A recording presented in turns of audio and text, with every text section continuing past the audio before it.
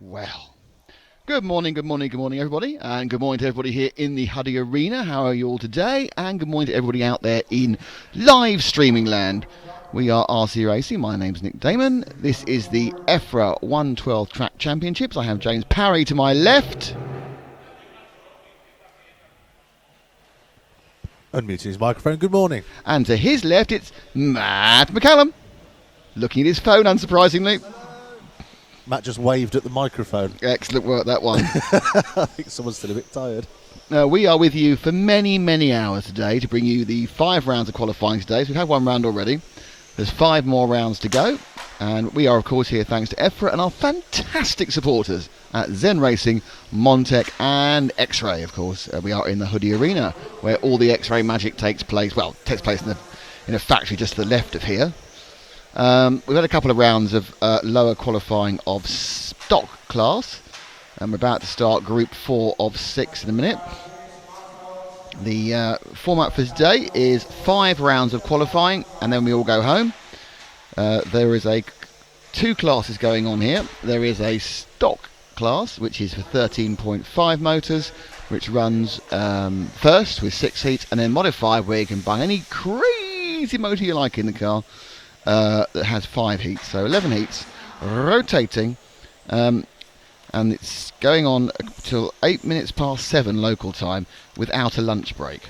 Now there's every possibility there might end up being a lunch break where you'll just be looking at cars going round, but we haven't decided yet. And Matt attractively shows me his paunch.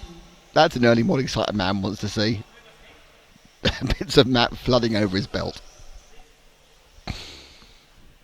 Later on, you may get a guest appearance by our Javier Garcia, the referee's hands. They've been on shot a number of times. The interesting thing is that Matt's just wearing a shirt and seeming quite happy, whereas James and I have several layers on. He must run hotter than us. What do you think? Matt's more of a man. Well, that's true. So who's in this heat then? It's Andrei Venuko, Thorsten Muller, Sasha Freitag, Kellyanne Bly, Matt Lax, Jan Dietman, Stefan Schultz, Robert Clear, and so Matt's going to follow a car. I don't know which one it is.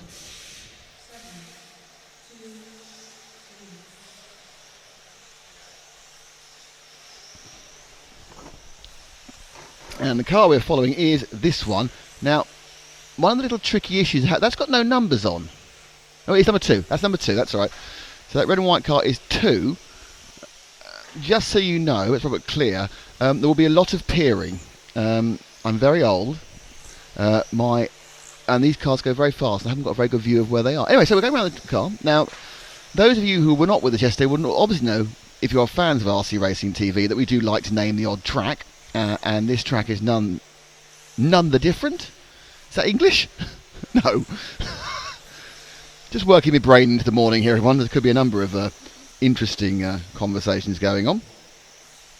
So, and hello to JV Reservations. If you want to make any comments, do comment on the YouTube stream. You want us to follow anybody, any of your friends. We're happy to do that outside of the top heats of qualifying, where we're doing our own thing. And thank you all of you who joined us so early in the morning. It's 8 o'clock in the UK, 9 o'clock here in Slovakia. So, we're now with the yellowy car, which is car number... I don't know who that is, actually. We followed him yesterday. Is that Jacques Liebert? This could be completely wrong. This could be me misremembering everything. Chance of me having a... The only car on this track I definitely know who it is... I know, whoa, excellent falling over by the marshal there. That is car 9 of Thorsten Muller, actually, at the moment. So the next thing we need to talk about is the track. So let's let him go around these corners. We'll get the start-finish. Now... One of these this part of the track here, coming up now, has been named the main straight. Fantastic. Now this is the Montec Maze. Took a while to get that one. This bit here, EFRA E, in and out, round the X-ray carousel, through the complex, and that is the Zen Z. And that is your track, which takes anything between 12 and 14 seconds, depending on which way around it is. Good morning to Paul Bateman. How are you, Paul? Lovely to have you with us. Paul, of course, is the founder member of RC Racing. And we are very close to our 10th anniversary of our first ever bit of filming in May. And as a note to those of you watching, if you can tear yourself away from this for half an hour at about 10:15 or similar times and watch the 10th series of RC Racing TV, which premieres on Motors TV today. How exciting is that? And it's a good one as well. So we have all got an EXIAT letter to go and watch Motors TV and watch the 10th series of RC, or you can just watch it on Monday when it's repeated about 11 times. So hello to Paul. Hopefully we have a clean day of streaming with the technical issues yesterday all sorted out. Hello to Ales Radjus from the Czech Republic, not far away. There's a huge number of Czechs have come here in their very nice matching outfits. We're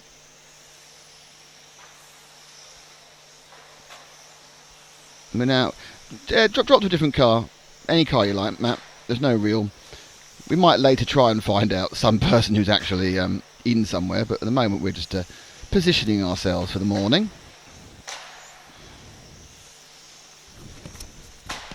We're now with the green and white. Oh, that was good one. The green and white car, who was stopped for a second there, and stupidly I didn't get his number. A bit like a policeman. So underneath us,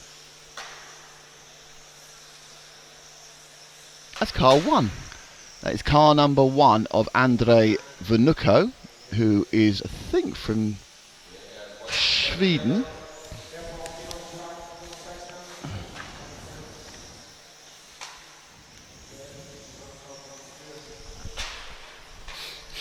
Going down the main straight now, into the Montec maze.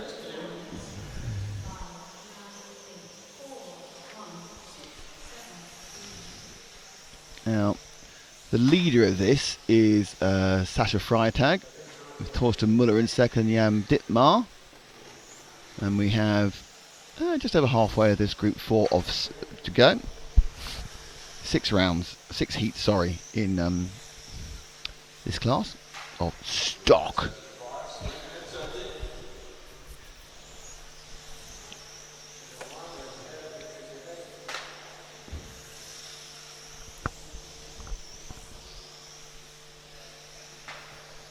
That's better. I've stopped you from booming, from deafening the pit area. Is that an issue? As much as we all love the sound of your voice, Nick, I think no one loves to sound like me. The organisers were very keen on hearing you very loudly in the pit area. Well, I can't help it. Obviously, the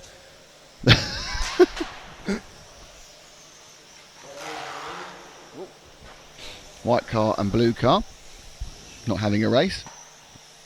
Now, Sascha Freitag, if we get the orangey car just going through the EFRA E now, that is Sascha Freitag. I'm now kind of identifying numbers more by the timing screen when they finish a lap. That's Freitag, our leader.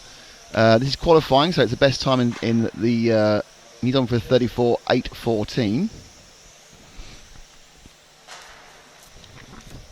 In stock, the current order after one round is Alexander Laurent is the fastest. He got 0 points. Marcus Mobers got the 2. And Hubert Honecker was 3rd. Martin Blank was 4th. Vesa Ili was 5th. Andrei Vnuko's in this one, actually, was in 6th, but he's not done as well this time because he's down in 5th in this actual heat. Mark Jurek was 6th. Kai Altman was 7th. Luke Burley was 8th. Sorry, I've got missed something out there. Kai Altman was 8th. Luke Burley was 9th. And Martin Wilfinger was 10th. That's your top 10 after one round. Unlike off-road, it's kind of reverse. You get, rather than getting lots and lots of points for coming first, you get no points for coming first. It's the lowest number counts. I think the net effect is pretty similar, but you know.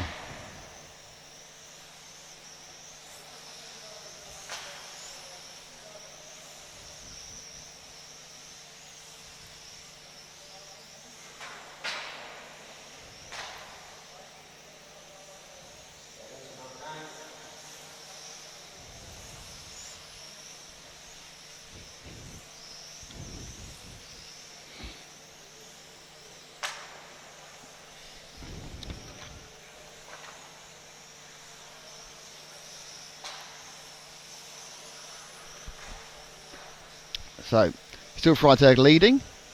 Andrei Vnuko is sidling up behind him now. Quite a tight heat. 3 second predicted lead on this one for Sascha from Vnuko, and then there's several more all on the 33 lap mark. This is qualifying. We are fully aware this is qualifying all day after yesterday's, what's the word for it? Confusion? Misinformation? Inability to read properly? Any of those three, where we actually didn't realise this was qualifying for 4 or 5 races until we were put right by Chris Hardesty, our EFRA representative. Just drop back, hang on.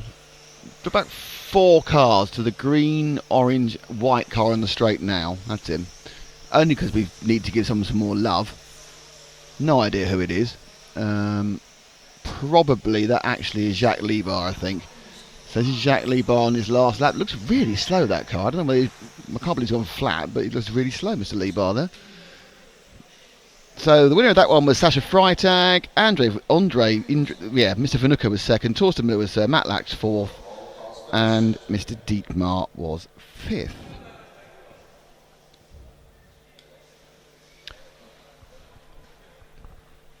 And I see the cherubic look of Patrick Bandera there on the pit. Can they hear us here? They can't, can they?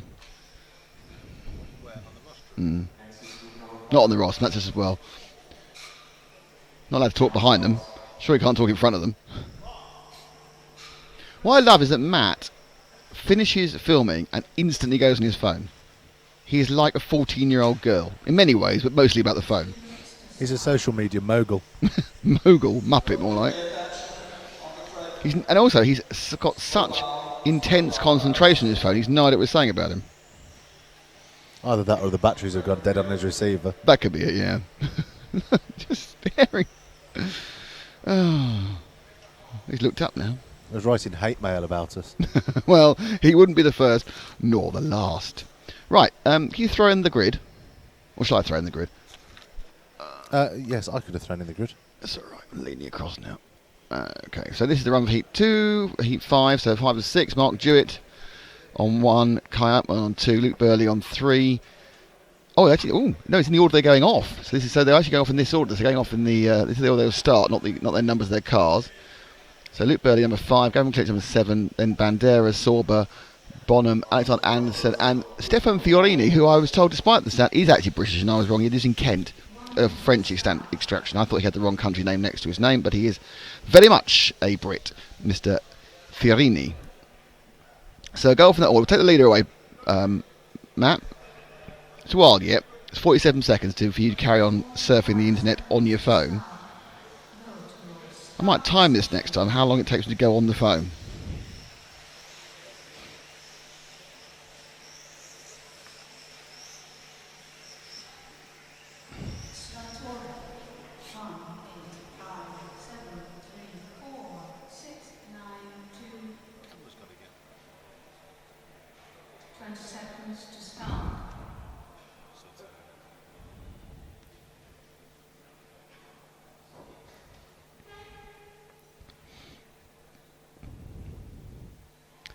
So we'll be away with Mark Jewett.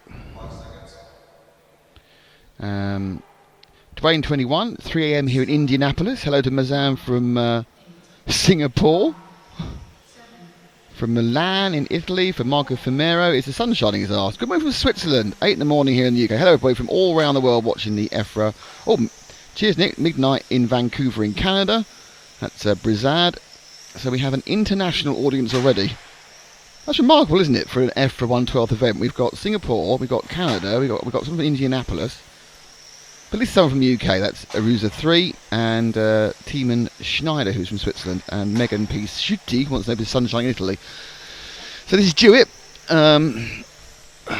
very established British racer, done many of these European championships over the years.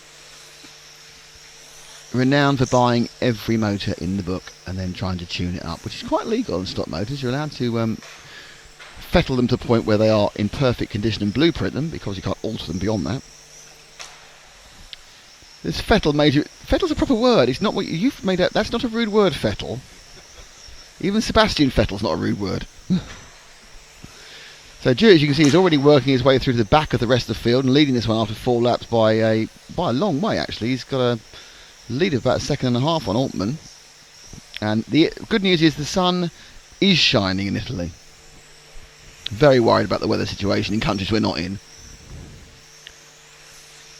So Mark now will need to get through this traffic, and he's sort of letting that's a minimum error on that one, so he pings through.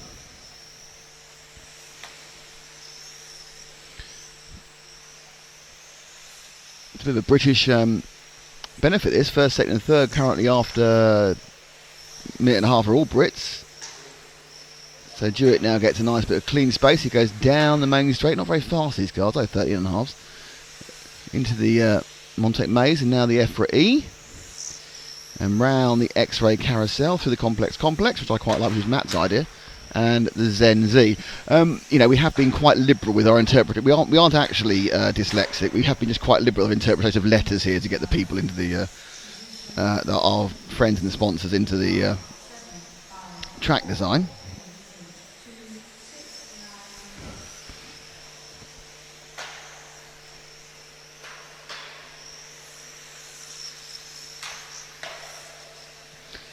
So a couple of cars ahead of Jewett, whose lead now is over 3 seconds on the rest of the field.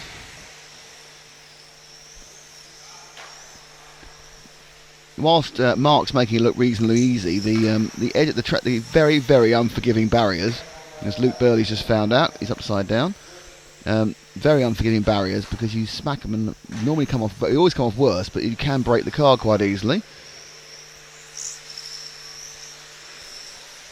Someone's put some noise into my headphones there. Is that you fiddling with something? Whatever it is, undo whatever you did.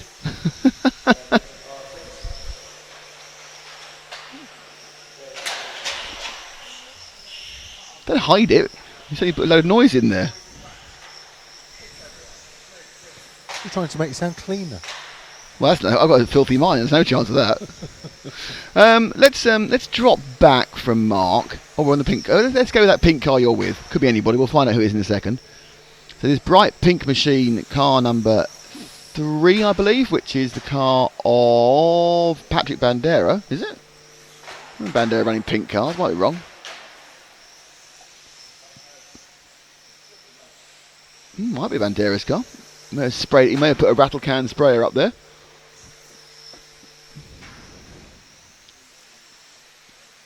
It is Bandera. So it's Patrick Bandera, the Brazilian-born guy, works for Aston Martin Racing in the UK and does a lot of World Endurance Championships with Aston Martin. And behind him, Oh, problem for Jewett's made a big mistake there off camera. That's going to really louse his chances up. So Jewett, who was doing really, really well, 19-second lap time. So Mark has had an old man's brain fail, I'm afraid. And that's going to knock him down the points he would get. In fact, now what that has left is the man... You drop back one car, Matt, and that multicoloured white into every colour under the sun into blue of Gavin Clinch is now the net leader of this event because of 2 bad laps from Jewett. No, I think Jewett will pick up the... Well, he will now after the accident. It's a smash and crashing situation here for everybody.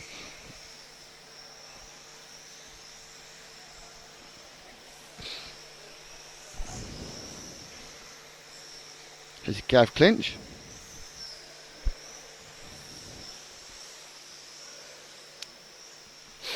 Currently in second.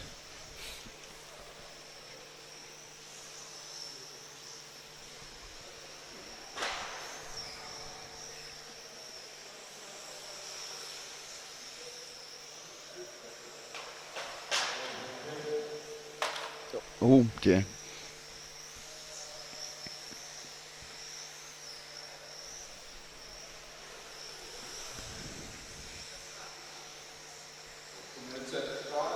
So 2.5 minutes to go. We're going to go for Cameraman's Choice. Cameraman's Choice on the next car. Where's he going to go? He's going to go with... who could it be? Who could it be? It's going to be this white car here. Okay. Right, and this white car here is car number... Beautifully marked car number... I like car number 6. Brilliant numbers on car number 6. And that is the machine of Peter Bowman.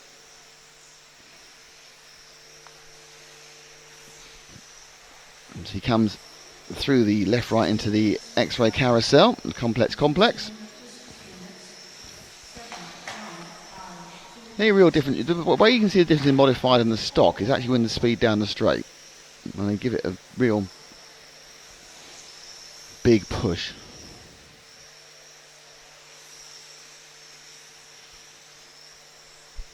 So we have the top round of stock qualifying up in a minute and a half, and then we'll follow that with the with the top round. We've got 5 heats of modified, so you're about 45 minutes from, well, perhaps no, but about 50 minutes away from the culmination of round 2 and the modified people.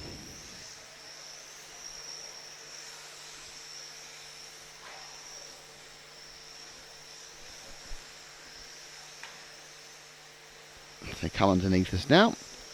Minute and 4 to go. Mark Jewett and Gavin Clinch swapping for the lead, but I'm afraid that the earlier accidents for Jewett have taken almost best part of a lap out of his potential best time. Oh.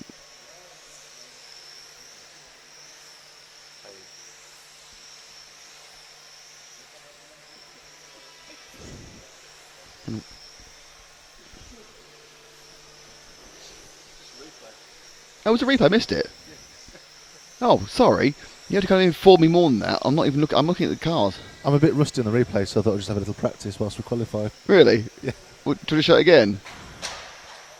I thought the camera wasn't terrible. working. And thank you to VRC Pro, our replay sponsor for this year's European Championships. That was a good replay. I looked up and I thought, why is the camera not working? It's gone really slow. What's happened? It's a frame rate issue. You see, you need to tell me there's going to be a replay. Good point. You can do flappy hands wavy, that's fine. Okay. But I'm in a little world this corner of the table here. So Mark Jewett won that one with 34.8, 10.4. Oh, he's picked his other toy up this time. It's not his phone, it's his gimbal he's picked up.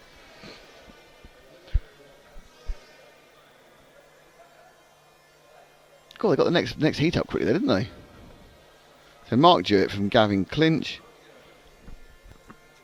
From Luke Burley was 1, 2, 3 there.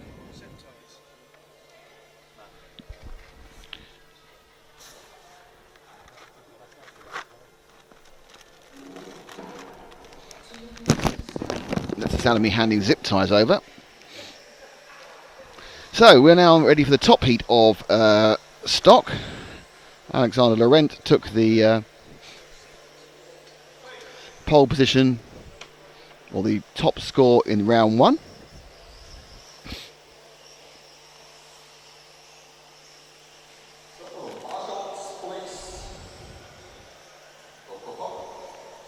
From Marcus Mobers. That's the order they'll go off, in fact tells you the order they were in this particular heat overall. Good morning, Jason Cartwright.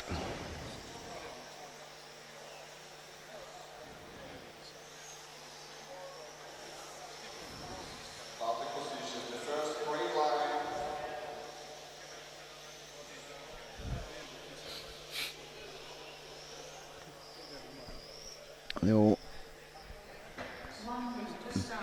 well behaved, coming up to the grid with a minute to go. So they go from the order Laurent, Mobers, Honegel, Valanka, which is the 1, 2, 3, 4. Then Vase Elie, Martin Vilfinger, Simon Ribert, Kieran Manders, and Ollie Payne. Da, da, da. Sorry. If you're going to do that, you need to do it on the microphone. There's no point of being funny not on the microphone. No one likes a private funny person, you know that. So, top heat in spec for round number 2. This real issue, is it spec or is it stock? 10 seconds. Who knows? Take the leader, Matt. So Alex Laurent will be the first person in our camera view, and the man who, of course, did TQ the first one.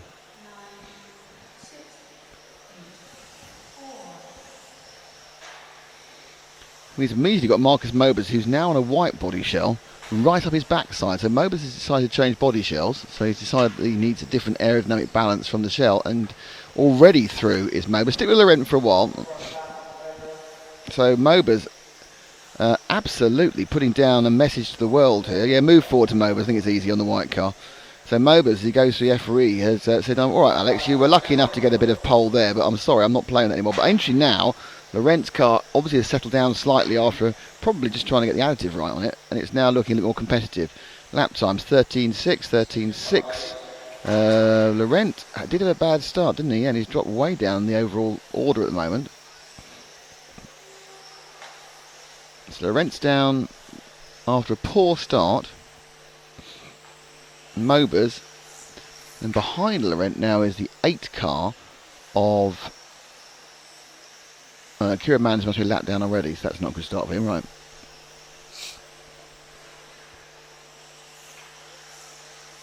So Mobers are in the white machine, the CRC chassis. Won the Reedy Race of Champions in January at Milton Keynes, which was, if you want to watch that, you can watch it on the archive at RC Racing TV. A good 2 days was had by all there at the MK Shopping Centre. James got a lovely polo shirt and a selection of boots. But once again, he was escorted from several shops. I actually broke up a shoplifting ring when I was there. Really? Yeah. Blimey. Caught some people shoplifting. Yeah. You are a man. I am. You are the man. Nicking sweets from the pound shop. Really? Oh, major crime. Yeah. So it's all settling down a bit now. Marcus Mobers has got a second, and Laurent's now got himself to second. It's Ollie Payne in third. So let's see if we can find the car with the white nose and the red tail, just going through the EFRA now.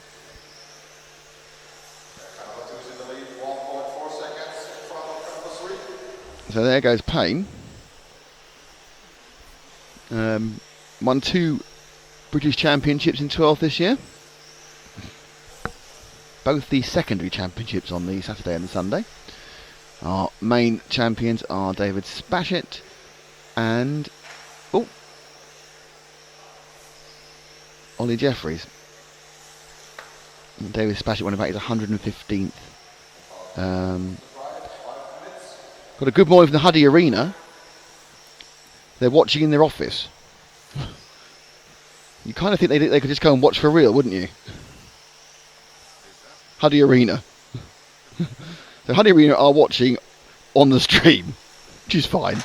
Hello to you all. Hello to X-Ray. Thank you for joining us on this broadcast. And thank you to Montec and Zen Racing and, of course, EFRA as well. So Ollie, who's been tucked up behind that car in front of him, which I think, is that actually Laurent? Or is it... No, it's not. It's something that looks like Laurent. It's not Laurent. He's got past it now anyway. There's 2 cars that are almost exactly the same, in fact, almost exactly the same paint shells, which is very difficult to work out who they are. One of which is Laurent. And I think the other is Simon Roubaix, actually. So Ollie lets through Mobers, I think, going through. So Mobers now is really putting down a dominating performance here. Gearbox problem for the silver machine, which I think is Valanka. Pick up the silver car going through the the Montec Maze now, and coming through the EFRA E. That is Valanka in the silver car. I'm absolutely certain of that. He was making. I thought he was making a gearbox noise, but it's actually somebody else who's being all gearboxy. So Valanka on the X-ray. The only racer who's as busy as us, because he was also at the Neo event. I think the only person who's at the Neo event who's here as well. So he did 4 days in the dust and the fumes. Is now enjoying the silence. Well, when the PA's not on, enjoying the silence of 12th racing. But you say, well, Nick, you're saying 1/8 to off-road to 12th. That's a big difference. Well, we have the European champion for large-scale off-road here in 4-wheel drive. So the completely opposite end. It's 4-wheel drive rather than 2-wheel drive. It's off-road rather than on-road. It's 1/6 large-scale rather than 12th, biggest and the smallest, and it's petrol rather than electric. So your Michael T is at the opposite ends of the competitive RC spectrum with those of 2 events. As Vaser gets out of the way of Honnoldal. So see if we can pick up Hooper, actually, who's our reigning champion. He's going to come to the end of the lap now. I think, yeah, he's one of those two cars going around. He's the one with the most white nose. So he's white, colourful into white, going through the EFRA now. That's Honegal. Also now with X-Ray, as Matt reminded me yesterday. Currently ranked at 4th. Payne's dropped down to 5th. Still Mobers from Laurent. And Mobers really has retained that 2.5 second lead that he had from lap 2. So Laurent's going to be upset about his start. Honegal's nipped past Valanka by 0.2 of a second since coming on the camera.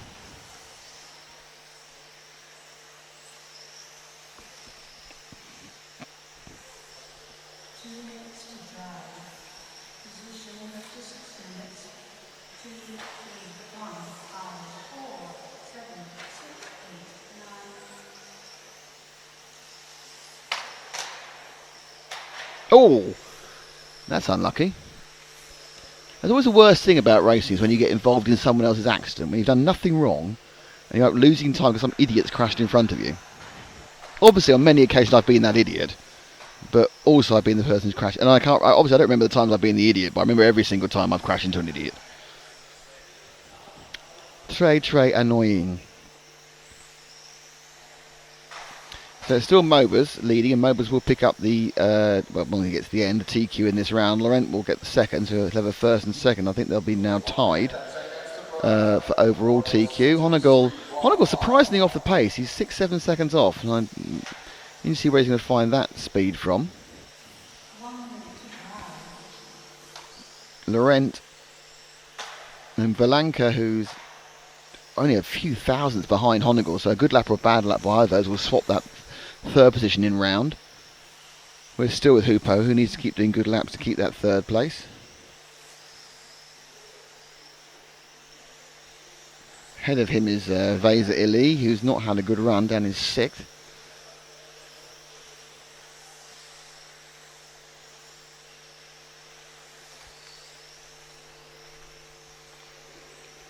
So Honegal gaining on Vesa now, and probably in this lap and 2 more. Vesa, I'm suggesting probably will not want to get overtaken. Vesa in the yellow into black machine ahead of him. But it looks like he's going to have to let him go, because Honegal gained a huge amount that time. Yep, very sporty from Vesa, excellent driving. Didn't lose too much time himself. Let Honegal go. But Valanka has taken over. Yeah, Valanka actually got it by half a second in the end for the third. So the order is Mobers, Alexander Laurent, Valanka, Honegal. Ollie Payne hasn't quite finished yet and now has, with this very slow 35, but I think that's still 5th overall. Vesa Ili is 6th, and then it's Kieran Manners, Simon Roubaix, and Martin Vilfinger. Roubaix and Vilfinger did not get the trip.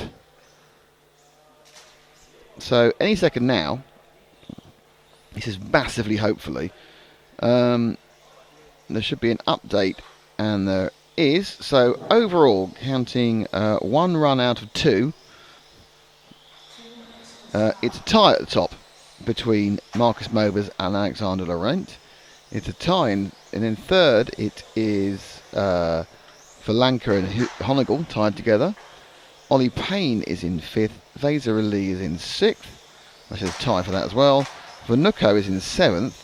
Mark Jewett is in 8th. Gavin Clinch is in 9th. Kai Altman is in 10th.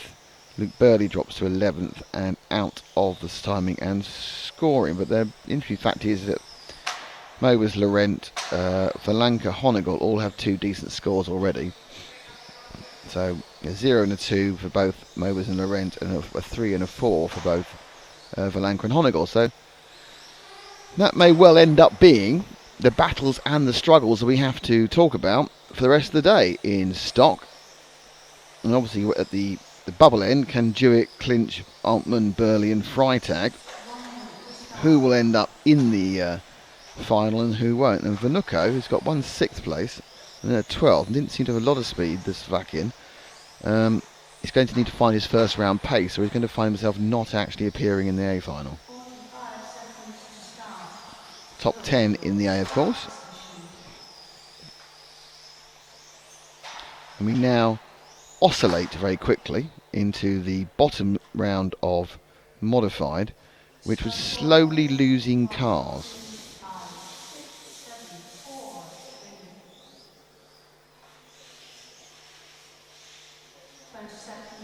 I think they started with 7 and went with 2 a while ago.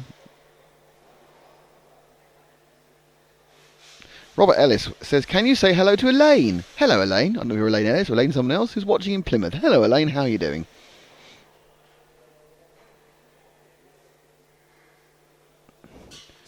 Happy to say hello to Elaine. It's good night all from Isaac Harnden. Blimey. People are watching everywhere. This is the first round of Midifad. It's a race of attrition when the cars attempt to take on the track and the track wins. We've got 7 running. Yeah, we've got all 7 running today because we lost a couple because I think there was some overnight repairs needed from some massive smackage. We have Roman Krajek, Tommy Gensen, Jan Kamorus, Olav Assen, Lukas Kajewski, Yaroslav Marda and Karol Bajika. A lot of Czechs, a whole party of Czechs, about 9 of them have come, all racing in mod, all with very fetching matching t-shirts yesterday. And we've already lost someone. We've already lost car 6 of Lukas Kajewski, who's broken down beneath me. I think that's Hupo down there. So Hupo has rescued him. And we're currently looking at the exciting battle of... We're going with the purple and black car. It's having a little bit of looks a bit lost most of the time. So who is the purple? I think that's number 7. So that is the car of Karol Bajika, who is driving quite circumspectly, if I'm honest, given the fact he's got a modified motor in that. And if you watch in a second when he opens the throttle down the straight and frightens himself, what? No, yeah, no, that's it. Yeah, no, I'm not doing that. So, in fairness though, he's realised his own limitations. He's decided I'm going to drive in the middle of the track, and that's actually very sensible. He needs to get out of the way of that car, does it, and that car then gets out of the way of him. So what he's basically doing is I have got a car that is far too fast for me, but I've understood that, and what I'm going to do is not push the stick all the way forward. So that's very sensible driving up to that point, and that point.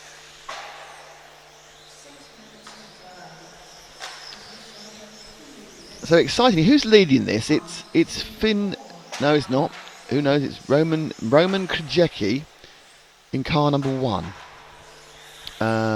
Who I think is a multiple. Yes, he is. A multicoloured car that just hit the foot of the marshal and just hit the barrier in white and red, going through the Zen Z. Now he was in the lead, but we managed to curse him by talking about him without actually getting him on the camera. So he comes round. Now there's traffic to get through. He's got through a bit of it. It's all going well, and now he's going to put the power down and frighten himself. Oh yes, no, well done, nice driving. So it's amazing. There's only 6 cars on the track, and they all clump together, and 4 of them in the same frame. The 2 cars identically painted, which is irritating. I assume they're good friends at least. Oops, that's me hitting the microphone on the barrier.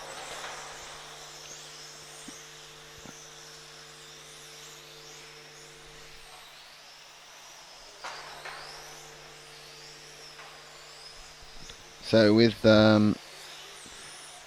Roman Krajewski is a famous racer in the Czechoslovakia in Le Mans series. Really? Really? What, in ELMS, Alice? Who's he raced for in ELMS? Hello to Hugo JH Keller, thank you for the nice words. So, yeah, Alice, so he runs the ELMS, does he? Okay, well, fine, well, that's good. That's Roman Krajewski in the 1. I see he's one of the gentleman drivers.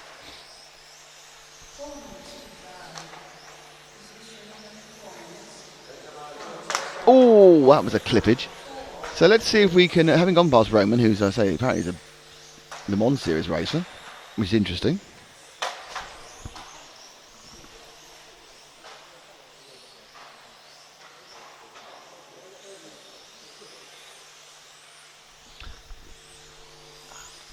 So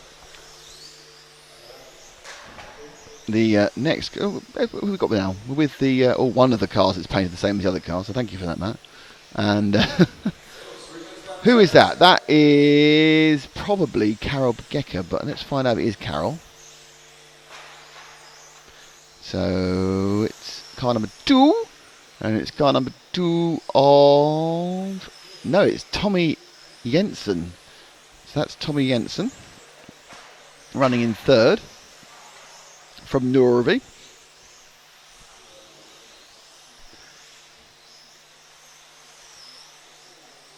Oh, Andreas means an RC Le Mans series. It doesn't mean the real Le Mans series. I didn't recognise him. Oh, Hugo Keller was the timekeeper at the World Championship in Heemstede in 2012. Hello there, Hugo. Right, so Alex, you confused me. I thought it was actually full-size Le Mans. So we do get, obviously, a number of racers who race full-size cars in RC. And especially over in the States, where a lot of the NASCAR drivers do a lot of RC racing. It's all gone horribly wrong there for everybody. Oh, that was a bit... Oh, you should just put... Boy, it's very harsh marshalling. Poor old car 5. He got marshalled, and he's having a bad day. He's now at the foot of the marshal. Pick up car 5 at the start of the straight, Matt. Green and white. That is the car of Jaroslav Marda, who just had an absolute nightmare lap. Because he kept being put back where he didn't want to be. I said, this might be car 4, actually. Hang on. Oh, there's 2 cars painted the same, that's why. Yeah, it's car 4, the second one we want, of the green ones, Matt. Because he's having a nightmare. That's actually car 4 of Jan Kamorus. So he goes for the ZenZ now, and down the main straight. He appears to have got a little bit lost in the track. But he just had the sort of lap that is... Yeah, I've had those sort of laps. He's letting people go, and he's given up. In fairness, I don't blame him. I think I'd have given up at that point. So pick up the next green car, which is, I mentioned earlier, I think it's 5 of Jaroslav Marda.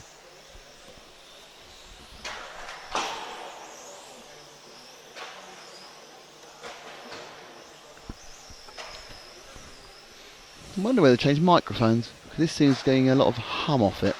Doesn't like this bit here. Huh. So when I lean in, yeah, hums.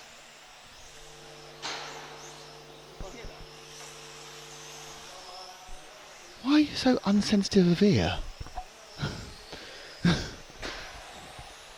Anyway, so it's coming to the end of this first heat of Modified. I'll be leaving you with the dulcet tones of James Parry to sum up this race at the end of it, because I need to go and what's the word for it? Yes, that's right, Mal. He needs to do that in a competitive format as well. We work out the rules. Can you go and look at camera 2, please? Yeah, I'll do that on my back up again. Yeah. It's on, but it's constantly focusing on something. Oh, it's obviously needs auto. Yes, thank you. I will leave you to your many thanks. chattage.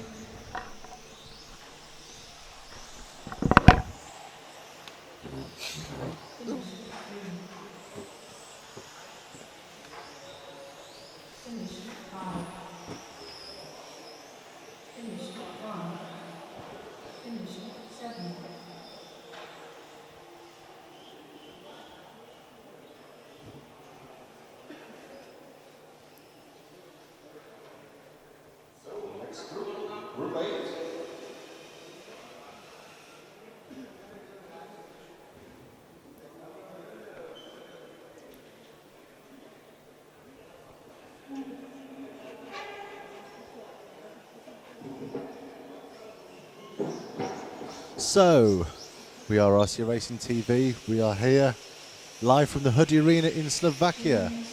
Thank you for joining us. We are currently on Group 8. 1 minute 50 to go whilst they warm up. Let's take a look at the grid.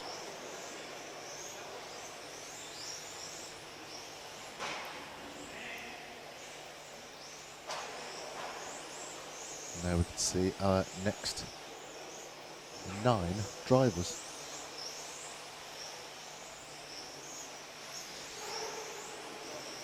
As regular viewers will know, I'm terrible at pronunciation, so I'll leave that to Nick for when he gets back. Thank you to our sponsors, Zen Racing, Montec and X-Ray, and of course EFRA, for inviting us along, asking us to cover this event. This is the first event of the year. When's the next event, Matt, and where is it? You don't know. That's not very helpful. Head over to EFRA.ws, Matt says, for details of the upcoming races throughout 2016. If you're not already a member, or a liker I should say these days, head over to Facebook, search for RC Racing TV, hit like, and you'll be notified with all the details of the streams and the events that we'll be covering this year as and when they happen.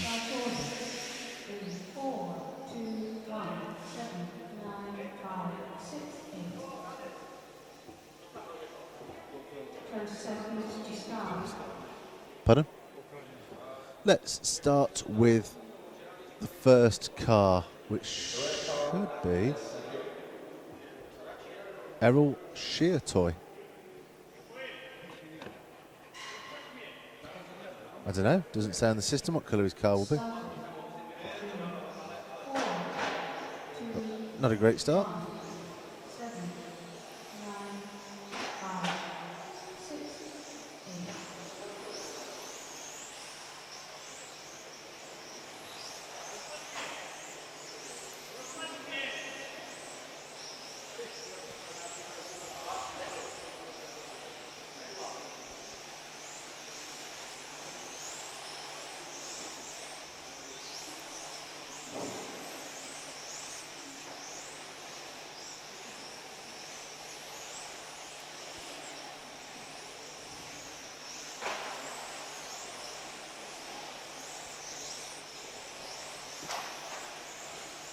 Don't forget, if you're watching us on the live stream, do head over to the right hand side.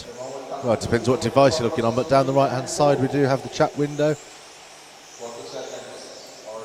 Hi Hugo. James Hart, morning guys. Morning James Hart. Where are you watching from? Do let us know. You'll be pleased to know that Nicky's back. He's been for his natural break. Yeah, it's still doing the same thing. It's hunting.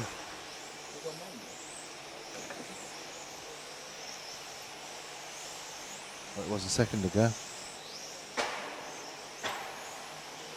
No, I think it stopped hunting. Whatever you fiddled with, it was the right thing.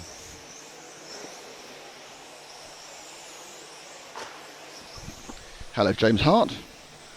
I've already said hello to him.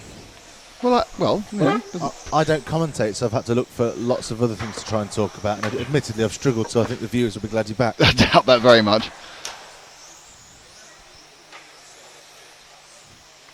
Pardon? Right, quickly, give him the microphone. Well, there's no point now. You've both already done it. Well, you do it You anyway. made me just get up off the chair if you say there's no point. You've stolen the moment. You've robbed me of the moment I've been waiting for. The next shout out that comes up, I'll whisper in your ear who it is, and you can say it.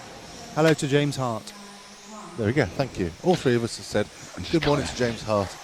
Just kind of feeling that's now just end up being an afterthought. I think James Hart's thinking, well, I've asked James Hart where he's watching from.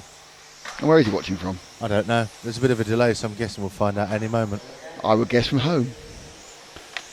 Errol Sheartoy, who's on camera now, is in the fastest lap in this heat of 13.782.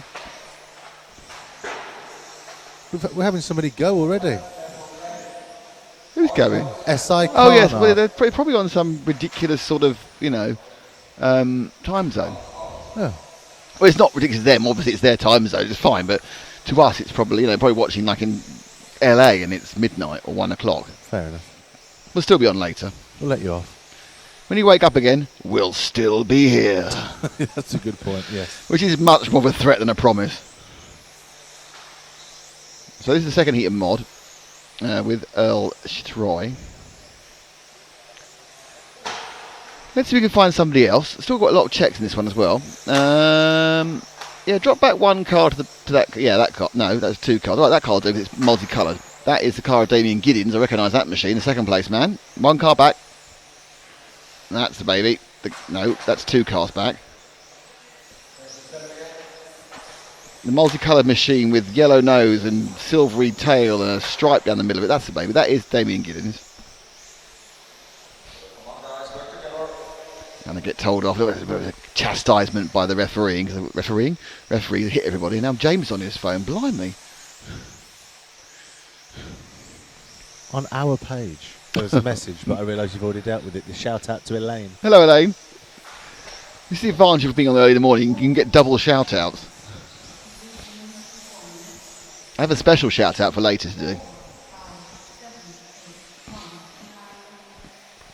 A special shout out for later? Is it a driver's birthday? Here today? Well, what nationality? I thought we discussed this last night. Nationality is not important. He's a European. I know how fond you are of that. Well, they're all European. That's the true. Euros. Yes. You haven't really narrowed it down. We had an American last year in the Euros. Did we? Yeah, Brian Wynn. How? Because you can enter the stock on a special dispensation. No. What's it? Okay. It's actually the European licence, because we have a Brazilian here as well. But if you have a European licence and live in the country, yeah. Hey, we're picking top in the morning. To you boys, can you commentate in a golf style voice? Yes, I can do that. Let's see if we can do it at the next. Who are we looking at the moment? Are we still looking at Damien? Okay. Oh, we'll get a new car. Right, the new car is this blue and white car. Well, no, we haven't. No, it's the red and white car. Right. So when we find the red and white car, I think it's car 8, I believe, of Hudy Ryback. I shall now do it in the golf style. Ready? And now he's coming through the EFRA section. I don't want to disturb him as he goes for his major speed down the straight. Turning into the Montec maze there. I think he's taken the 3i. No, he's taken a radio controlled car. The 3i would have been a mistake at the European Championships. And, he's got himself in some trouble there. He's got to get round the corners and down the straights. I've got to be honest, it's a bit creepy. Oh. Really? Is it more my, would you like some puppies or some sweeties voice? Which isn't that voice at all, by the way. It's a little bit like that. Okay. I thought that was quite golfy. I mean, golf and snooker are quite similar. Except with snooker you go, I'm whispering Ted. Thanks, John. For Ted Lowe and John Virgo. Thanks for that, Matt. I've never noticed how big my head is from the side. We had. Alice Badgers, do you know who the youngest driver in the championship is? There's a very young guy up a second ago. I don't know personally. The only delineation is people under 17 who can qualify for the European Junior Championship. I actually don't know how old these people are. Does everyone have such a pronounced Kevin step in the R. back Kelly of the has said he is a creepy voice rather than a golf voice. So another career close to me. I will never be the BBC's golf correspondent, which is just as well because I can't stand golf. I like crazy golf. I've played real golf about twice, and I've been bored by the third hole, and there's 15 more to go. Yeah, you're not on a microphone, so that doesn't work. Second person to say it was creepy on the stream. Okay. Sorry about fun. Well, I am happy today, during minor finals, to do commentary in any style you like. So you can on minor heats. I won't do the top heats, but if whilst we're just enjoying the day, I am happy to try and commentate in different styles. I'm sure Edward Pickering's been active on our Facebook page. Edward Pickering is our most active fan. Is it? He lives in Japan and watches everything we do. He's almost a stalker, he's so fond of us. Lives in Japan. He's big in Japan. Tonight. Big in Japan. All right. Tonight, he's big in Japan. He plays other people's saxophones as well, according to his Facebook page. Yeah, that's slightly weird. Or his background picture, I should say. Friends with Ollie as well. What I like is the way you've now started stalking him. Yeah. I like to find out about our viewers. I think you should, rather than an IT guru, you should have been a policeman. I think you had that natural suspicion. Let's find out what's going on here. I'm not sure about him, boys. Let's take him down the yard. Rough him up a bit, see what he says then. So that was the end of Heat. Can you throw in the results? I can, yes. And here are the results. And it was Earl Seritoy, 34806. Damon Gideon was second. Andreas Verl was third. Radim Hruska was fourth. Hudy Ryback was fifth. Matthew Bender was sixth. Marcel Doster was seventh. Roman Bilak was eighth. And Yirivibi Parr did not start the race. So we are now coming up to Group 9 of 11. And who is in that, I ask? Well, there's a big name at the top in Fazer Ali, who's found himself in the wrong heat by accident. I think by poor qualifying on Friday. Marcus Askel in 2. Jacques Libar representing Luxembourg in 3. Igor Liptak from Slovakia in 4.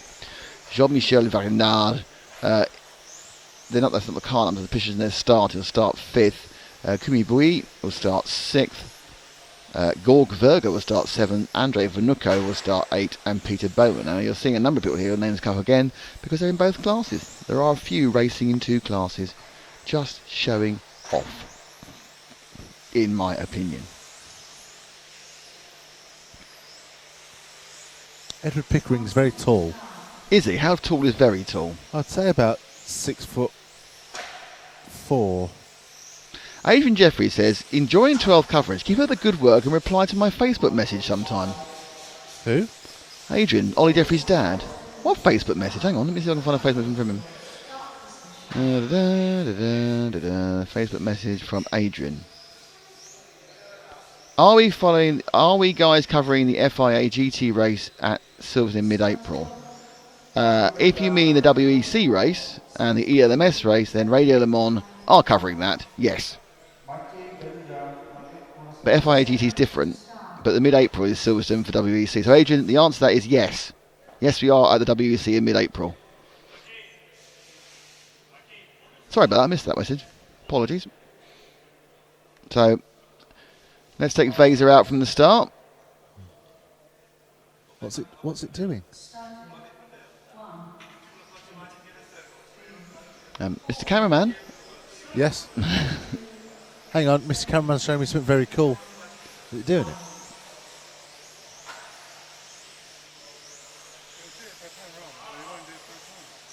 Oh.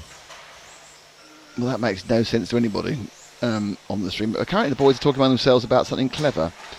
Edward Pickard says he's 6'7" and he'll play your sax anytime. Which does sound to me on the element of is that a friendly or a threat? I'll play your sax anytime, boy. All right, boy, I'll be playing your sax tonight. Sander S says good morning to you all, and Marcus Askel's on the fastest lap of 13.5, which is about a second off super fast. Has Vaser broken down? Yep, we lost Vaser Illy already. Andrei Vanuko and Peter Bowman never started. So that's all gone horribly wrong. And we're with the car, the red and white car of, not sure, but I'll find out in a second. Is that Kumi Bui, who's changed his car from pink to red and white? Looks like it. I'm not sure, it might be George Wagner. And that was Kumi Bui, who we're with.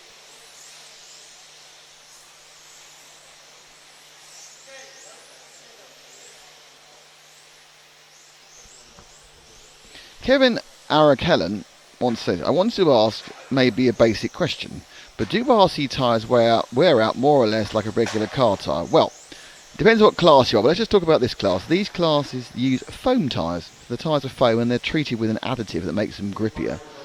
And they do wear out reasonably quickly. You'll get, because they run them quite small to begin with, you'll probably get, if you don't bash them, 4 runs out of a set of tyres. Why do they allow additives in this class, not other classes? Because without additives, they don't generate the grip to make it interesting. Because the obviously you have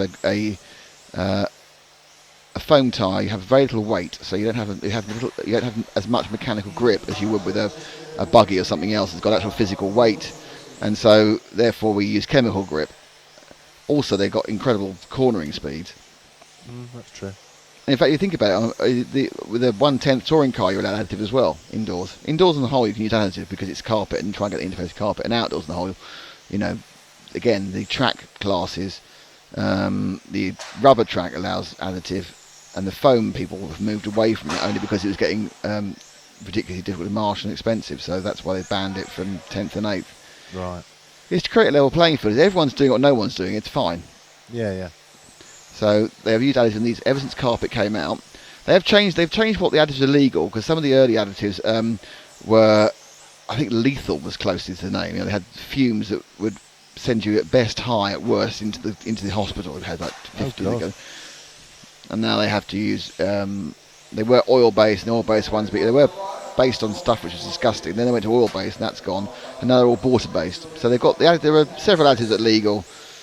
The good thing is, though, if you were trying to run an illegal additive on a track that had been laid in like this on legal additive, it wouldn't work. So you can't actually cheat, because you need to have everyone else's additive to work with your additive, because you're waiting for a groove to appear for the grip. Right. So eventually you run on a. So not only do your tyres get more grippy, but the track gets more grippy, and it's a chemical grip. Right. Because cars have 3 types of grip: Chemical, mechanical, and aerodynamic. And obviously aero grip, there is some in these cars, even though they're little. I mean, aero grip is much more of a full-scale thing, but certainly, for example, on a 1/8 track car, they get a lot of air. Oh dear, aero grip. But obviously there's mechanical and there is chemical. But mechanical grip on the whole, a lot of that is about the physical weight of the car, gives it the mechanical grip, as well as the compounds and everything else, but a lot of that is down to weight. Whereas chemical grip obviously is an instantaneous reaction between the surface of the road and the surface of the tyre. Not dependent on speed. No. But all of this runs in something called the traction circle, which is incredibly boring. Do we have 11 groups again for this round? Yes, we do, and this is group 9. Once these guys are done, I'm going to run down and try and sort that camera out again, because it'd be nice to have it for the top group. Is it not playing ball then? Just hunting. Hunting high and low. Bad camera hunting. Not a goodwill hunting then? No. Bad camera hunting.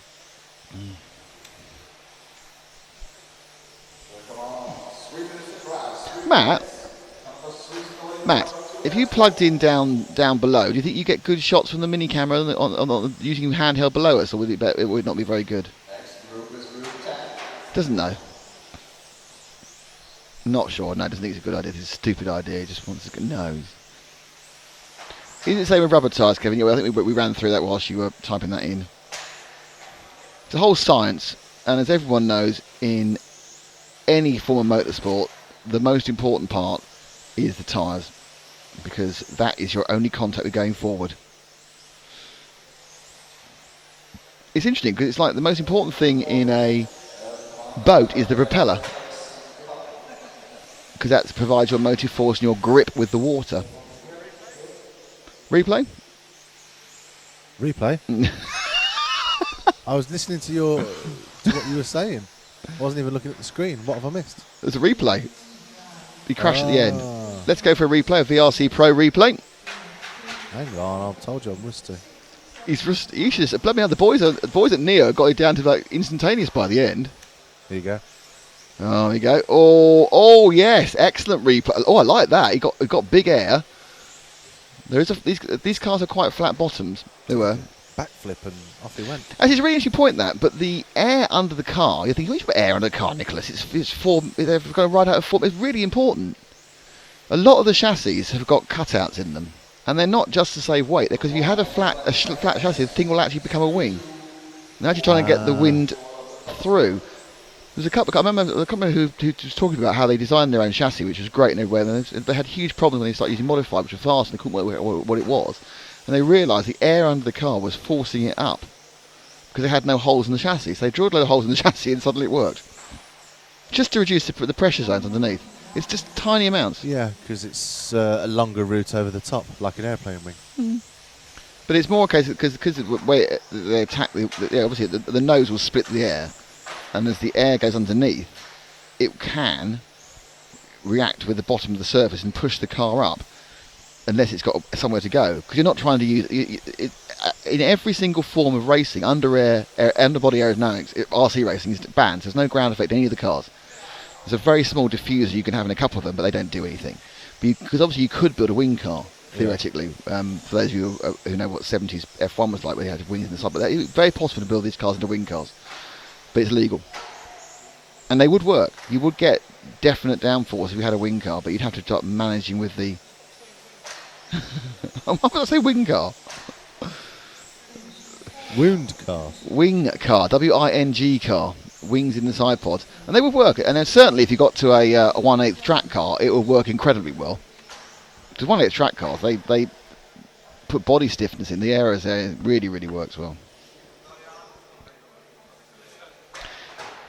Thanks to an answer. I was talking to an engineer about the aero for this, guys. It wouldn't affect... No, aero is incredibly important.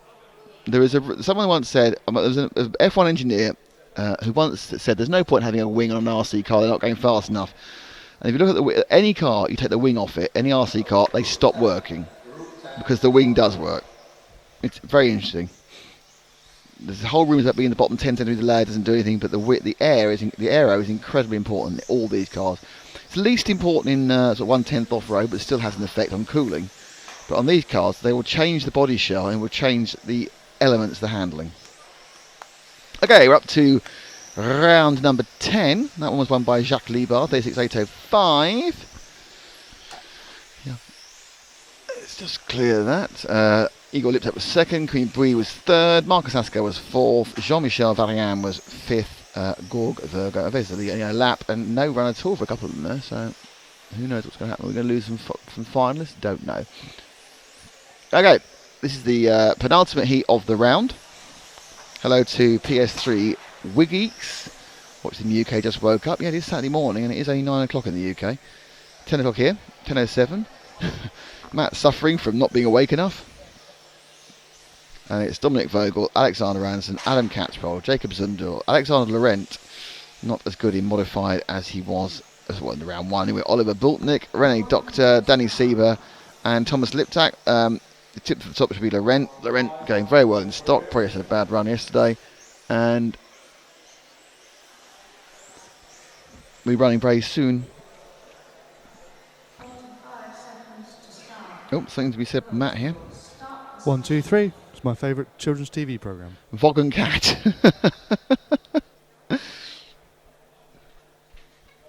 So take the first car out, take Vogel as he starts.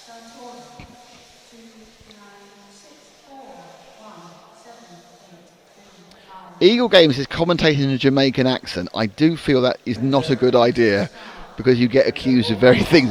People often don't see the humour of that anymore, I'm afraid. So I'm happy to do it in other sports styles, but using foreign accents is a minefield. Whereas you and I, Eagle Game, would laugh like a drain, and most people would be heavily offended.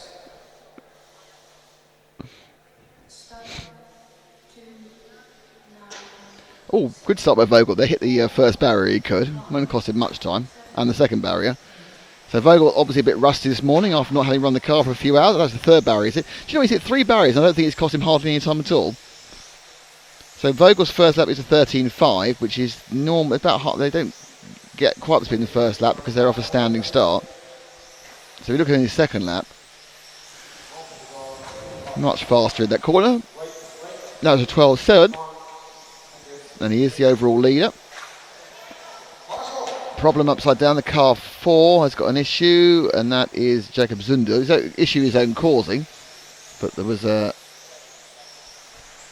a very dead area for Marshall. Kevin Arcadian is from LA. Hello, Kevin. I'm glad you learned something. Good to have you with us. Where are we from? We're all old Brits. Middle of England. All three of us live, and there's and people on the stream are from all sorts of things. You go back on the stream, you can see where they're from everywhere. People from everywhere. Could you do it in a horse racing accent? Yes, I will. I will do a horse racing commentary, but I won't do it until we get through these next 2 heats, because they're the top heats. So that horse racing commentary will come up a bit later, because we're just going to get a little bit of concentration on the racing itself. So Vogel now comes through the field. He is not leading. It's Danny Sieber. So let's drop back to Seba, who is the orange with the grey in the middle. Quite a distinctive colour scheme, thankfully. The Yakomo.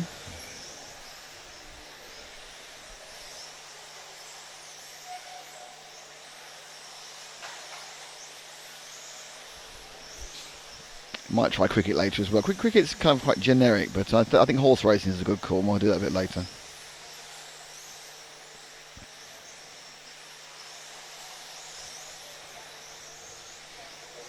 So Seba goes through the ZenZ, down the main straight. He's going to come into the Montec maze there. He's got a bit of traffic in front of him.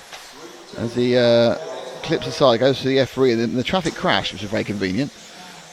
That's the complex, and that's the lap in for Vogel. Just clicked a lap there in 12.9. That's a little bit off the pace. 12.5 is near where you want to be. 12.7 certainly. So this is Seba, sorry, not Vogel. So Seba in camera. Seba did that well. It was 12.5 with last lap. Vogel's winning again. Actually, Vogel is kind of alternating head. He's slightly ahead in the track, which means he goes to the top and then drops down again. Seba, in fact, as he crosses the line, is 2 seconds ahead, as you can see on the right-hand side. I'm not quite sure how Seba has managed to get so far behind Vogel on the track, but be ahead of him actually.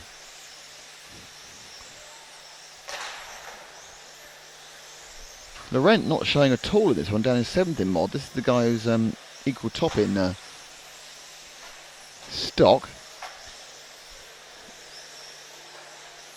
Let's drop back one car, Matt. And that's the pink machine of no idea. I'll tell you in a second. And that is Alexander Anderson, currently running in 3rd. Pink over white. Well, pink on top of white. Built like White Town. Hello, how you doing? Hello to Idaho. Hello to the farm. Are you on a farm? Does live in a farm area? Yeah, it is one cell. 3.7 volts. This is modified motors. Do what you like. Does the track marble up off the racing line? No. You do get some crud on the outside, but that tends to be bits of chunk. But it's way off the racing line, and it's dust and chunk in it. Not that bad. If you do go off the racing line, though, you can pick up some goo or some dust, but it's not marbles as such. But I'm actually disagree with myself now. It does get...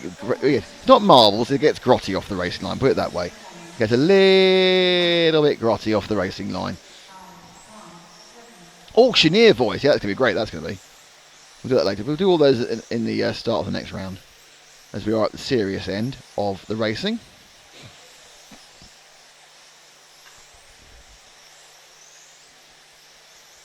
Le end serios, as they say.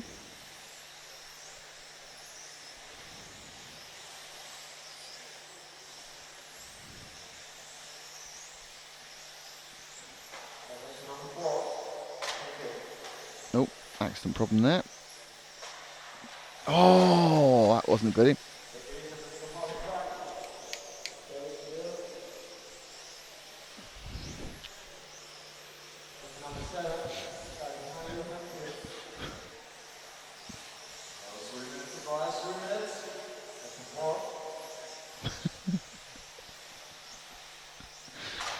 What motor? This is modified, built like one town, so you can choose anything you like a 3.5 or a 4.5, whatever you want.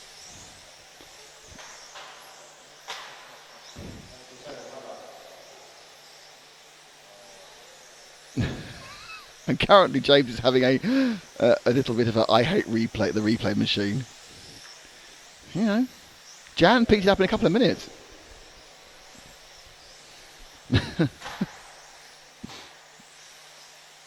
There we go. Here comes the replay of the accident. Possibly. Or not, as the case may be. No, it was whether the two cars crashed.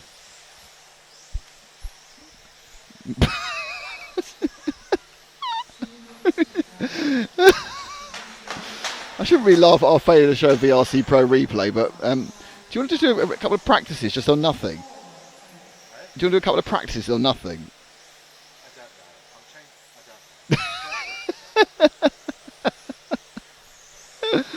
Okay, so who are we actually with, Matt? We're with the blue and white car, yeah?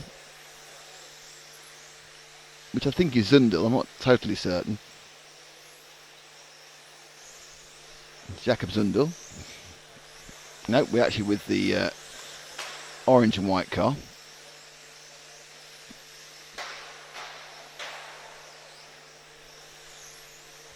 Who's streaky? Is that our leader again, Vogel? Oh, overstay. That is the two of Dominic Vogel we're back with now. At the back end of the running time. He's in second. He's quite a long way behind Daniel Sieber now. It's 9 seconds back, so 11 seconds back. Sieber on a really, really good run here. After 38.809, that will definitely put him towards the top. So next up is the top round of modified for this round 2 of qualifying.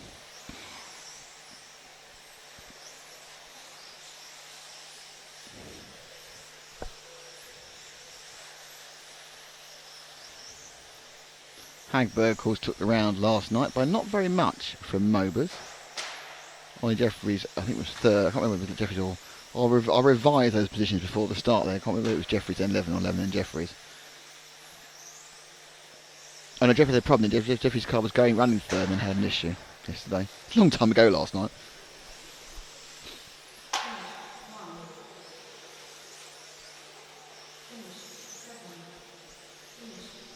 So they all finish up. Danny Sieber finishes with a 38.8. Oh, that's the wrong time. It's actually a 38. Try again, refresh it. He's actually got a 38.809, not a 37.756. He hadn't quite finished. We've fired the graphic in there. Vogel second with a 37.813. And Alexander Laurent ends up third. So the modified just 1, 2, 3, 4. It was actually last night. It was Hagberg from Mobers, from Levenon, from Stadler. Big issue for Ollie Jeffries, which put him way down in 29th. But it's 3 from 6, so you've got plenty of throwaways in this particular class. I'm doing a couple of years ago, it was single fastest round at this, you know.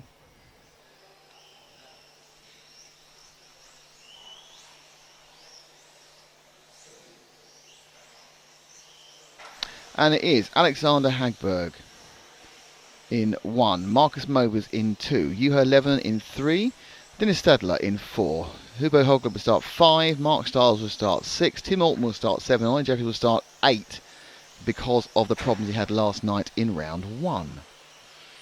And we're underway in 1 minute and 20 seconds. So Matt sits down in a kind of a self-satisfied way, go, oh my feet, oh my plates of meat, it's a nightmare. And this is the top heat of round 2 of qualifying. Overnight we had Hagberg leading, Marcus Mobers second, Levenon third, Dennis Stadler was 4th. So Vogel was 6th. Now Sieber, who went really, really well just then, wasn't doing anything yesterday, so he was only 39. So he's definitely put himself forward for a very good appearance high up in the A final.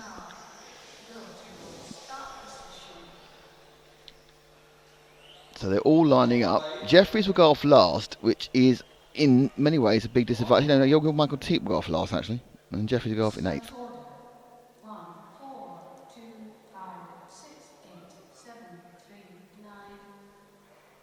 Hello, and it is the top round of qualifying number 2 here at the 112 Electric Track Championships, brought to you from the Hudy Arena in Slovakia.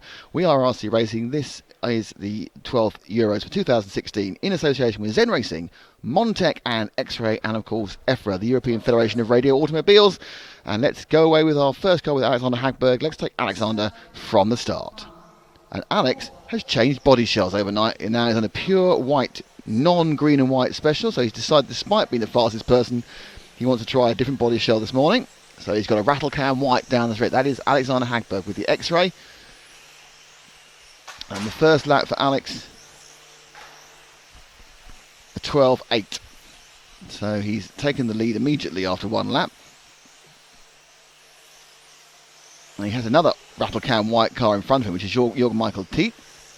So it's Rattlecan White versus Rattlecan White, but there is a difference. One's in first and one's right back. Honeywell had a very bad first lap as well. So Hagberg now coming through the EFRA, and I think he's got a dead car in the middle of the track, and he's hit it, but he's got three, and he got through. Oh, you see, sometimes you need to be good, and sometimes you need to be lucky, and being both can help. And there he was lucky and good.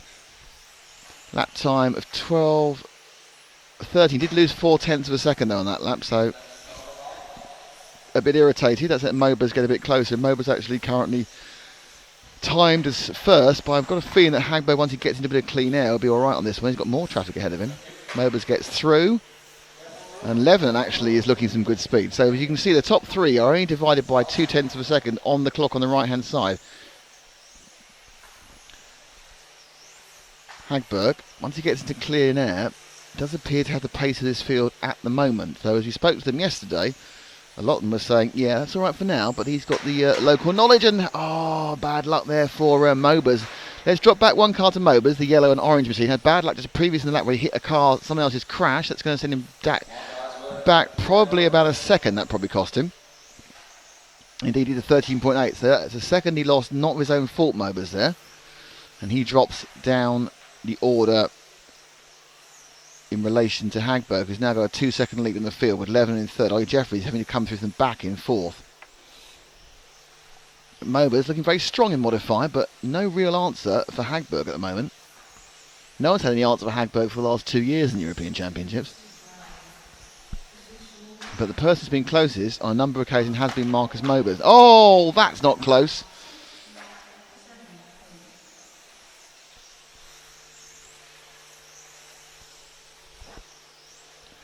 And that's Mobers, who therefore lost another 3 seconds, drops way down the field. So what we need to do, and I'm sorry about this, you need to move forward one car, Matt, and that's Juho Levenon in the white and the blue machine.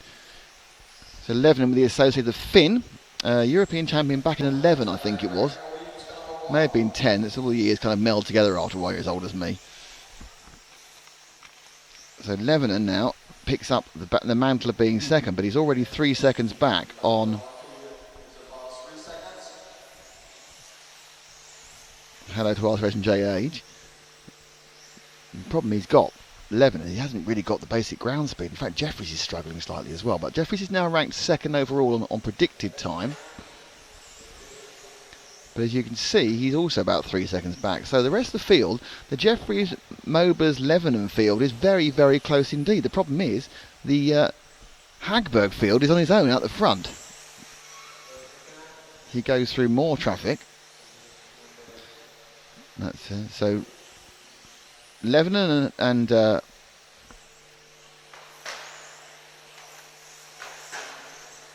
Mobers are circulating quite easily.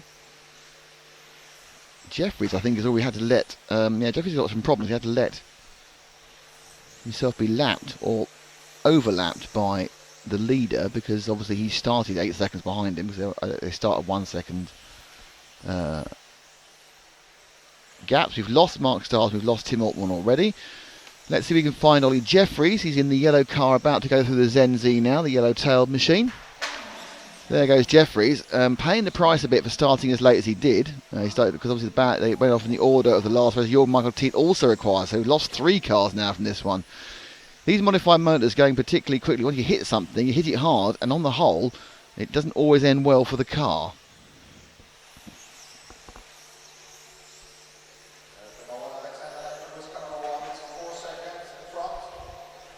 So Jeffries' lead, as you can see on the side there, when they all line up on 22 laps, will be about 4 seconds. Hagberg's lead about 4 seconds. We're with Jeffries.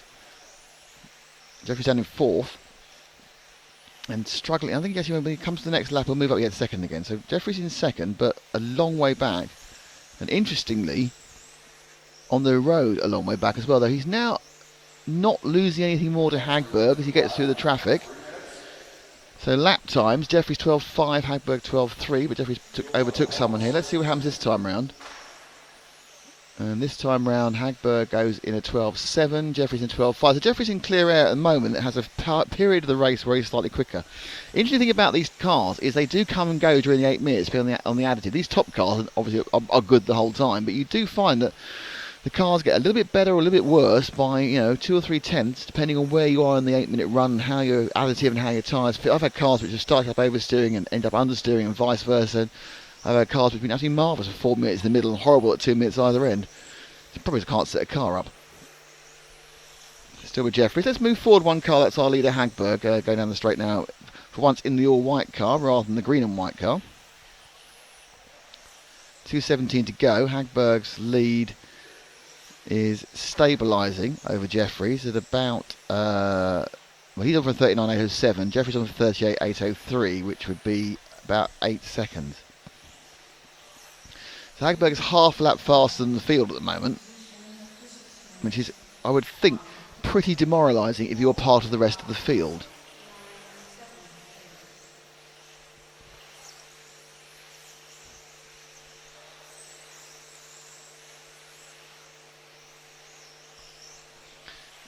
So Hagberg comes through the EFRA section and into the X-ray carousel with a metronomic precision into the Zen Z. 12.5 last time, 12.6 this time. Ollie Jeffries can match him lap for lap at this point, but he's already dropped 8 seconds. Now, some of that will be because he had to get through traffic, and some of that because Hagberg comes out of the blocks with a blistering pace. Very, very fast over the first 3 or 4 laps. You can see that actually Jeffries is that car on the corner of the frame, the yellow machine. He's not really lost any distance on Hagberg for the last 3 minutes, but obviously the damage was done in the first 3 minutes, or first 4 minutes. Becoming a minute to go. That's your first and your second. We just drop back to Jeffries now. Just a little bit there, but I think he got away with most of that.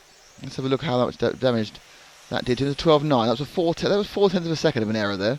That little spin off. Looks like he could be on for a second, which is good after his 29th in the first round. Mobers, after a couple of accidents, has dropped right off the pace this time. 11 in third. Stadler and Honegal, the only two still going round. Honegal's not had a good race, but he's going to get reasonable points to get other people to stop running.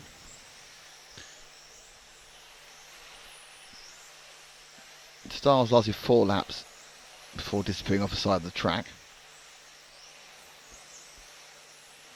Jeffries actually really tight in the corners up there. It was a nice little run through the Zen Z.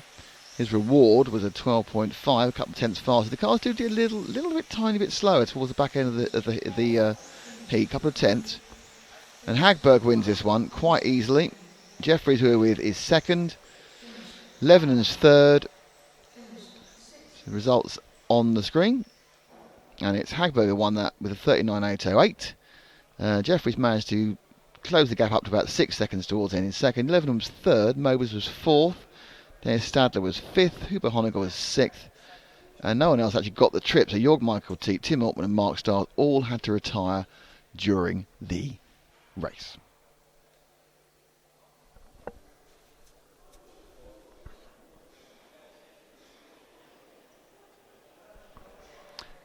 Okay, so that is the end of round 2, and there is normally a little bit of a gap. So see if I can find the round 2 results. And the round 2 results, I'll stop saying it's annoying me now actually. Okay, Hagberg, unsurprisingly, is still first. And this is the best 1 out of 2 scores. So that means that Jeffries and Mobers are tied on second. Levenon is third. He's been third in both rounds. He has 3 points. Dennis Stadler is in 5th overall. Honegal's in 6th. Sieber's in 7th with that very, very good run that lasted. Vogel's in 8th. They are on the same points. Mark Stiles is in 9th. Alexander Anderson is in 10th. Alexander Laurent is 11th. Altman's 12th. Vesa Ili is 13th. And it's Liebar, Catchpole, Askel and Libtech. So, nice work from the boys there.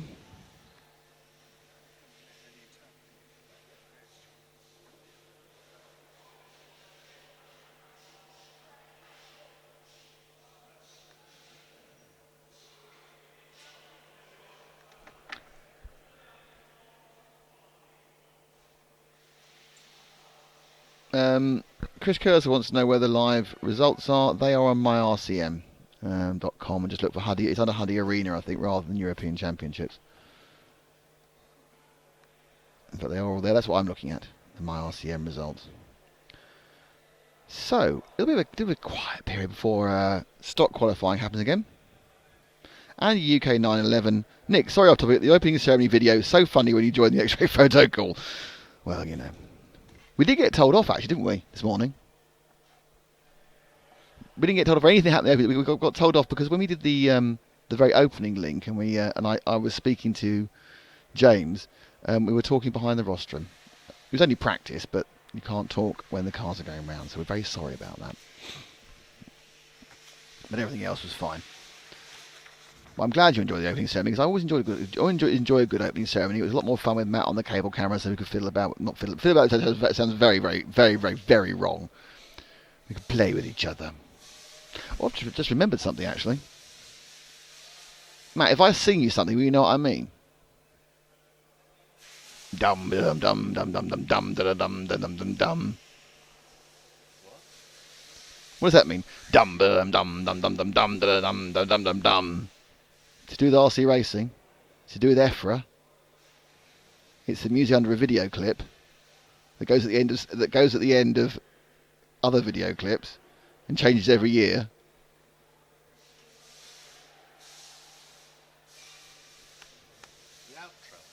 The outro, which changes every year, and shows what?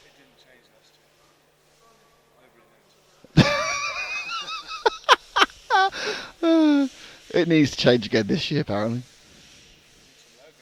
Oh, I've got those. What you want to do is wait till we're at an event and then bring it. Wait till we're and then bring it up. Don't tell us about it. I'm now being chastised by Matt because I've just remembered something which I've forgotten. So I'm not quite. When's the next round starts? And very soon. There's no gap in these places because we were going. Oh, there's no gap. There's no gap. Starts in about 6 minutes. The next race. They apparently managed to get themselves ahead of schedule. Well done. So they've got a few minutes until they get back out again. For some reason, Matt is now taking pictures of.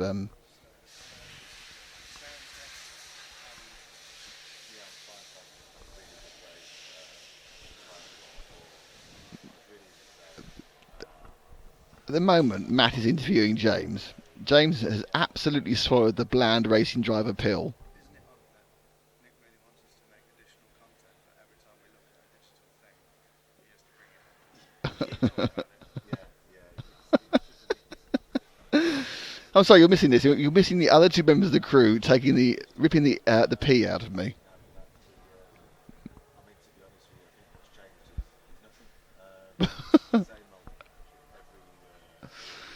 I'm getting very heavily criticised at the moment.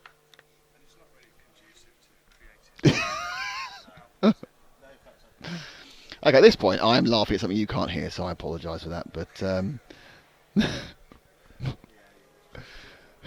and now Matt's overly amused himself.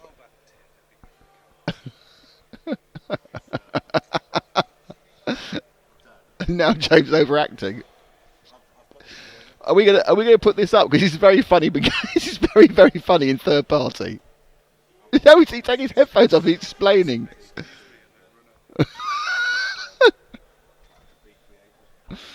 Anyway, so coming up is me doing auctioneer commentary and me doing horse racing commentary.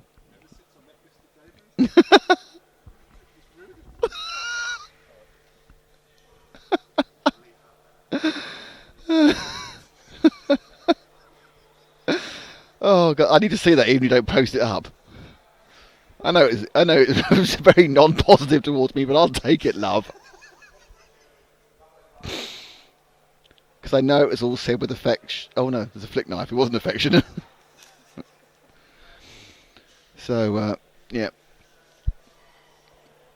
Getting ready for the next round of stock. Has anyone got any time to buy some coffees? Yeah. I need to go to the toilet so I can run that. Okay.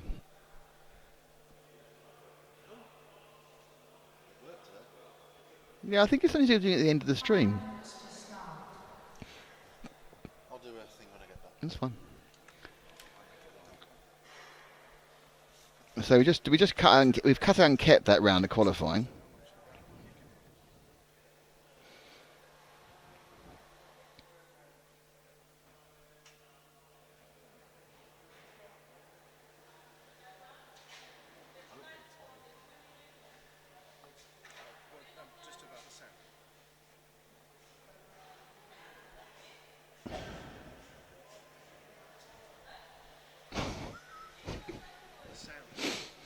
So the cars are rolling on the track for round 3 of qualifying here at the EFRA Championships.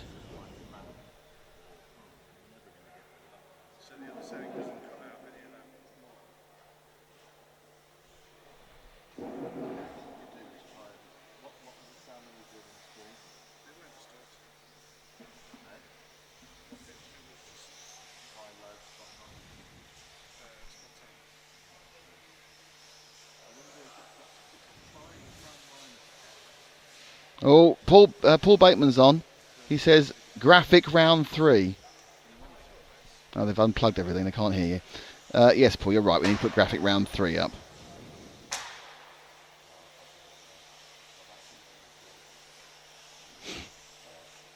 So we'll change that in a second. Good reminder, though. I'd forgotten that point.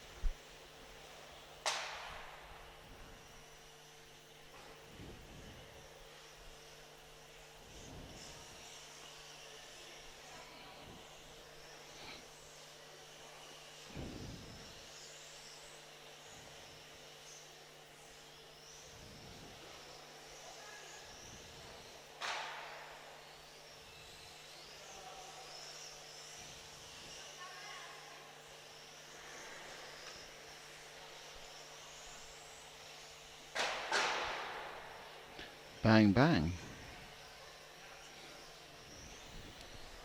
Okay, so everyone's meandering out, and we are getting ready now. 2 minutes till the first qualifying thing. Before you go, James, can you change 2 to 3?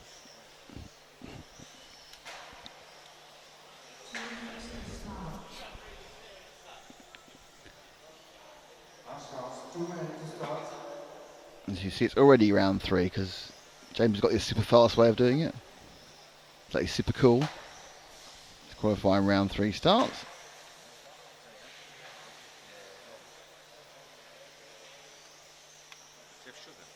Yeah. I'm a white worm.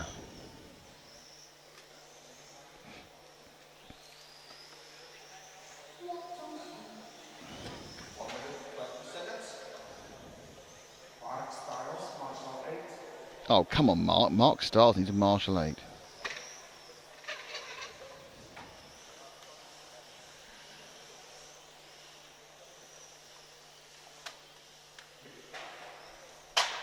Ouch. That car crashed before it started. Car just crashed into Mark Stiles' leg.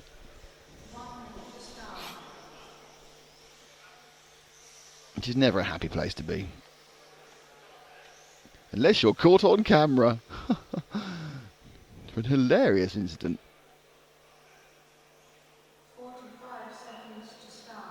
Okay, we'll just get ready now for round 3. And we have Per Bengodjon, James Can, Robin Streeter, Lee Ellis, Sasha Lennart, Christian Wunsch, Vladimir Viskup and Stephen Kipke are your runners and riders. 4, 5, 2, 7, 8, 6.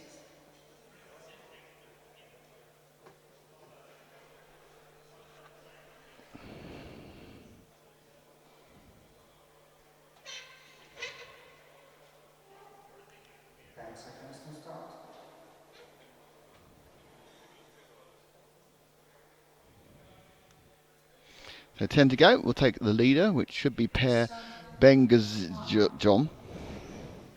It's always good when you can't pronounce the name of the first person going. 2, 7, 8, There he is in the yellow car.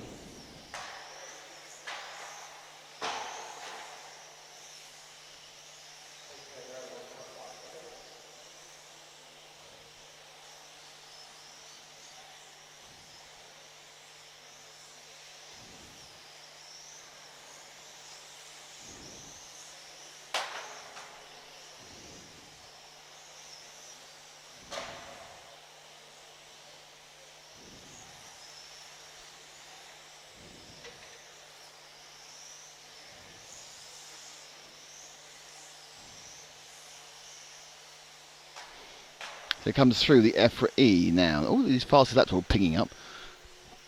It comes through the EFRA E now. And I was looking at the wrong screen then, sorry Matt. And through the complex. This is a pair in the first round. Getting through a bit of traffic there.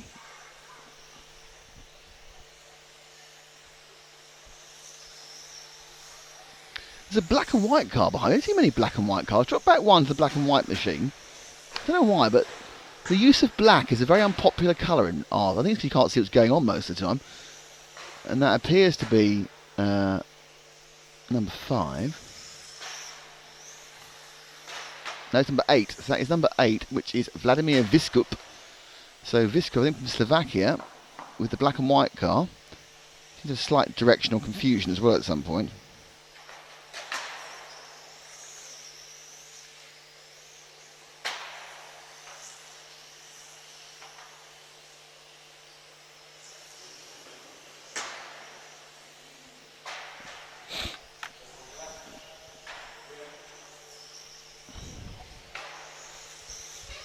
All running through. So Viskup, oops, pull me hearing bit out. Oh, that's better, standing up. We were sitting down too long, that was the problem. Oh, bang. So Viskup is actually dead last at the moment. I think let's support the little people.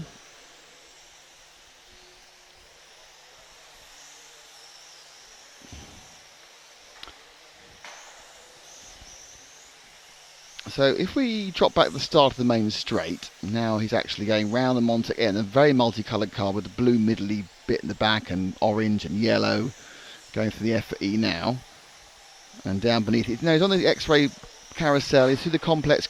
He's going through the X-ray, the Zen Z. There we are.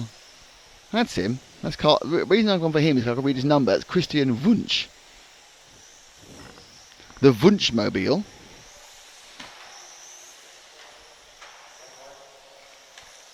Oh, that's an excellent crash there. Two cars literally parked on each other. Some action there from Mark Stiles as he skulks back to his position. Again, getting on, I've got to marshal these cars. My car broke down, it's not fair. Oh dear. Lots of slammage around there.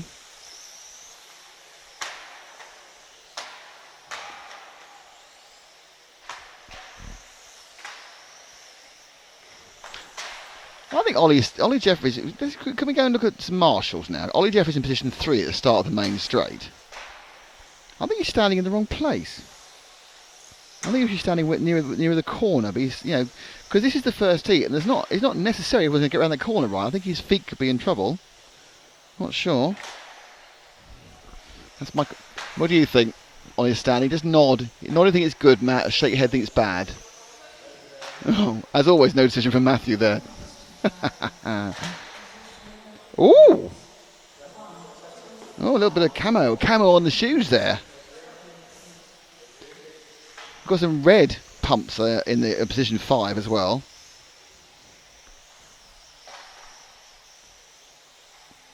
Is that a bit 90s? I mean, but I'm very sorry. Training shoes.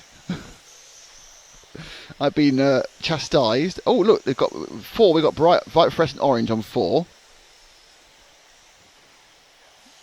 Are those trendy? Yellow. That isn't orange. You're quite right. So they've got some yellow. A lot of lace on those. Jorg Michael Tietz, they've gone for quite a standard flat shoe. That's our European large-scale champion. That's his hat. We're not doing hats. We're doing shoes. Oh, DC shoe. You like DC shoes. Oh, big thumbs up there from Matt for that shoe choice from Jorg Michael Teat. DC shoes. Big fan.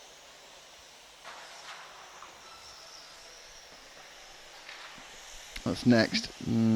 Let's go back to the car, shall we? Let's go with this orange one beneath us here with the gearbox problem. Don't know who it is, but he's got a gearbox problem. I'll find out when he crosses the line in a second. It's Lee Ellis. Lee Ellis with a slight gearbox problem. I think he's okay and he's going to last the remaining 2.5 minutes. So just to summate what happened there, Jorg Michael Teat won the shoe competition, judged by Matt, who's the only person who's any trendiness with regards to clothing in the RC Racing TV team. So he is the arbiter of taste when it comes to footwear. I must admit, I don't think... Oh, hang on. The doctor's beneath us. What's it? Because the doctor was famous... Yeah, well... Fred Perry. Is that good or bad? Is that no. Oh, Fred Perry's out these days. So that is Dr. Hagberg's shoes. He's gone for the roll-up. And now it's almost like he's looking at it, but he didn't know he was being on air. That was worries. So...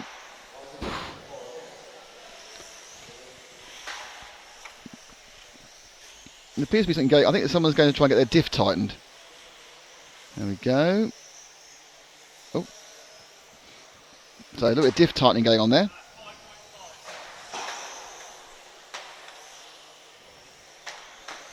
So the diff's slipping. It's in his hand. Can he fix it in time? There we go. A bigger one. There we go. Half a turn. Shouldn't slip any more. No, a bit more. Third of a turn. Oh. That's mesh. That's mesh. He's realised it's mesh. So this is on-track repairs. And the 5 car of Lee Ellis is returned with some issue. The spanner is returned. The father walks back with the orange car in a skulky way. Oh dear. So, and there's Mark. Tried to help. All went wrong.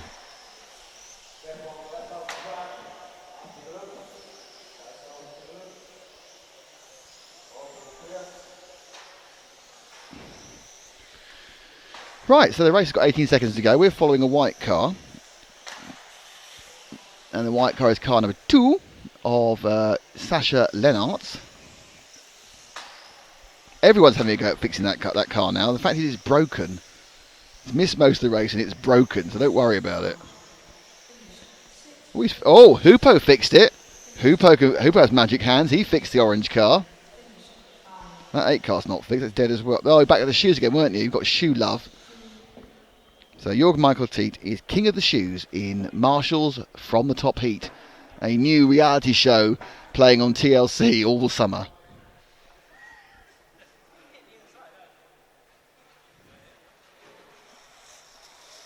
That sounds wrong to begin with, car 7. Haven't started yet.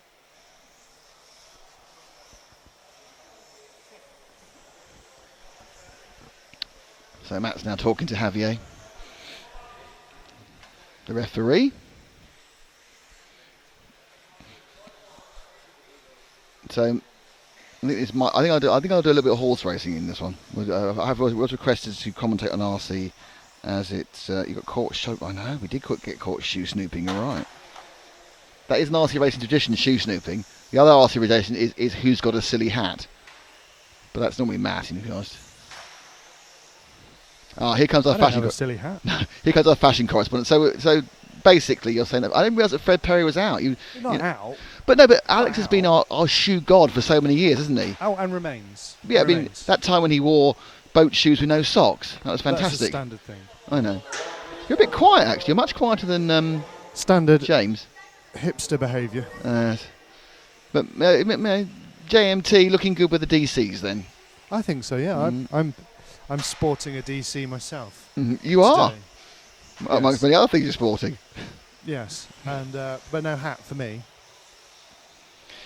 Do cars drive on their own? What, like as in automated I don't know. cars? Gagger and Pack, do they drive on their own? No, there's drivers on the end of the radio. Someone's obviously stumbled across this stream by accident, going, "What the blooming hell's this?" Good, that's what we're here for. We need people to stumble This is upon RC it. Racing, so it's radio controlled. So there is somebody standing at the side of the track with a controller, and they drive the cars. But the cars, obviously, and Kevin Arcade is not helping by going, "Yes, they do." No, they don't, Kevin. Naughty. So shall I do auctioneer voice or horse racing voice? I dread to think. I also wanted wildlife. Wildlife photographer. Voice, Okay, well, yeah. that's a good one, yeah. Well, should we start with wildlife because you want and, it? and then also I want wrestling. But WWE. That's nothing to do with commentary. You just want wrestling. Yes, please. Ultimate Warrior. All right, we'll do some wildlife first.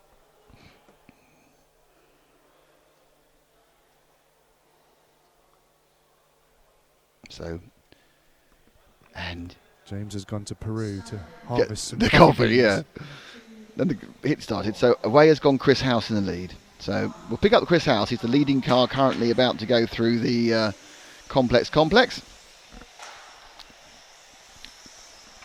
And here we are in the natural habitat of the radio controlled car racer. I had to be very careful so not to scare the very sweet little things. And we can see now the brightly coloured white, pink and blue car in his full mating plumage, trying to do the dance. Oh, that didn't go well. He got rejected by the female, the yellow car, and he decided to park up. Now, another brightly coloured male has come over to challenge him, but no, that's not stopped as well. There might be something in the water, as neither of those boys are able to carry on their attempt. This is going to leave the path opened to the magnificent light blue and white male who's just tipping a corner. He's banging his head against the side of the track with frustration as he chases behind to see if he can have a good look at the rear end of the number 9, the yellow car. This is marvellous in action as you see the original mating dance of the 112 electric. Oh, and I thought that was a girl. That was a cuckoo. And he shouts out in anger as he is punted off his attempt to become entwined with the number 9 machine.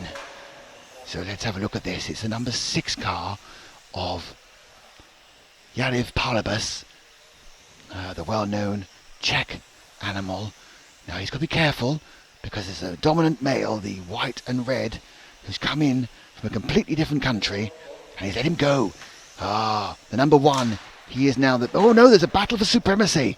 The battle for supremacy between Mark Passingham, the British alpha male car, and the number 6 of Yaroslav. But Passingham, the big, he's beating his chest. He's now chasing after the females who are running away from him in what it can only be described as a Saturday night in Reading Town Centre. So Passingham in the red and white machine. We need to go back to our big male in the red and white machine. There he is. It's a different red and white machine. There are 2 males. This is the male who was known as with the old-fashioned Marlborough colour scheme, so much loved of Ron Dennis in the 1980s. Now, as we can see, there's going to be a challenge from one of the junior males, the blue and white 6. We've seen him before, very frustrated, having problems. Yes, get out of my land. He's punted him out. I'm now going after the girlies, he says, as he goes down the main straight here at the Hudy Arena. So, the story, oh dear, he peaked too soon. He's made a terrible mess on the forest floor. And now, once again, he has to chase. But lucky, there's a girlie in front of him. They tried to go for it, but unfortunately, no. She's rejected him. In fact, she jumped out of the way. She was so decided not to take the advances of Yuri Par in the blue and white car. That's probably enough of that, isn't it, really? Too much. Never know when to stop, do I? But you were laughing. Yes, you were. Anyway, so it's Ingo Adat in the 5 in the lead. Uwe Sieber is 2nd. Mark Passingham is 3rd. Oliver Hellman is 4th. And Yuka Hakimanes is 5th.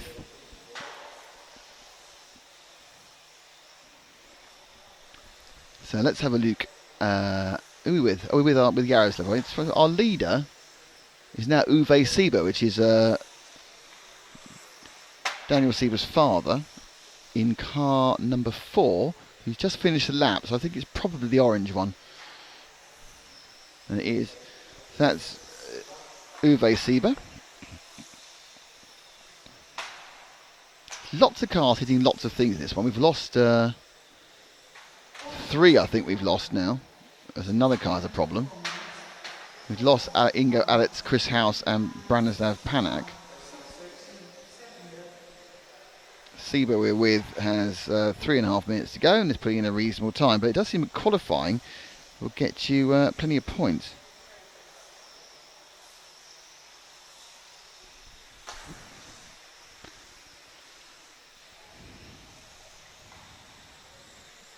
Just by turning, oh look at now, what? Oh, see, James is now carrying 3 bottles of cups of coffee, which I didn't do. I thought that I was 2 was too many for me. So the coffee's arrived now. That's good news. And he's burnt his hands. They're big hands. They're man's hands. It's really hot. They're man's hands. Oh, it's really hot.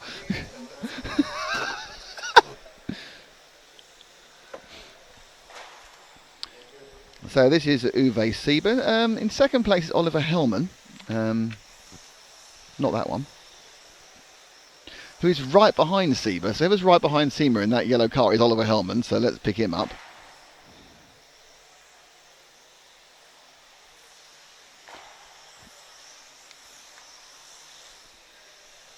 The yellow car going through the complex.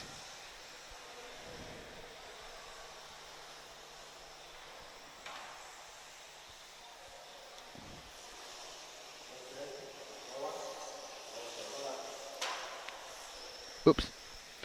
Just dropped the stereo on the track. Well, he's not on the track actually. But he's not actually on the track, thank goodness.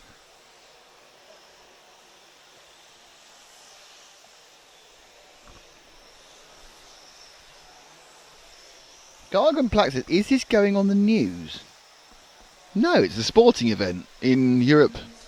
It's a European Championship for 112 track cars in the Hudy Arena, brought to you by X-Ray, Montec and Zen Racing, and of course EFRA, and we are RC Racing TV. I'm Nick. On the camera it's Matt, and fiddling on the buttons at the moment is James. So it's not a news item, this is sport! And this is heat number 2 of 6 of stock qualifying in round 3. Sieber from Hellman with Hellman at the moment, the yellow car. Sieber is actually that car behind us now. But Hellman's still behind by a few seconds. Actually 1/10 of a second. So Hellman may go into lead of this one almost immediately. It's very, very close between the yellow car and the orange car behind him. Sieber now has a 4/10 of a second lead.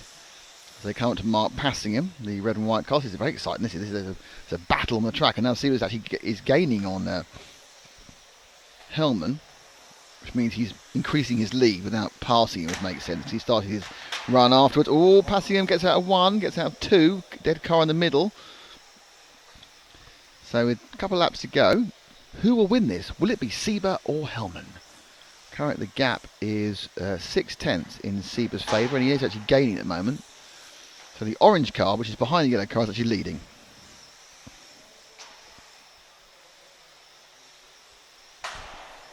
Until he did that. Oh, it's the wrong yellow car. I looked up and saw the wrong yellow car, honestly. But actually the gap's now stretched back out again. And it has, and that looks to me now... Oh, that's it. On the last lap.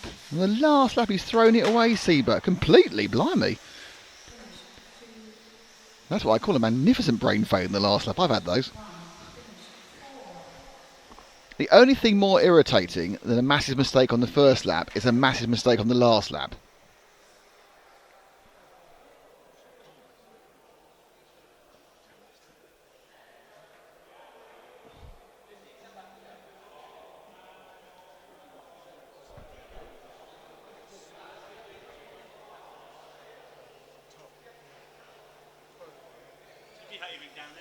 Yes.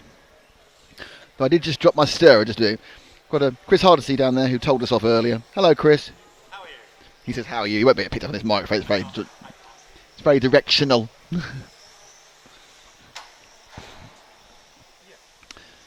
Thank you, Andy. You are very nice saying we do good coverage.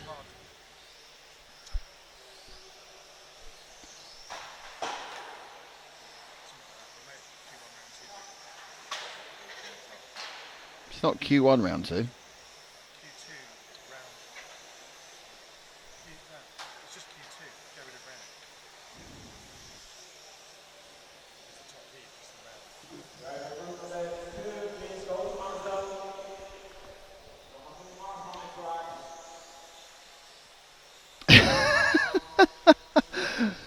Paul wants to know, when is the next event he can get his sweeping fix? When will there be sweeping? Now, I think the next sweeping event will probably be in Portugal, which is our next live event, which is the Euro Bs. But it will depend on the makeup of the track. But don't forget, don't worry, Paul, Broom Stars is not forgotten. Or Season 2 Broom Stars The Rivals, and Season 3 Broom Factor. They are all in development right now. And don't forget the other one, I'm a Celebrity, Give Me a Broom, that's Series 4. And Big Broom, which is Series 5. And there's Broom on the Beach. We've got 6 series done now. Unfortunately, the people I'm with weren't with the whole broom concept, they were doing something else.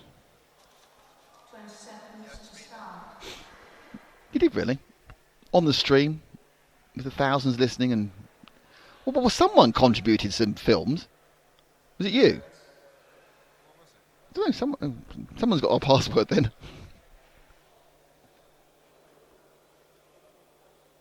Started 3, 7, 4, 1, 9, 2, 5, 6, 8.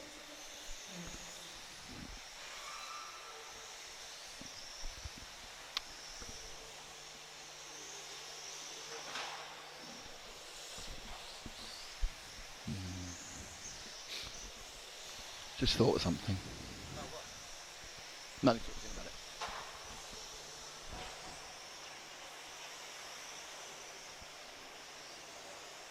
Too many people know it, including Ollie. Obviously not. But end of the day. If that wasn't YouTube, then I don't know who it was. So we need to change it. Anyway, so we're now up with. Yeah, good. Yes, excellent idea. Basically, not the same password as my RC Racing website password, which has 111 different characters, most of them from the Russian language. I had to press 3 alternate keyboards to get into that one. James said, "We are not being hacked again." Put it this way, Bletchley couldn't break that code. Alan Turing could be still alive and working on that forever, and he'd never get into our RC Racing account. There's a lot of trouser action going on today with Matt. You're constantly rearranging yourself. There's belts in, belts out. Oh, right, okay. You going to film anything?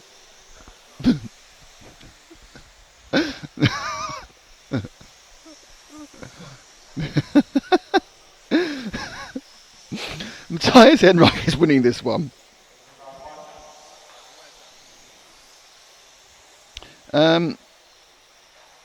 It is irritating.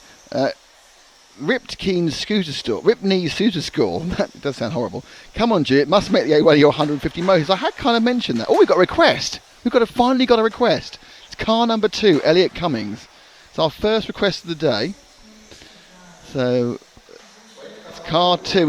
Hang on. He's passed the line just then. I think he might be this yellow and white one here.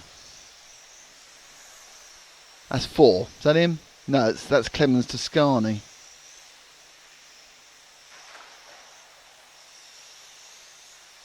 Have you got him? You've been all clever and got 2 already. Look at that, cameraman. You've got much better eyes than me.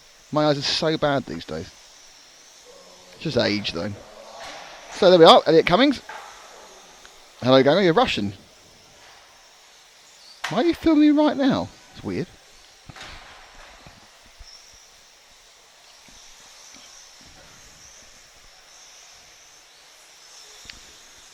Cummings' car.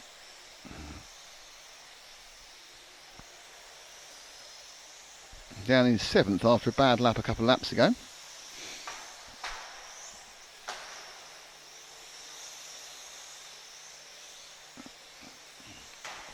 Elliott, a member of the Crew Club in Britain.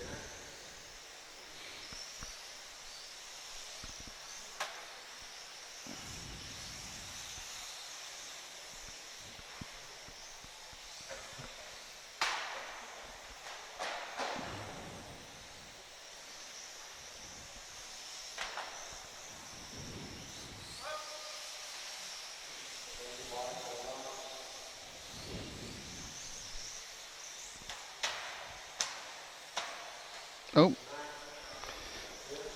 So this is Cummings. He comes down through the EFRA E and he goes around the X-ray carousel up through the complex. Oh, he didn't get through the complex properly.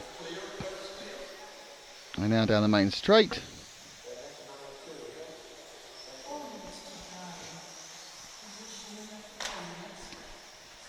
Just a quick word to James. Are you sharing that with EFRA? Paige. Can you share that for Paige? Or do I need to do it?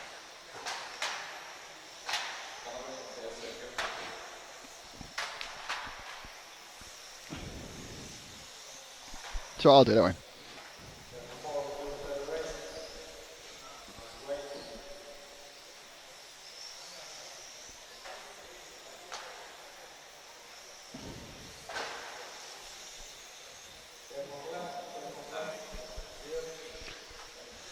So that's probably enough Cummins action. I don't know if Cummins or Goins. So the leader, oh, he hated that one. Jacob's Murder now, who's car number 7, and will be crossing the line now. I think he is the white car. I can read that number against white background. Just going around the maze at the moment and coming into the EFRA E. All white map underneath you. Leading, his car looks horribly slow. Really slow. I know 13.5 is not quick, but that car looks so slow. It's driven quite nicely, just staying off the barriers and carving some nice lines, but there's no pace in that car at all. Down the straight. That is what's the example of having a car that's not quick but nicely driven. Look at that. Beautiful lines. But no real pace, it seems. It could be an illusion. You could be driving it so undramatically it looks slow. Undramatically? Yeah, that's right.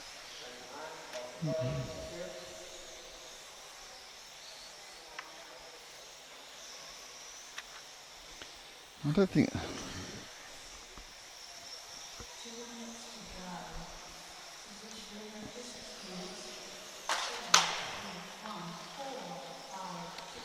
Andy says, I'm not enjoying watching cars going round and round. Well, you know, don't watch them. It's fine. Change the track or I'll stab you. Right, well, bye-bye to Gag and Pack. Oh dear, it was fun for a while. That's our first troll of the day gone. There we go. That's 2 trolls so far, isn't it? It's just going more and more bonkers. He said, change the track or I'll stab you. I'll take a certain amount of idiocy, because otherwise I'd be banning myself. But, you know, beyond that, nah. Nah is the answer. I've got a challenge for you, James. What's that? Throw in a replay. We haven't got one yet to be done. There we go, there's one just then.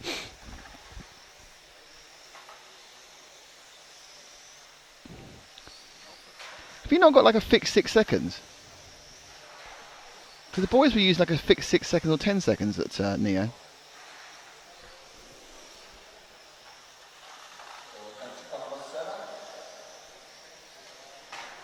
So 30 seconds to go.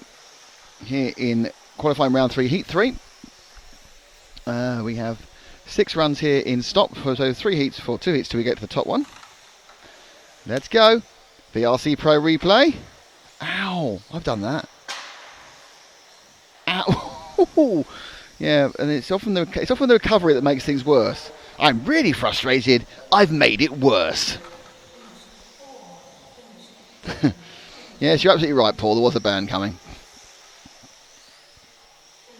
So they all finished down. Mark Payne hasn't finished yet, so don't press the results because that's time last time. And now let's see who finished where in Heat 3. Jacob Simmerda won that one, 33.803 by 9 seconds. Matthias Heinrich. Mark Payne was third. Clemens Toscani was fourth. Jürgen Schindler was fifth. Elliot Cummings, who was obviously very unfortunately covered by us, was sixth. Leon Hammond seventh. Tono Sloboda and Frank Habuzit had problems.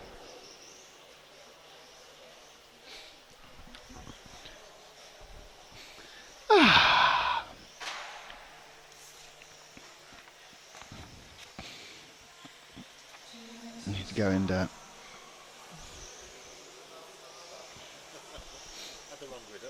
oh, that's nothing new. So it's Vucker, Freitag, Muller, Lax, Diekman, Liebar. These are not their car numbers, this is the order they go off, and they go off in order the fastest. Now I need to just have a little bit of a fiddlation with eBay. Go on that page there and share it. Did you share that with the Facebook group? You or me? Have I or will I? Have you? No. Okay. Will you? Yes.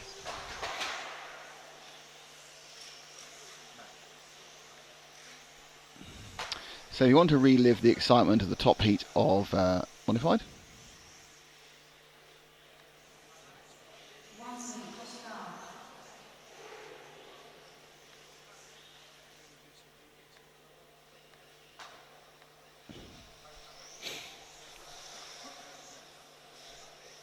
Sharing at the moment. Okay, it's about still 45 seconds this baby gets underway.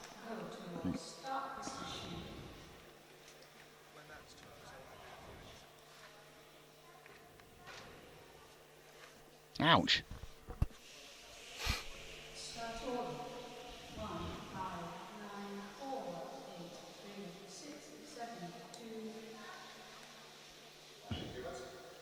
Seconds to start. 20 seconds to start. Let's take our leader, who is Andrei Venuko.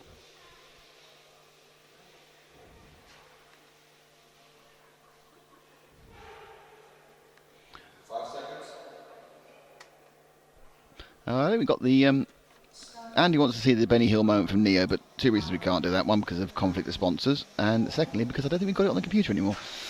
We clean off the replay files after each event, because obviously they take up a lot of space. Off we go, and Venuko in the green and white machine. Clicks through his first lap 14 flat. It's not leading though, because the car behind him is faster for a start. Ow. Ow. Good night from Kevin Araka, who was out in the Far East somewhere, I think. So good night to you, sir. Was he? I know he was in. I don't know. LA he was in. That was it. So it is very late in LA. It's currently about 2, 3 in the morning there, nearly.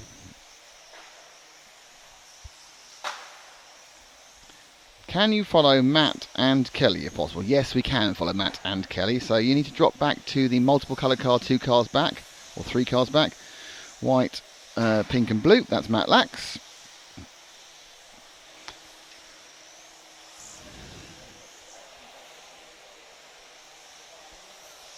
Not had a particular... Matt Lax, I've raced with Matt for years and years and years and years and years. And he's has only 2 modes, brilliant or awful. And that's not necessarily him as a car. I've seen him have dreadful days and then just have amazing days. It's very, very rarely average. You know, his car will break down every single heat, or he will suddenly win a national from nowhere.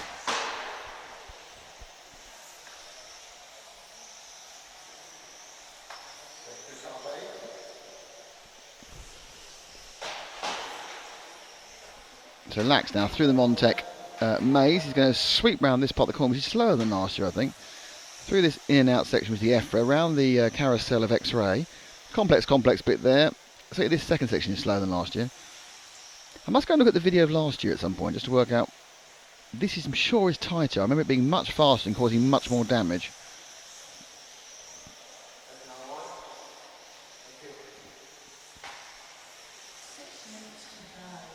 Oh. So there's a big train of traffic in front of Max, in front of Matt at the moment.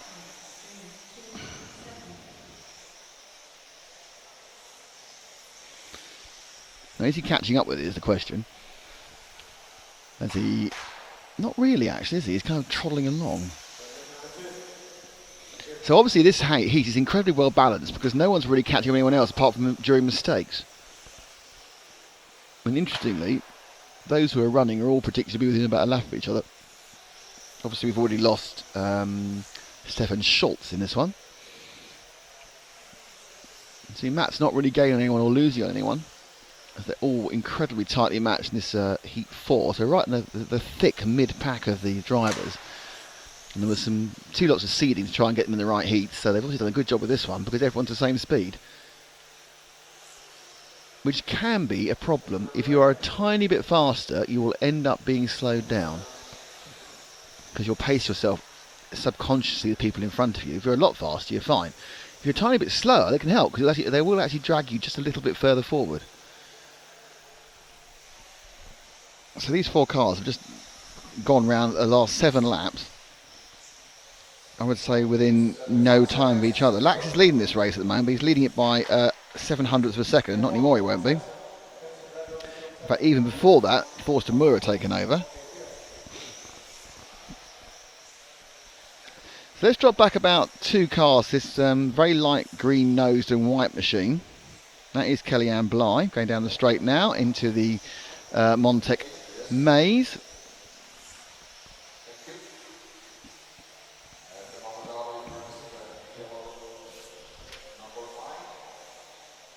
A bit of wear on the track there, I think.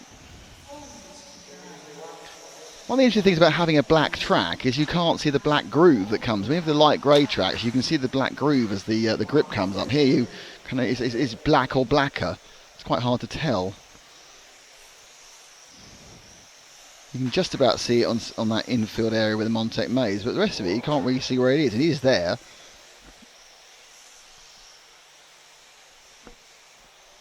You don't want to step off it because the level of grip will drop right down.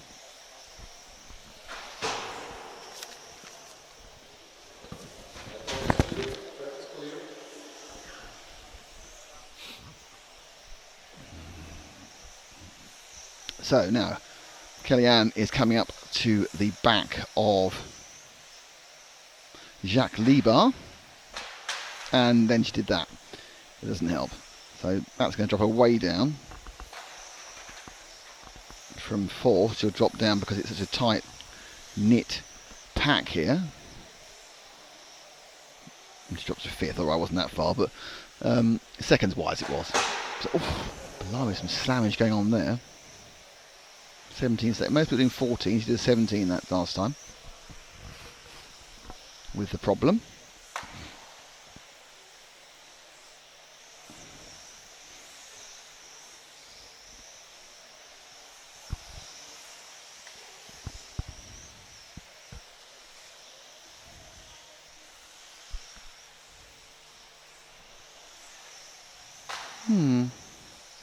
So it's Torsten Muller who's leading this one with 2 minutes to go. So let's try and pick up Torsten. I think he is the car behind Kellyanne in the light yellow.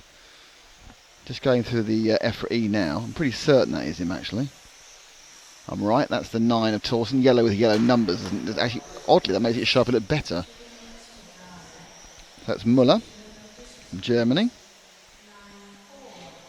Quite like that. I wonder if I can get a can of that colour. It's always a rattle can single sprayer, so I might go for that myself. Oh, Bly gets out of the way there.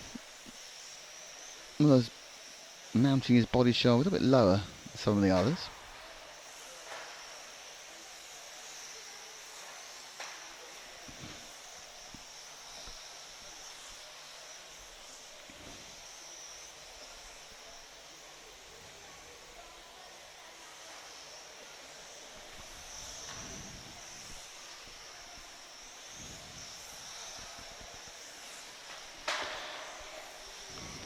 Probably watching, we watch this, we'll show this in a second. You can catch catch a glimpse over the back of the Hudy Arena of the fantastic off-road track they've got on the other half of the building. And when we finish this heat, I'll get Matt to show you that, because it is quite a remarkable bit of construction they got. Last year it was kind of in bits, but this time they've put the whole thing together. And that's where we had the opening ceremony.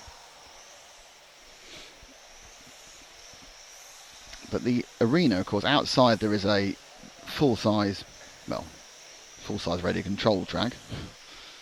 Big enough for 1/10 nitros. I think it was a little bit tight for 1/8 nitros, but I'm sure they run them when they're testing. And that's where the EFRA European Championships for ISTC, for electric touring cars, and new for this year F1 cars will be next in 3 months' time. F1 cars and the stock Euros are open entry, so anyone can enter and come to the European Championship at the Hudy Arena in a couple of months' time for stock touring car, which I think is 30.5 blinky, and F1, which is the standard rules for F1, as used by other championships. And both of those are open. You need an EFRA license, of course, but they are open entry, and they'll be announced through my RCM quite soon. There's some smackage, and that's all over. And Thorsten Muller won, and that is the off-road track. How cool does that look? Very cool. Matt's on his phone. I wanted to have a chat with him because I've got no one to talk to. No, he's not talking to me. Just going to look at his phone. So the result of that one. Let's do the result a bit thing, shall we? Let's clear that. Let's do that.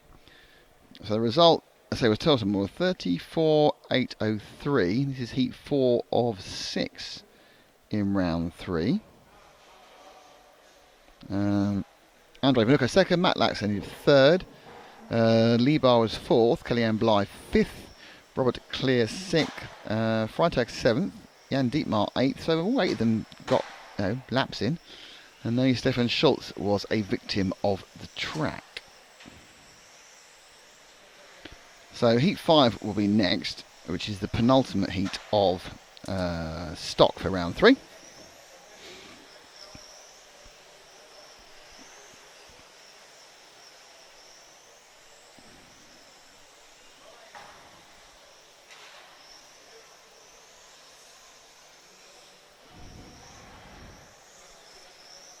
Just waiting for the computer system to update and tell us who's in this one, even though they're circulating beneath us in a very keen sort of way. Slight hold on the computer for some reason, don't know why that is.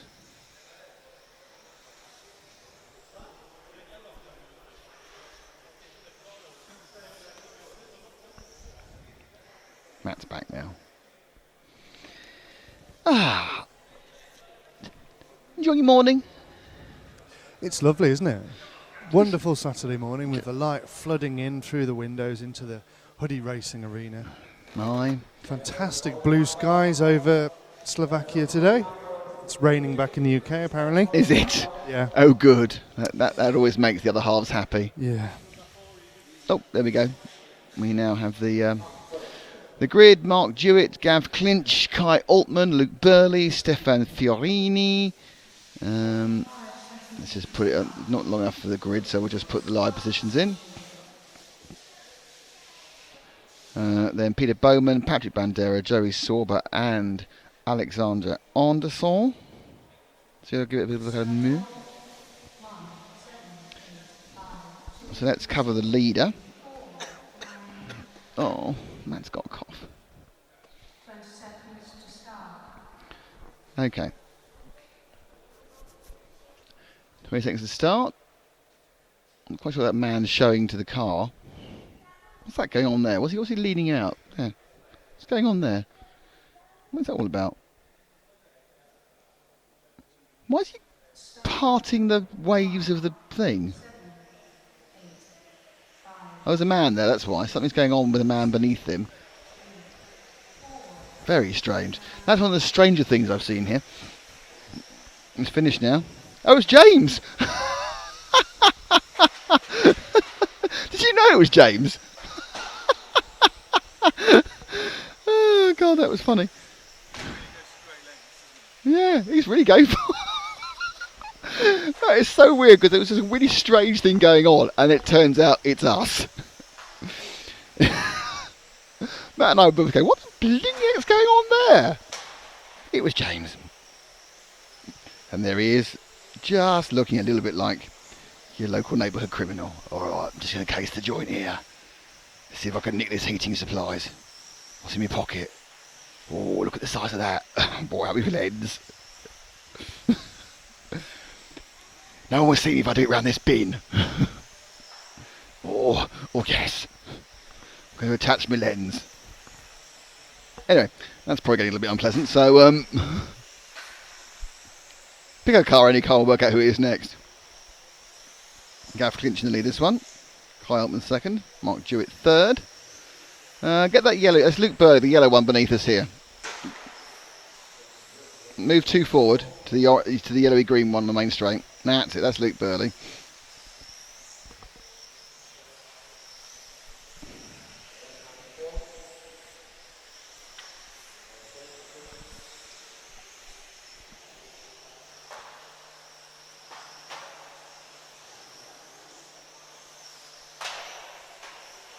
So Burley now comes streaking round the X-ray carousel through the ZenZ,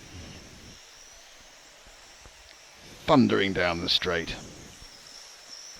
So next on is the top round of stock qualifying.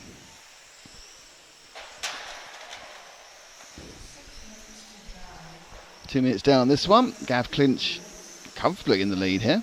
Well, he's in the lead by 2 seconds. Burley, who we're with in fifth, not too far off. In fact, he's only a second off second. So another very, very closely matched heat here in heat 5 of the day. Burley's got himself a nice bit of free air here, which he needs to exploit. And that doesn't count when he clipped 3 corners at the same time.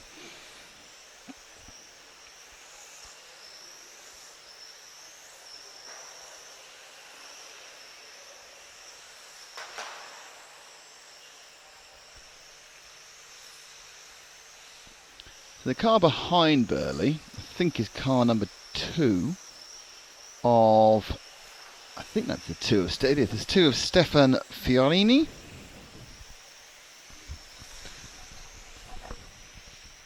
So Burley is going to have to let him go in a second because he is holding him up. So Fiorini will go through, I would think. This must be, yeah, no, oh, come on Luke, there's a good boy. Lets him through, Fiorini, oh, after all that time hanging, and is that alright? That looks a bit broken. No, it was fine. Looked a little bit broken when it fell off there. It was Farini getting going again. Okay, our leader is Gav Clinch. He's on the main straight in the multicoloured car with the blue tail. Just hit someone who's bounced off the wall, which is Jewett. So that didn't help him. Number 9's got a problem. Number 2's got a problem. Bits are falling off 9 and 2 then. Where Clinch has hit 3 things. So suddenly, after 4 minutes nearly, everyone's started to hit. Oh, look at this. It's just the smacking Crasham laps now. So Clinch going okay, but he had a bad lap then with a 15. Jewett had a 16, so they've both thrown in these dodgy laps. It's Jewett just ahead of him, but with Clinch, sorry, not Clinch. Martin Jacks says, great job. Why is James looking a bit shifty? Because that's the way James looks. You can't hear this. I can say it. Actually, has he got his radio mic? Oh no!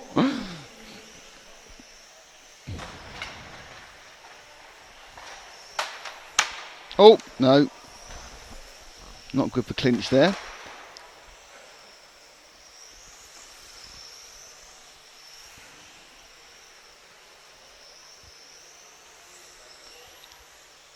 As they go down.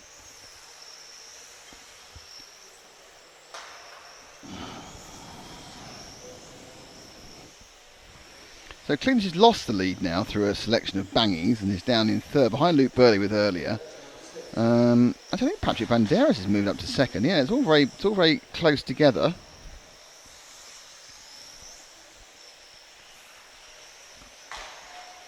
So just drop back one car.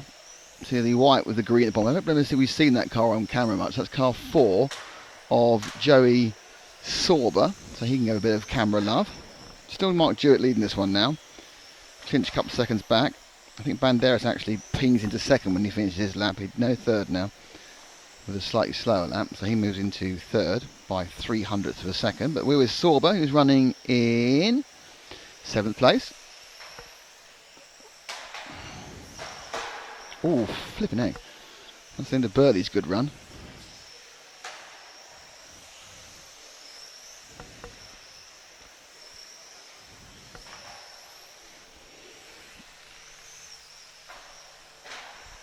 So Sorba now with 2 minutes to go in 6th. Burley's had a bad lap that one round, the 22nder, so he's dropped out of contention. So it's Jewett, Clinch and Banderas. Not seen Banderas. Let's have a look. Patrick, he's one car back from where we are. He's the next pink car along. Going through the EFRA now. Through the complex. And the ZNZ. And the ZNZ.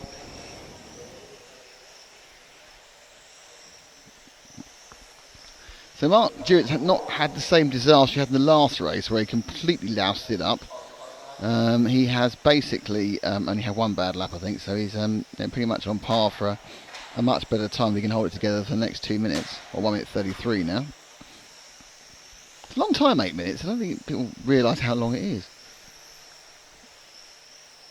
Obviously it's 8 minutes long, but when you're actually racing these things, it's quite good because you don't feel quite so depressed if things have gone wrong in the middle. You've got time to make it up again. On the flip side, when things are going well and your leg's shaking, it's a nightmare. Got to keep the whole thing going for ages. Is there going to be any more type of commentary, EGW? Yes, there is going to be, but we only do those at the lower heats because the racing's more interesting at this top level. I will be doing some more style. I think we'll probably get horse racing commentary in a minute, but that'll be a little while to wait. Top heat in stock out in about 2 minutes. I'm going to see Marcus Mober's silly hat waiting to come on as we speak. So Laurent and Mobers are the leaders, but it looks like this one's going to be won by Jewett, who can keep it on the island. To drop back 2 cars, Matt, and that's Jewett, our leader.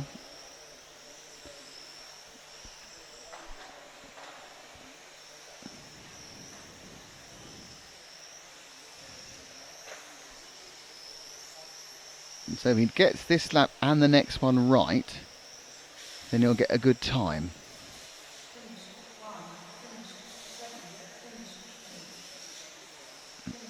What was his last lap? Oh well, 8.03. 34.803, so that's about 7 seconds faster than last time, so I'd be quite pleased about that one, I think.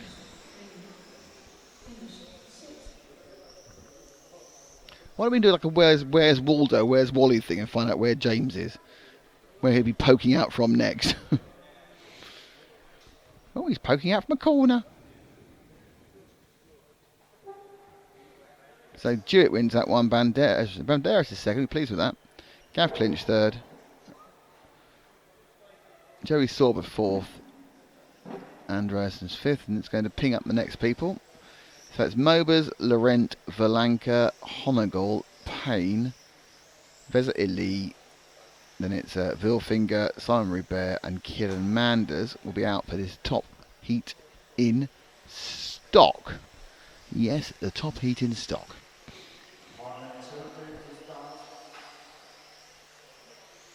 Minute to go before the top heat in stock. We have 5 heats of modified. And we're going to do special camera for the one, aren't we? Yep. That's now.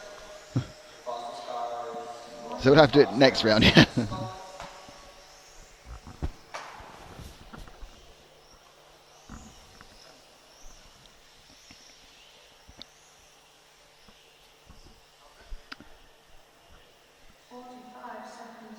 So, 45 seconds before the top round of stock. So it's currently 1-1 to Laurent and Mobers in TQs and 1-1 in second places. So this will decide who will genuinely be actually in the lead after 3 rounds.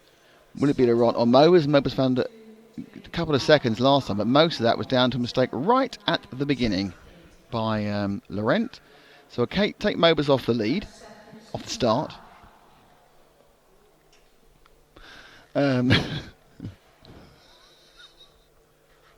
I do apologise, but we do amuse ourselves sometimes, and all you can hear is people laughing. You don't know why. You're not missing much unless you have as limited an IQ as we do. So that's as close as we can get. There we go. That's Mobers away in the CRC. All white today. He's decided that the body shell he had before was not working, so he's changed it. Little bad boy, how could he?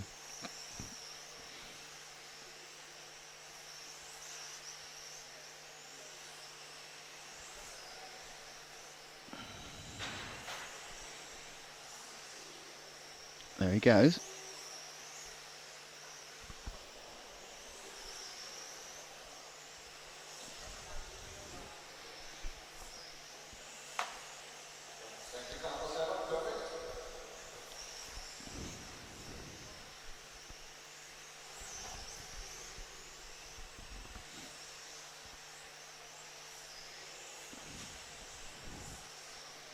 So very, very, very good first 3 or 4 laps from Mobers there. He's been sub 14 every single time. He's already caught with the back of the field, and that's Kieran Manders. He lets him through, no question at all. And he's built himself a 6/10 of a second lead over Laurent. Honegal is in the pack as well. And looks like Martin Wilfinger has also found some pace for the first time for a couple of rounds. Mobers a little bit wide into that one, but it's not going to cost him much. Just trying to get conservation momentum with these cars, which are relatively underpowered compared to the modified cars.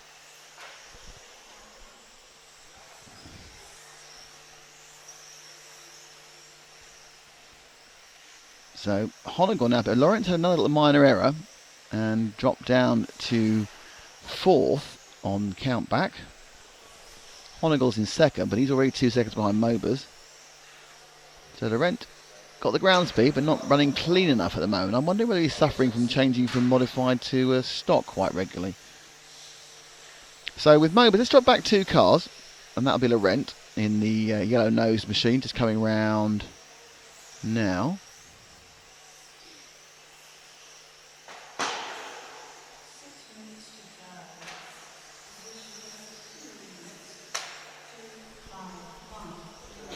With the Black Art chassis, which I don't know a lot about. I know who Black Art are, but they make body shells, the French company. I'm not down as a chassis for Black Art. I'm going to have a look at that later.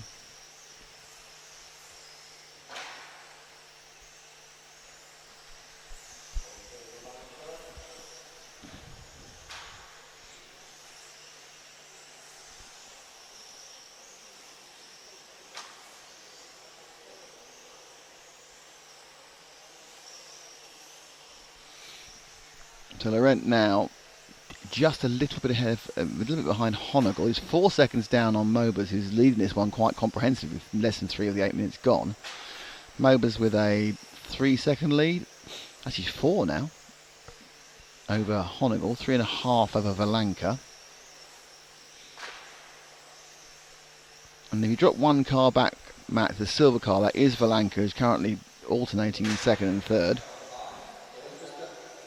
So Valanka, the Austrian, the X-Ray driver, the only person who, like us, was at the Neo last week here, is some marshalling being done. It's Kai Altman, I think.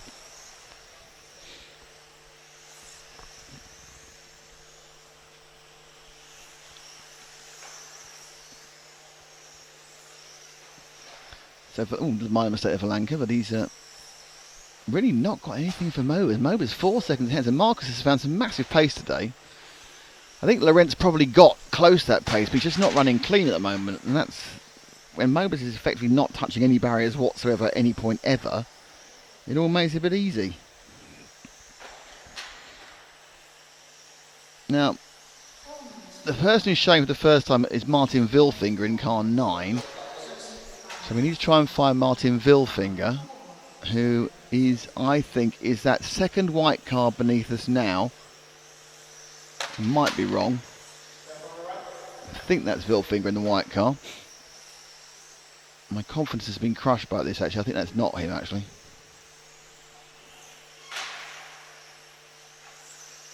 No, he's 1 car further back. He's in the white and the orange car. That was Honegal in the all-white car. A lot of people have sprayed up, done rattle can specials overnight and decided on a different body shell.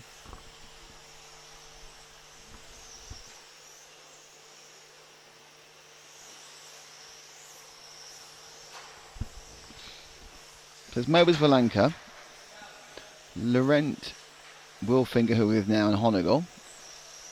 So a good run for Wilfinger. Had some problems yesterday.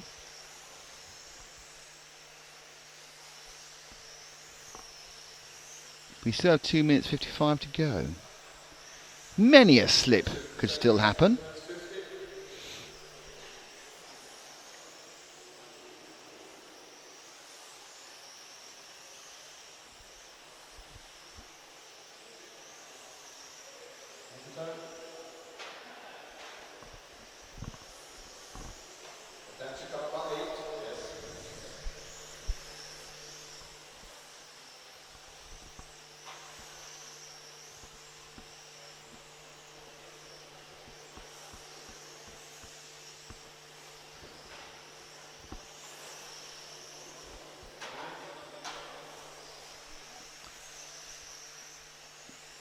So with 2 minutes to go, it's still the order we saw before, but let's see if we can find our leader again. Where's Mobus got to? He's halfway around the track in the white car.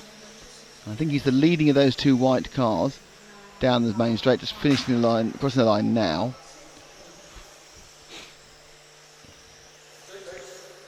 That is car number 2, and Mobus is car number 2, so we're the right car, just ahead of Valanka, but a long way ahead of Valanka. So Mobus now is going to end up possibly a lap faster than Valanka, who is in 3rd place, which is just going to show what he's managed to do. Well, it has been pretty much a perfect lap. His best time is a 13.1, his median time is a 13.4. So he has absolutely blitzed consistency. The man who's not blitzed consistency is Alexander Laurent. He's had some real problems. So this is going to be Mobus will be leading after 2 of 3 rounds. That's after 3 of 6 rounds, but with 2 counting.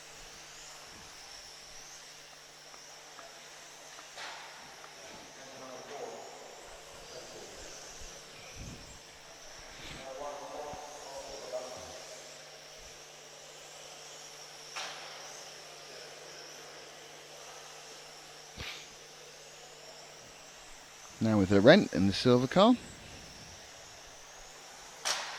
So not with Valanka, sorry, in the silver car. Maybe just ahead of him. And they've both gone past car number 6 of Simon Roubaix, who's having a bit of a bad time of it. Down a couple of laps. Quite a lot of Lexans smashing ahead of them. Down to the last 12 seconds. Mobus is going to win this one and also win the round.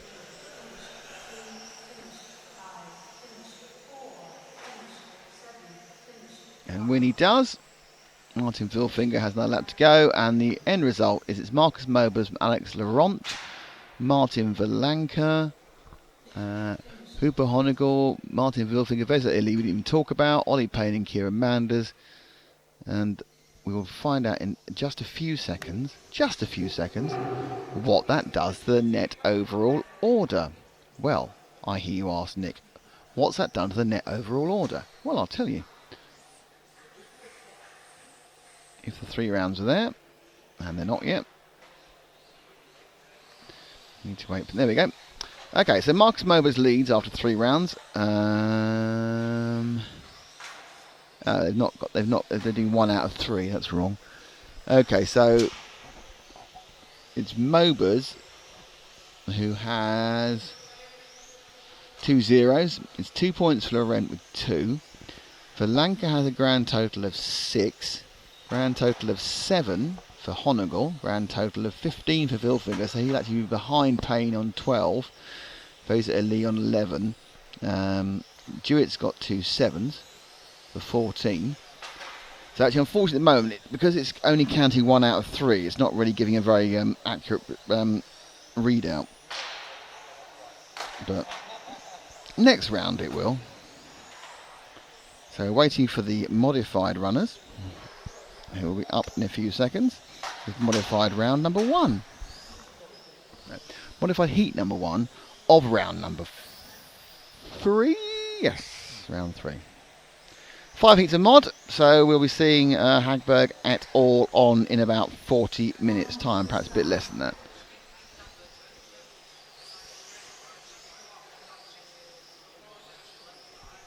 Matt's walking over with some sort of statement to make.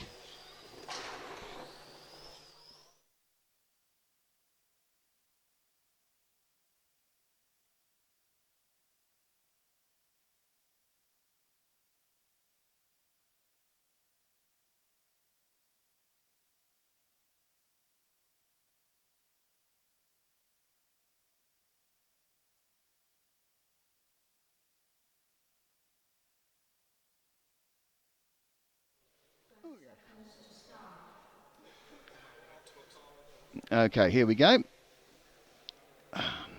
Wish James would come back, because I need another natural break. In fact, you know what? It's the first heat. Shall I just let Matt talk you through it? Yeah, I am. I'm not going to deny myself and back myself up and get some sort of terrible disease.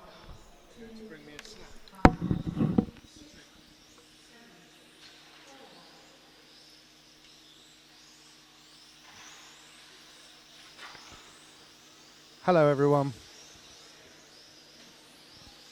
Yes, it's Matt here. We are RC Racing TV, and we are here at the EFRA 112 Track European Championships. This is qualifying round 3. Group 7 are on track now. We're brought to you by Zen Racing, Montec, and of course X-Ray, and we are here live in the Hudy Racing Arena. That's the home of Hudy and of course X-Ray. On track right now we have Roman Krisek, Olav Finn Assen, Jaroslav Maida, Jan Kormonis, Lucas Kijewski, Tommy Jansen, Indeflow, and Karol Basika. I don't think I will have pronounced a single one of those names correctly. Many apologies. And with a minute down, Olav is the fastest car on the track. We are qualifying all day today until about 7 o'clock tonight, local time.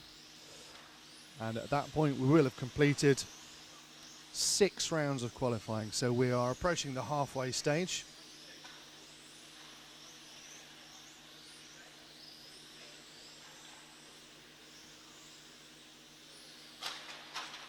Olav's still the fastest car out there. He's now completed 6 laps. Clocking laps in a little over 15 seconds.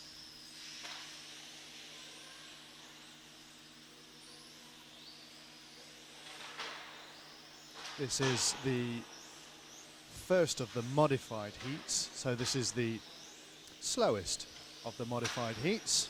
We've just had the top guys in spec out. This is modified. Now we're going to run right up till Group 11, who will be the top heat of modified.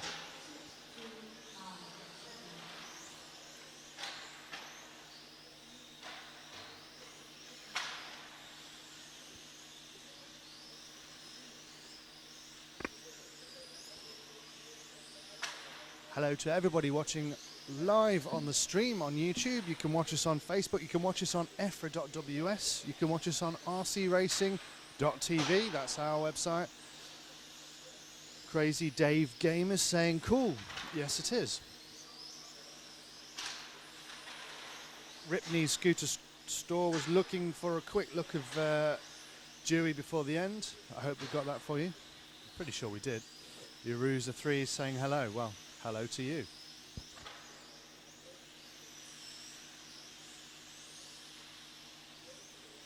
User 3, isn't it going to be doing some more alternative commentary style? Yes, he is.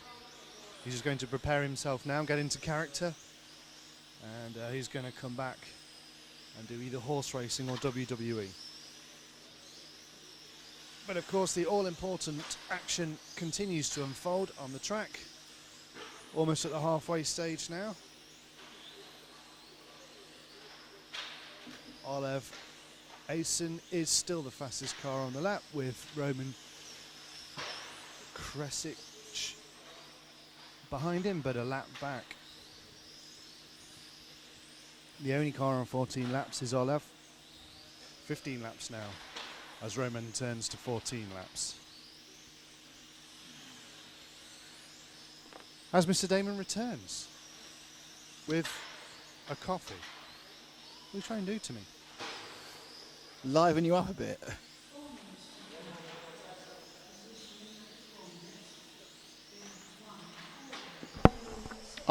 I want you the same level of animation we had last night when you were discussing things with James. Oh, really? Yes. I'm not sure. if Not that sure I've ever would seen you be, quite so animated. I'm not sure I've ever heard quite such levels of stupidity. But that is, of course, just my opinion. Your opinion, yes. For once, I wasn't. I was the one. I was not the extremist on either side.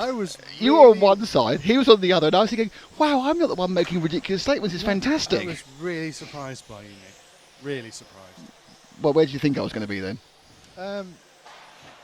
The Nick at the bar, as Yeah. many people who've worked on the team have said before, the Nick at the bar is actually quite a nice guy. the persona on the stream is a very entertaining guy, Yeah. but when the mics go down, there's another guy there. Oh yes, there's evil boss There's Nick. Evil Nick. Evil boss Nick making unnatural demands, and not that way, just of time. I try and bend time. I don't bend anything else. You've done all sorts. You've changed the results of races. I have. You've changed the nationality of racers. Oh yes. My favourite thing I ever did was when it was a very, very dull race. I actually changed the order of everything happened to make it seem interesting. But why let the truth get in the way of a good race? I don't think Motors TV care, do they? They just want a good race. No, they don't care. In fact, they just prefer crashes, I think. Yeah, crash violation. Yeah. I will have to. I don't know whether I can get. I don't know whether we can throw in the Marshall falling over bit for the. We can't really, can we? Because it's got the logos all over it. Well, you've sold your soul to the Daily Mail now. No, I sold my soul to a media agency in I Leicester. never thought you would be a kiss and tell bimbo. Well, I originally said, "Can I get my bikini body on there?" And for some reason they said no. I said, "Well, I've got this funny." No, I was approached by a media agency who said, "We reckon we can sell this to them," and I have no idea. What we're talking about is the footage of A Marshall. A Marshall at the Neo event tripping over a car that was travelling at very low speeds. Yes. That hit him in a very didn't even hit him really. I think No. he was attempting to not kick it. The most amusing thing was that more he fell over, which was funny, and then he fell into a hole. That was what was most amusing. Yeah, and the fall continued and continued Because he got stuck in the hole and he was quite rotund. Yeah, it was like a very melodramatic movie death that went on and on, and you were just like, Yeah. Just- He's like an just extra who's really milking his part. yeah. And it was very hilarious, and the only reason it was hilarious is because he was absolutely fine afterwards and a very good sport about the whole thing.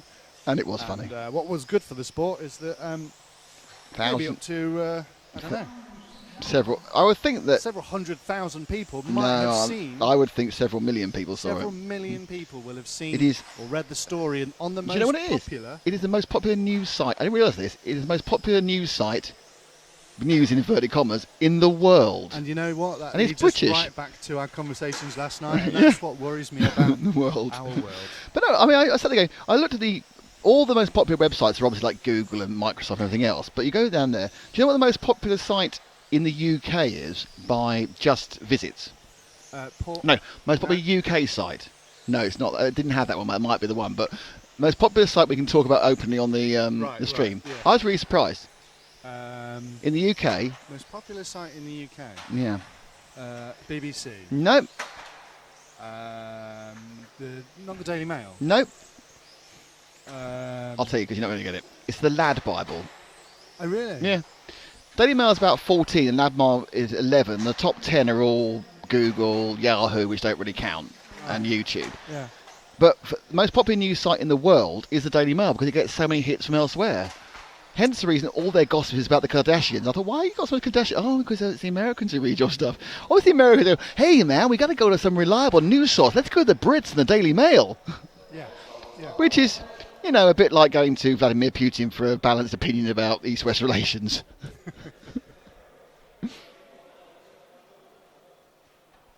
We can do Russia tonight, can't we?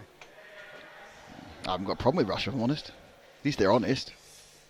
There's no greyness there. You know what's going on. It's fine. Do you think that our isolationist in the group is pro-Trump?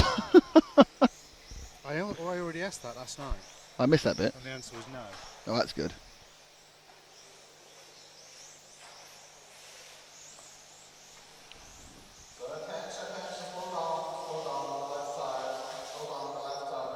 It's all live unless you feel dead. That is a bit deep. And the UK 911. I have a copy with no logos. Well, you got a copy of with no logos. The bit where he falls over. You can't have a copy with no logos because there isn't a copy without no logos because I have the master copy and it's got logos on it. Then we have no logos because you've zoomed it to avoid the logos, which we could do anyway. But the problem is that because it was taken in that really bad light because it was so bright because of the shaft light coming in, it's not, even though it's in 720 HD, it's not the greatest quality because the camera is struggling with the light differences. Because human eyes are still way better than cameras. Even yours? Not mine. Well, no, am I alright at certain distances? Like more than 20 yards and less than 50. I've got a massive, real sweet spot of vision there. Yeah. Have you got 20/20 vision? Because you can have really bad vision. No, mine's, yeah, I have 20/20 vision. Do you? Yeah. Wow. But it's just these days trying to see little numbers whizzing down, or Neo trying to see big numbers whizzing round. Oh, my watch is annoying me now. Not again, really. The Apple Watch Because conundrum. I'm standing up all day. It's telling me to stand up. It doesn't realise the height difference. You're being nagged by your watch. to stand up. Is it worried you're going to get like a thrombosis or something? Possibly, yeah. I don't have enough problem. Last thing I'll be is nagged by an animate object. I've got enough animate objects nagging me. So, heat 2 of 5 of modified.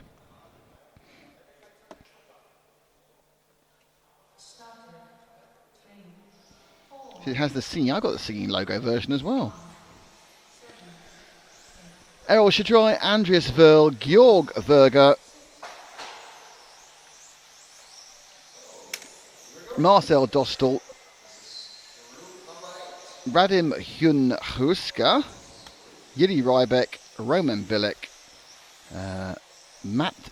Matja Jun Bender, Par Jivby,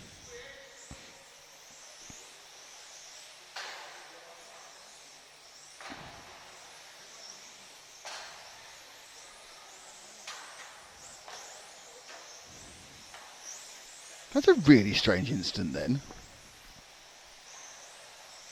There's a young lady in the corner there carrying a car. I can't really describe it because I think if I describe it you're thinking what, but it looked just very strange.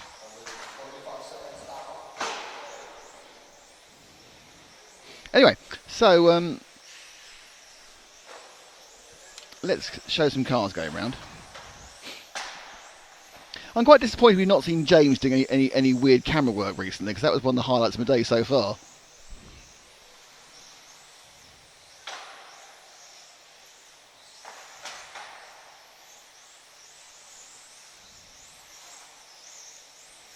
Errol Shetteroy gets the fastest lap.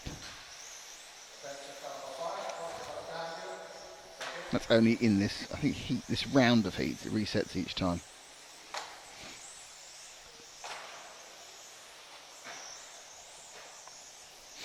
Immediately straight on to the white, yellow and green machine. Two cars missing this again, actually. Marcel Dostal's car this is.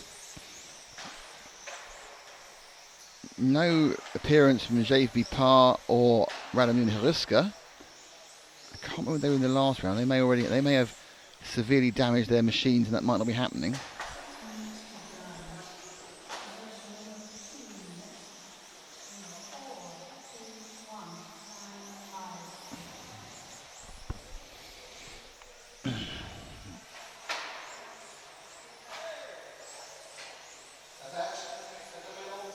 So there's a problem in the middle.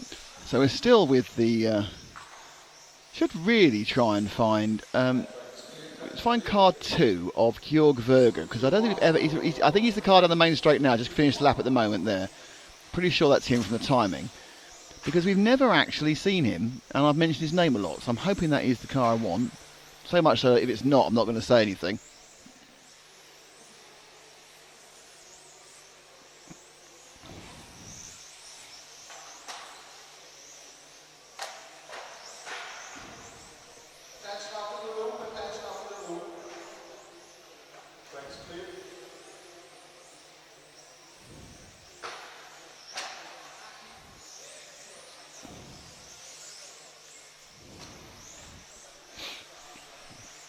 So Georg going quite well here, actually. Mr. Verger in second. He's how far behind is he? Not far. Probably a second. Yeah, he's 2 seconds behind the leader. Carries it. Oh, he's got. Oh my lord, that is Traffic City.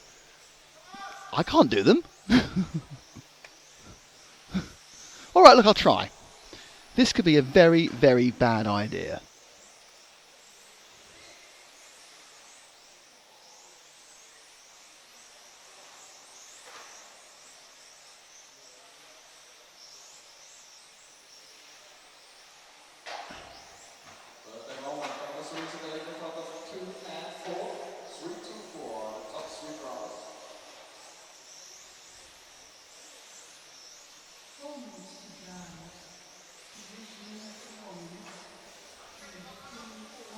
This is me trying to do a replay.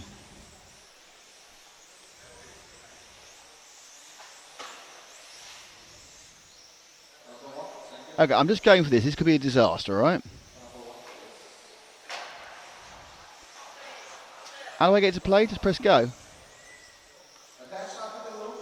VRC Pro replay. I think I've gone back too far. Yeah.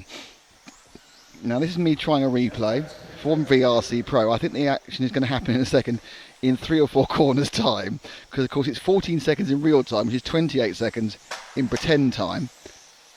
Oh yeah, I've got a crash, and then I'm going to get all the other crashes. Oh.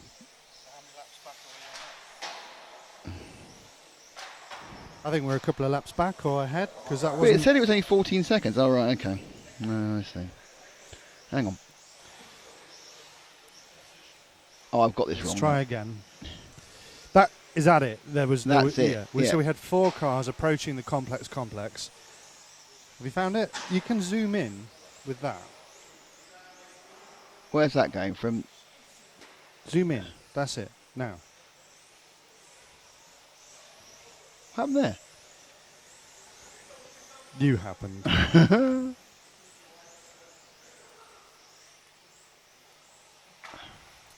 2.5 minutes remaining of Group 8 in the 3rd run of qualifying.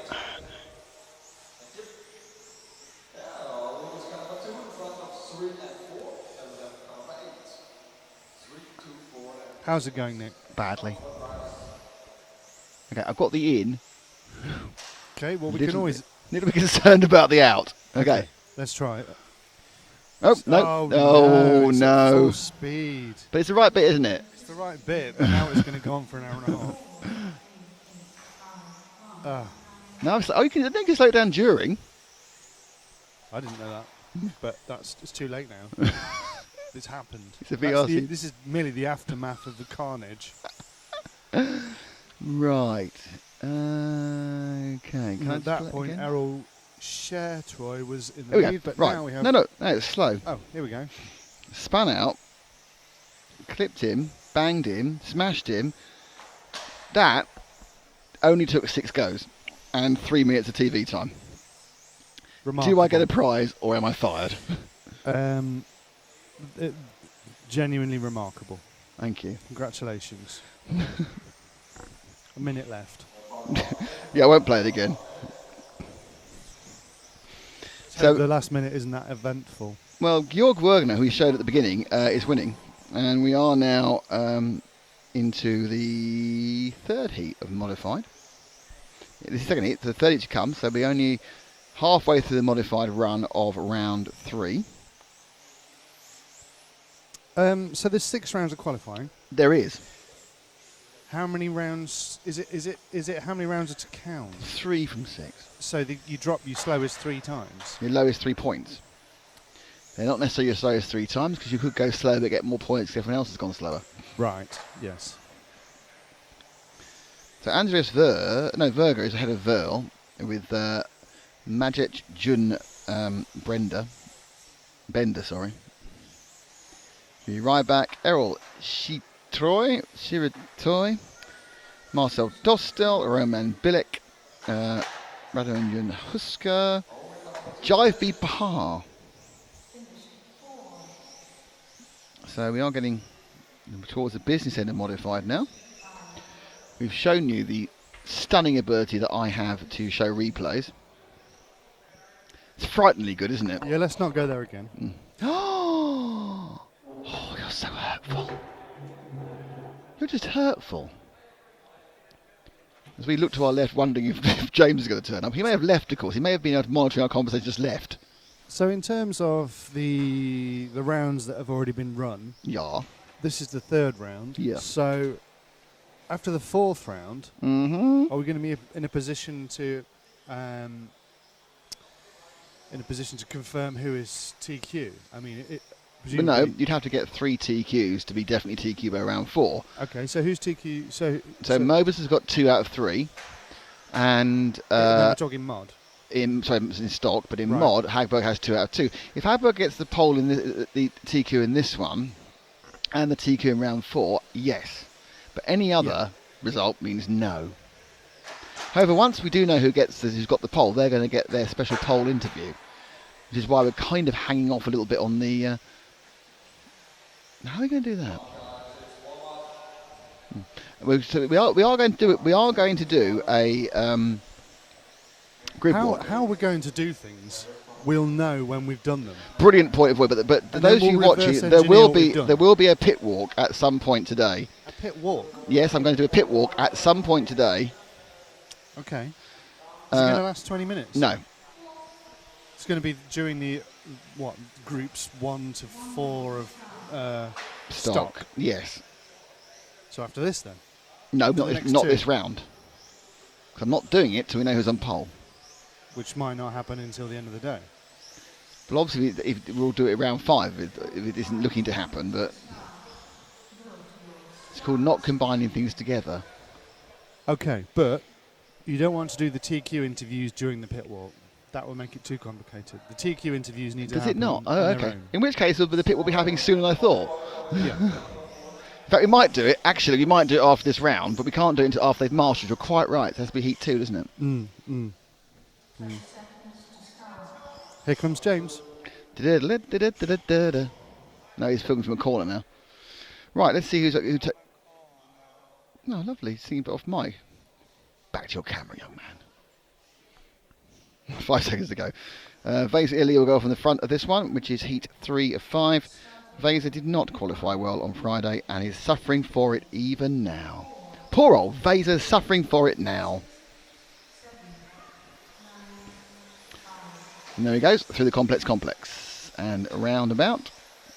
He's in the back end of the A, I think, on qualifying so far, but it's not easy. That's fine. He's a lap on his own, not a problem. He's not really hitting the apex at the moment. Another lap on his own. I think he's just still waiting for the grip to come up. I don't think he's even leading this. Marcus Askel's very close. Yeah, Jacques Liebar's taking the other 2 laps. Vaser's not getting on with his modified car at all at the moment, I would say. Be lapping Giddens very soon.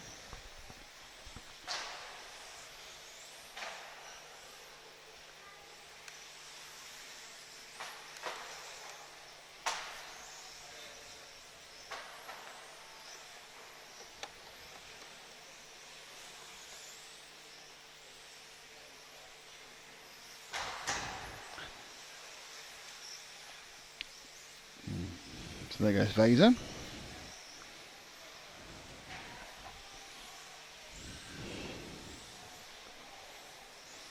So, minute in, Vaser's got back in the lead again by a second, so he's managed to settle down. I think his car was pretty good the first few laps, but his times are not particularly good. Fastest time of 13.2, should be in 12.6. I think the reason Vaser just isn't tuned into this track in modified, and you can see he's not really tight on any of the corners. That could just be a confidence thing, of course. So much that Askel's got the fast lap of 13.1. And watching around here, it's just not. The attitude of the car is not someone, he's a fast driver with a fast car, but the attitude is not someone who's really at one with this car in this setup on this track. Carpet, which is the black carpet, is not the commonest of surfaces for 12. Tend to run the grey Prima felt normally, and it's a different setup, a different level of grip required, different growth and reduction of grip depending on what part of the day you're in. 6 minutes to drive. Position 2 minutes.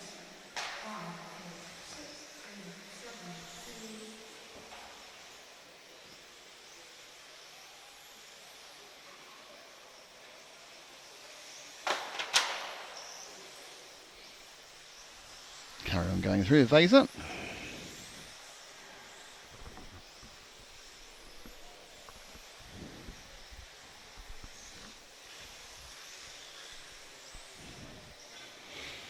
So second is Marcus Askell, which I think you need to drop back 2 cars for.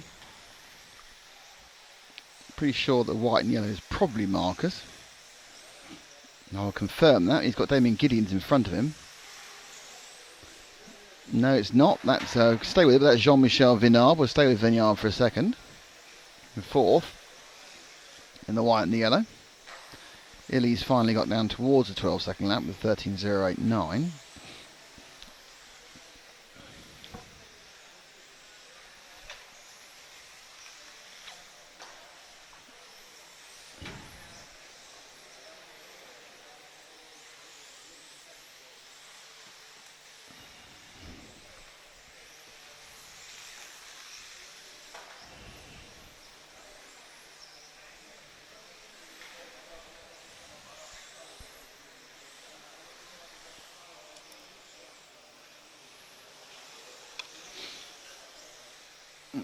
Vineyard running laps around the 13.3, 13.4 level. Seeing a lot of 12.5s in the top heat.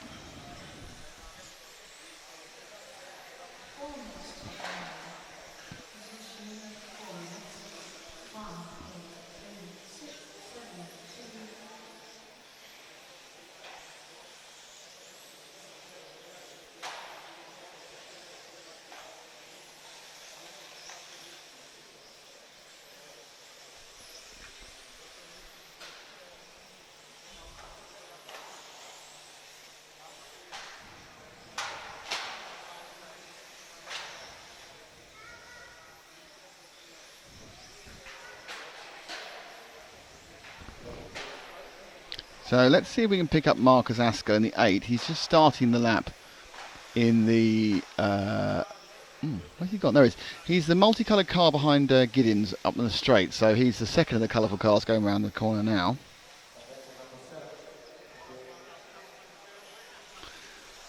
And so I desperately try and stop the timing PC turning itself off.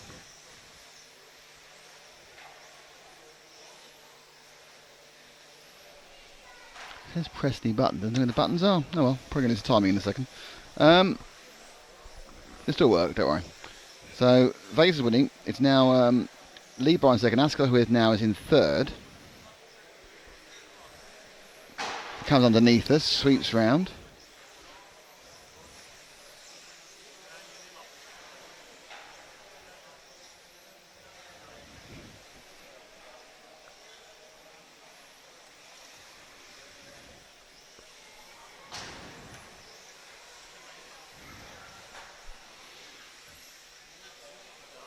So this car, I'm just wondering now, this is Asker, whether it's Jacques Lebar.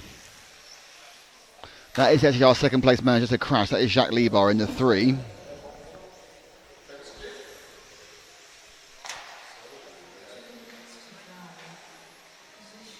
Okay, Asker is the white and orange. Okay, we pick up Asker. He's coming through the X-ray carousel now in the white into orange car. Sorry, I had the wrong car there. I think Lebar will drop behind it now. Asker will stay in second.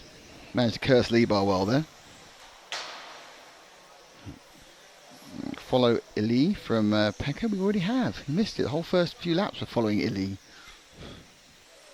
And Lebar's had a problem. He's smacked his car once too often. It's not very well. he'll drop out. We didn't have Andrei Vanuko, and we didn't have Igor Liptak, and we didn't have Peter Bowman, so we only had 6 of the 9 cars starting this one.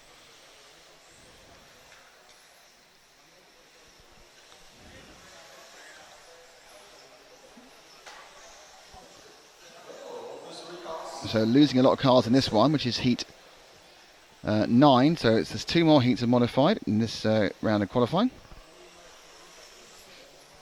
1 minute to drive.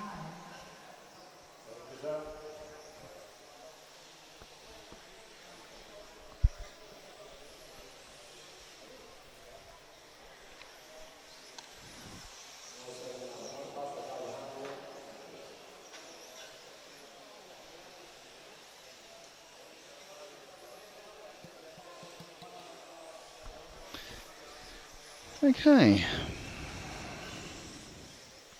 Down to the last 30 seconds. Oh, let's pick up Vaser right for the end. He's just 1 car ahead. I'm not sure he's been massively chuffed with the lap time he's got, 37.811, but he's just not really quite where he needs to be on this car. 12.8 for a best time, which I'm sure he'll be happy with, but he wants to do that. He'd like to see that as 12.6. I think really he can still get to the back end of the EFRA, and if he can find his pace over the course of the next 4 runs, then he's got 3 runs. He's got a good chance of doing something with it, but I'm sure a disappointed Finn with the way it's going here in modified. Stock's going quite well, but modified not where Vaser wants it to be.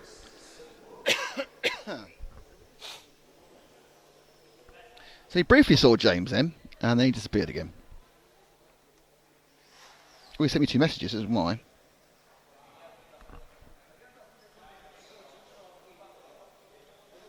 He sent me another picture. These are never good signs.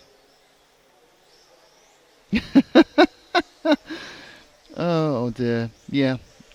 Did you get a text from James? I'm not sure you can show that, but that's quite good.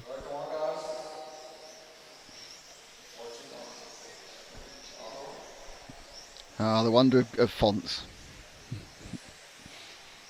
It's like a bad font. He's looking at the font for AMT model cars.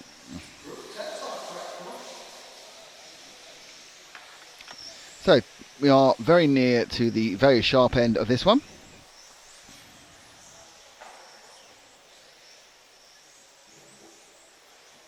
And in this, the penultimate heat, we have Dominic Vogel, Alexander Anderson, Adam Catchpole, Alexander Raront, Jacob Zundel, Daniel Sieber, Oliver Bultnick, Thomas Liptak, and Rene Docteur. So I don't think that anything like... I don't know, perhaps are the drivers all going to start? I don't think it's 9 starters here. We appear overnight to have lost quite a few of the modified runners.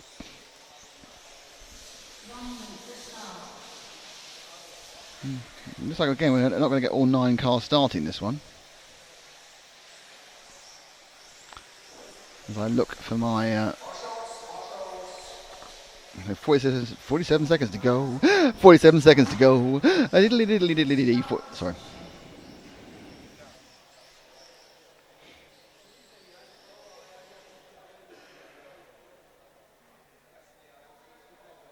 Start order. 2, 9, 6, 1, 4, 3, 7, 5, 8. 20 seconds. So penultimate heat of round 3. 20 seconds to go.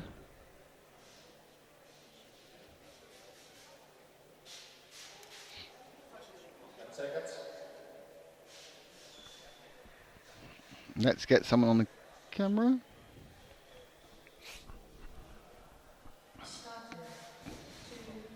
Off they go. Vogel's out and away. Followed off by Anderson. Catchpole.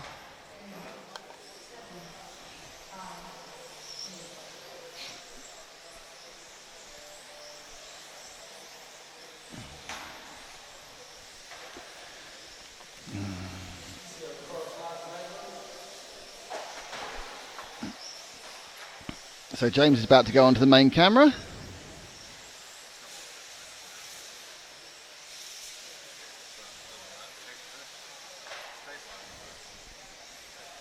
So Vogel from Catchpole, from Sieber, from Bolton. Sieber had a very, very good run last time.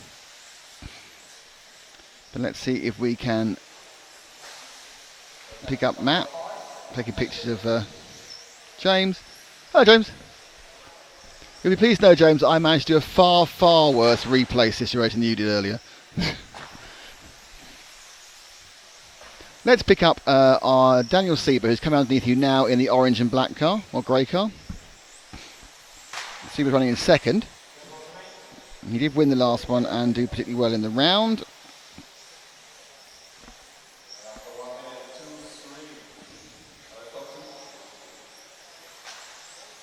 Sieber whips underneath us.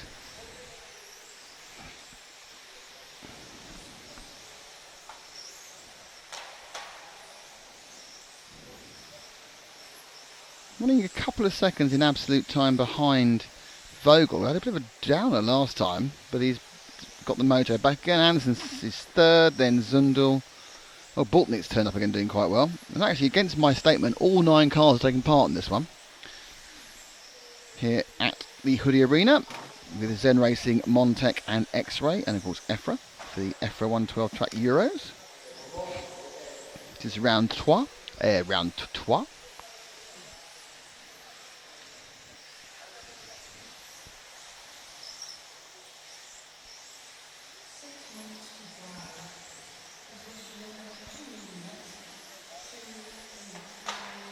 So, Sieber very much in a selection of traffic at the moment.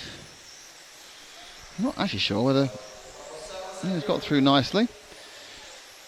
That's enough Sieber, so let's let that car go and the next car go and pick up the car coming round the X-ray area now, which is very orangey into white. That's the baby, up the Zen Z. I think that's Vogel, but I could be completely wrong. My colour memory, that is Vogel. Oh, look at me go with the memory in the right cars. So that's our leader.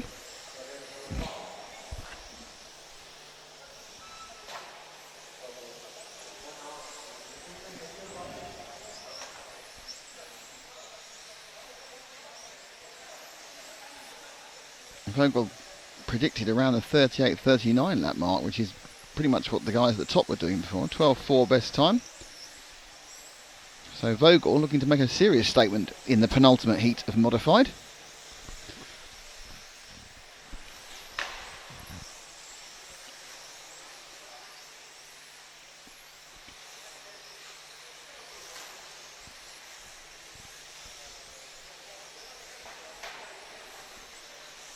And Sieber's made a mistake, which is bad news off camera. Which I think is going to put... No, it doesn't quite put Catchpole into second. Remains in third. Laurent, again, just not handling modified like he is stock today. Not really setting the world on fire. So he does actually now just nip past Vogel after that mistake. Amazing, it only cost a second that clunk off and back again. If Vogel only lost a second, that would look like quite a serious accident.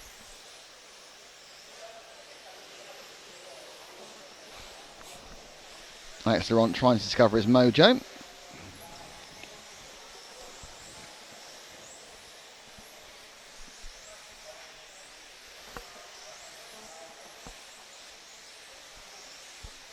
.38.808 is Vogel's prediction now. It was a slow 39 at one point.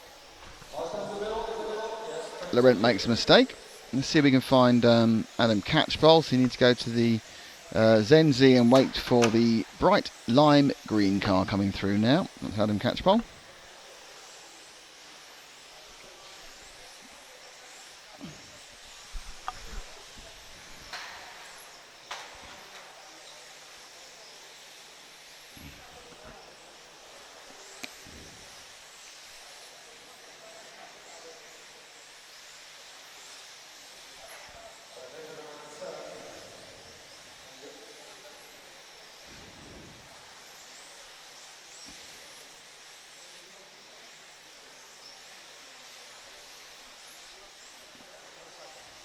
Is it?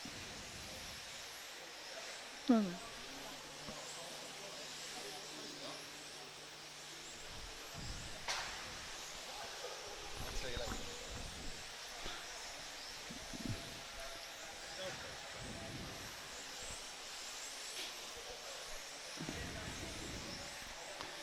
Walker Catchpole, 2 minutes to go. Vogel's still got on his way to a victory. Catchpole, as you can see, is in second. Look on the right-hand side, that's where the absolute scores are.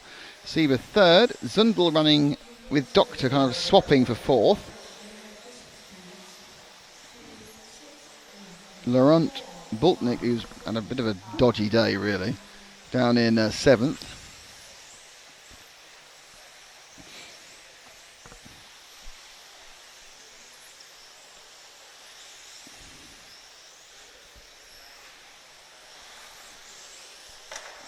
Ouch.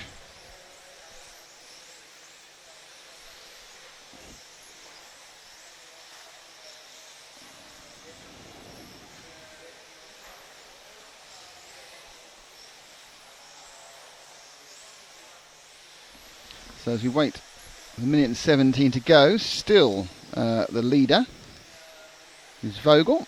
Now with Catchpoles in second. Some pretty consistent circulation without much drama today until Catchpole did that and really completely loused his day up in one easy lesson. So that is going to cost him an excruciating amount of time with only a few seconds to go. No, 7 seconds he lost on that one. And that's the tiniest mistake. And one of the things about this track is the tiniest mistake has massive repercussions. It's dropped Catchpole down 2 positions and it's going to cost him a lot of points. He's now got Zundel up his backside and Zundel actually ahead on the track. So I'm not sure the absolute time he's got of about a second. So he's let him through. So that little mistake for Adam, which he had on camera, everything going well. And now it's not. There's problems all round. That's Laurent having a problem off camera.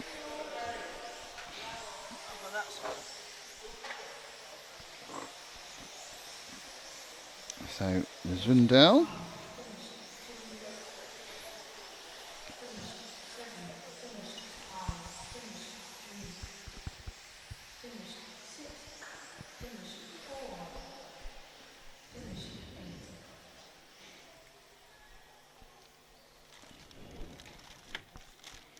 So anyway, Vogel winning that one on a 38.85, which is good but not as good as it could have been. Sieber was second with a 37.83. Then they're taking the results away. The other person came third. There's a very random amount of time before these results disappear and reappear. So, top of the round 3 now. Round 3 will be ending in a few seconds, and it'll be ending with the top heat, which will see Hagberg, Moblers, Levenham, Stadler, Honegel, Jeffrey down in 6th. I'm not quite sure what Jeffrey's done. I think it's on absolute lap time. Because Jeffrey's obviously got 4th last time around. They all waggle their little bottoms beneath me. Denoy Stadler.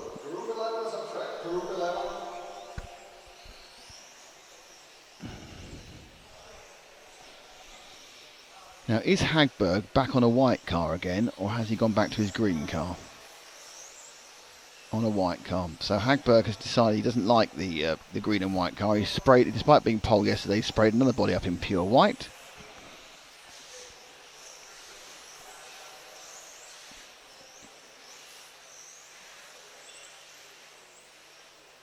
Now he's just stopped in the middle of the track. Still a minute 11 to go. I'm not sure he's going to try and go back again. Or just, there he goes.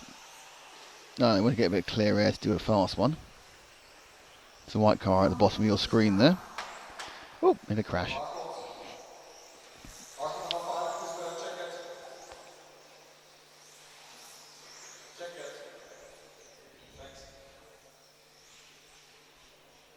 Making sure the marshal is high-vis jacket on. 45 seconds to go.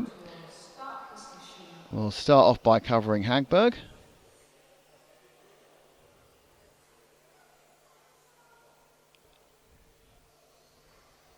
Start order. 1, 4, 2, 5, 6, 3, 8, 7, 9. 20 seconds to start. So the question is, as you can see, Hagberg, Jeffries, Levenham, Stadler. Oops, it went dark. Quite an ethereal look. I like those colourful cars, apart from car 1, which is painting his car white. Rattle can white for our current leader, and off he goes. Let's pick up the white card, James, at the front.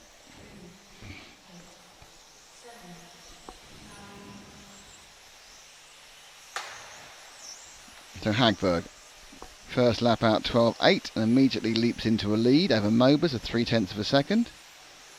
But it's Ollie Jeffries who has the fastest first lap at 12.6. Hagberg now up to speed with the X-Ray, with Skiddy across the top of the ground, 12.2, which is probably the fastest lap we've seen so far at any point. So despite looking a bit skiddy, it's also looking very, very quick indeed. So Hagberg backs up with a 12.7 and effectively is schooling the rest of them again. Jeffries is only a tenth behind, in fairness, so it's school's not out as such. 12.4 for Hagberg that round. Jeffries does a 12.13. I should be cutting this, shouldn't I?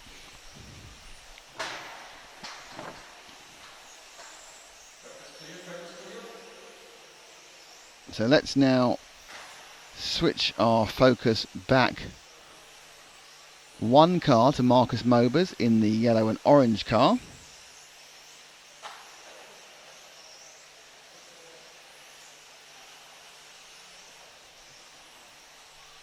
He goes through the infield now, Mobers, and comes down the main straight.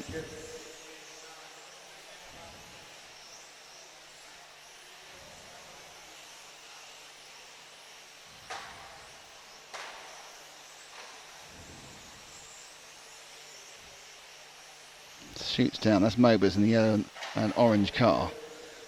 Going through that time round, Hagberg 12.4, Jeffries 12.6, the gap 0.9 of a second. Mobers, who we're with at the moment,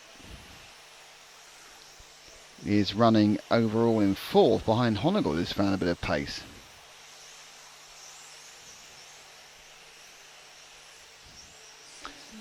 Okay, let's drop back now to Jeffries, who is coming into the EFRA E right now and avoiding a selection of accidents. And that's Jeffries on the main straight in the yellow car, the yellow tail. So Jeffries putting a good performance here. He's down 1.6 seconds on Hagberg, when everyone's down Hagberg at the moment. Hagberg absolutely setting a scorching pace, which as they go round the X-ray carousel, this time it's up. And Mobers will wait for Jeffries to come through this next lap before we get the actual time. And Jeffries has dropped down to third because Mobers has started going really, really quick. So Mobers has found a bit of speed, which has meant that because they are all much of a muchness, suddenly Jeffries is finding himself dropping back slightly. And Levenon now has the fastest lap for 12.177. So let's see if I knew her Levenon. You hear him about to go down the main straight now in the white and blue machine and going through the Montec and into the effort. That's a fantastic pickup. Thank you, Paul. Paul? Sorry. Thank you, James. Good grief, I've gone back a weekend. So Levenon now, who didn't start well but has found some absolute pace in this associated car in this heat, currently running third over a wing. Oh, I got away with that one, didn't he? Just tipped it, didn't quite go through.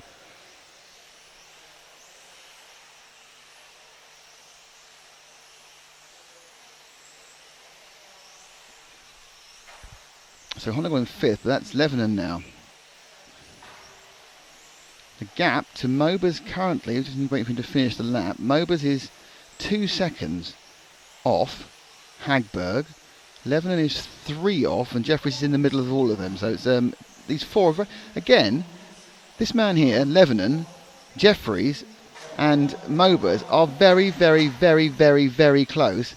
But Hagberg is, when you define a slightly different league, he's in a slightly different league. He's in, he's in La Liga and they're in the Premier League, or vice versa. Certainly, he's looking very, very good indeed. With 3.5 minutes to go. That's Levenon. So let's go and see if we can find Hagberg again in the white machine. I think he's just going over start finish now.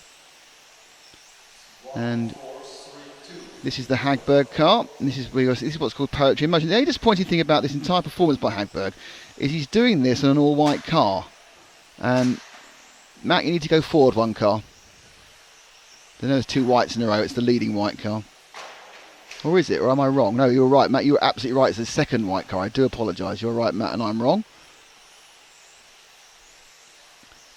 I should oh! Now. That's interesting. How much is that going to affect his overall lap time? Because they're very, very close, and he's just made his first mistake. And a second mistake there. So he's a bit rattled there. 13.9. This does mean that Jeffries is going to get very, very close, but he did have about 3 seconds in hand. So he's lost 2 of those 3 seconds. That's right. He's now 1.3 ahead. So Hagberg is human. He can make a mistake. Just got a little bit of oversteer on that corner there. Oh, and he's done it again. He's done it again. And he stopped. Well, that is dramatic. Why did Hagberg stop? Must have felt there was a problem with the car. So it looks like it'll be around. Let's find Jeffries very quickly. He's just going into the EFRA E now, in the white into yellow, and underneath us right now. Because Jeffries now, there's 2 minutes to go. Doesn't have a massive lead over Mobers, but does. Wow. That is really strange. He knew something was wrong and stopped almost immediately. Now Jeffries' lead over Mobers is it's a long, long way over everyone. Everyone's dropped back to 8 seconds behind Jeffries. I think they've been off camera. People remember saying Jeffries is sitting on an 8 seconds lead. So Ollie just needs to keep this on the old island for 1 minute and 22, and a round victory is his.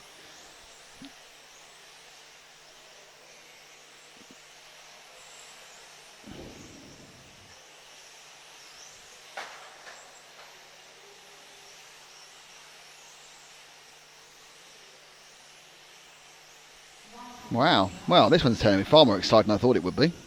Round 3 of qualifying. Jeffries beginning to get a bit closer. I think it was Honegal who fell off in front of him. 11 in the second. Stadler now picks up third. Sort of also in Mobers.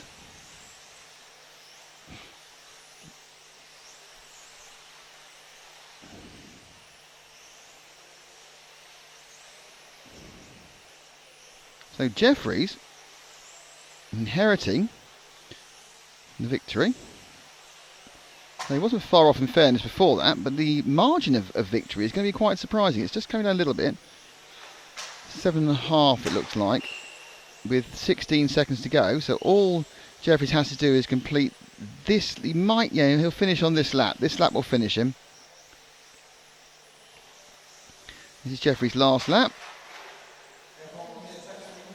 And he gets round with a 38.801. And I should think that's a very happy young man indeed. You can see him there on camera. Next to him to the left is Jorg Michael Teat. To the right is Mark Stars. Not a very happy man. But the victory is that of Jeffries. So, wow. That is a surprise. Hagberg, after 27 laps, made a mistake, made a second mistake, and just pulled off the track. Altman is 8th. So it's Jeffries who wins. Levin is 2nd. Stadler is 3rd. Mober's not particularly chuffed, I wouldn't think, with 4th. Lost that on the last lap to Stadler with the 14-second lap. Jorg Michael Teat gets a 5th, which he needed because he's had a few bad ones. Honegal nowhere. Well, that was a lot more interesting, would he? Tim Vessel says you can't compare 2 top leagues. Well, all right. I wouldn't say that the other's a championship to his Premier League. That's why I'm trying to make it different but good. But I got that one anyway. So, that is the end of round 3 of modified thingy-bobbing qualifying. Now, what's going to happen now? There's going to be a break. As they all go back and think about things.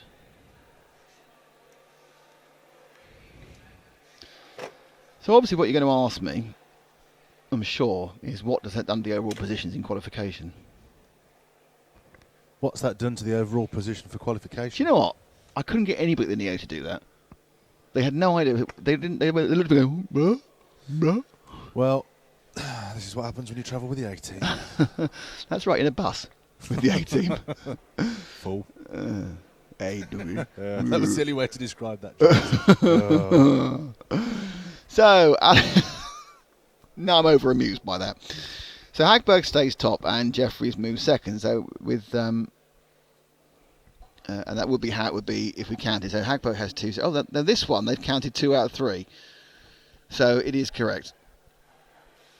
So it's Hagberg with 0 points, Jeffries with 2 points in second. Mobers and Lebanon are equally in third with 6 points. Dominic Vogel is 5th with 8. Dennis Stadler is 6th with 9. Hooper Honigel is 7th with 12. Sieber is 8th with 13. Stiles is 9th with 15. Alexander Anderson is 10th with 20. Vesa Ili is first unlucky person. He has 22 points, and then was out in 11. It's Catchball, Laurent, Zundel, Liebar, Ultman, and Marcus Askell.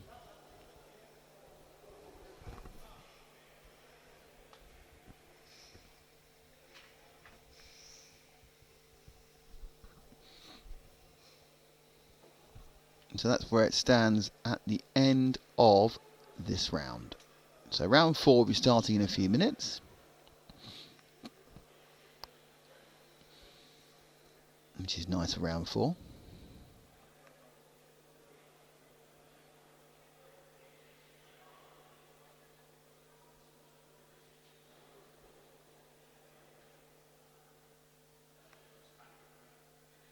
That's gone wrong. That's wrong.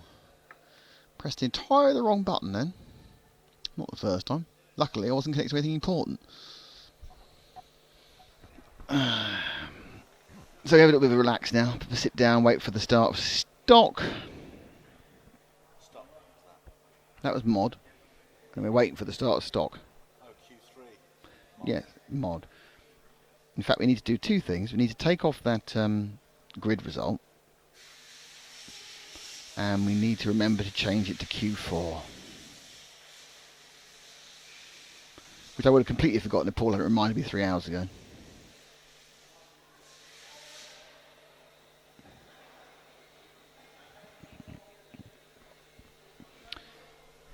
So we're going to be doing a grid walk in a second. Or a track walk or a pit walk, whatever it is. Yeah? Well, we're not in a second. We're going to do it in a couple of minutes, actually. We're going to do it after heat 1 of stock. We could just do it now. Should we do it now? That's a yes from Paul. From Paul? Why is everyone Paul today? So 7 minutes. If everyone says 7 minutes to go, then we'll lose the top drivers because they'll go marshalling.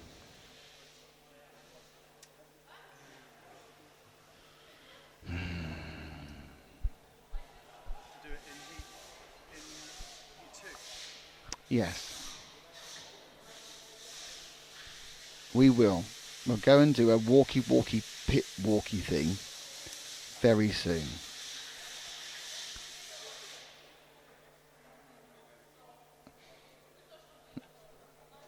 Apparently Matt's going to go and make a massive flowery presentation of his areas. Which is rather strange. So, everything quiets down for a few minutes. The next round gets underway in 6 minutes and 20 seconds.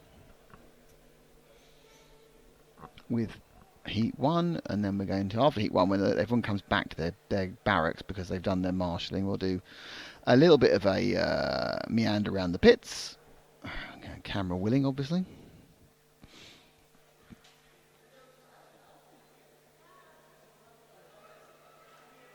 And then we'll do something else of excitement.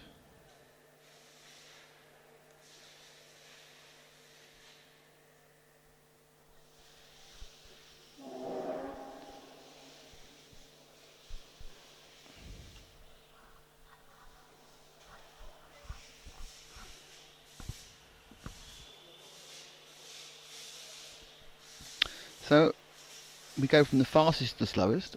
So from the drivers of the top level of mod, we go to the bottom level of stock. About 3 seconds a lap on a good lap slower. I pulled something out there because I can't hear anything. What have I pulled out? Oh, it's a pull my I've pulled my headphones out from my monitoring device so I can no longer monitor myself.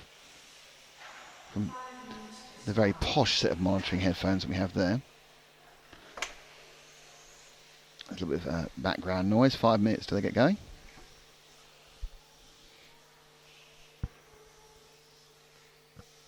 There's more phoneage work going on over there. There's a lot of phoneage work happening as far as I can see.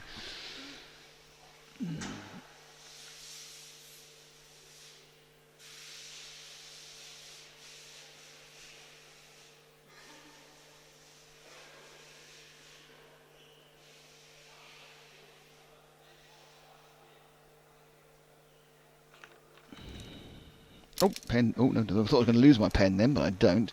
I have been dropping things slowly on the edge of the track most of the time.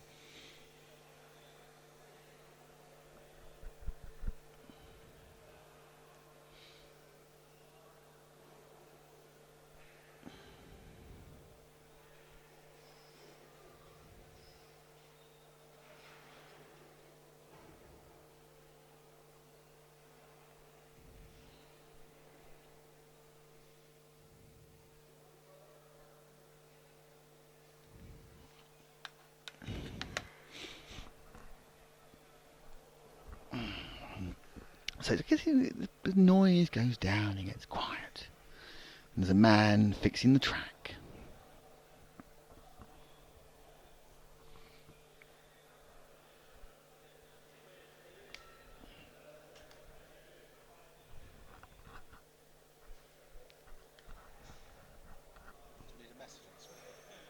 No, about to start a minute, aren't we?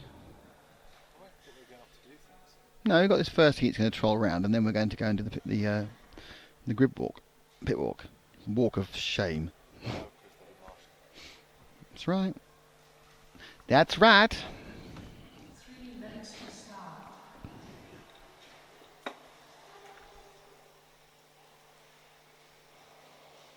Ooh, blimey.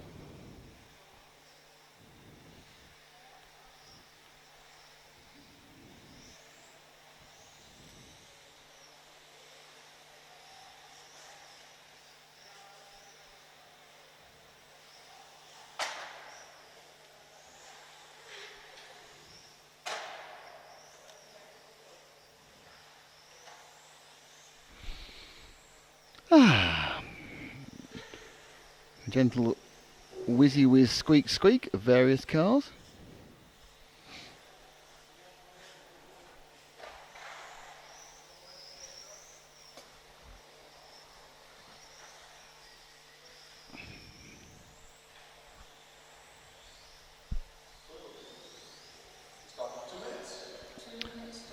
We do start in 2 minutes, he's right. 2 minutes till we start.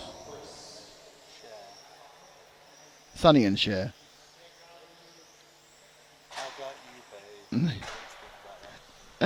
Hey, I got you, babe. I got arms in my legs. I've got cheese on my head. None of these are the right words, are they? Oh, you've not got the picture up yet, have you? It's not dragged it through. It's alright, I don't know. Just a YouTubey thing.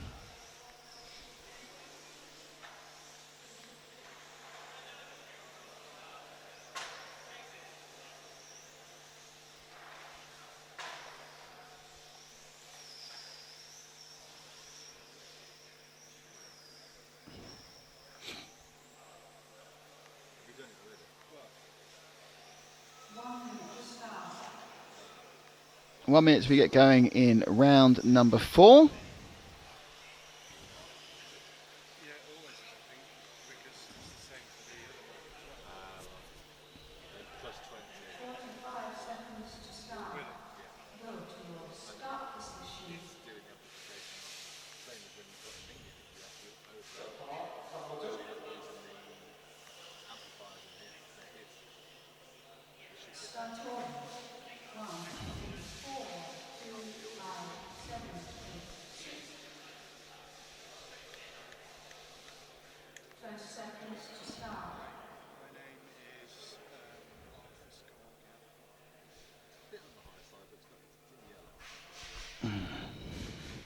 Anyway, so we're about to get underway with this first qualifying round of the qualifying heat of round number.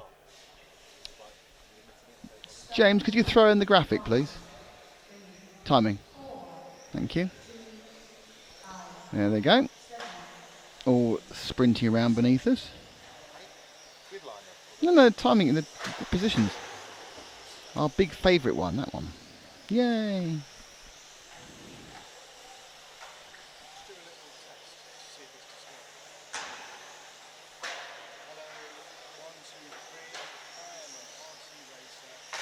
Are you?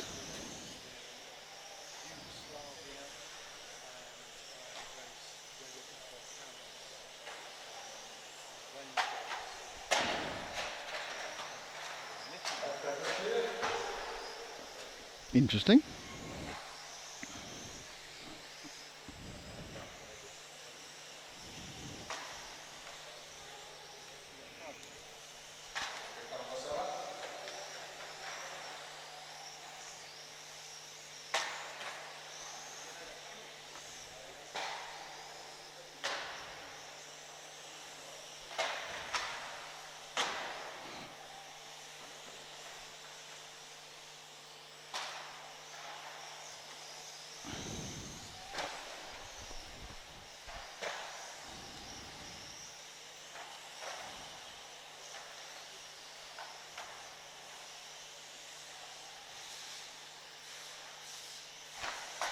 So leading at the moment, it's Ryan Streeter from James Can. They've done 5 laps in around the 120 mark. So they're actually averaging about 15 to 16 seconds a lap.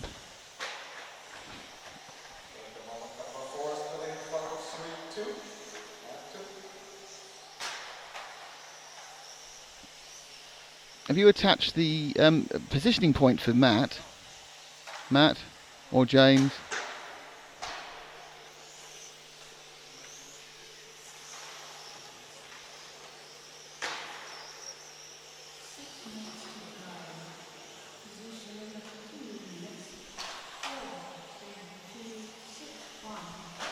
It needs the Terra deck on it.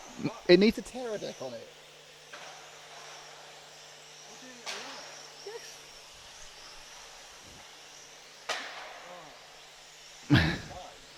Yes.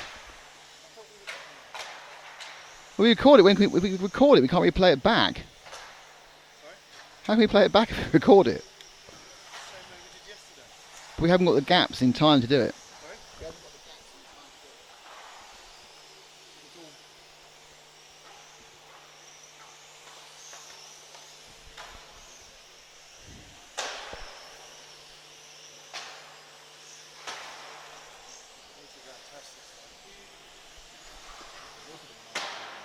You need to plug the receiver in as well.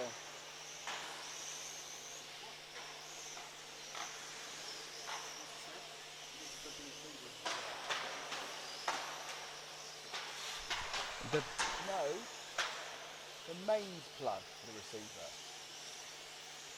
Oh, I'm being very much criticised here for trying to help.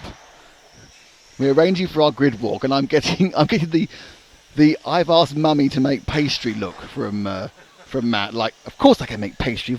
They thought you couldn't.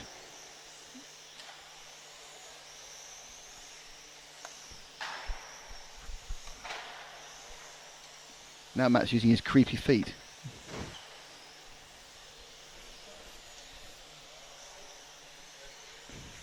Now the referee's plugging it in for us.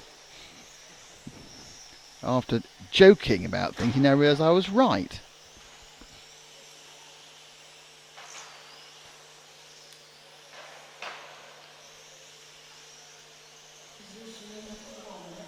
Four minutes to go. Still Lee Streeter, no, Robin Streeter from now it's Per Bergazzoni. James Can has dropped down to 4th. Oh, one of Frank's marvellous types actually being useful for once.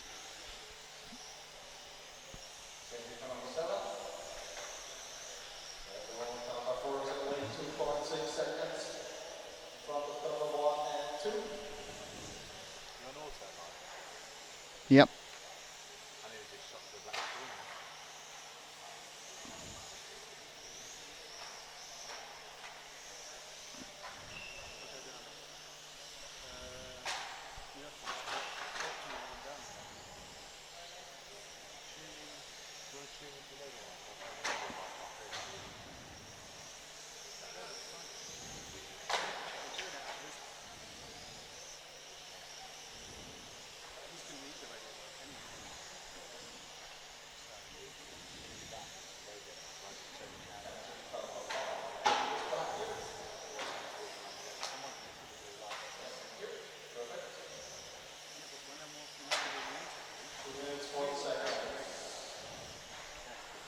So Streeter from Benigazzoni.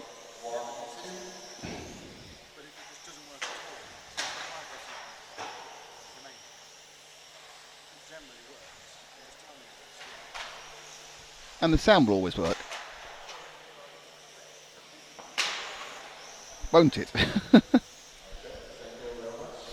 amazing the amount of preparation that goes into what should be a relatively simple performance. The other thing you have to work right, you have to change the graphic as well. No, to pit walk, or grid walk, or pit walk, whatever it is. I know, God. This is real kind of, oh, do I have to?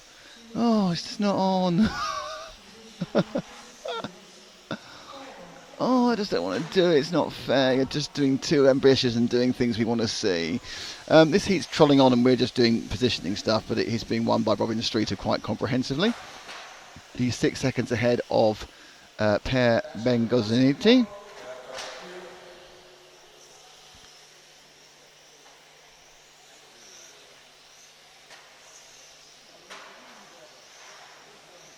Why isn't Hackberg marshalling? Oh yeah, he's been dad marshalled. Yes, there's Bossy down there. Okay. Tell Matt it's not so great. He just needs to not move.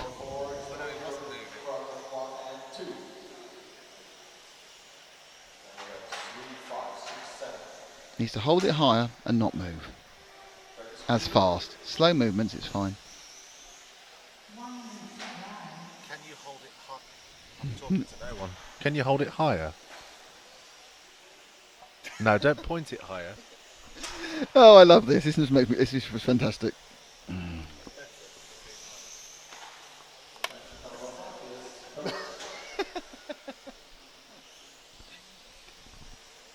Anyway, am I on mute? Yes. Oh, this is about to go flat as well. That's always good news. If that goes flat, then you're going to get a loud. We've got one bar. One bar at the moment. We could change it, but that'll take time. Last everyone one bar. All right, everybody. We're going to try and start this. Talk.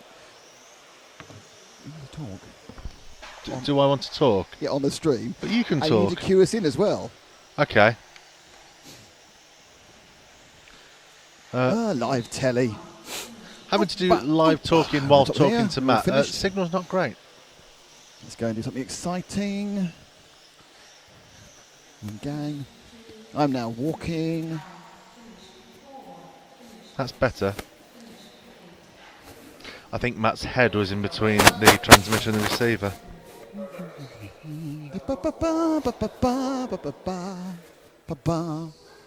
Je suis here. Is he going to cue us in? Okay. Over to Matt and Nick for the pit walk. He's going to tell you where we start. You're on. Start now. No. You are live, by the way, guys. Hello and welcome to Pits. That's Matt. Hi. And I'm Nick. And we are here, as you can see, testing the limits of our technology, as always. As you can see right now, we have... look, he's a bit of wet and dry work going on there with Alexander. Alexander, morning started well, but the last heat not so good. What caused you to retire? I crashed and the motor moved and my spur gear broke. That's the sort of mistake I'd make. But yeah, I mean, you started really well, but was it just mistakes, or was the car starting to handle not so well towards the end? I'm having problems with a tweak in the car. It's always sliding to one side, so I need to figure that out. Is it bad enough you might have to consider running a different chassis? I'm not sure yet. No, man, deep in work. So let's just move across the table to a very happy man. Finally, after you must be you must be happy after that round, surely. Happier. Your dad's watching, by the way. Yeah, he texts me every 5 minutes, so I know. You're doing it wrong, but you did it right there. You carried on going when Alex. You were a couple of seconds behind Alex, but when he fell out, you were there to pick up the pieces, and you were way faster than the rest as well. It just seems the start of the run I seem to be slow. I mean, I think after about 2 minutes I was catching him because I was gauging where we were on the track. So it's just the start of the run I seem to lose time. So if I can figure that out, then I don't see why I wouldn't be the same speed for the rest of it. It just doesn't start very good, which is strange. But yeah, I'll take a TQ. Wasn't pretty, but Yeah, you take the point. Take the point. yeah, or no points technically. Yeah. These are ordinary. Sorry, I'm going to be really techie now. These normal front tyres, because you don't normally have rims showing either end. Have you trimmed off the edges or something? Yeah, just the way we sort of round the edge. Probably they're not all like that. Just it's sometimes easier to just make sure it's a clean edge, just so the tyre's not overlapping at all. The inside doesn't make a great deal of difference. Obviously, the radius on the outside does. Usually, it's easier to drive when you sort of have a bit of edge showing. Not a big difference, but obviously, it's little details. Now, your car is sitting there very happily, and you're going, lovely car, whereas Alex is rebuilding his. So yours is absolutely fine. You've got no issues with it. It's just the nut behind the sticks that's the issue. And I'm going to work on it till we start racing again. It's never good enough, I guess. Even when you TQ every run, it still wouldn't be good enough. So you have to keep working and try and figure stuff out. Thanks, Ollie, and that's what we need you to do. So, hang on, let's get the organiser, Mr. Young Martin. So, Martin, you're not racing. You are the organiser. Is that more pressure than being a racer? Well, on the Friday when it all starts, for sure, yes. But now I'm enjoying it and I can take a beer without any problem. So non-alcoholic. We're missing out on it. We can drink. We're just broadcasters. That's fine. Thank you first of all for inviting us back to the Hudy Arena. It's a fantastic venue for 12th race. But of course, you've got a double dose of European Championship this year because we're back in just less than 3 months' time on the outdoor track. Yeah, sure. I mean, this will be another challenge for us because it will be actually 3 European Championships because it's a touring car modified, touring car stock, and also the first time for the Formula. So it's quite a big challenge, but we are looking forward to it, and for sure I think we can do it good. But will you be entering that one? Because you normally run the ISTC, don't you? Yeah, I drive. So I have my friend here who I'm teaching, to be a race director. So he's in the timekeeping. He can manage also that one. So that guy will be the race director for the European Championship, and I will drive the modified and Formula. Now, on an X-ray basis, I mean, there's so many blue shirts there. It's amazing, but it's going pretty well in this event so far. There's a lot of continuous development within the car. I mean, the 16 car came out. Are you now already working on bits for the 17, or is this the European Championships are focused and we'll stick there and then we'll start working after that? Well, this race is actually the last race of the season for the 12 scales because it will start again in September, October. So this is the final stage for us. We have already some ideas and we already test some prototypes. Also, our team guys are using it on this event. So and it seems pretty good. So after this race, I will talk with Ollie and Alex, who are my main help for the 12 scale. We'll sit together, talk together, and we will come with the final version for the next year. And we're 5 or 6 years into very stable regulations within 12th, and obviously I think it's probably 5 years since the first X12 came out. How much more can you change that's going to make a major difference? Is it really just tiny improvements now? I mean, we're not ever going to see anything that's different massively. Well, in this category, it's really about the small details, but of course, it makes a big differences, So even when you move something by 1 millimeter, you can easily recognize on the track. So it's it's kind of like looking for the small goals and trying different things. And actually, there are not many big changes what we are planning to make, but these small changes will make some improvements on the track. So that is important. Now, just behind that wall there is the massive and unbelievably impressive X-Ray factory, which is right now churning out its next new car, which I believe is the new 1/8 track machine. I just have interest. Do you make all the cars in batches? So you just make 1/8 cars, and or are you making bits for all of them all the time? Well, this is a very tricky because also for us the planning, it's not like we start with one project, finish, we start another. This is impossible. So we have different kinds of machines. So we need to have the planning for because not how could I say? Not all parts can be made on few machines. So we need to make the timing also. So for example, we make now a RX8. But some machines are not particular for this project, so we immediately make for another projects, also for the Hudy tools and stuff like that. So we have a big portfolio, and we always have to make the planning and to make sure that all the machines are keeping busy. So it's not only the Ericsson 8 now it's also the XB8, and on some machines beside the Hudy projects, also the parts that we are missing for our regular cars like T4 and the other cars. So you now I think make a competition car for just about every single event that EFRA do, apart from large scale, obviously. But which is the most important? Which is the crux product for you to get right each year? Well, this is hard to say because we have the passion to make all our cars the best, So, from the market size for us, the touring car 10 scale electric, it's very important, and also now the Formula class grow hugely in the past 2 years. So it's also now one of our core projects beside all the other electric. The nitro is the market is not as good as it used to be, but it's a cyclic, so it depends. Maybe next year we'll grow again, or this year we'll see. But we are focusing 100% on all projects. It's not like this project is more important for me than the other. Okay, the sales can be varied, but for us it's important to have the good car, the best car possible for our customers in each class. This year we have 4 World Championships. X-Ray, of course, have already won 3 World Championships, 2 in 1/10 and 1 last year with Bruno in the off-road. You've got 4 World Championships. You've got 1/12, you've got 1/10, you've got 1/8 track, 1/10 track, and you've got off-road. You can choose one. Which one do you want to win? If my personal, T4. Martin, thank you very much and good luck, and thank you for organising. Fantastic stuff. Thank you very much indeed. Now, I think, did Patrick just whiz past and no, he's over there. Now, I'm not... Let's go and see Patrick Bandera, because this is someone I actually race against and I also work with. Now, I have to make sure he's not going to be swearing. Oh, no, Patrick not happy. He's made a mistake. How long have you got till you go out? 15 minutes. Oh, fine, I'll talk very quickly. Patrick, who is used to working with cars full-time, because he's another one of our full-scale motorsport workers who's also in the scale motor. So you obviously work within Aston Martin Racing. Actually, I'm going to ask you, what actually do you do for Aston Martin Racing? What do I do? Yeah. I'm a performance and simulation engineer. And that is?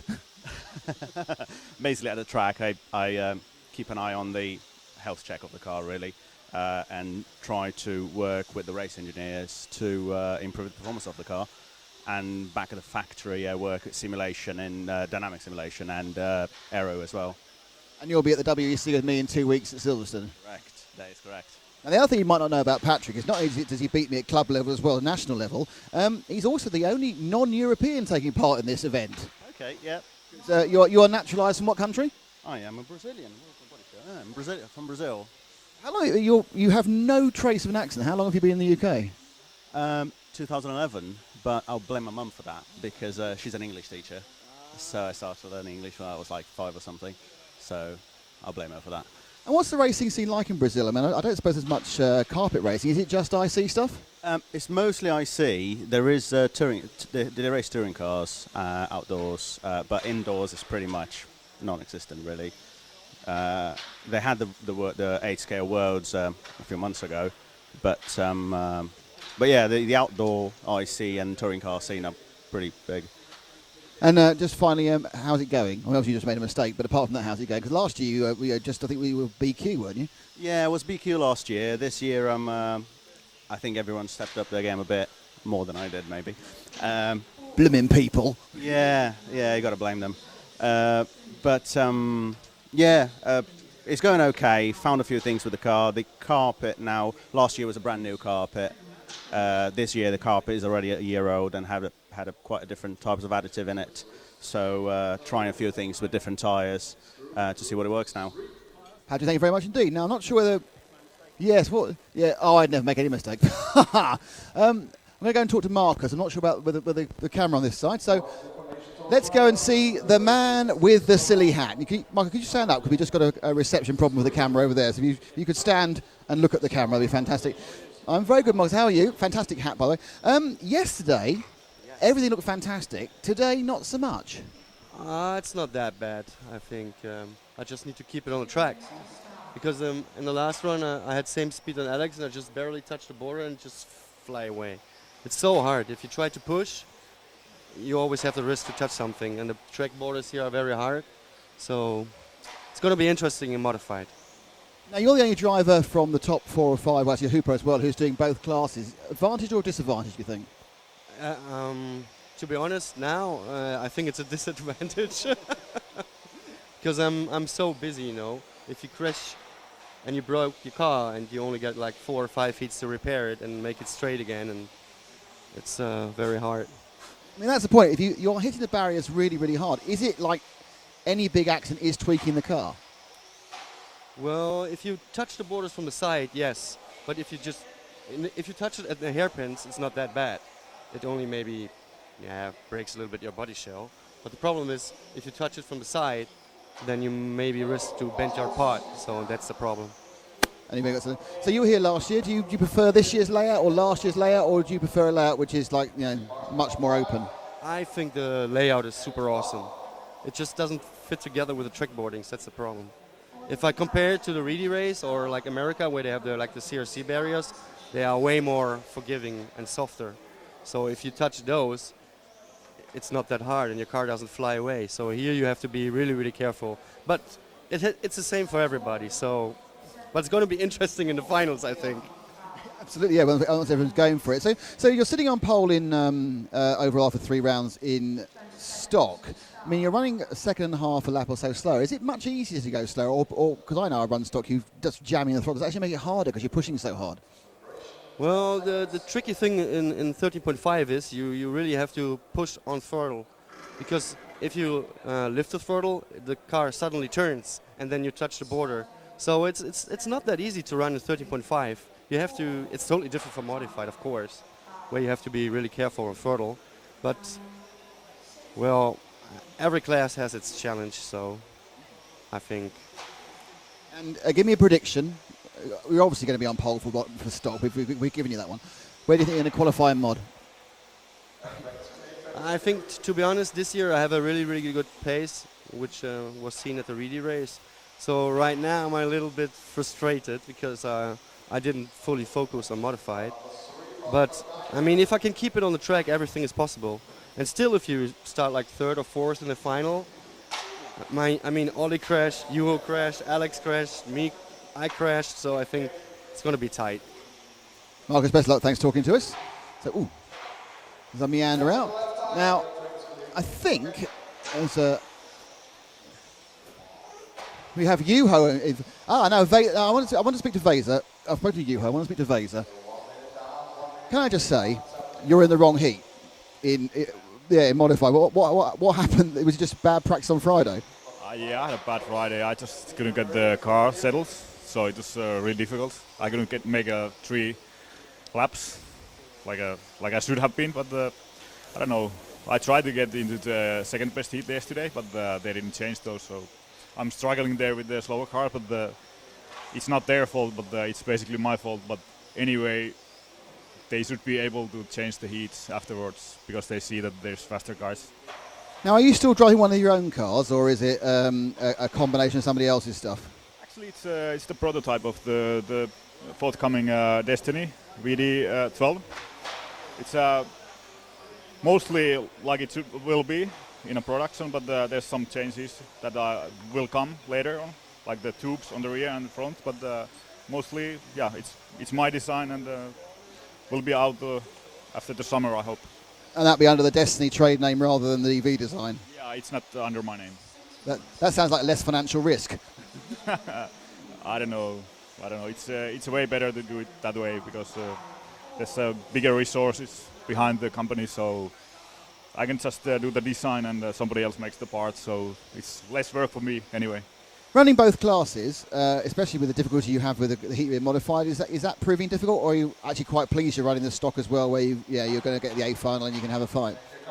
Well, it's been a struggle in a modified. I broke something, or something broke in a modified car in the second round, or maybe speed or something. I changed everything, all the electronics, so it should work now, and it was okay in the last hit, but well, it would be a lot easier to do just one class. I think stock is going okay, but basically if you screw up in another class, both will get a little slower. So I'm trying to get faster in the last heats. Yeah.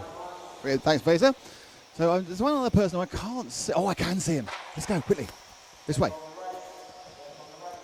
This is very important. Okay. David. We have a camera over there. I know you're screwing a tie. Could you stand up? Can you stand up? And I have been asked by your good wife for this. Happy birthday to you. Happy birthday to you. Happy birthday, dear David. How old are we? We're 40 today. It's the big 4-0 for David Spashik. Do you remember the little kid who used to win those championships? Now he's a big grown-up boy. That was your wife PM'd me to get me to do that. Oh, did she? That's good of her, isn't it? Yeah, thanks for that. I know, obviously, thank you very much for being one of our supporters for now third year with Zen. How are you feeling about, how is it going as a company day here? How are your team going? Yeah, they're doing all right. They've all got a good chance this weekend. At this level, you need a bit of luck as always, but they've all got a good chance of making the A, so it's good. And you, of course, won another national championship a couple of weeks ago. Was it 113, 115? Maybe not quite that many, but no, we did good. Ollie Payne had a great year. He won both the stock championships, and I managed to get the modifieds. Yeah, it was good for us. Yeah, I mean, Ollie's a good example. He's a young man who's coming on very quickly. He won both the, let's say, junior championships of the day. Are you, as team manager, you say, no, Ollie, you've won those two now, step up to the premier classes on the Saturday and the Sunday in the British Championship? I always want to see people try and improve themselves. Once you have succeeded in something, I think it would be a good idea for him to move up. But also you need to gain confidence as you do it as well. So a big step to open mod is quite a big step. So we'll do some testing in the summer and see how we go.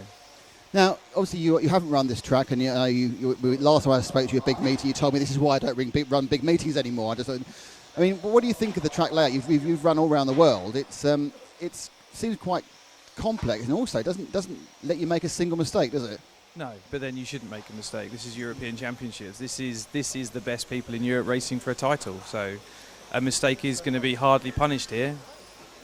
So in your time, do you ever run a track with such unforgiving barriers? I mean, it used to be the world of bot dots, wasn't it, all those years ago?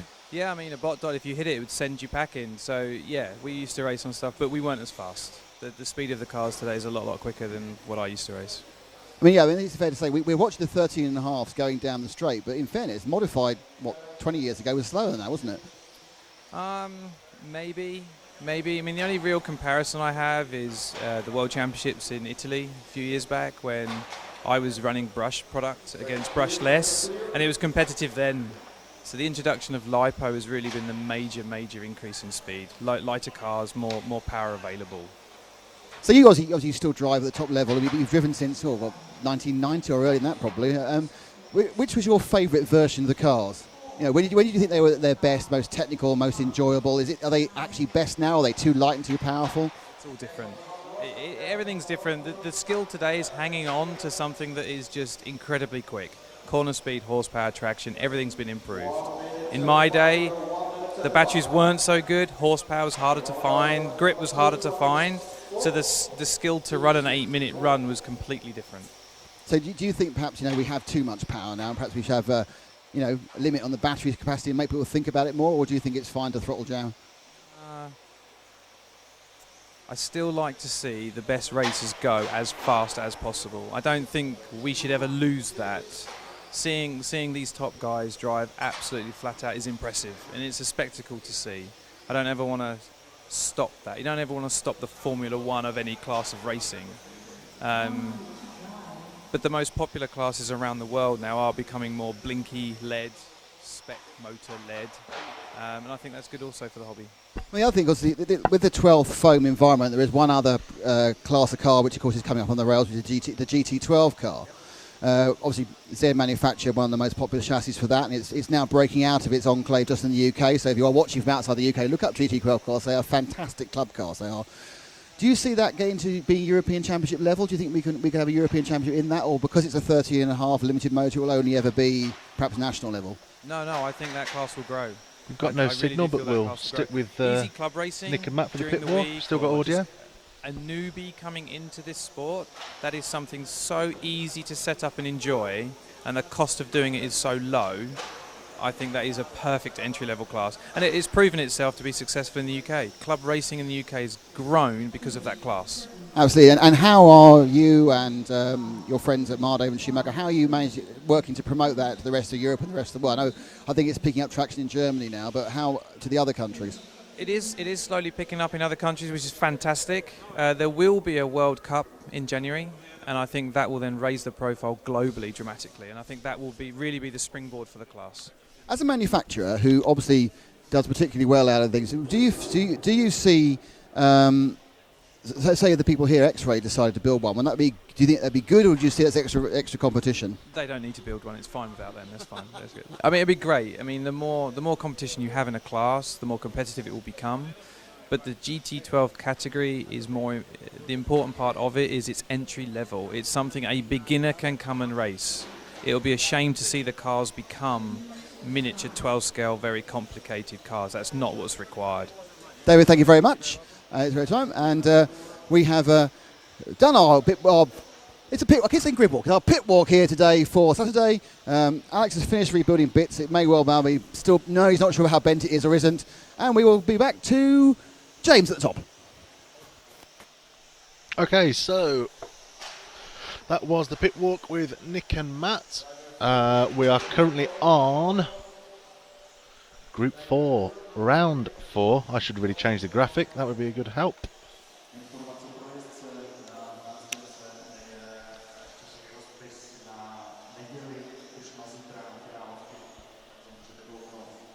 We are a minute and 10 away from the next round of qualifying, and I will put the drivers' names on the screen for you. And this is who's coming up. We are RC Racing TV. We're live from the Hudy Arena in Slovakia for the EFRA 112 Track Euros. Thank you to our sponsors Zen Racing, Montec, X-Ray, and of course EFRA for asking us to come along and cover this event live for them.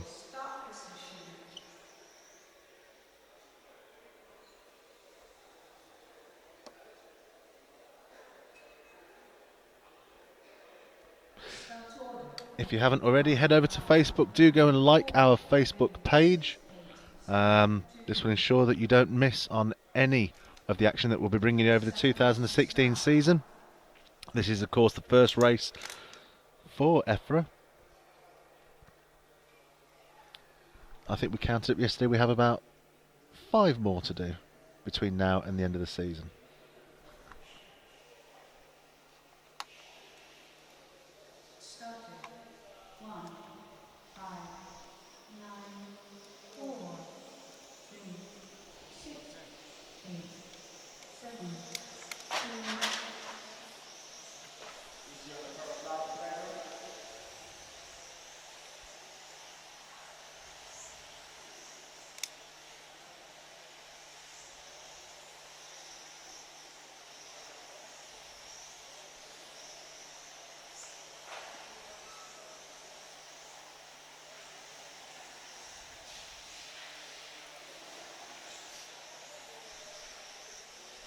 Just reading a comment. Great job. Why is James looking a bit shifty?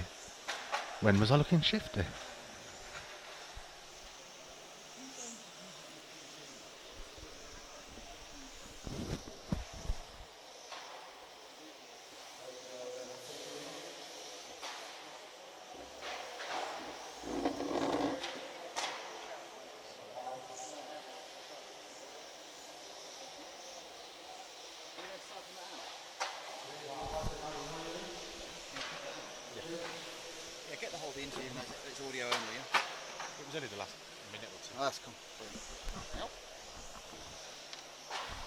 I've lost my internet.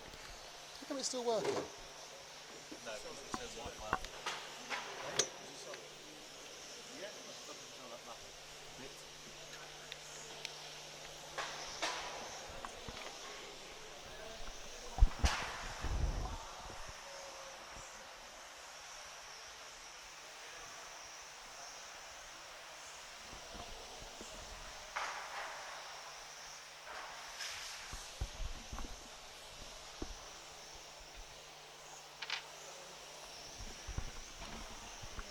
Where are we now in the exciting event? Oh, that's a good idea.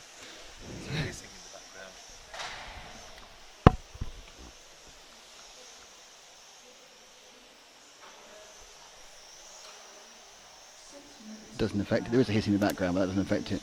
There's a background squig from the actual. There is a little bit of sound over the background, but it's not too bad, I don't think.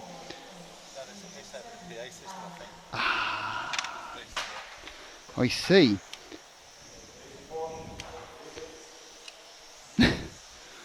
Paul just said you have a shifty quality. There's both. I think it's luckily. We'll just say it's the cars. Anyone who complains. So we are now in heat number 4. So 4 of 6 for stock. So we're getting to the top end of stock now.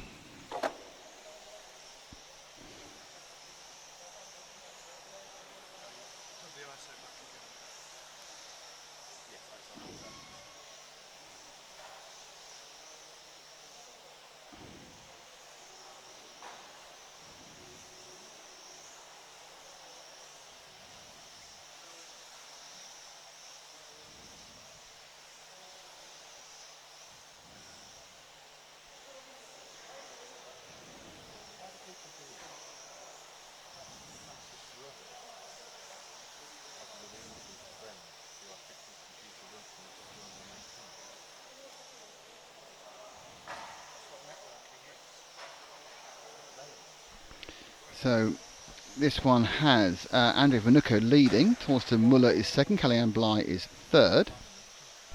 Matt Lax down. Oh, right, Matt is all alternating a bit, and Lax is moving up and down.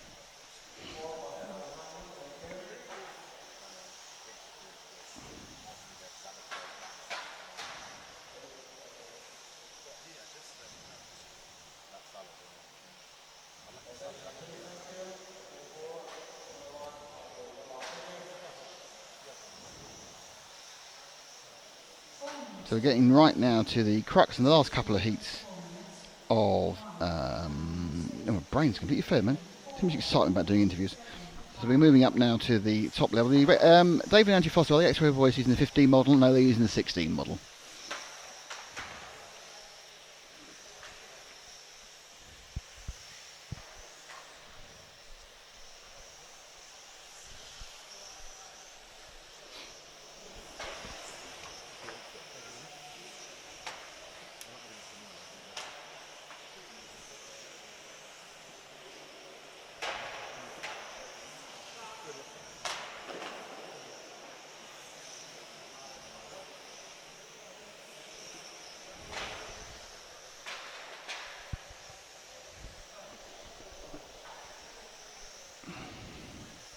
So we'll get back to a bit of moving cam action for the next heat, and it is qualifying round 4.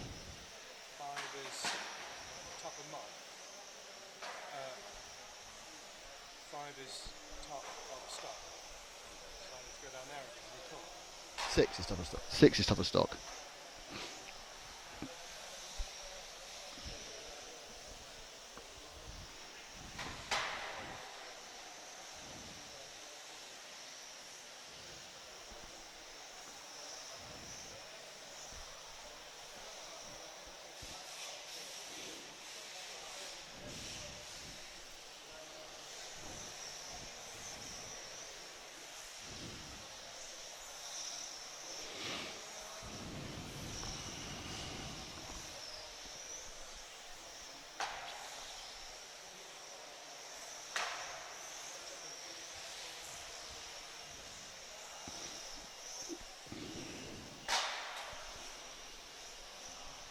So we are trundling through the day. I think it was 1:30. We've had no dinner.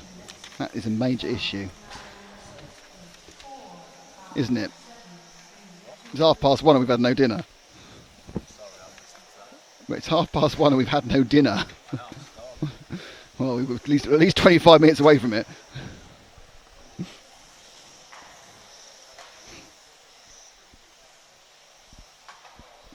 So again, so this is 4. We've got 5 and 6 to come for stock, and then we have 5 heats of mod.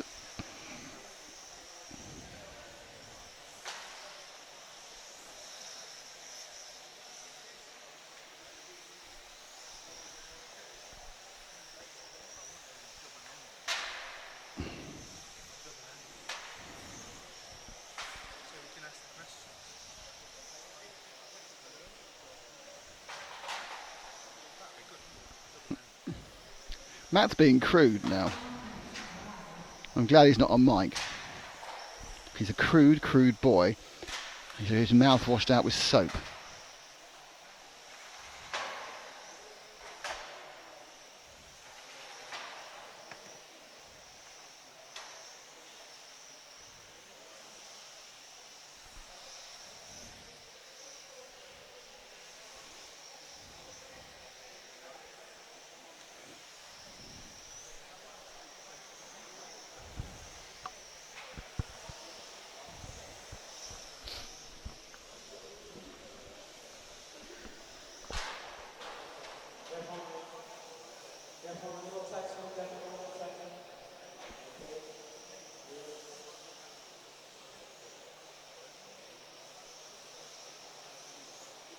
Finish 5.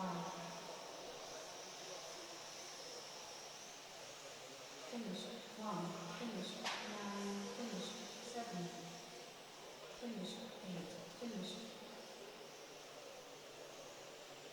Finish 3. Finish 6.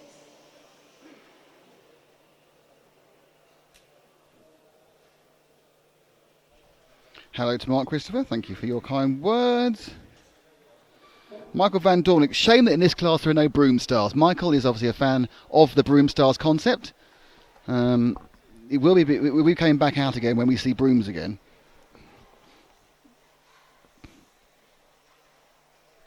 And Kevin Poltersburg again. Hello, Kevin.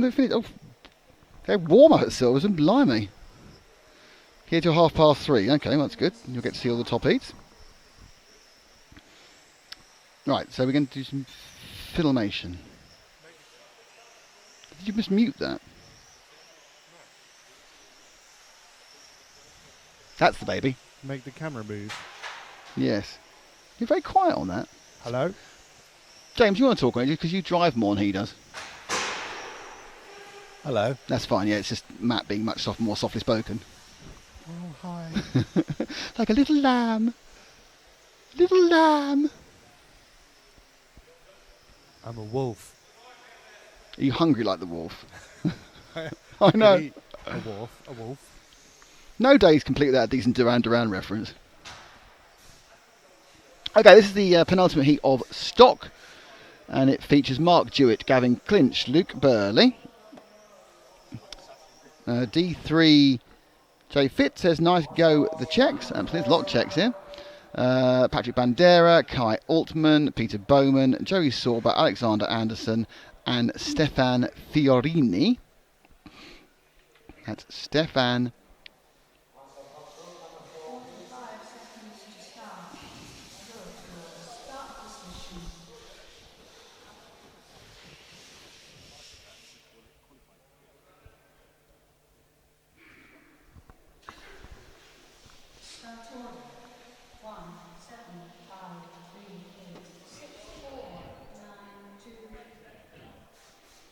Let's go off with the leader, shall we? Which will be Mark Jewett. That's not two of them singing together. It's Mark Jewett.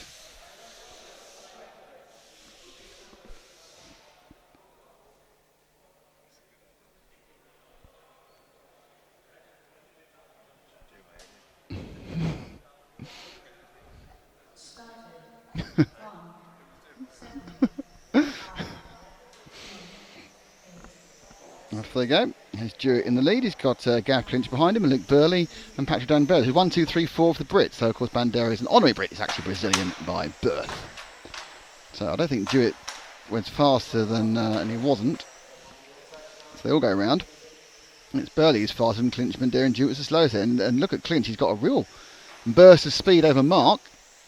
Gav Clinch in the second of those two cars.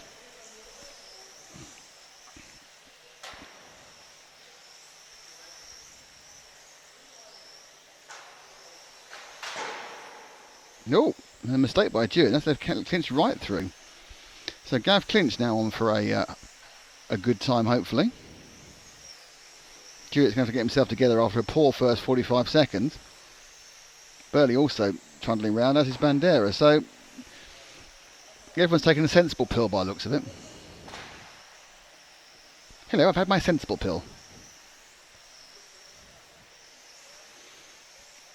And James rejoins us.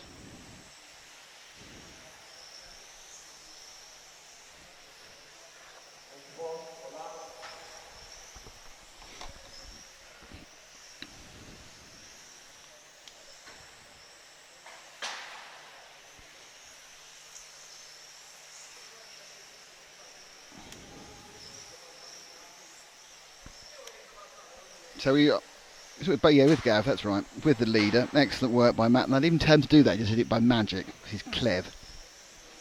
And, blimey, but that was that. Oh, dear, oh, Lorks. Bad news for Clincher. He got a bit confused by somebody, the pink car there crashing just ahead of him. And then it all went a bit wrong.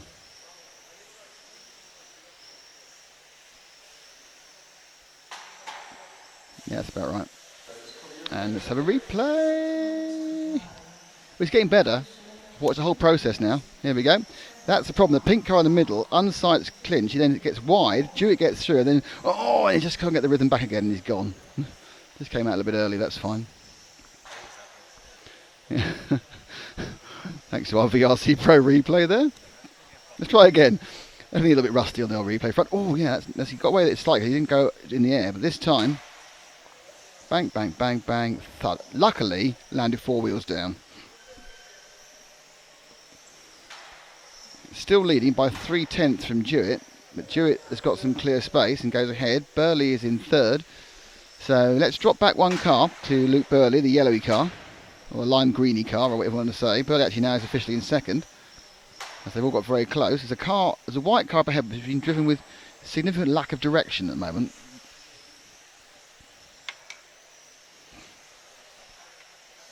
Get to the point where when you've hit everything, you kind of get a bit depressed about everything, and don't think I bother driving.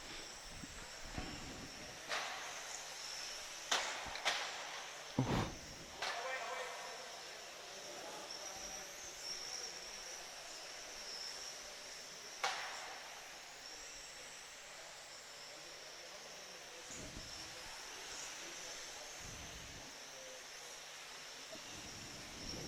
So Burley alternating for second and third with Clinch.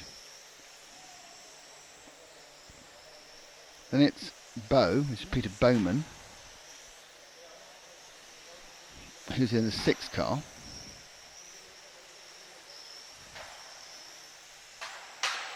So I think Peter Bowman is this all-white car beneath us now. He is. He's going through the complex in the all-white car, and now through the Zen Z. John Davey, every time I tune in, Gavin is hitting the barriers. Well, in fairness to Gavin, we did show that replay twice, so we had 3 chances of seeing it at the barriers there. I can't believe how casual Matt is doing this camera work. He's like, one arm, what can you say? It's very, just so easy to do. I couldn't cover these. I could not cover these cars for more than one corner without losing them entirely. I can just about do large-scale touring car, which is significantly easier.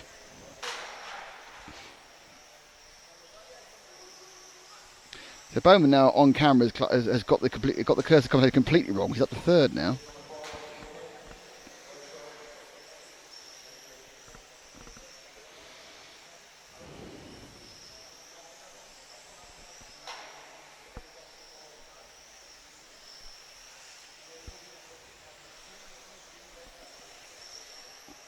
Jewett now is comfortably in the lead by 3.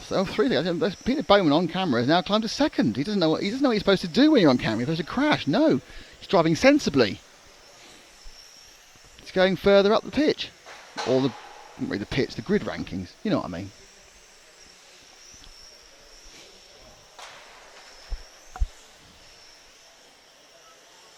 Gav Clinch has crashed again for those who are on the Gav Clinch crash watch.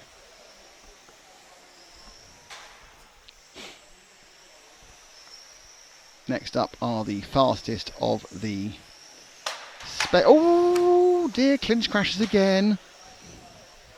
Not on our camera, no, I'm just saying, I realise that, but I'm just saying that someone says he's crashing a lot, and he is indeed doing that at the moment. So Bowman's done well. Let's see if we can find our leader for the last bit of the race. That's Jewett, who is, where is he? Little monkey, he's disappeared. There he is, down the straight. That's him. Coming up behind the pink car. Going past the pink car.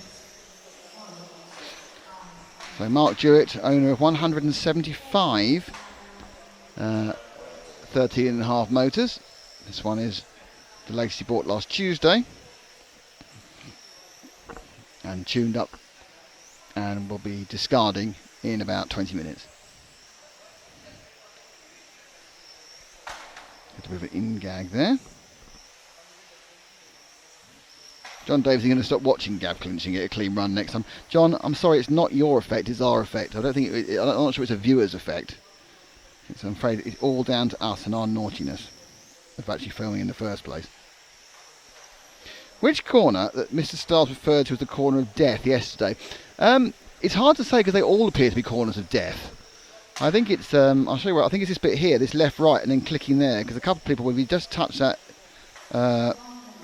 corner, I'll show you, the second corner of that section, out of the Montec maze, you get catapulted into the barriers, and your car is in several hundred pieces there. Clip that and you're in trouble.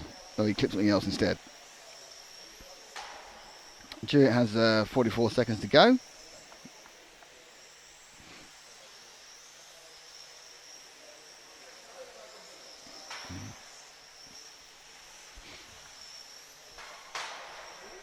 So he just comes out on a couple of laps for Jewett. He's got a man who's smacked himself in front of him. She's probably Kai Altman, I think, in front of him. Altman's quite a quick driver, so he won't probably hold him up. He's told to get out of the way, and he does. So Jewett starts his last lap as Gav Clinch crashes beneath us again. Clinch has dropped down to 6th after running well at the start due to slatty, smashy, crashy situations. Mark Jewett's going to get 35 laps, and he does in 8:13. Is all the track named? Yes, it is, Kevin. When will the brooms be on, says Teabag Muckpig? I'm afraid there are very few brooms for indoor racing. I believe I may have created a broom-based monster.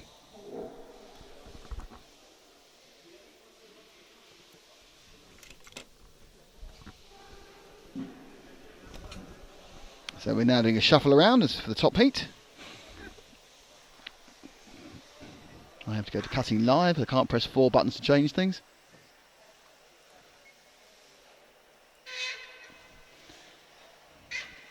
So Mobers, Laurent.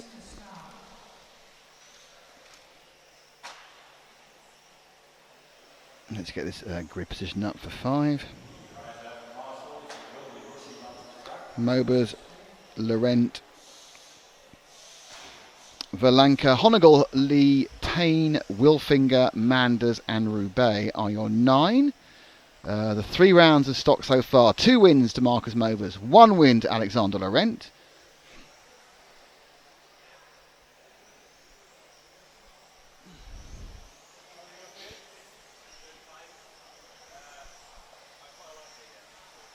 They are now getting a little bit close to the hole. I keep pressing the wrong thing. Now dangerously.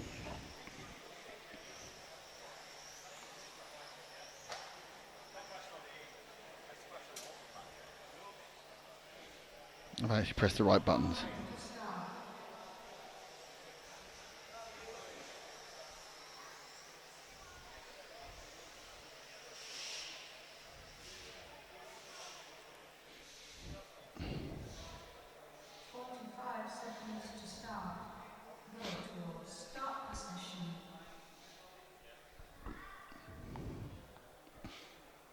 So it should be Mobers off the start from this one.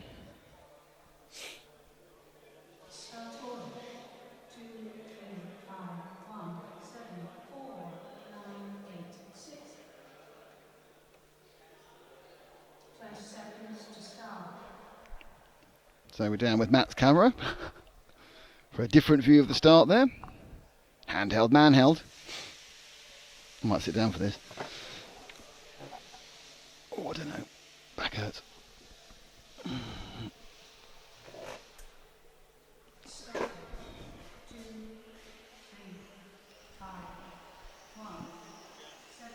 So go with the lead. It's Mobers who comes out now. Mobers in the white car. Just go down the main straight now. And there he goes. So he spoke to me a bit earlier, Mobers, and he's obviously quite happy with the stock car, but not sure whether it's the best thing to do. Run both of them in one event. There's a few others saying at the moment.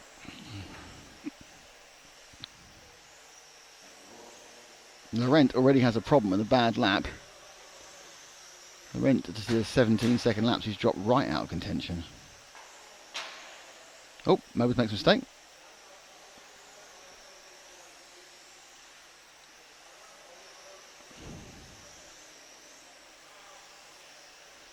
They are noticeably slower, these cars. It's much easier to catch them on the cut through to Matt's camera. There goes Mobus. So we now need to see if we can find Alex Laurent, who's got the yellow nose and white body, and I believe is in the early part of that. That's the one having another problem there. Oh dear. So he's going through the X-ray corner now, up through the Zen Z.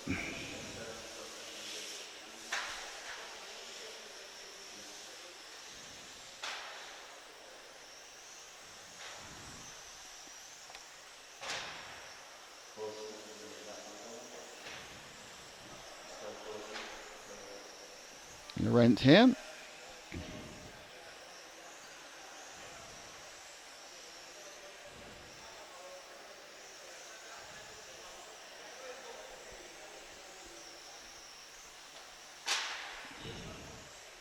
So Laurent down in 5th. Again, a bad start. He polled yesterday's session. He's had a couple of seconds, but he's had on the whole, he's found it difficult to get things absolutely right, if I'm honest.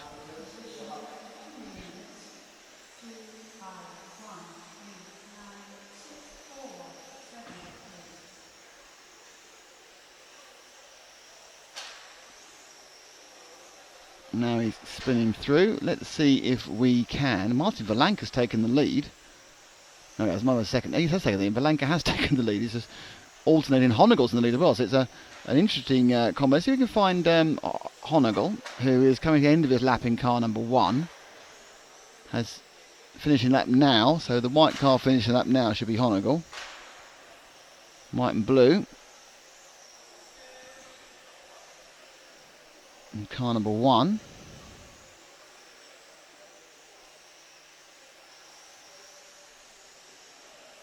It's Honegal now, just about to go through the SIP.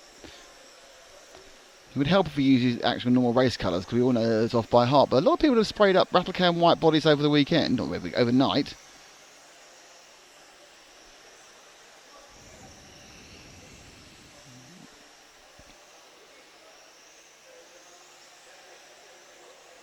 Honegal now getting quite close to Vase Illy.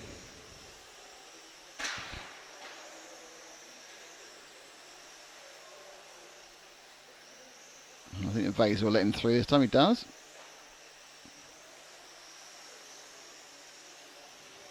So Honegal found some good speed now, but he is down back behind Mobus and Valanka.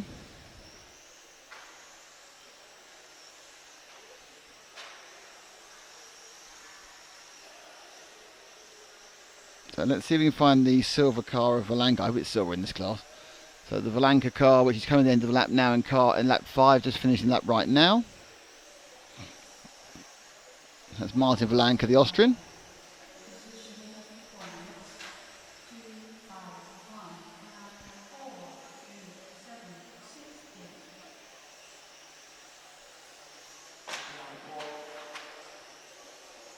He switched around the X-Ray carousel through the Zen Z. Oh dear. In front of him. This is the EFRA part of it. And this is the X-Ray carousel. Length of the complex, and then come round through the Zen Z. And Bet's picked up there for the low-level camera shot.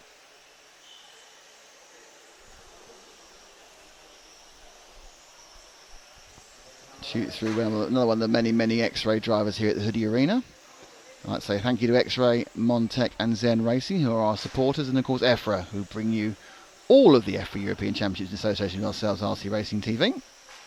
Hello to Willie, hello to Dallas, hello to Jackie, hello to Carlos, hello to everybody from EFRA.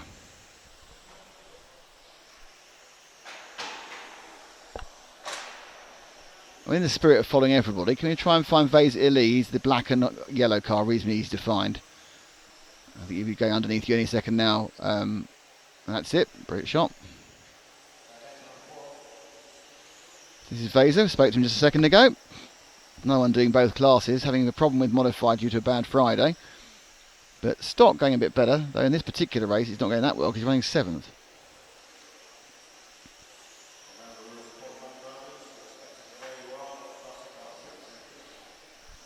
What did you say? The Destiny it's going to be called. Currently it's a kind of a self-build, but it's going to become the Destiny chassis. For a long time, Vaser designed his own cars called V Designs, which were popular, very, very popular for a couple of years in the UK.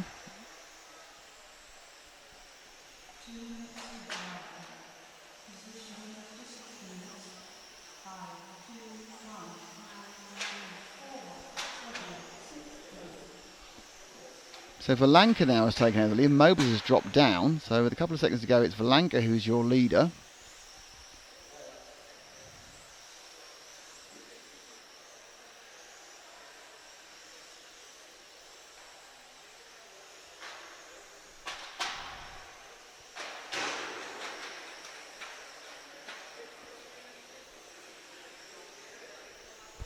So Valanka and Honegal are about 1.3 seconds apart, but Valanka looks like he's going to become the third person to win a round. Mobus is down in third, Laurent in fourth. So let's see if we can pick up the silver car of Martin Valanka, because he's currently leading us 1 minute and 8 seconds to go. There he is. Just going through the carousel now. 1 minute left. Valanka setting the pace. Need to drop back. Hang on.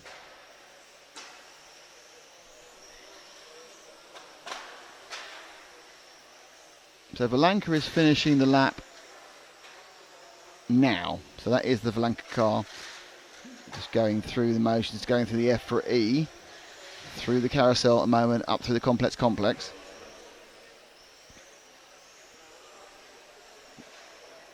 Down the straight. So 2 laps for Valanka to go, this one and one more for his chance to get a round win at the 2016 112 Electric Track Championships here at the Hudy Arena in Slovakia. And great host they've been for us, so thank you very much to Hudy. Oh, I don't know if he's got enough, I'm not sure if he's got enough leeway to do that on your last lap. He was only 0.2, he's going to lose this one, that is going to drop it, he's not going to get this. We'll take him over the line. But that little tick cost him 2 places. And more importantly, Honegal picked up the win on the very last lap. He won by 1/1300 of a second after going 2/10 faster on the last lap. He couldn't get closer than that. 3 of them covered by 0.6 of a second. Valanka was leading, so he made that tiny mistake on the last lap, ended up 3rd. So that is showing just how close it is for everybody here in the Stock Championship. So it's Honegal from Mobus, Valanka, Ollie Payne, Lauren Alexander, whose performances are just dropping off like a stone today after great stuff yesterday. Let's see how that affects the overall standings.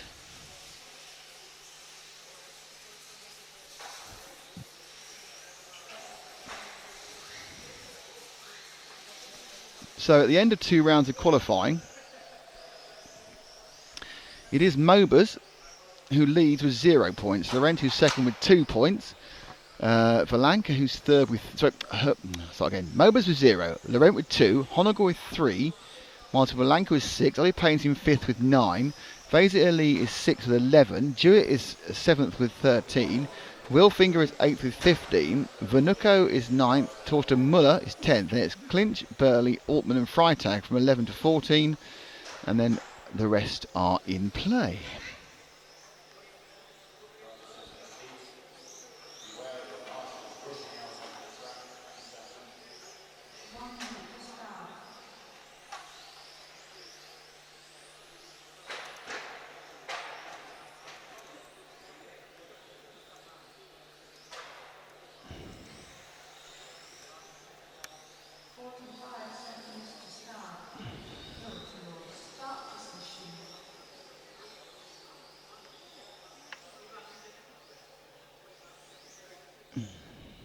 So, you can clear that off now. I've left it off far too long.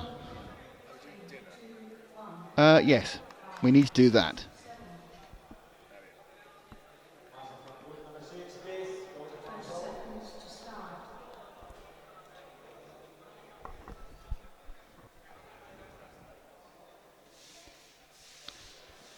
let's go to ambient sound on the radio mic for a bit, so we can just talk about food.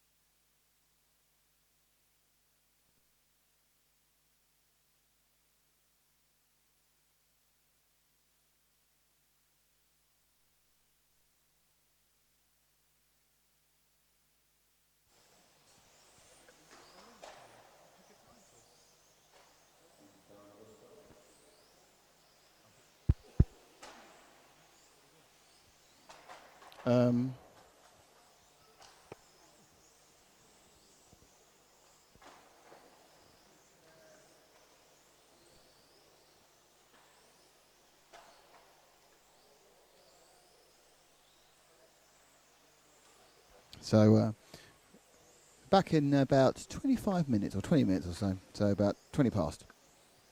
And as we need to take on energy in this non-stop day of stuff.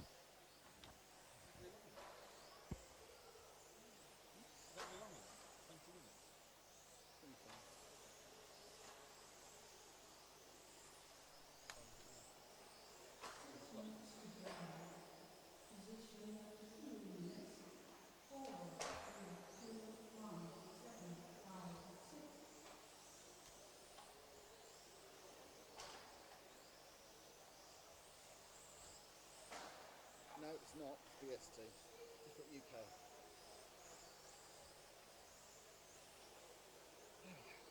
You're right, it doesn't. No, it's got some food. I can't really know that. Doesn't make the toppings modified. We don't need to put any more modified.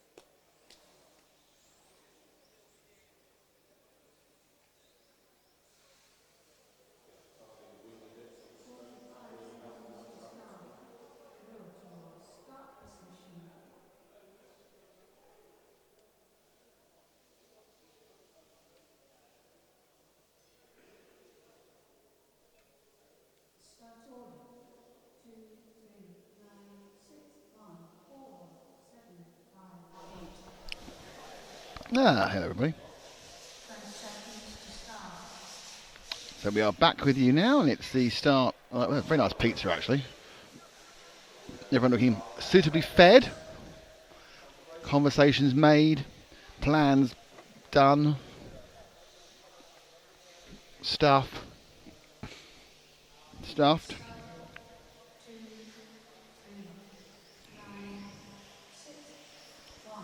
And off they go now with the penultimate heat of round number 4.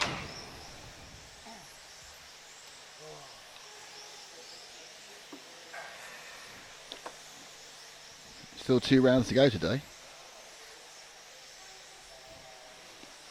Seems hard to believe. No, there are still 2 rounds to go today.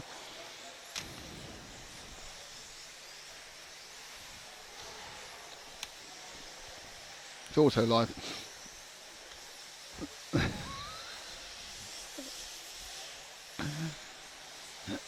So Dominic Vogel off and is quick, and it's Vogel from Sieber. Vogel is the orange and white car going down the straight now, and turning into the Montec maze now, and in out he goes.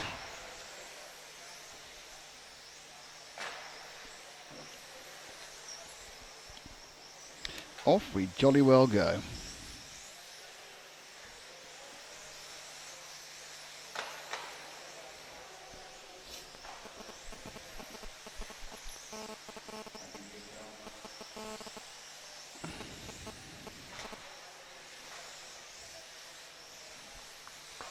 So Sieber and Vogel once again are the 2 alternating the fastest time in this heat. Vogel currently ahead of Sieber on qualifying after 3 rounds. Sieber is was a tenth of a second ahead, and Vogel's made a mistake, so he's even further ahead now. Works now Sieber on the camera. Silver and grey.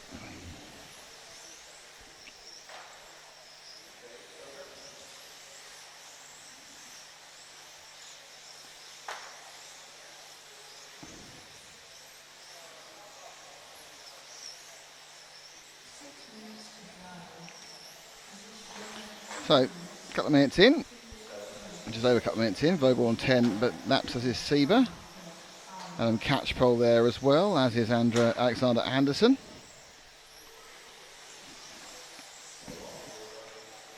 And Sieber going round the X-ray carousel, in and down the complex, through the Zen Z, down the main straight into Montec maze.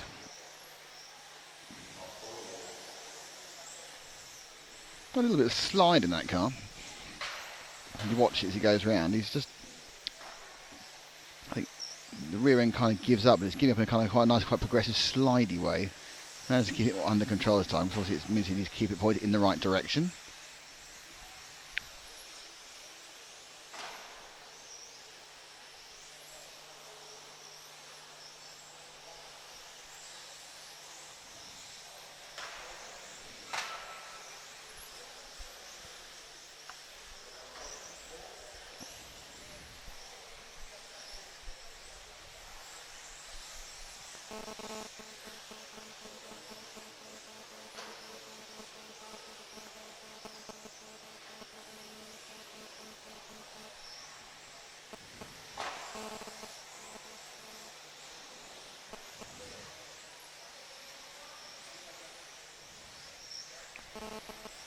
So let's nip back and find third place man Adam Catchpole. He's a lime green yellow car going through the X-ray carousel now.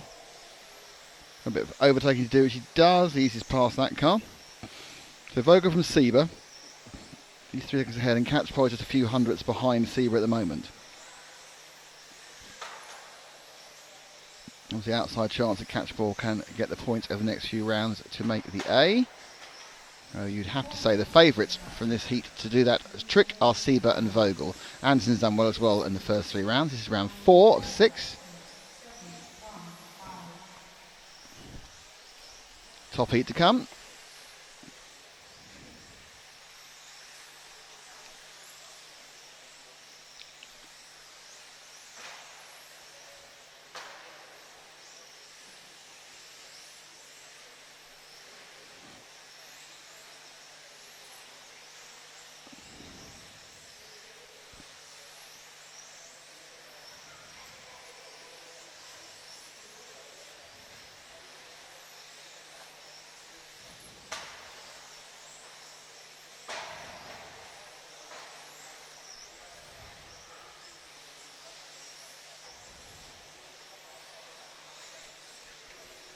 So catch pole. 3 minutes to go. Only about 1.4 seconds off second place. Now finally putting a good run in is Jacob Zundel. He's the white and blue car going down the straight now and into the corner. Thank you. Leader of those three. So Zundel's had most of the times I've seen him, he's been hitting something, but at the moment, now interestingly, we're going to see the two leaders go past him. So it's Sieber who's back ahead of Vogel. We'll stick with Zundel whilst the leaders pass him. The guy behind at the moment is our second place man Vogel. This is fourth place Zundel. It's not actually a lap down because he started later on the staggered start. And in fact, you can see on ground speed at the moment, he's actually not being caught up. Oh, mistake. So Vogel will be let through in a minute, and Sieber's dropped way off, which makes you think that Vogel's got the overall lead back. And he has. It ebbs and flows between the two of them. And that's it. That lets him through. So painless overtake for Vogel there, as Zundel, who we're looking at, made a mistake. And then that's more than a mistake. He's got laid out there. It wasn't very lucky. I think we'll be seeing that one again. I think he got completely fenced.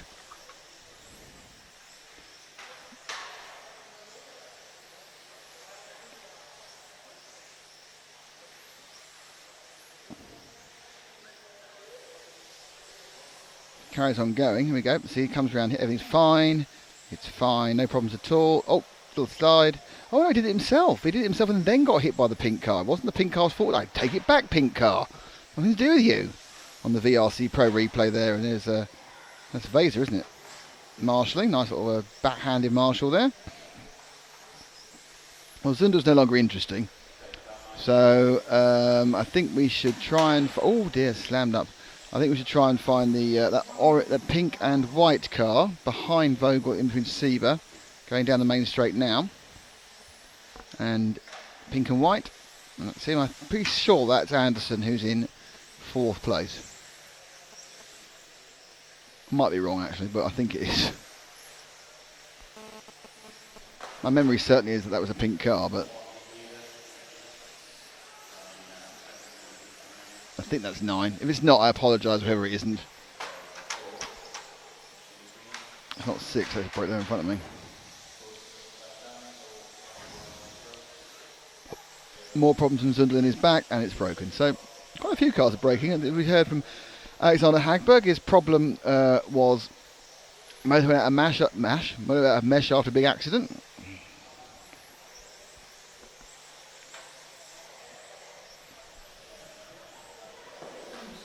So he ended up having to rebuild his spur gear.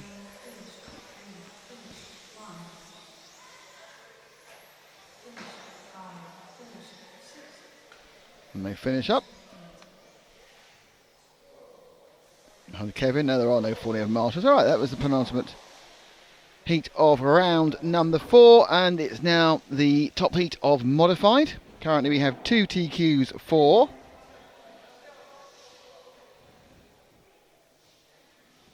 It's on. Alexander Hagberg. And 1 TQ4. His teammate and co-British living person. Resident is the word you're looking for. Resident is a good word, yes. Ollie Jeffries. Ah, you see. Well done. Who do you think's going to win this one? Hagberg. There we are. And what are you basing that on? His all-out dominance when he hasn't got a motor mesh issue. Well, see, this is why we take Matt to events. He's concise but correct. Yes. Yes, I am correct, aren't I? Sometimes. It's not up for debate, it's true. Mm. So, Alexander Hagberg is living in the UK? That's what they say. What does that make him? Well-travelled. Coming over here, taking our factory jobs, factory driver jobs. Well, you could say coming over here, taking our podium position. Yes. Only it was never a podium position I was going to be competing for. Well, that's often the case anyway. That is true, yes. In all of those statements. Yes. Sorry, we're carrying on a conversation we had last night. Very unfair to everyone involved. But this is the RC racing way. We diffuse all arguments with a combination of humour.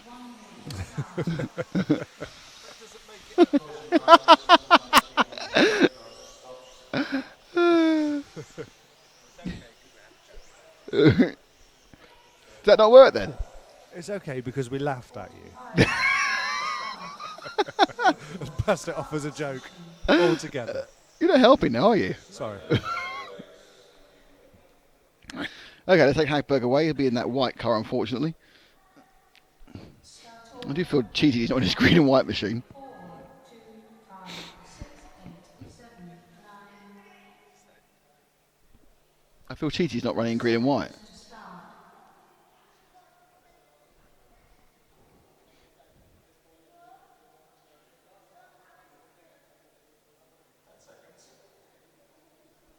What? Oh, forget it. We're telly. Anyway, so it's Hagberg from Jeffries and Mobers. Let's see the way off they're going to go. There goes Alexander Hagberg. 5, 6, 8, 7,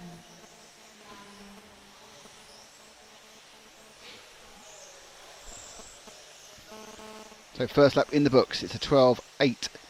So the fastest is 11 with a 12.6. But Hagberg puts a good one to start with. Jorg Michael Teat has a problem in the back already.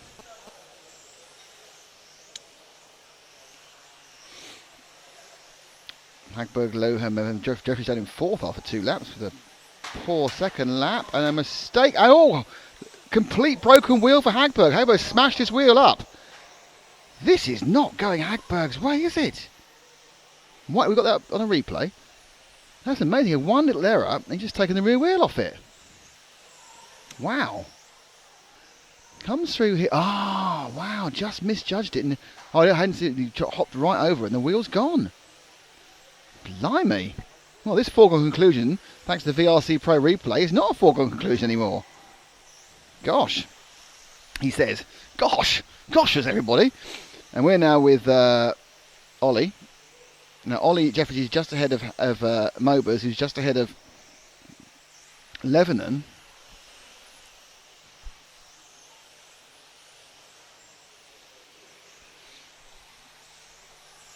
As Jeffries goes, it's that order. Jeffries, Mobers, Lebanon. Or Mobers, no, it's Lebanon, Mobers, Jeffries, obviously. All 2 tenths of a second apart. And the disadvantage for Jeffries is he's going to be the first person to come up on traffic. And I think they've just both dropped Lebanon. Because the gap to Lebanon seemed to go up that time. So it'll be interesting to see when it comes around here. The 3 of them run together with a sizable gap. Oh, and Jeffries has blown it as well now. So we're down to 2. Lebanon or Mobers. And it's looking more and more like this qualifier's going to go to round 6. Totally upset some of the concepts we had.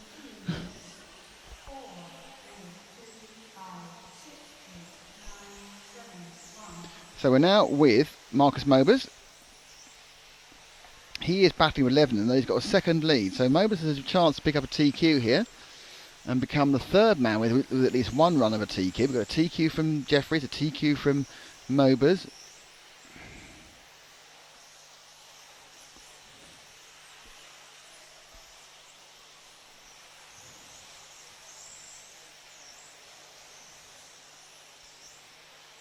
Lebanon being dropped now. Well, no, he's less than a second back. Jeffries obviously needs to try and get back up to third. He's got an issue after accident in absolute terms. He's a couple of seconds back, but the points for third may be very useful on countback if they're going to constantly battle with each other for the top spot. Mobers and Lebanon are very, very close. This time round that was Mobers, and he's done a 12.2, which I think is his best lap of all. 12.4. Oh! No, that was no one involved. That was a Tim Altman who's just smashed it to bits. So it's another car's retired. There's 2 cars out now. Not even halfway yet this all game. Drop back 1 car. James, just this white and blue. This is Lebanon, the Finn. Euro champion, I think in 11. I keep not being quite sure which year it was. It might be in 10. A minor mistake from Mobers. I think that now puts Lebanon actually into the net lead when they come round this time. And just see Mobers out the shot as Lebanon comes in. Jeffries making no impression on them. It's Dean Stadler, in fact, he runs third at the moment. Hooper Honover runs fourth.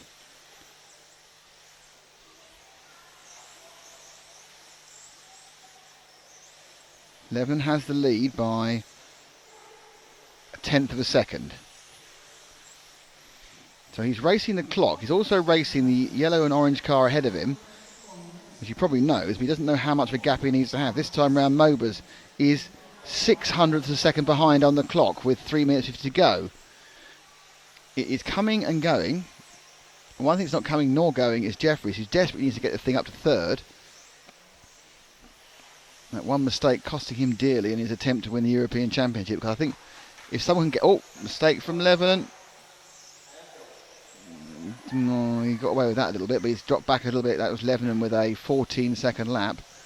This puts the power into Mobers. Looks on again. Levenon just clicked over the VRC Pro replay there. This is the 1/12th European Championships from Hudy Arena, the final modified qualifying of round 4. Brought to you by X-Ray, Montec, Zen Racing and EFRA. We're RC Racing, of course. I'm Nick.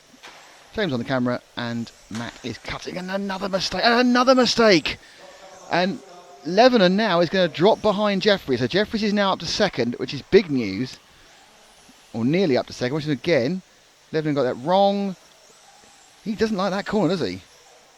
And then he got a stop as well. So Jeffries now has a chance to start attacking Levenon. But the big win out of this is Dennis Stadler and Honegel, who actually now are ahead of Jeffries as well. So Stadler could pick up a second. Levenon and Jeffries, that big one mistake for Jeffries really took him way down. Looks like big points for Dennis Stadler here. Mobers has a lead in absolute time of about 4 seconds, I think. 3 seconds. Stadler's going really, really well, actually. Mobers is not as fast as he thinks he is, as Levenon comes back past Stadler. Let's look at the orange car behind Levenon, because that's Stadler, who's actually going a lot better than he looks. Without his old mate Waldorf, he's... So the orange and white car, that is your machine who's currently running second. Don't forget, they all start at different times, so there's different staggers involved. Mover's lead over this car is 1.2 seconds. Honegel, on his own, just doing his own thing, is in third. Jeffries is in fifth. And we'll be ruining the fact that he's ruined a chance of a really good result with everyone has a mistake, and that's a mistake from Stadler. Not a very big one. Don't think that'll let anyone pass it. Might actually let Levenon back into second. It does. So Levenon goes back into second by 0.03 of a second.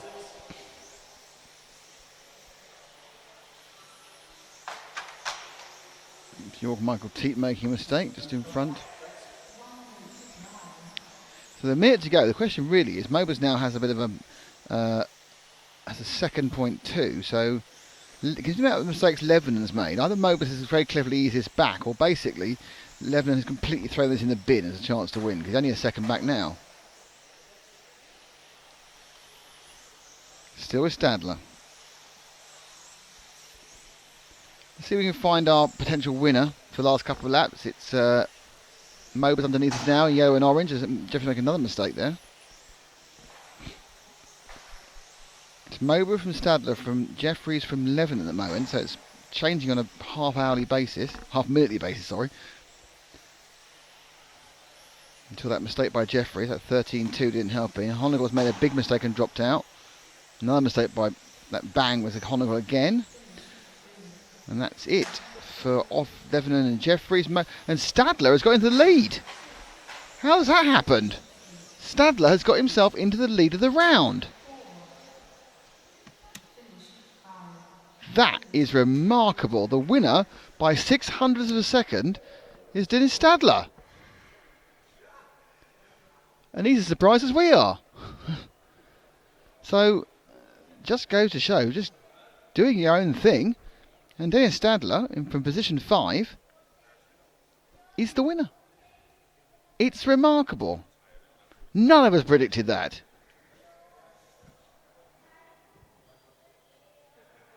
I made a prediction. Yeah, but it happened well, it went well, didn't it? He got 1 lap. No, he didn't. Got 2 laps. 2 laps. Oh dear. It's good though.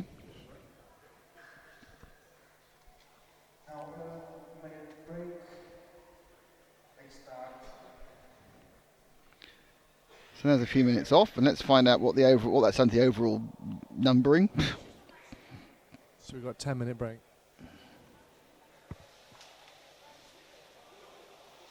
Okay. With 2 to count, Hagberg is top, Jeffries is second, Stadler is third, which is going to ruin our qualifying thing. Mobus is fourth, Levin is fifth, Vogel is sixth, Honegger is seventh, Mark Stiles eighth, Daniel Sieber is ninth, and Jorg Michael Teat is 10th. Anderson 11, Catchpole 12th, Doctor 13th, Vezza Ely is 14th. So Stadler's giving himself a massive leg up as everyone else made a complete pig's ear of it by getting a round win in that one. Mobus really should have won that round. He'll be a little bit upset with himself, I would think. Interestingly, it now means if Hagberg wins the next round, he has got pole.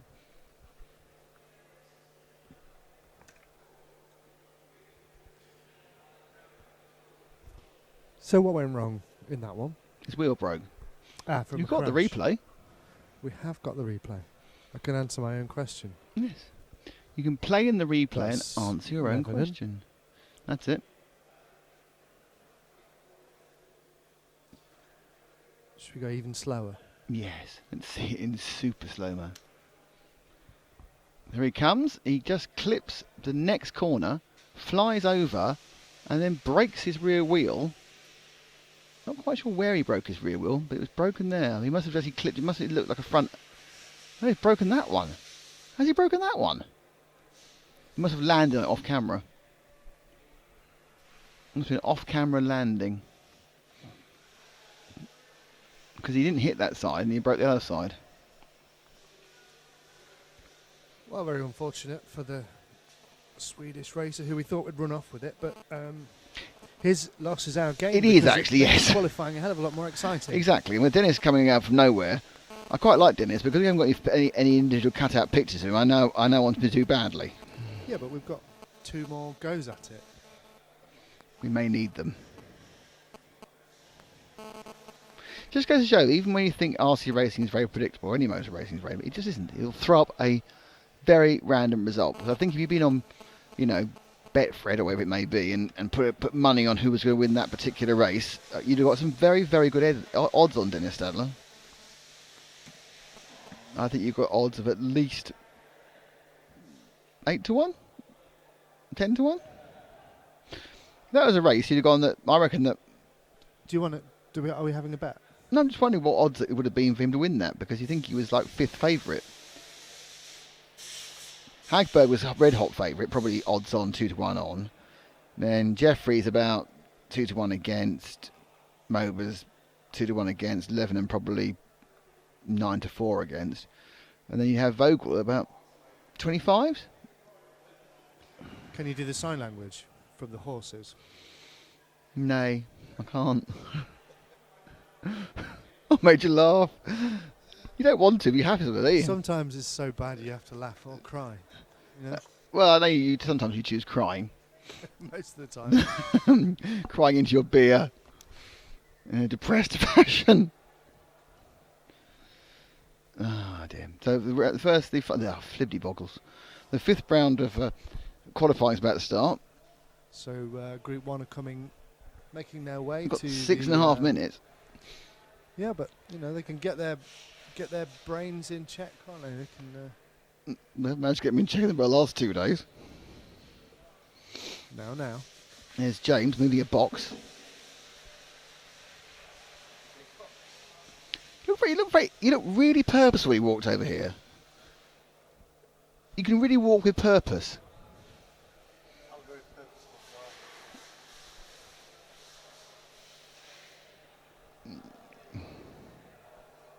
now he's actually like a little innocent 15-year-old schoolgirl. No, I couldn't dance with him. No.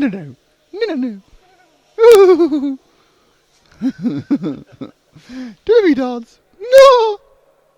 I'm just doing that for the PA now. Turning me off.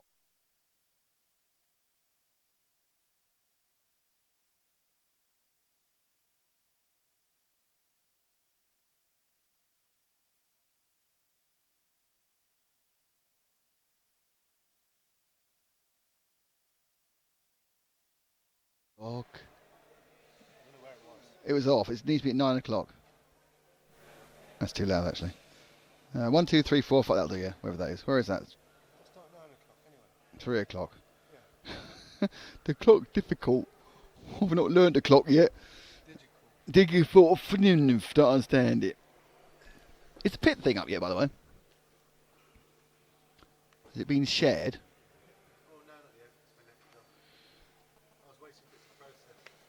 It's done that, just needs its picture added to it. Currently it's showing a marvellous picture of Patrick Bandera. 5 minutes to start.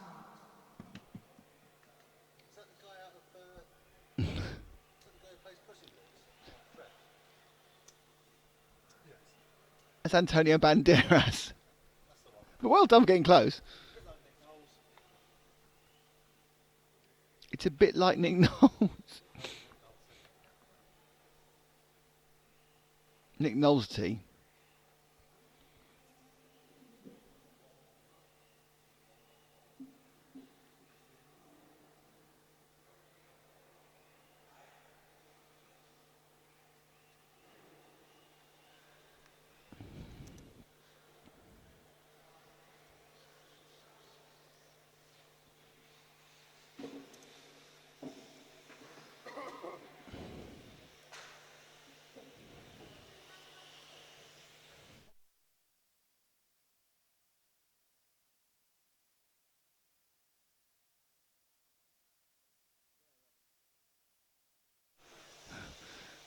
People are confusing me now. It's not hard to do, let's be honest about this.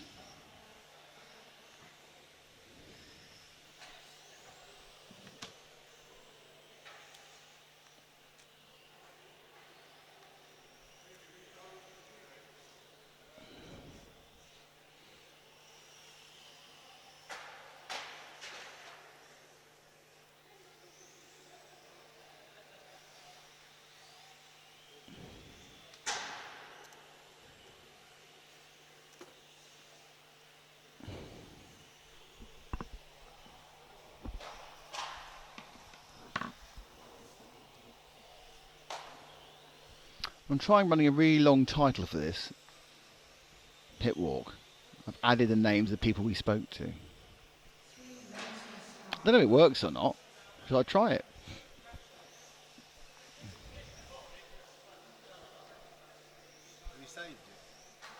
I've saved me a main though. It needs the picture putting on. So Per Bend Bengtzon, Rowan Streeter, James Can, Sasha Lennartz, Lee Ellis, Christian Vinasht, Viskup Vladimir Viskup and Stephen Kipke are your people for this race.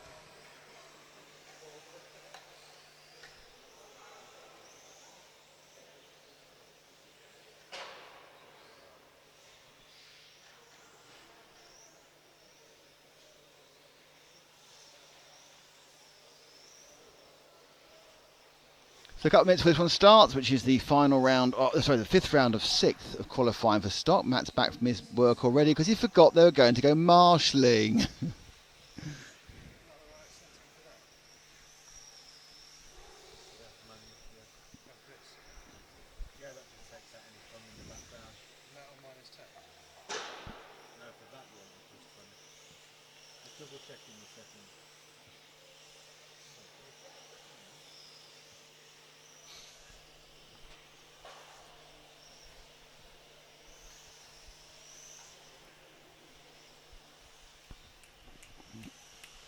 They haven't actually started yet, they're just going round for the fun of it. One thing about being in the first heat, you get much longer. Yeah,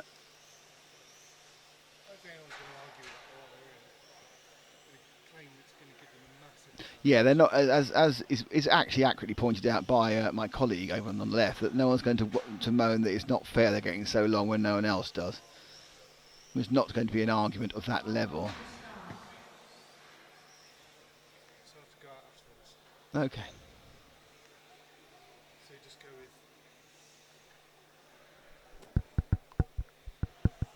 moving the camera. 45 seconds to start.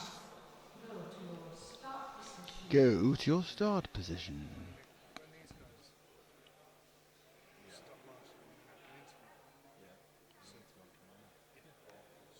Start order. 1, 4, 3, 2, 5, 7, 8, 6. 20 seconds to start.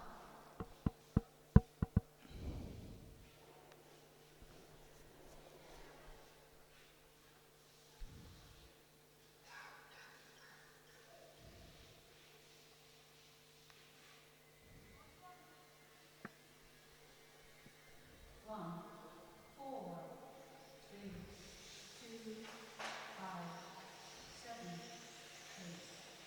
6.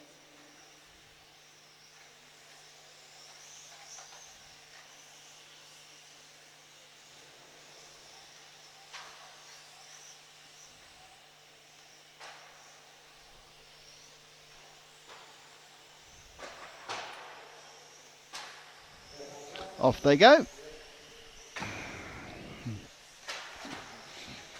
Right, we're going to play a new game with this one, Matt. We're going to try and see who can go the longest without crashing.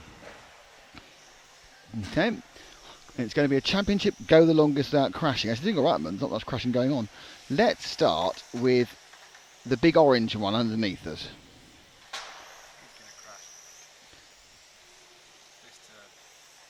Oh, that was mostly a crash, that was. This is number 5. No, it's not. It's not number 5 at all. It's number 3, I think. That's number 5. That's Robin Streeter, I think. I'm no racing expert, but I don't think he's taking the racing line. No, but he's not hit anything. Oh!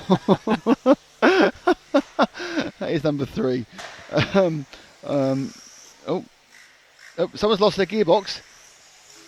That's the car on the main straight now has lost its gearbox. Come on. Oh, bye-bye spur gear. He's doing well to get this far. Oh, he's given up. That was a bit sad. I'm not sure which one that was. That might have been Sasha. No, who was that? That was Stephen Kipke. We've got the M for missing. Right, the white number 2 car now going through the Zen Z. That is the 2 machine of Sasha Lenhardt. He's got a lap and a half to beat. And we picked him up after an accident. Nope, that's half a lap. Okay, right, he hasn't done it. Who haven't we covered yet? Let's try this car here. Number 4 car, the light yellow into orange car. That's Robin Streeter, our leader. Okay, he's now done... Oof, that was lucky. He's done a lap yet. Right, we picked him up about here. That's a lap for Robin. Great work from Robin. Done a lap. That gearbox car's meandering about. Oh, no, right, so it was a lap. How much was that? A lap and a third? The white car there is just a car. We've had him before. Multicoloured car on the main straight.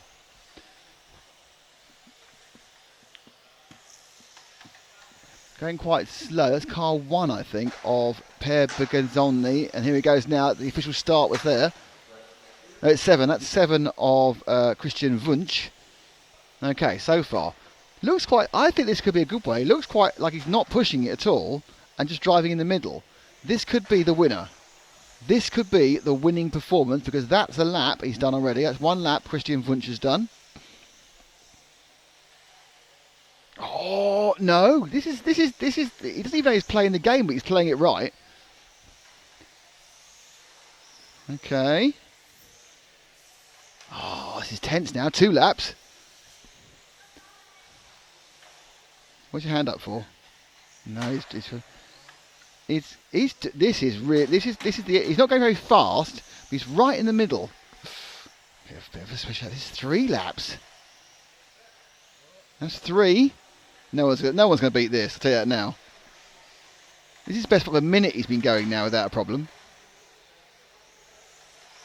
Oh, this is going to be 4.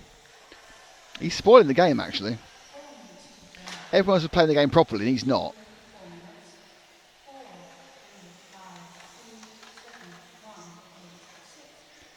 Even being overtaken can't spoil his fun. This is lap number 6. Almost. I love the way how he overreacts when he gets near to things. Lap 6. This is a masterclass of driving in the middle of the track. And doing 18-second laps. Oh! Christian Wunsch, you're my hero. That's 7 laps he's done without hitting anything. How to get yourself TV time is... Oh.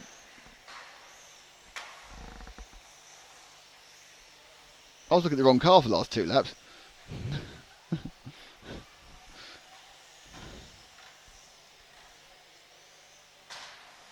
This is 9. Not touched a thing in 9 laps. Oh! 9 laps. Now, can anyone else even have time for 9 laps? Who haven't we followed? Ah, black and white car. He was quite good last time. Going round underneath us now.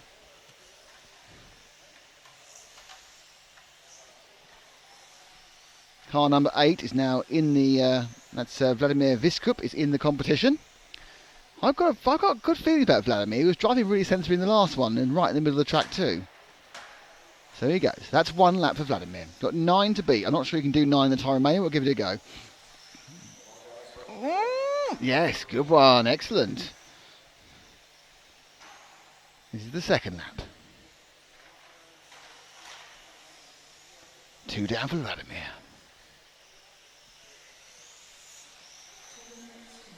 He's got 2 minutes to do 6 laps. It's lap 3. Finishing lap 3 in a second, Vladimir. Car 5 breaks down. Leading is Robin Streeter, who was... Oh, that's 3. Oh. Just ease off enough there. Every time he goes to the complex is a worry. He's in the Montec maze at the moment. Completes his 4th lap. He's got past traffic as well. Oh! This is lap 4.5. Going through the Zen Z. Vladimir Vistrap now. Coming down for lap 5.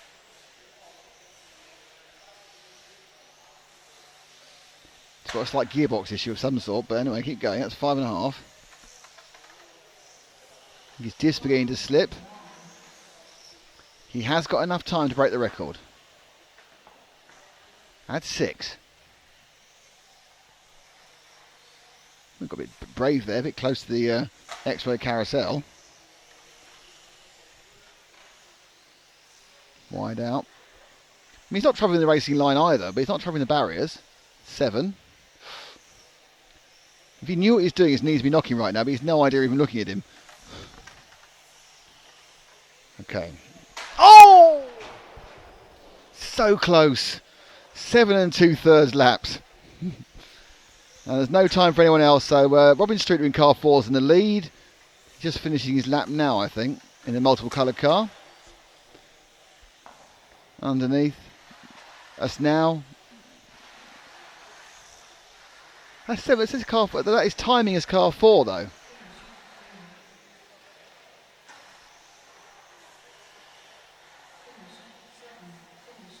Oh no, there's one behind it. Oh, so it was the all yellow one behind. So James Can comes 2nd.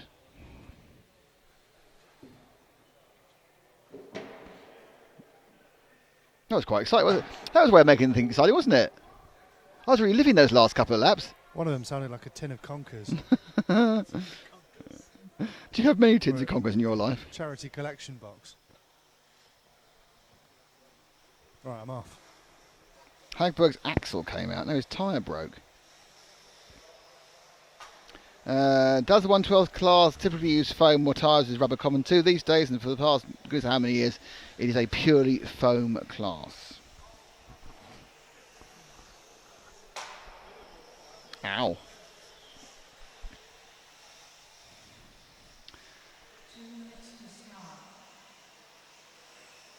So, heat 2. I do believe this is one of our favourite heats. Oliver Hellman, Uwe Siebert, Ingo Aretz, Jive Bipar, Mark Passingham, Chris House, Yuka Hakamies from Finland, Branislav Panak Jr. and Russ Giles in heat number 2.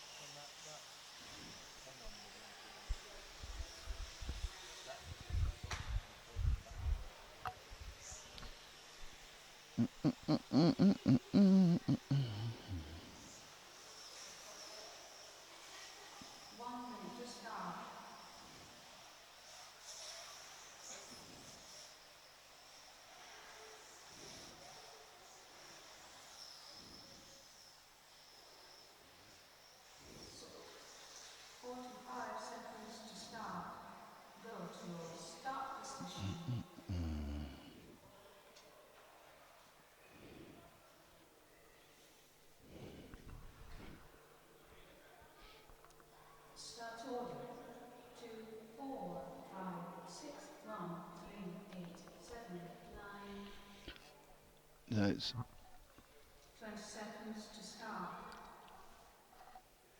Here they get ready to go in heat number 2.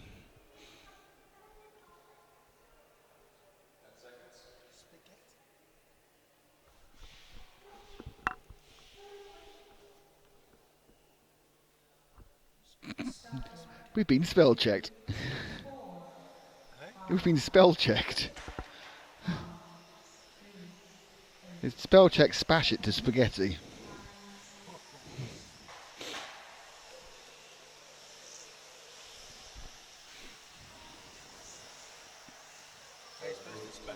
Spash het. H-E-T-T. S-P-A-S-H-E-T-T. S spash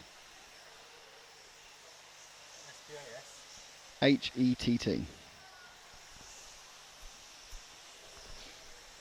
Hello to Benkei, how are you?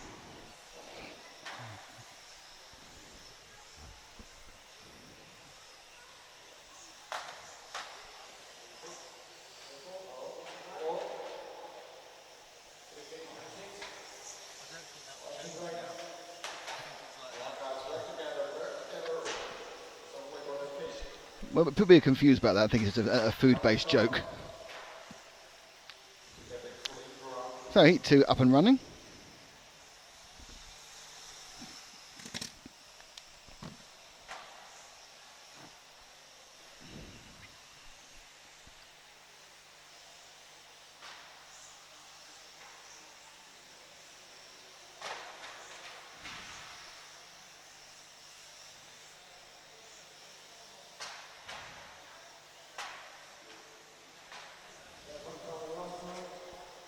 Oh, 5 cars broken.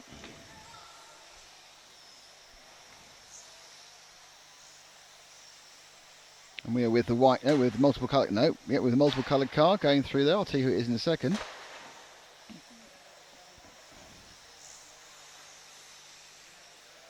Is that 3 or 1? It's 3. And it's broken. So Chris House's car is broken immediately as it came on camera.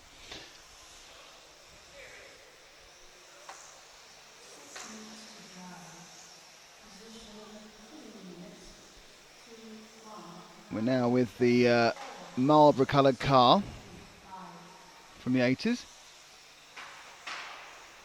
This is Russ Giles' car. We spoke to Russ yesterday on the stream and the interview section is cut out. Former EFRA official and BRC official, and now just doing it for fun. No officialdom.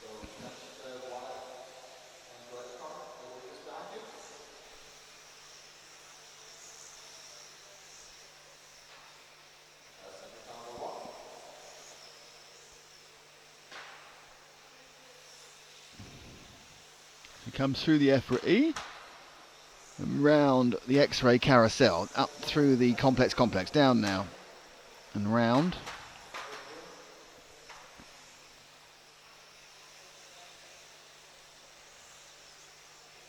the Montec area.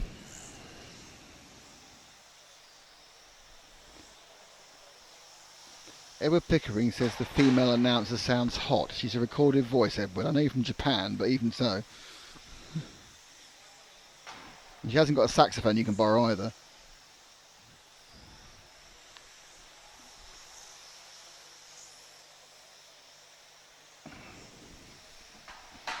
Ow.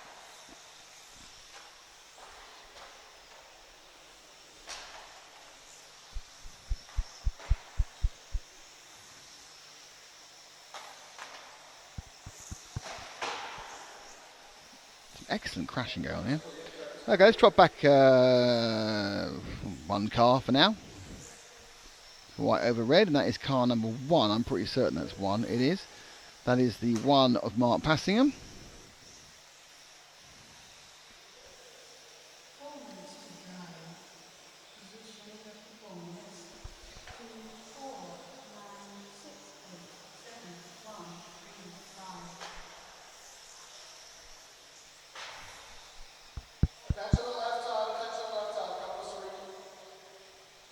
And that was because someone had crashed on the corner there, as you can see it.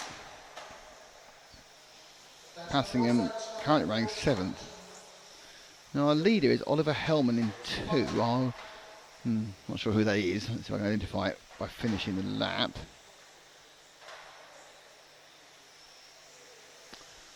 I think it's the white or the yellow car.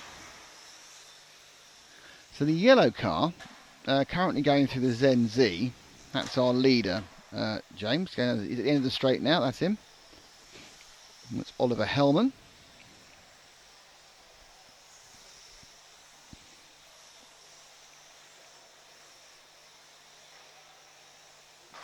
Just turning the laps. Uwe Sievers 2nd, Russ Giles 3rd, Passingham 4th. Chris House and Ingo Artes gone from this heat. They did all start though.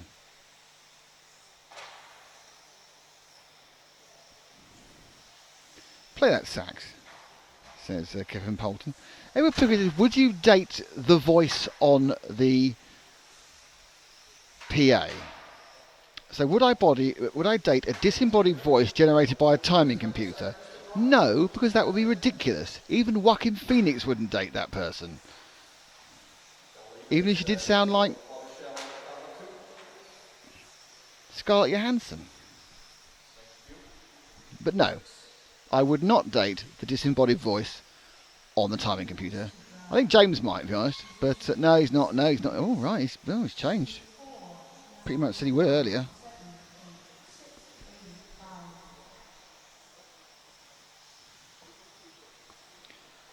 Ben K, will this be on YouTube? Ben, you're watching it on YouTube.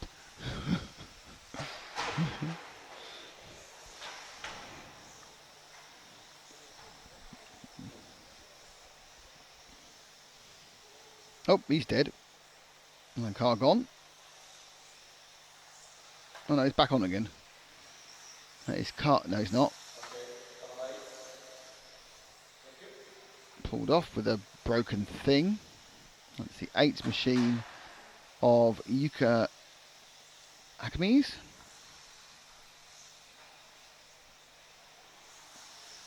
We'll drop back to the white car. So the white car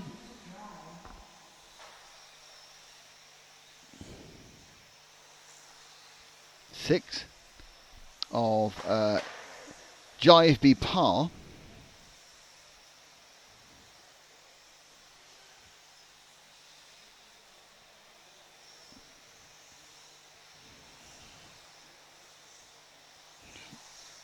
Jive B trying to give it a little bit more action in the corners.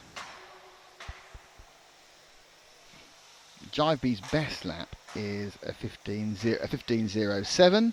Best lap by anybody is a 15.592 by Oliver Hellman, who are watching. So there's a half-second spread between his best lap and the best lap in the heat. Ben Case, I meant not live like on the channel. Yes, it'll be on this event, though not these particular races. Will be on the TV show in a few months' time. The finals will be on the TV show in a few months' time. But I knew that really. I was just taking a bit of a joke.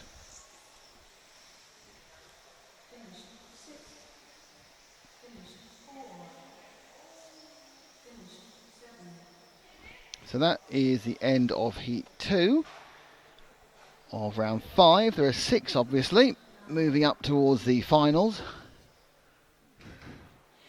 They've been accused of being too slow there by James. Don't forget, you too can see our interview with Spaghetti. We've cut out and kept the grid walk, the pit walk earlier, and I thought, I know, I'll put down the names of everyone we talked to, but I wasn't really looking, and it spell checks Spash it into Spaghetti, so now I'm interviewing Spaghetti.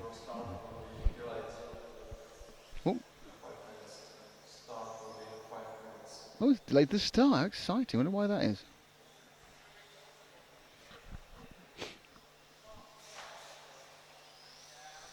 Why is it 5 minutes delayed? What do I do?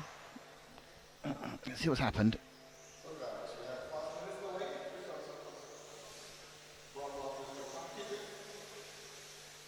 No. There's an issue with timekeeping and there's a 5-minute delay. What do you think of that, James? About what? You're plugged in. Yeah, I wasn't listening. The thing is, when I'm sat with these headphones in, listening to you all day, I just kind of filter you out until I need to listen to you. So, but that really goes most of the evening as well, doesn't it? Yeah, Nick's talking again. Let's filter him out. What's happened then?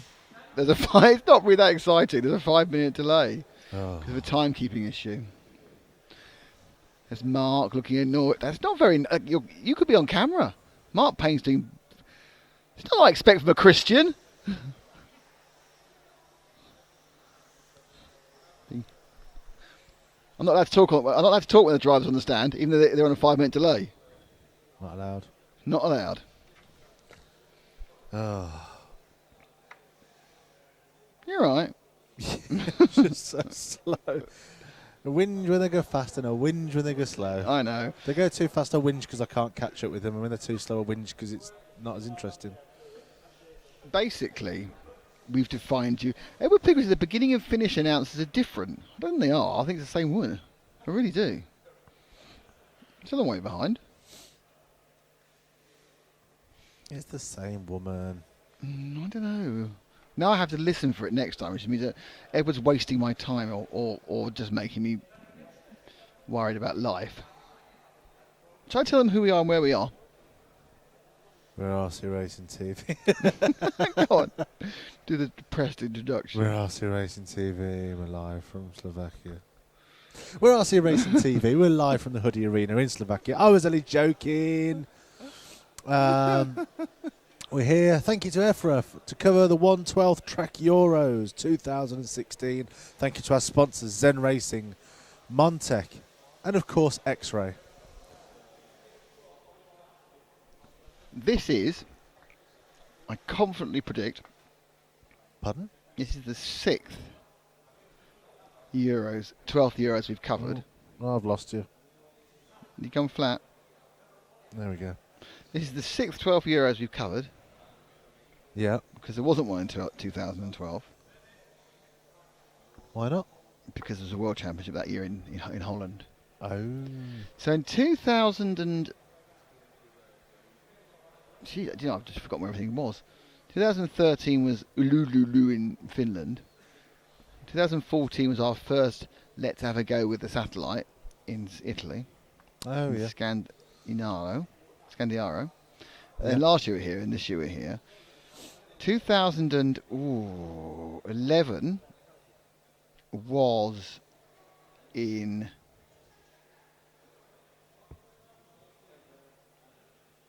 I don't know. No, it's before my time. 2010. Not before I was born. No, it was the first one we did, I think, was in Hinckley. And then we went to France. Or we could have been in France and then went to Hinckley. I don't know which way round it was. Between France and Hinckley. I don't know. I think it was Hinckley then France.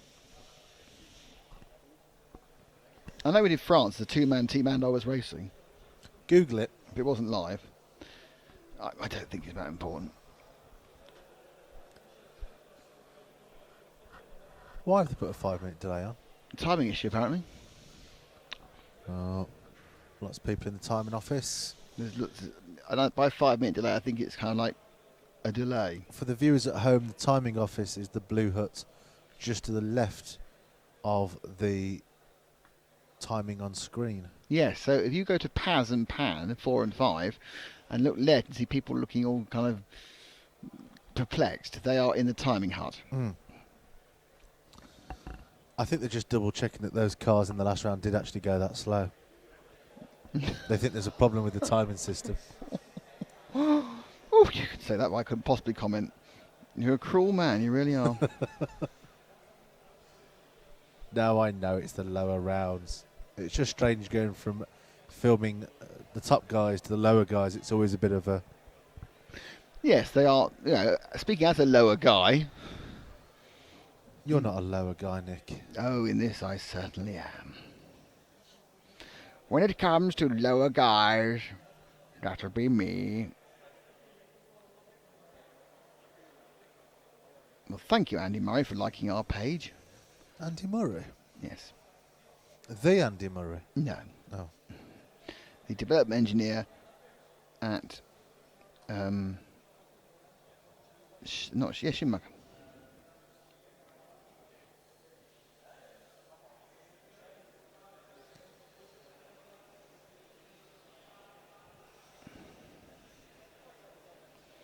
Do do do do do do do.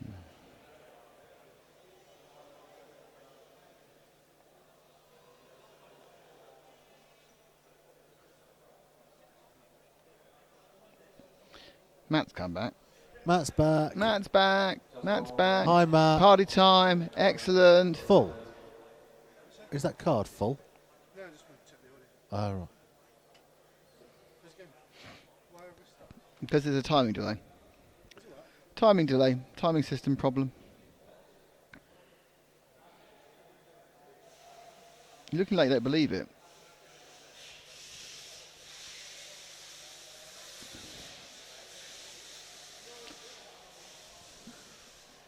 There you go. Timing computers have let us down. There, everything was going fine, and now the timing computers have let us down. It's very, very irritating. Oh.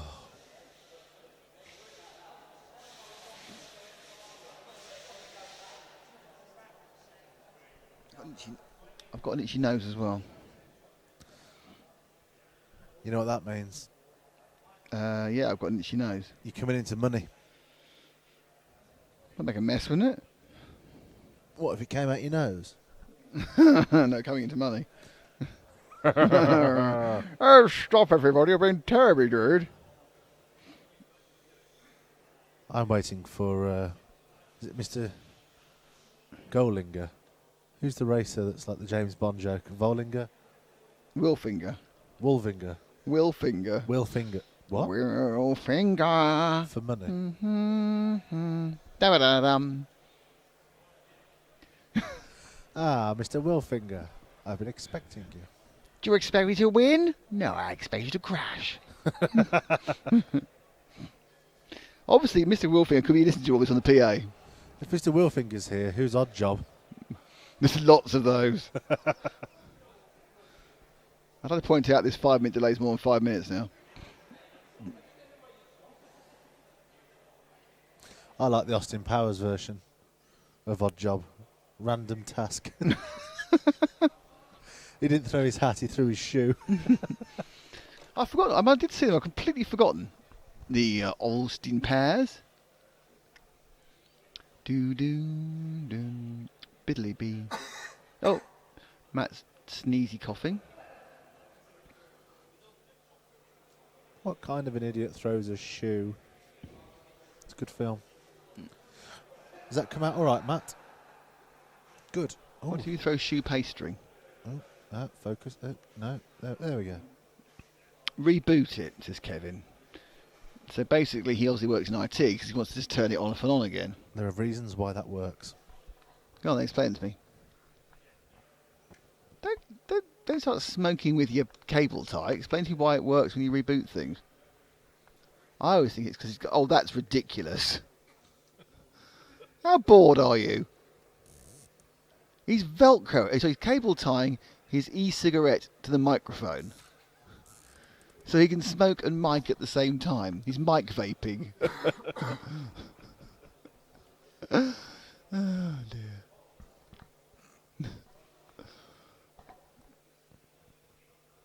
The computer's on the TV. Go on, explain how rebooting works. We've got nothing else to talk about. Because sometimes the computers rely on lots of things like services and drivers and lots of things in the background to work, and if one or more of them fall over, it's easy just to reboot it rather than try and No, okay, I've find got out another exactly question what's for gone you, wrong. which you might be able to answer. Yeah. Things work for ages, then they stop working. Yeah. Why? That's usually down to bad programming, unhandled exceptions, and memory leaks. There you go. How does memory leak?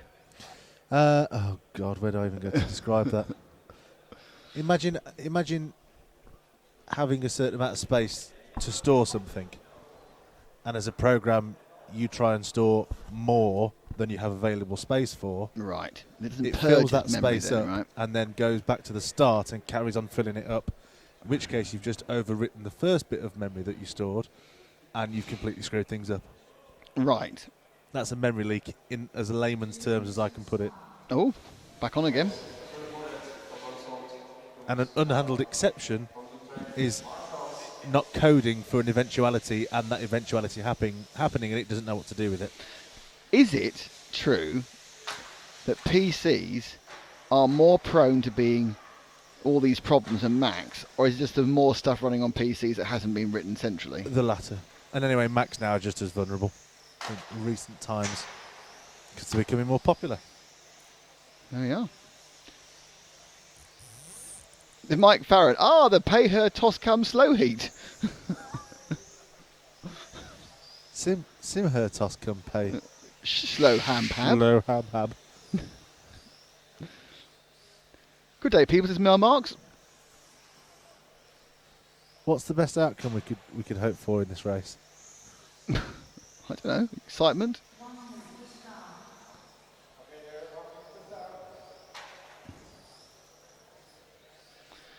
So it's Jakob Schmerder off first. It's Matthias Heinrich second, Clemens Toscani 3, Elliot Cummings 4th, Mark Payne is in 5th, Jürgen Schindler is in 5th, Tono Slobodo is in 7th, Liam Hammond is in 8th, and Frank Habust.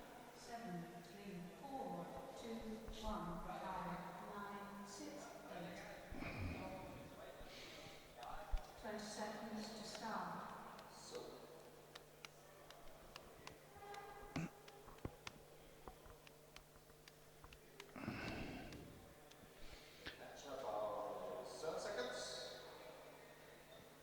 Here we go. What time are we on till today? 7. 10. Well, was 10 past. They're now 10 minutes behind.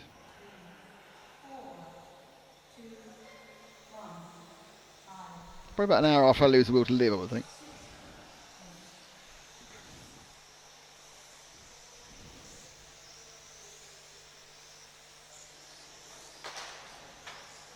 Okay.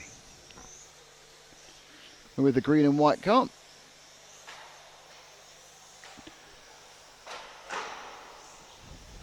Going through the EFRA now. What number is that car? Oh, there's a clippage there. That's number 9. That is Tono Sloboda. So Sloboda down the straight.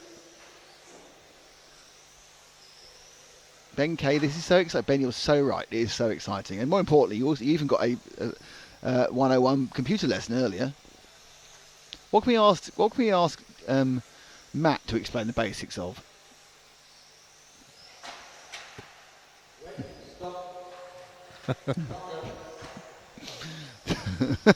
He's sitting there waiting for us to say something with this kind of grin of expectation on his face. Hair gelling? Was that? Now he's looking incredibly camp. Being cool. That was the campest he's ever been. Right, so who are we with? Green and the pink car. Which one is your focus? Is the pink car your focus? It is, the white and pink. Here we go. Car 5. There's something wrong with the track in front of us. About 7 cars in a row have smashed into the wall down Yes, there. it's called not being able to drive. This is Jürgen Schindler.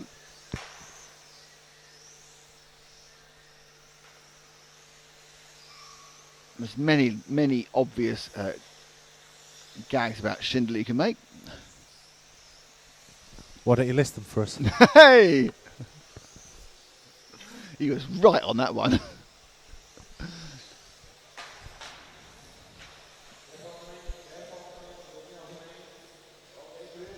So Schindler currently running in 4th after 2 minutes, 6 to go.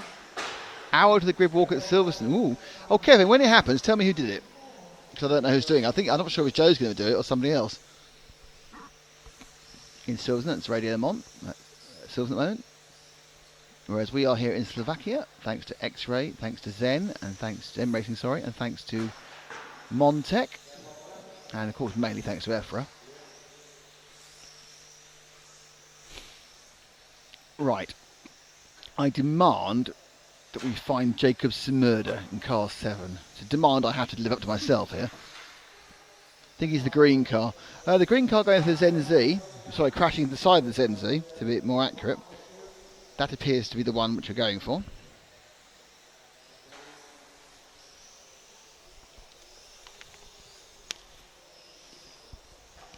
He's doing alright, old Smurder, actually.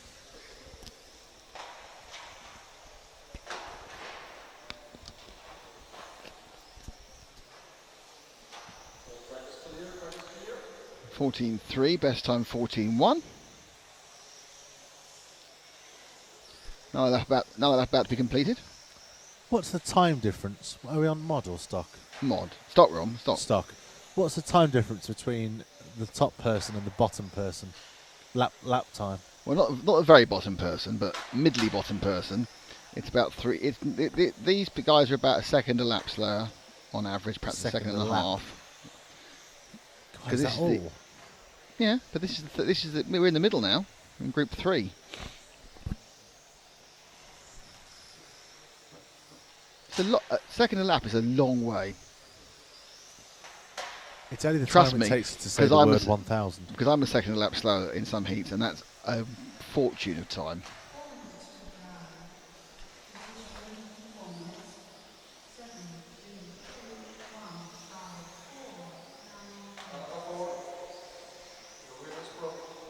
Oh, car 4's been called for a broken wheel. That's Clemens Toscani.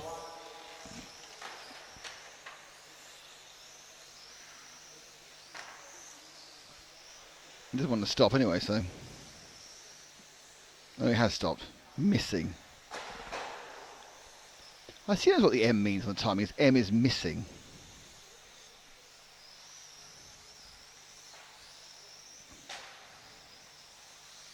So we're covering the white car here, which is going to, that is definitely car 7. I can read that. Everyone should have white cars. Hang on, that's car 7.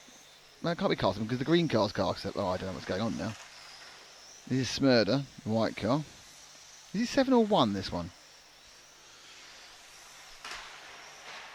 That is 7, isn't it?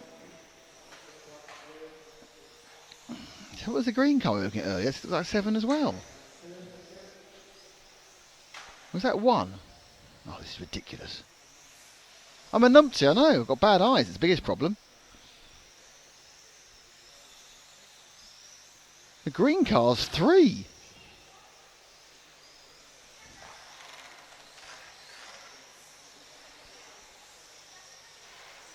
So where's car 1 then?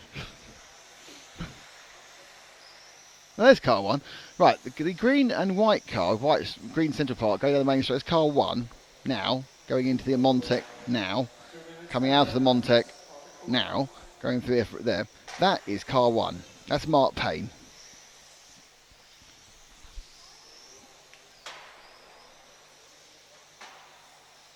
There's some excellent non-synchronised crashing going on in the middle there. Mark Payne in 4th moment, 2 minutes to go. Jakob Simurda still leading. Matthias Heinrich is 2nd. Elliot Cummings. So Mark Payne running in 4th, running in 3rd now. Needs to get up to second for a really amusing selection of names.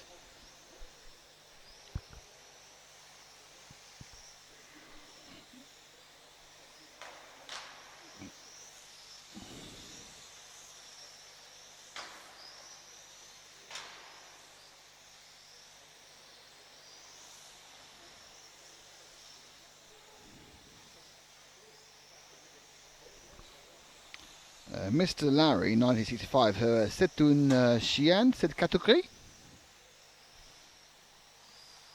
I've no idea.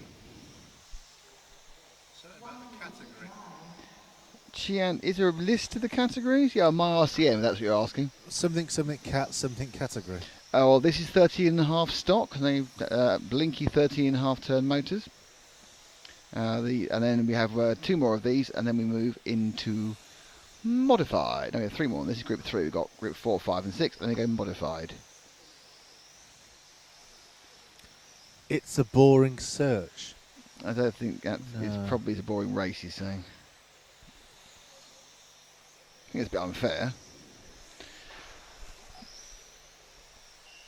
If we trundle through the qualifying levels here.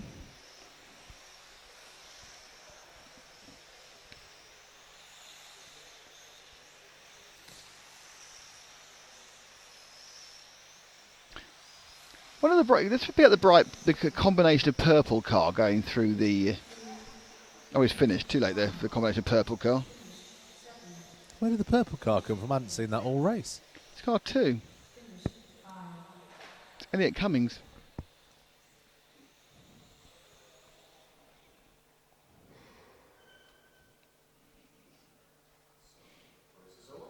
It is over. Let's hope it isn't another timing delay. So Jakob Simurda won this. Matthias Heinrich was second. Elliot Cummings was third. Mark Bain was fourth. Jürgen Schindler was fifth.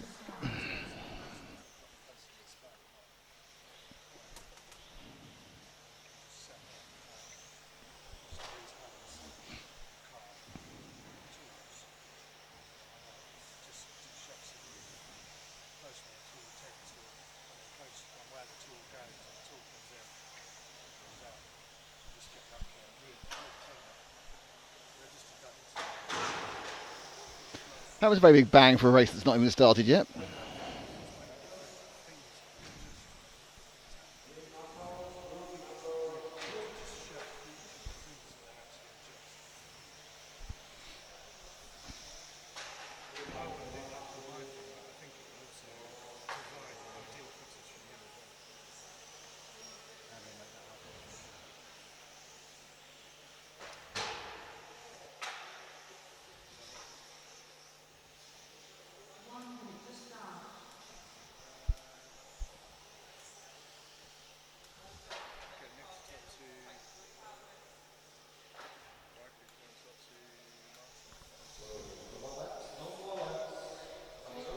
No more laps, so that means there's now not long to this round. Andy Vinicu, Torsten Muller, Sascha Freitag, Kellyanne Bly, Jacques Liebert, Matt Lax, Jim Dietmar, Stefan Schultz and Robert Klier are your runners und riders. 20 seconds to start.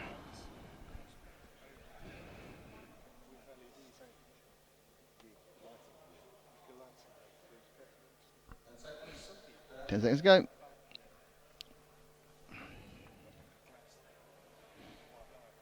Here we jolly well go. Start 1, 9, 5, 6, 3, 4, 8, 7, 2. So who's leading? Off they've jolly well gone.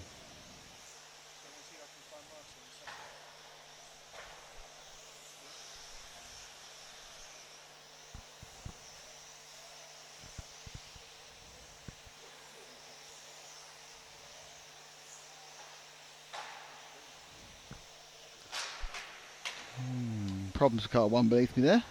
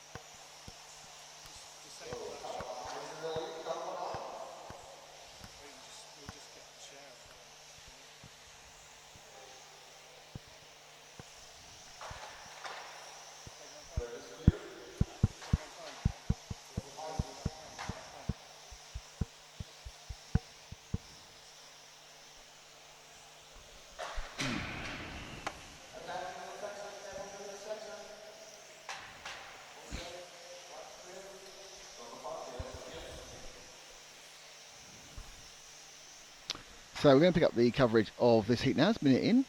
Well, it's a minute 58 in.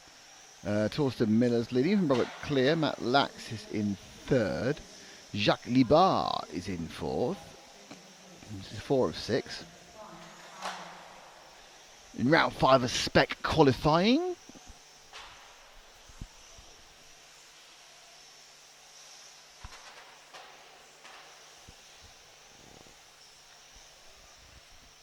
We are kind of working through the lower heats of the day. On on camera now is the yellow-orange. I think it might even look gold in some pictures. The yellow-orange car. 6 or 9. It's 9 of Muller, the leader, I think. So Torsten Muller there.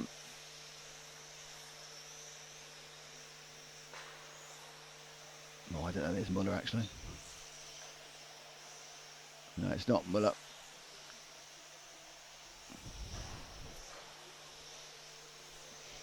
So we move forward to the light yellow car that's going down the main straight now. That is the leader. That's Torsten Muller.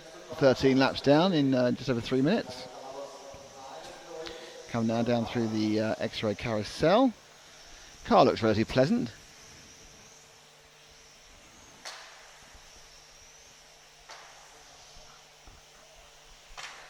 And they continue to run qualifying laps. Everything tomorrow. We haven't got a ton of tomorrow, but it'll be all finals all day. So you have all finals all day tomorrow here in the Hudy Arena. Car 1 has completely disintegrated. Andrew Vinuku is out. Being picked up, looked at and frowned at by the marshal.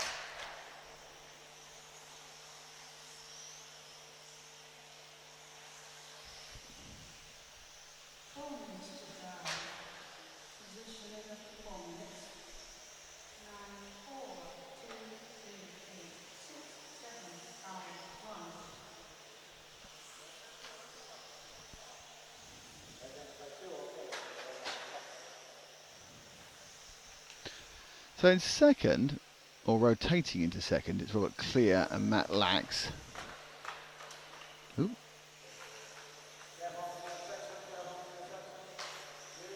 I'm not sure which one is actually Robert. I've not seen Robert Clear, I don't think, on the stream so far. I'm not sure which one he is though.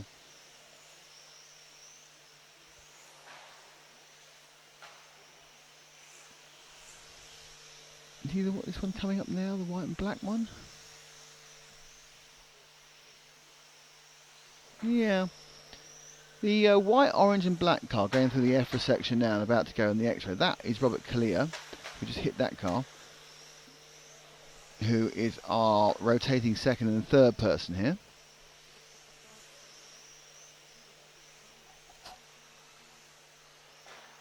Derek Smith, does his class always use foam tyres?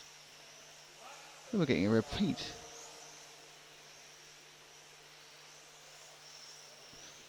Yeah, this class is always foam tyres. There's no rubber tyres for 12. Always foam in 12. That's the rules. Oh, someone's shouting there they want to be lapping. Being very agitated.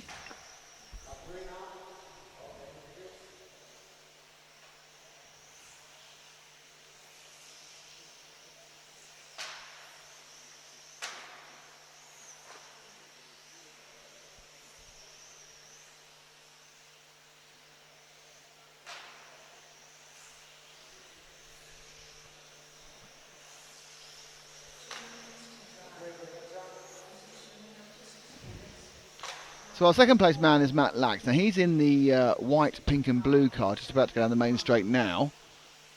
And into the Montec now. We move to him, down below us right now. Excellent shot, thank you very much. Look at the wrong camera there when you were already on him. I was looking at the back monitor for a second there.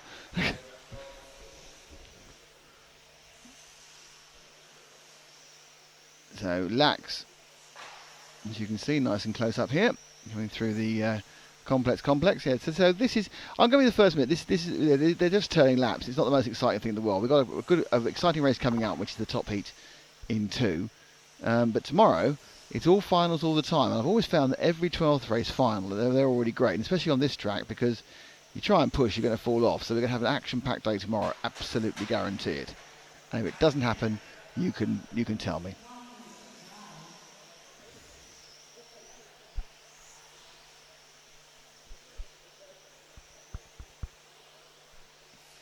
Edward Picking is still trying to get people to fancy the announcer, who is a recorded voice. Could be anybody. Miriam Margulies, who is an old, who was an old dumpy lady, very sweet, but not in the slightest attractive. He used to play the Caramel Bunny, who had the sexiest voice going. So just because you've got a sexy voice doesn't mean anything. So you've no idea who Announcer Woman is. Could be anything. She might go, 1 minute to drive, and you go, oh God, no.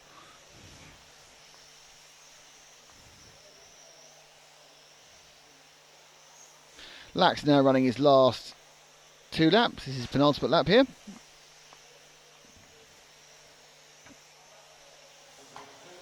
And this is finishing lap, so Lax is going to get a 34. I'm sure he'll be happy with that.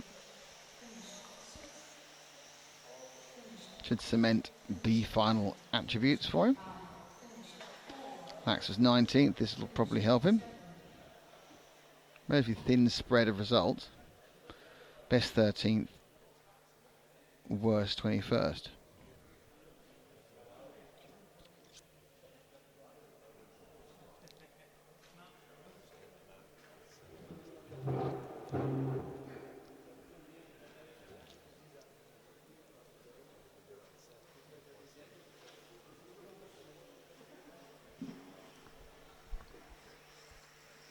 So, for heat 5, the penultimate heat of the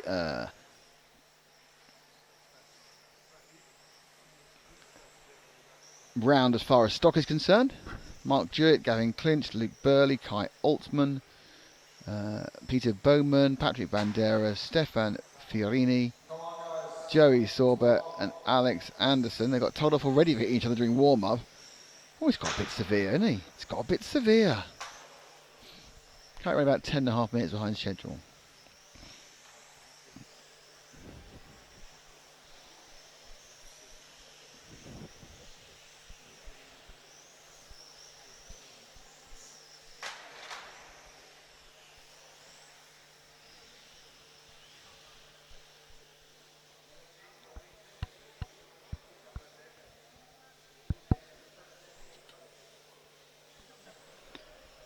And the selector cars all waiting to go around now, all parked to the right hand side.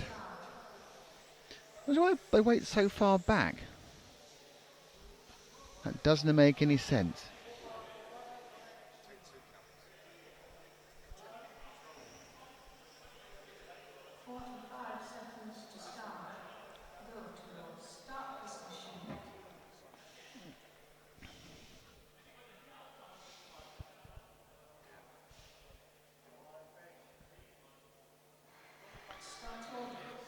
So, heat 5 of 6 in stock, and then we go through the modified class, which we next. Get ready to go underway.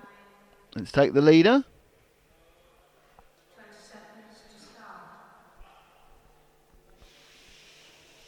Neither of them listening to me, by the way. Having a conflab about stuff.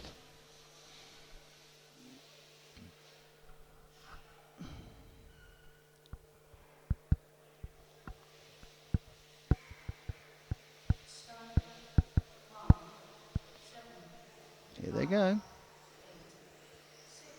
Let's do it off first, then Clinch, then Burley, then Altman, I think. Then Bowman and then Bandera. And that's all based on the fastest lap they run, not necessarily order as far as points are concerned.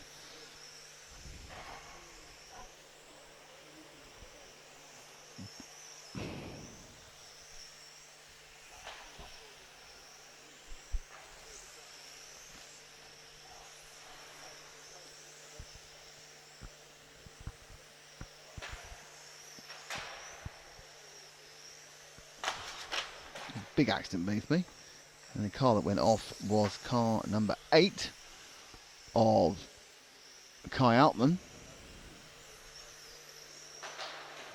So at the moment, Clinch and Jewett doing what they've done quite a lot at the start of races, but haven't managed to really throw 8 minutes together of doing it.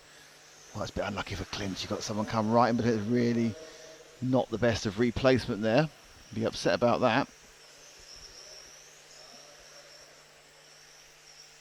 And Stewart shooting out into your frame and going through the Montec maze.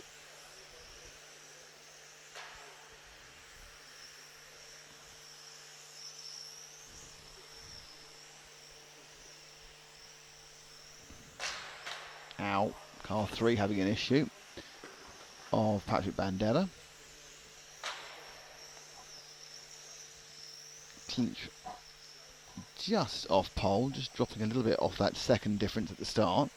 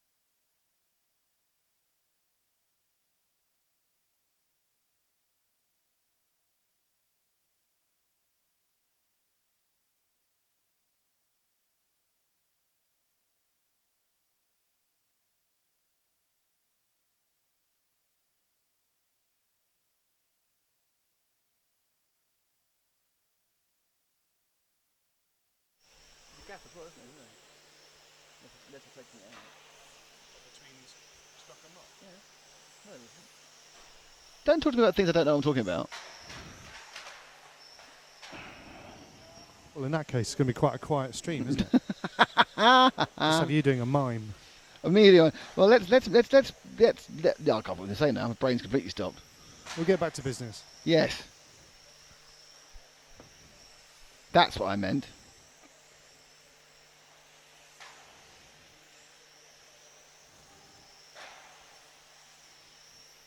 So our leader, but we've shown him a lot. Let's see if we can find car number 5. That one there, that's it, exactly what I want. Luke Burley was in third, is upside down.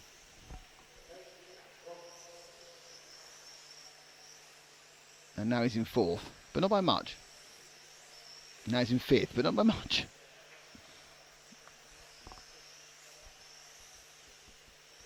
Last lap was 19, so he lost 6 seconds being on his back. He's taken off his aerial, and that was a mistake. Oh, no, he hasn't. How come in his back? He's running a rollover aerial. It's obviously too short.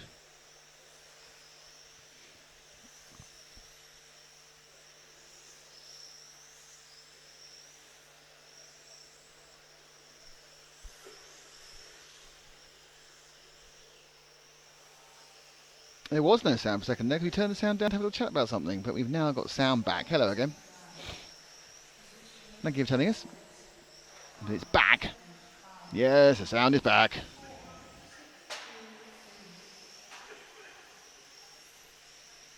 So, yeah. So that's the runway. Let's go and see if we can find our leader. It's Mark Jewett. Where is the young man? There he is underneath us right now, going through the complex and into the X-ray. Multiple colours at the back of the car, but sort of white base.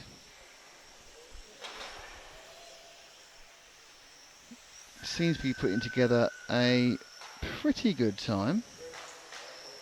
It's got a relatively low standard deviation. On for a 35.811, which I'm sure we get to be chuffed to bits.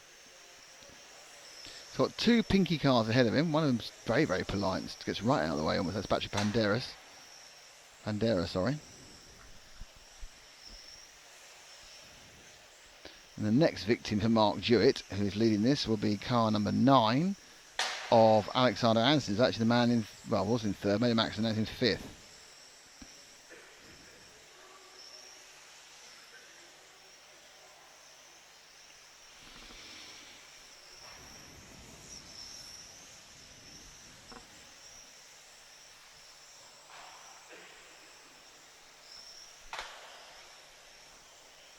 We're placing bets for the next race, and car number 4 has been tipped by Edward Pickering. It's a brave bet, Edward. Brave bet.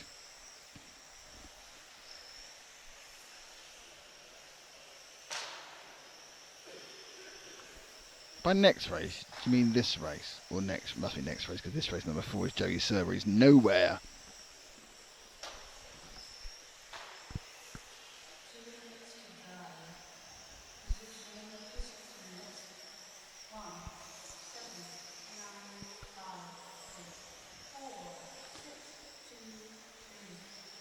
So Jewett has an overall lead of about a second and a half on Gav Clinch, but Gav's got a couple of bit of strokes. He needs to drop back 3 cars to the blue-tailed machine. That's Clinch in second, and he's now got past one of them.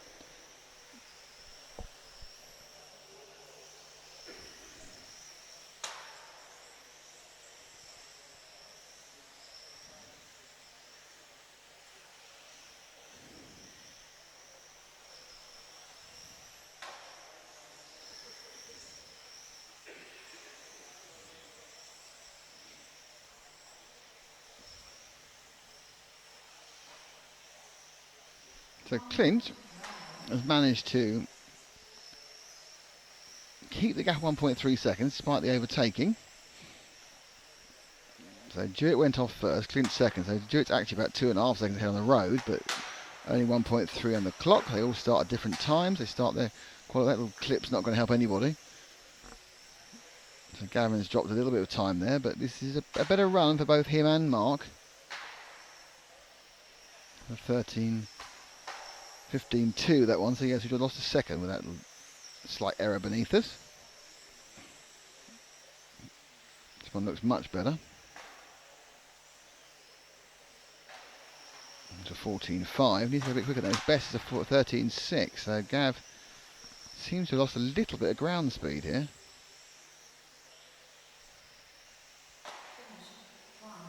It's towards the end of the run. I wonder whether he's got a motor that's got a bit too hot at the end and therefore has lost a lot of its responsiveness. Jewett does get 34.80005.37. Let's make a wager. You're betting with him now, you Mr. Pickering. It sounds very bad. So that was the result.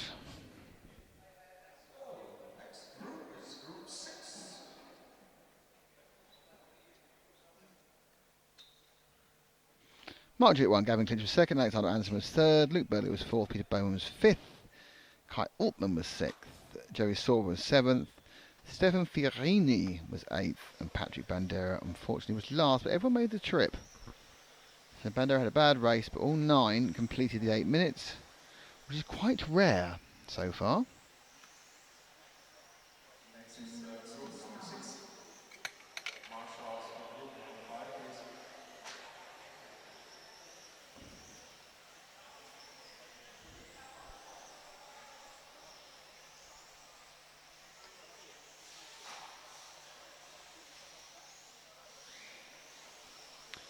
So, top heat in stock, Marcus Mobers, Laurent Alexander, Hupo Honegel, Martin Valanka, Ollie Payne, Vesa Ili, Martin Wilfinger, Sam Rubert and Kieran Manders.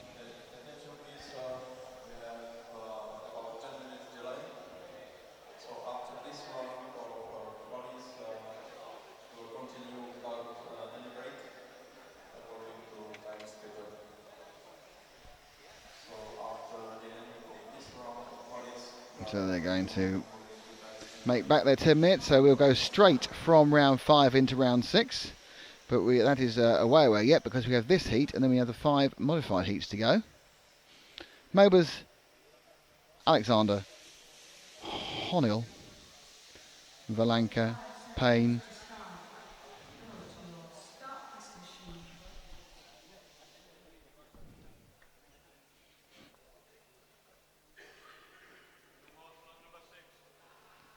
YI. So let's get ready to rumble on the cameras. 20 seconds to start.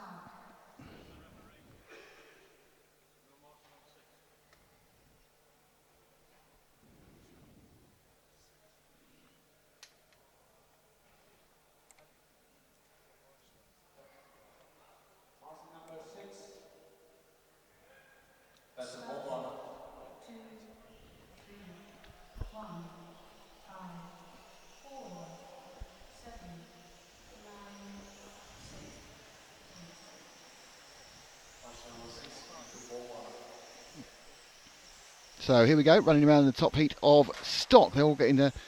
Oh, no, I've made a terrible mistake. I've not taken off the graphic. I do apologise, everyone. That makes the whole thing completely unclear for all of you. Oh, who's that's retired already? We lost the car already. I'm not quite sure who it is. I think it might be Kieran Manders. Not sure. So the early start, Marcus Mobus has got 2 poles already. Looking to go and take the stock top. Thing to remember is he has 2 zeros, as does Laurent. And who won the third round? Honegal won the last round. So if Mobus gets the fastest in this one, he will take pole for stock. After 5 rounds off stock. And that is currently with Vesa Ili, who's currently in 5th. Vesa going down the main straight. There's a lot of referees very kind of engaged in this particular one, isn't he?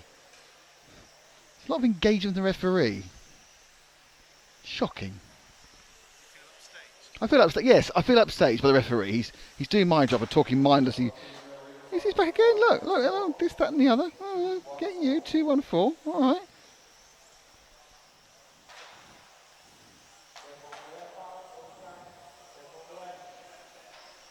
Edward Pickering is saying that if he wins with car 4, I have to buy you a drink, and if car 4 doesn't win, then he has to buy me a drink all night, and he's backing Ollie Payne. So it looks like you've got to buy me drinks all night. Car 2 has been Marcus Mobus, Paul has gone for, from watching the stream, which isn't really the most brave bet ever, as the man was in the lead already at that point. Oh dear, below me.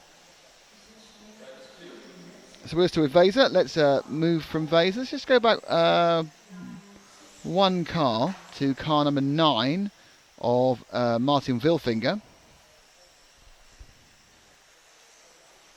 Or Vilfig. So Vilfinger. Na na na. Diddly. It's in your mind now. What can I do?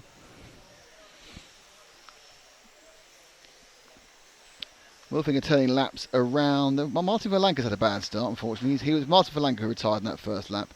So Vilfinger is doing 13.6s.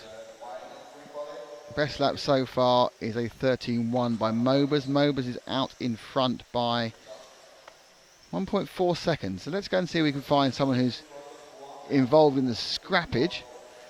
And get down the straight. White car down the straight right now. And into first corner, that is Hupo Honegal. Hupo, the reigning European champion in this discipline, the stock discipline. I think he's number 1, so I'm assuming he's that. Otherwise, I'm going to look very silly, aren't I?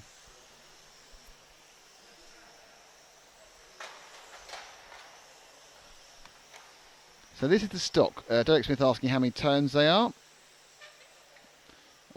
This is stock, so it's 13.5 blinky. Next up is modified. You can run as low as you like. If you want to run a 3.5, you can run a 3.5. And you can also run times speedos as well. So it's completely free on motive force. They are very, very quick indeed. But these are blinky 13.5, so they are limited speed. As down through the EFRA section goes Hupo for the complex. That's the Zen Z. Look at traffic ahead. The traffic, I think, is Alexander Laurent, who TQ'd the first round, but Alexander's pace has just disappeared completely today. No mistake by Hupo won't help him. He had just got ahead of Marcus prior to that. And he's just behind now. Oh, he's clunking things. Honegal's pushing very hard at the moment.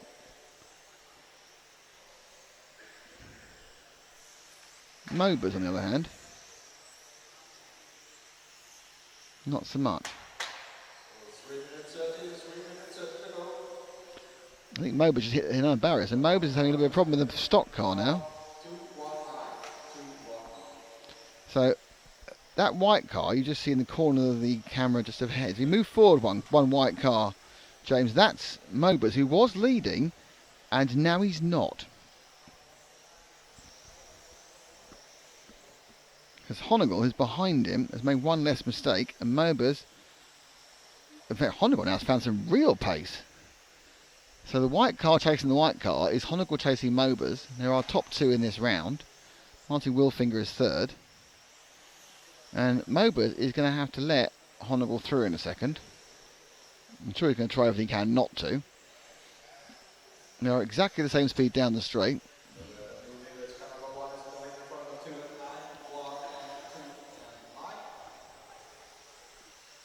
Now, of course, whilst Mobus is ahead of these 2 cars, Honegal is ahead on the clock and doesn't need to pass him. He just tracks him round, because he started a second or so later. He just tracks him round. He will win the heat and get the 0 points. But no, at this point, it's getting quite close, I think, to Mobus having to let Honegal through. It's quite a... he's going to get blue flagged soon. But Honegal, this is interesting. Well, that was very good. That was excellent letting through. Honegal's found some real pace with his X-Ray, our European champion. Well, many times European champion, but he's found some real pace here. Mobus had the upper hand earlier, but the pace now seems very much in the hands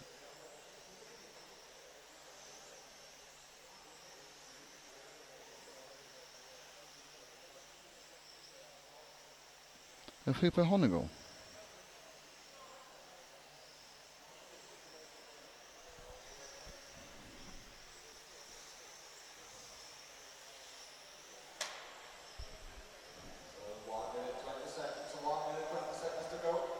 So it's 1:20 to go.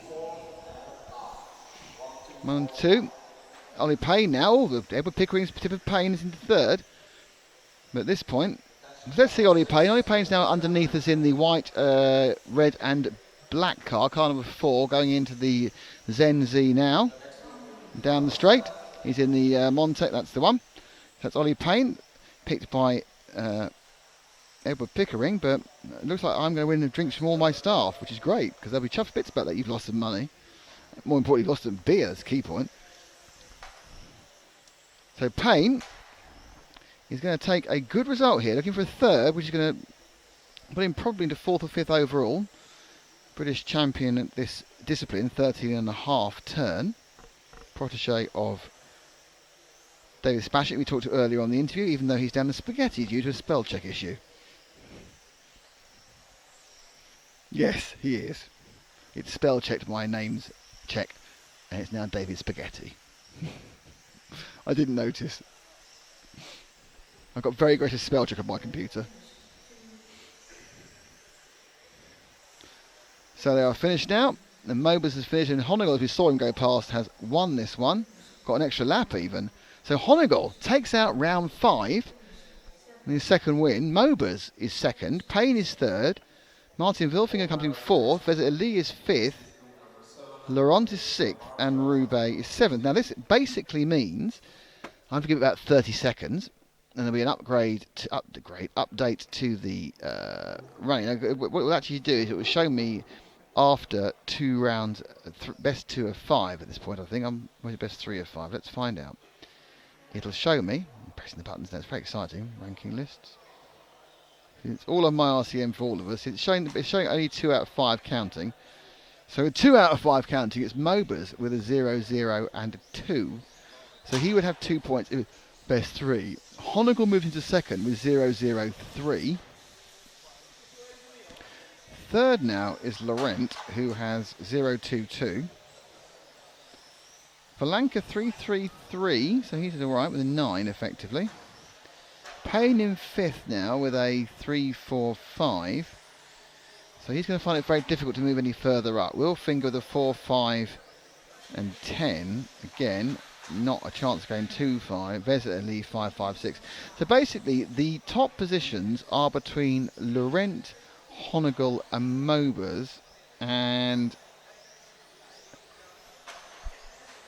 if Laurent wins the next round, he will actually not do any good. And Mobus, I think actually that Laurent cannot get pole because Mobus has better count back. Mobus has 2 wins in 3 seconds, and the best that Laurent can get is 2 wins in 2 seconds. But Honegal with 2 wins can do the 3-win trip and take pole by getting on the next for the European Championships by getting a win in the next round. So that's the situation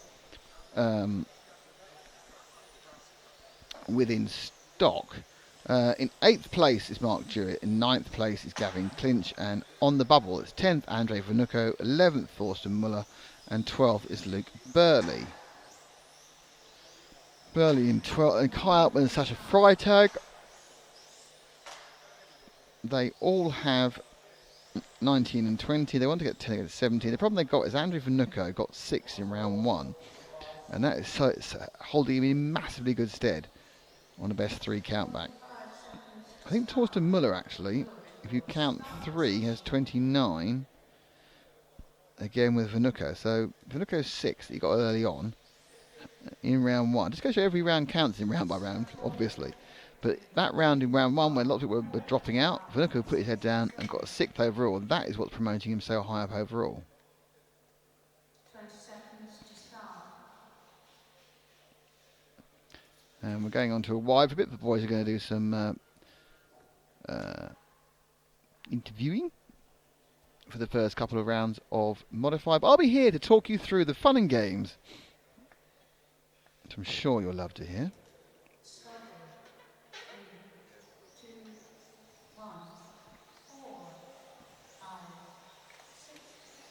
Off they go. This is the final. No, it's not. It's the 5th run. I'm trying to write up people's time. It's the 5th run of this, the first round of Modified qualifying. Interestingly, as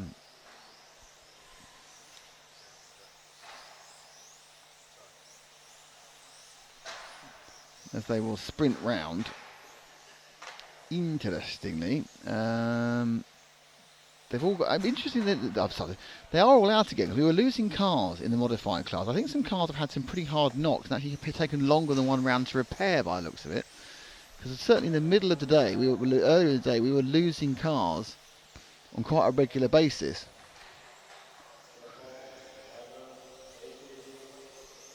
Races of 9 were starting with 7. It wasn't like they lost them in the first couple of laps. They started with 7.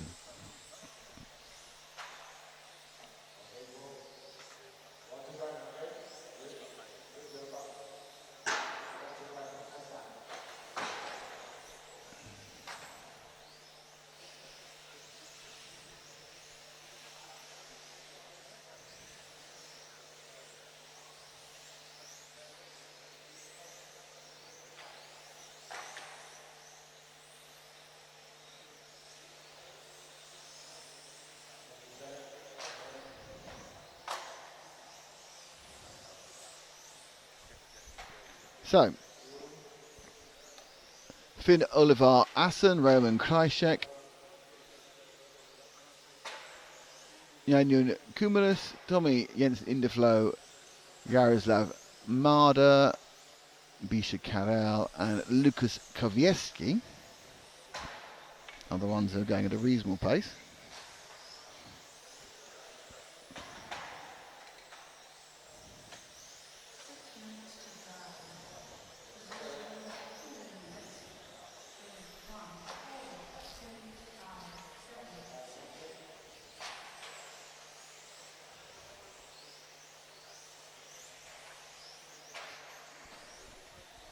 So you see now, what's the timing going on? Right, so initially this is modified. So the fastest lap we have so far is a 14.3. And that compares with the fastest lap of the whole group, which is about a 12.1. So they're their best lap's about 2.2 seconds slower than equally powered cars.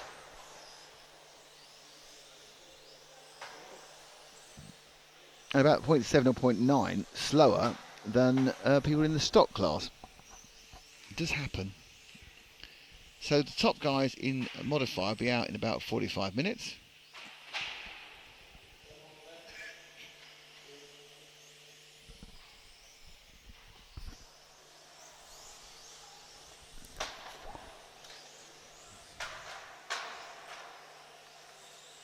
Now at the end of the day, just so you know, we're going to talk to some people, and we're also going to have a little bit of post-qualifying roundup.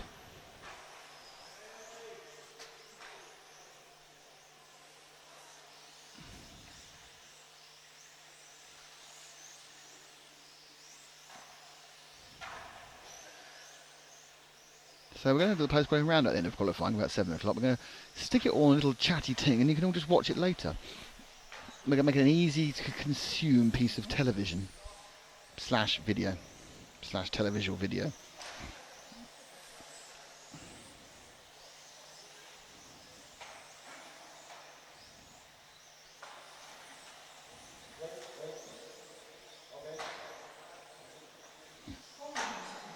So halfway through this heat,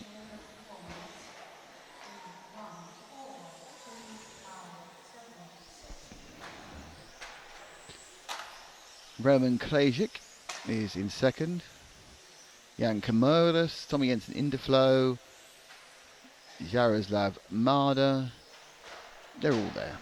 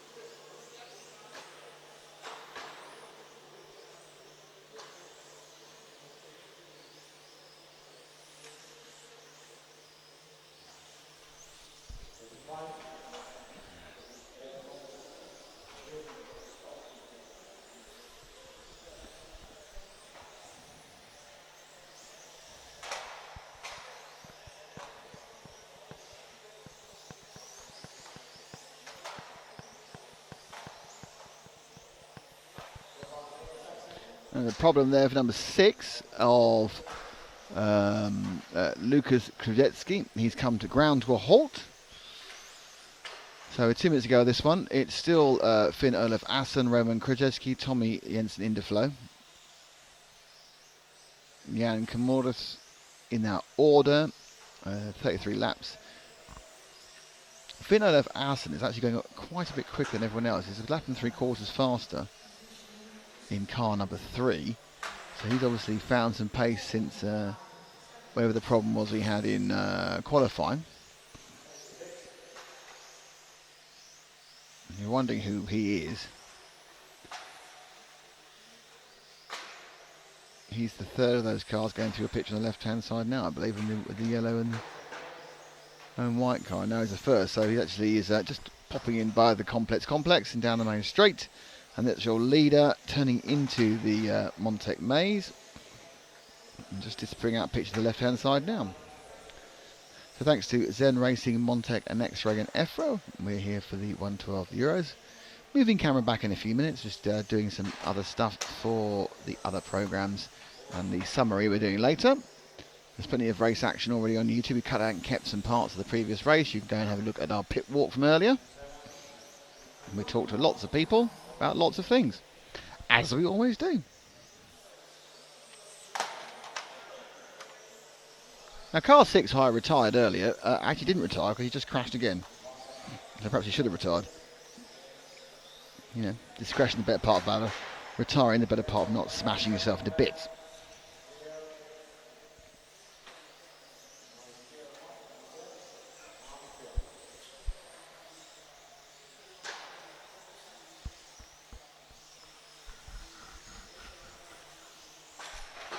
So 25 of your English, well, 81 seconds ago, really, not particularly. Nathan, so that is 25 seconds actually, I've realised now, from when the last man started. So actually the first man normally is 6 to 8 seconds ahead of that in the scheme of things, the running of things. And 5, 4, 3, 2, 1. So there goes Finn Olaf Assen, he's won that one by a lap and a bit. By 1 lap and 8 seconds. So he ended up about 22 seconds ahead in 32 laps. So he's basically 2/3 of a second lap faster on average than Roman. Well, 0.7 actually, because it's a medium time. So 0.7 seconds faster And by the time he got towards the back, he was 3 seconds a lap. But this is the first heat modified, so there's a wide talent spread on this one. So next up is the second one of these, and we just that's it. So I'll clear that, and then you get the results, and you can see they have run it with a short first heat. Then I think 9 official entrants in each other. We've not had the full 9 spinning around in very many, but I think we have got it this time. They're all back in again. I'm sorry, did you see a situation where a few drivers took a bit of a couple of races off?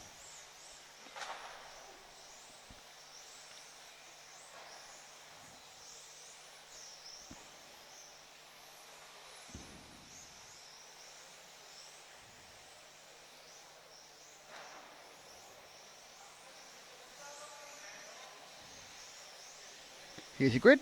Errol Shirtoy, Georgi Verga, Andreas Verl, Bender Matty Jr., Radim Huriska, Yuri Ryback, Marcel Dostel,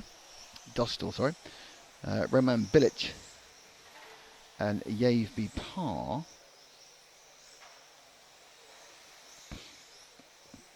Let's have a little look on Yavby Parr. So I'm not quite sure whether the highest person from this one is. I think it would be Errol Serahitoy. 45 seconds to start. Go to your start position.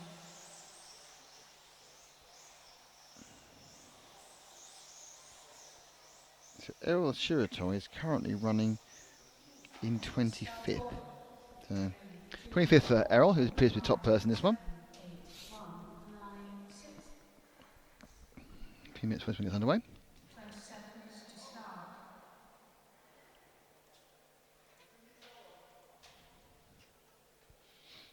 In they jolly well go.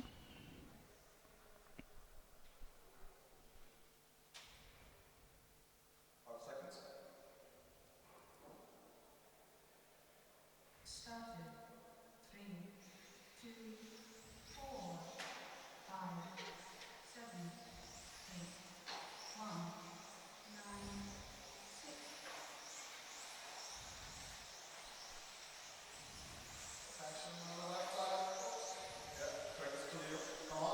So off they go. And immediately it is Marcel Duster's made a good start. Into the lead he goes.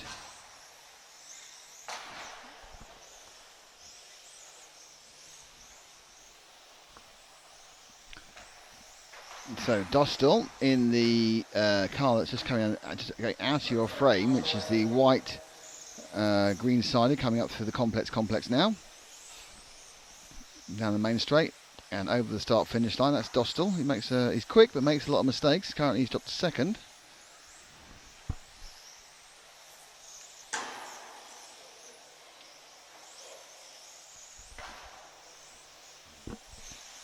In third.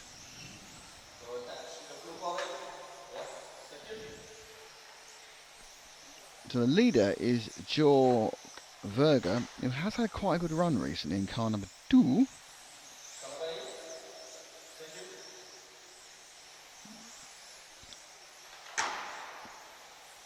He's just past start finish now, and the white and orange car just go, oh, that's bad luck. The person trodden the car. Going through the complex, about to try and pass that car. He does go down the main straight, so Verg going very nicely at the moment. Best lap of a 39. Still, usually these cars, because they're modified, whilst these are not turning as good lap times as the best of the stock drivers, they actually look quicker because they have this attitude of speed, and they are fast down the straight and quite squeaky and moving, but they're not actually turning a lap time any faster.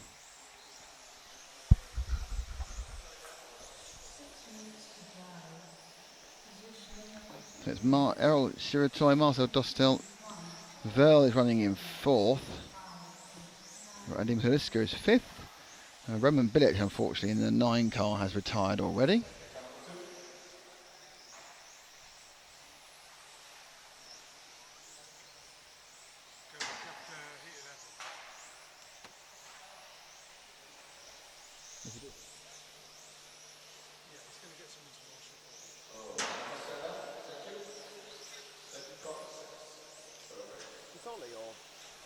Okay.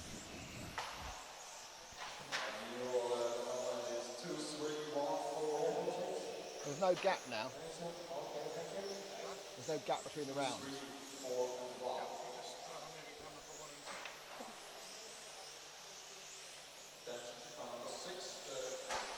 They've been very nice. They brought back a coffee with lovely people.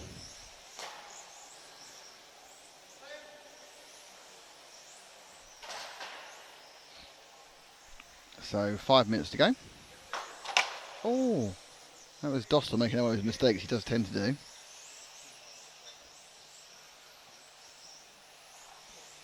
Benke, where is this? This is in the Hudy Arena in Slovakia, which is obviously in eastern part of Europe. Obviously used to be part of the country that was known as Czechoslovakia, but of course the Czech Republic and Slovakia partied on very amicable ways about 15 years ago.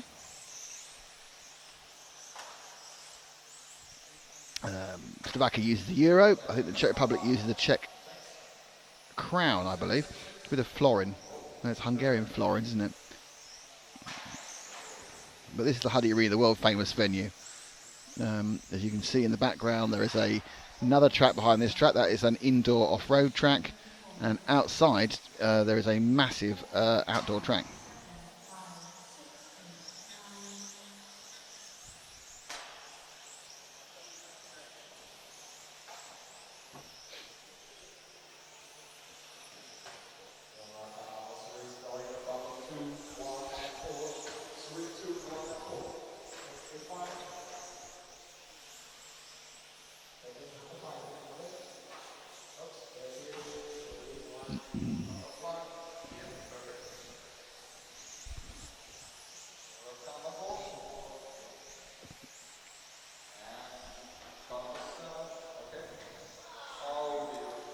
Oh, Kevin's off for the pit walk. Kevin, who's doing it? Kevin, who's doing it? Is it Joe? So George Berger, Errol Schutter, Marcel Doster, Andreas Verl going well.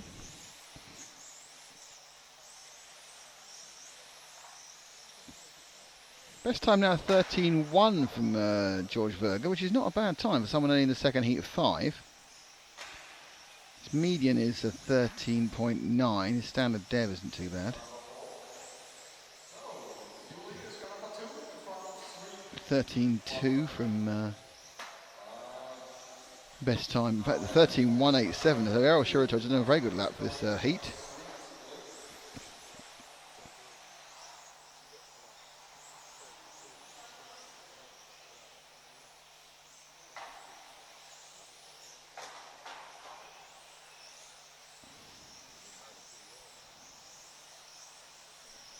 So this, so it's Bruce, okie dokie.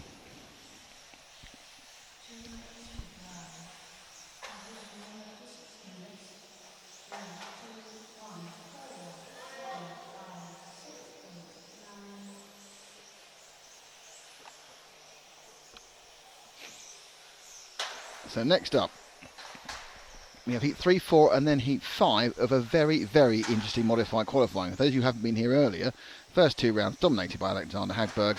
Next 2 rounds he's broken down in both of them. One won by Jeffries and one won by, really surprisingly, Dinois Stadler. So it is absolutely all open.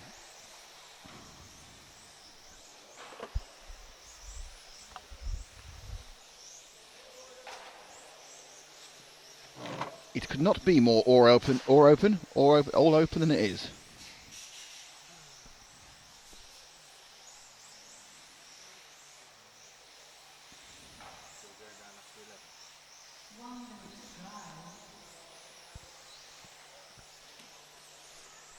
Last minute of this heat number 8 of round 5. So in 20 minutes time, or just under, the top heat will be out, though the penultimate one's pretty good as well, of round 5. Then we run through round 6. And at some point, you kind of hope they're going to publish the... I don't know, have published the time schedule yet. No.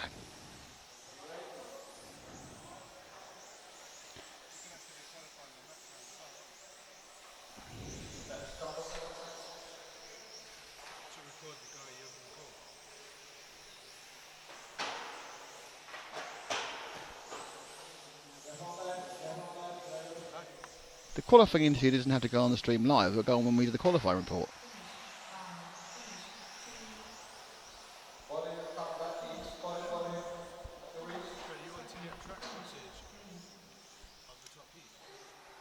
No, got that.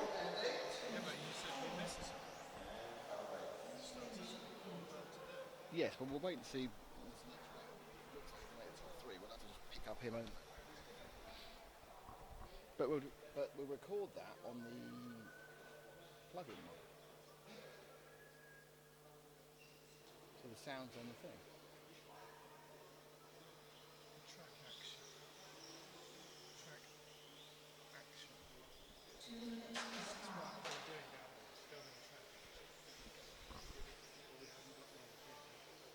No.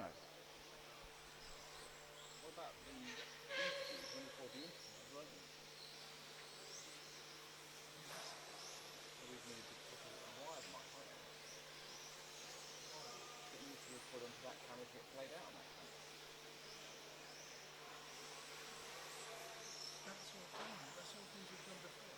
Okay, fine.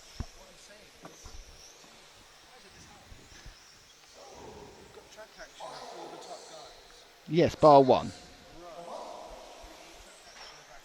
Yes, but we can wait till heat 6 to find out if it's absolutely necessary rather than doing it in heat 5.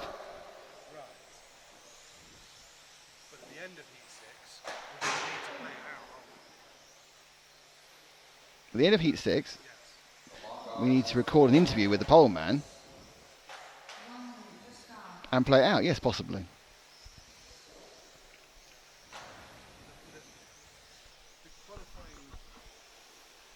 Please, Phil.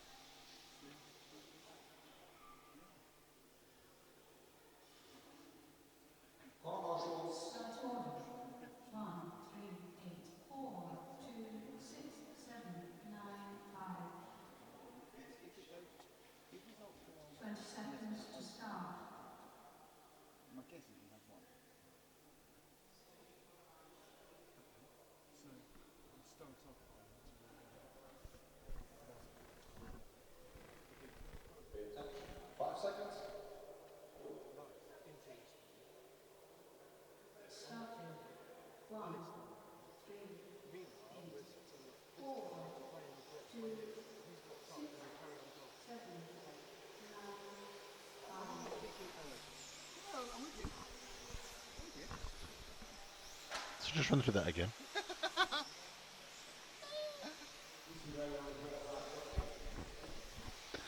I think something that's incredibly clear in Matt's mind is a little bit more cloudy in mine. Which could be basically anything. Andreas Mybo, what's your opinion on running stock Euros with almost the same drivers and rules as in mod? Well, absolutely. The rules are exactly the same, apart from the engines, or the motors, sorry. But as for entry, I don't know how many people are doing both. I think it's only about 10 or 12. And the question really is, Andreas, is whether you just say you can't enter both. And that's not a rule that's been made. Some choose not to, some choose to. But I don't think there's that many who are doing both. My guess is it's less than you think. There's probably, I don't think it's even 10 doing both. Vaser's doing both. Hupo and a few others. I don't think there's that many. Perhaps 10.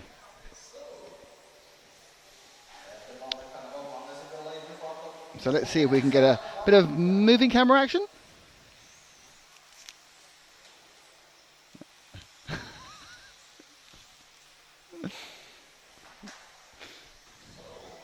So it's Vaser who's still scraping into the bottom of the A file despite the problems he's got about which heat he's in.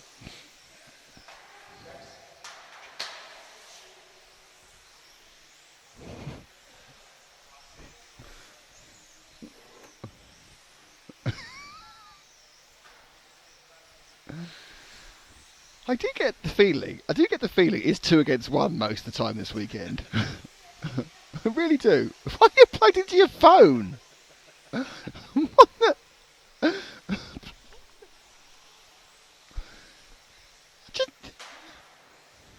My flabbers weren't really garsted about this. It's all right then. You've listened to your hot hits of the 500 or something. Had your blast of Justin Bieber or something.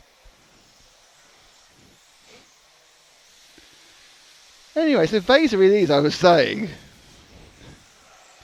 I can't see him, otherwise he's just going on the main straight now.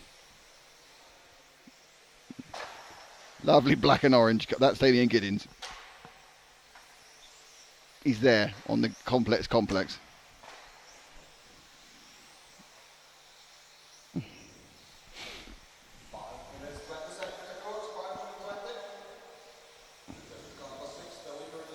Oh, it's very low now, isn't it, on the chair?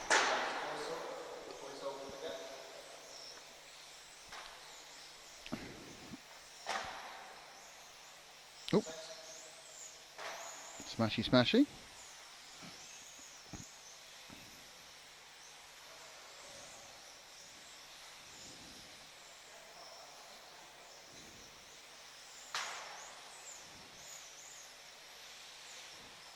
So Eli now already, as you can see, is at 2/3 of a lap on second place. Igor Liptak, Damien Giddins is third. Marcus Askel, who was keeping Vaser honest a couple of times, but Vaser may well have found a little bit of speed. Yeah, he's running he's run 12.8s.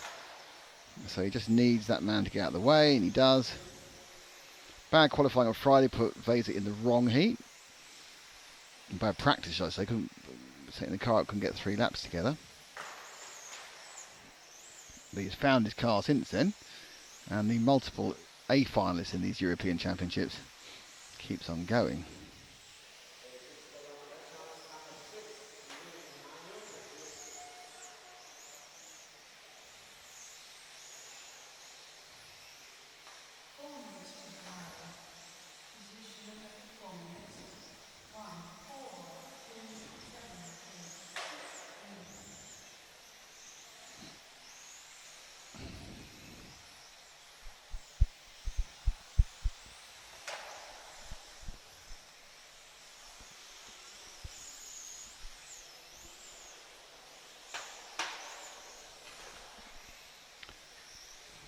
So Eli now is still running in... Oh, flipping it. That was a hard hit for that man. Who was that? Quite surprised some of his cars survived. That's the corner of death. Now Vaser, behind Vaser is the, I think that's the 1 car. No, it's not the 1 car. It's 3 car. My eyes are so really irritating. I think that's a 3 of Jacques Libar. So they dropped back to the white and bronze car. That's the number 3. Libar, who's in 7th now. So in between me spotting where he was and getting on the camera, he's dropped about 11-4 laps. Bronze. Is that not bronze? Well, it's brownie bronze, isn't it? I'm sure it's got a metal flake in it. Oh, Giddins has broken down. Someone's out. That's Giddins is broken down in the middle there. And he's fallen off. Giddins has broken down. Oh. Suddenly there were no cars. They're back out again now. We are down, I think, to 5. There's only 5 still running. One of those almost stopped. So the all pink car going down the straight, I think that's car number 2 of Kumi Bui. He's gone back to that pink shell after going off the pink shell. Pardon? He had a pink shell, he put a different shell in there, he put a red and white one on. Now he's gone back to the pink shell again. Bit of rattle can pink below us.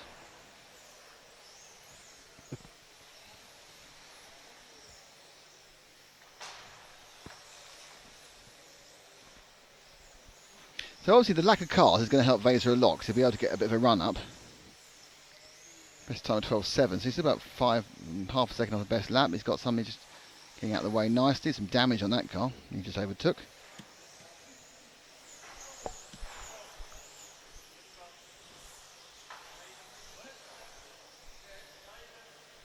So third place Kumi and Liptak. Giddins is still ranked as 4th. He's not even running.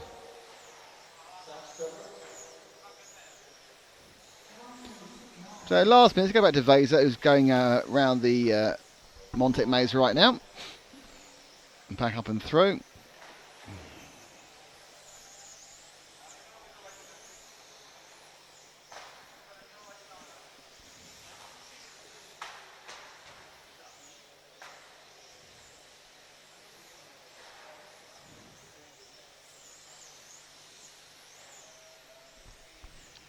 So that was a lap of 12.8, which is there or thereabouts. Certainly there or thereabouts for a final qualification. Not there or thereabouts for winning a final. So you need to be at least averaging about 12.5.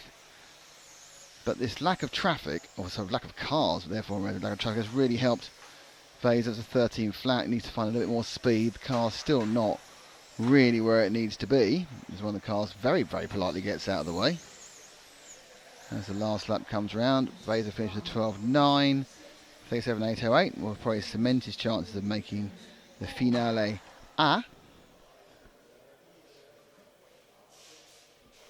By the way, off topic, what will the F1 top 5 look like today? Any bets? It looks silver, and then it might look red. That's what I think.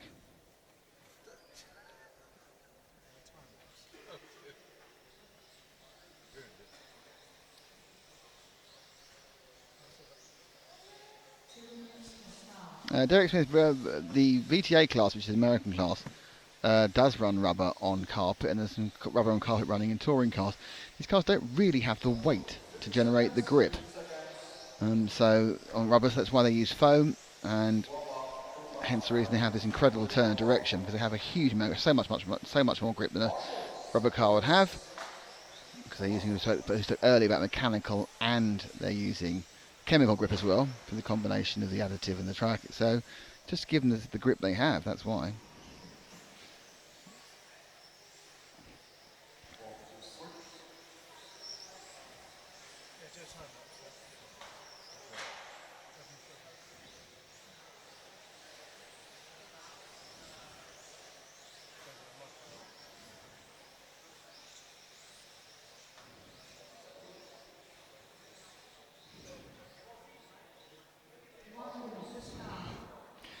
So, penultimate heat of round 5.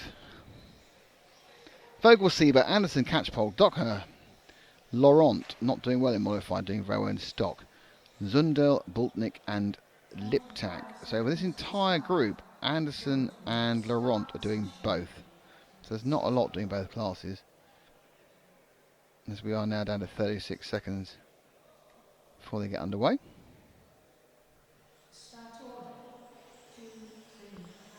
And coming late to the party is Alex Laurent.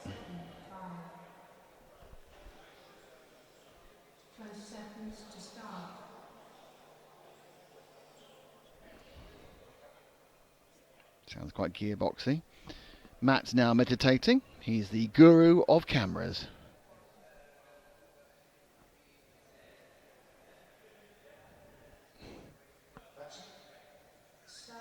Let's go. Take the leader. Mr. Dominant Vogel.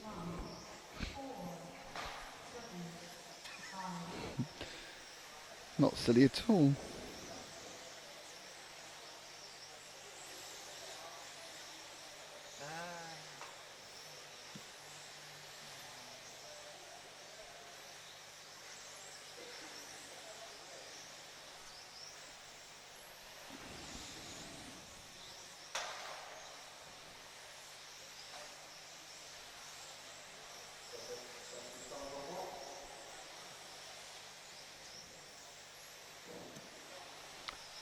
So this is the penultimate heat of modified. There will be no gap going into the next round. We'll go straight into the final round of qualifying, round 6. They're just trying to make up a slight delay in time they had.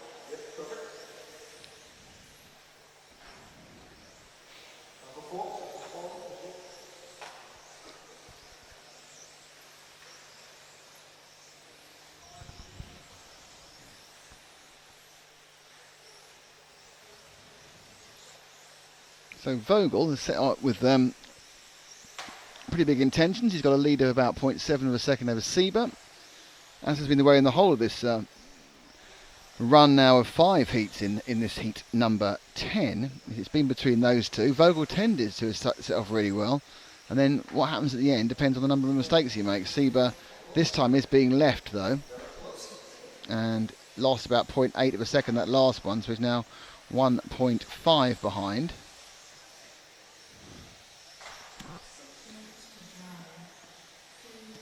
So Sieber, let's look at Sieber, number 2 beneath us now, yellow and grey, obviously yellow again, red and grey, sorry, going through the Zen, down the main straight. This is your second place man. We've done a lot of this Vogel to Sieber in this heat, because that's what it's all been about, really.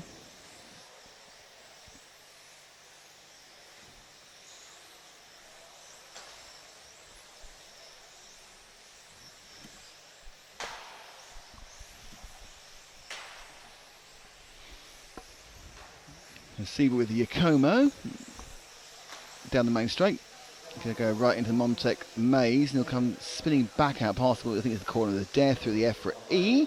This is the X-ray carousel, and he turns into complex for the Zen Z.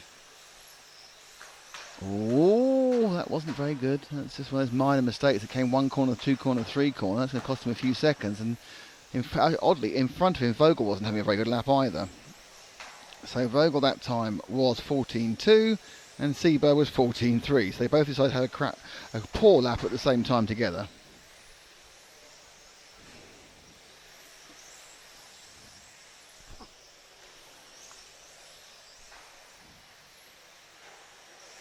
Oh!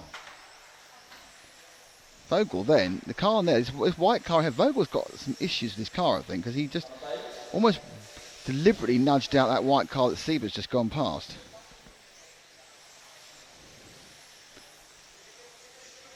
Okay, with over 4.5 minutes to go. Let's pick up the bright lime green machine. That's Adam Catchbog out in the main straight now. He's your 4th place man, though he's 0.2 of a second behind the 3rd place man. So that's a battle as well. And both of them are not as far away as they usually are from Vogel and Sieber, because both Vogel and Sieber have had relatively non-clean starts within the limits of the fact these guys are all incredibly quick.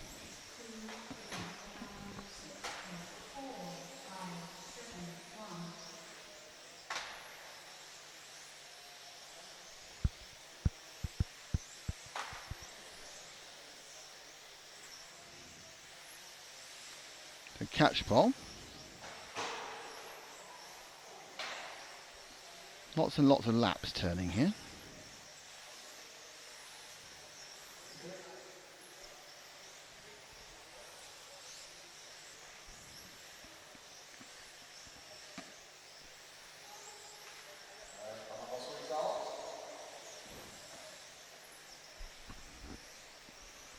So at the front, Sieber's now got down to 3rd. So it's Anderson who's got into 2nd. Sieber's had a problem and got down to 3rd.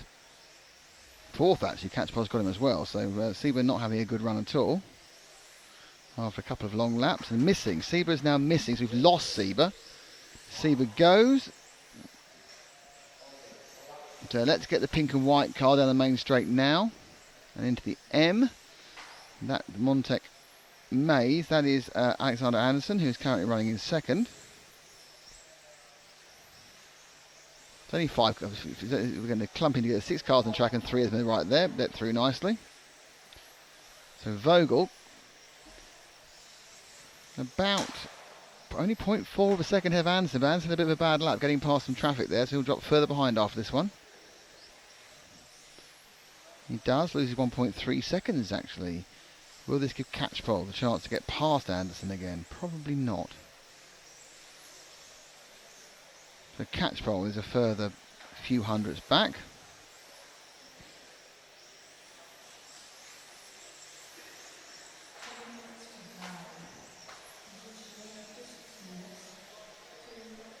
So Anderson in 2nd by about 3 seconds. So Vogel has put down some good laps recently, and Anderson's pace has just eased off very slightly. He's still got a reasonable cushion to catch pole. of 1.8 seconds, which is half a mistake between the second and third in this heat. Top heat still to come. As Jacob Zundel whacks the barriers again. Not looking the most stable car in the world at the moment, this machine of Adams and Anderson. He's not got, I think, the rear end where he wants it at all. As you can see, it's letting go at the wrong moment, and it also seems to have a little understeer at points. I think he's been quite careful. I think as Laurent rejoins for no discernible reason. With 1 minute to go, Anderson's car has got slower and slower and slower, but unfortunately Catchpole, or fortunately depending on what your loyalties are, hasn't been able to make up for it and get past in second, and he's making his own mistake again. So Catchpole had a chance to get past Anderson. His car, despite a 12.7 there, really hasn't looked very well, and that's what I thought. He's just not had what he wanted. And that is... he's dumped Catchpole as well. And that's a bit of a warning, I think, as we just bite fingers.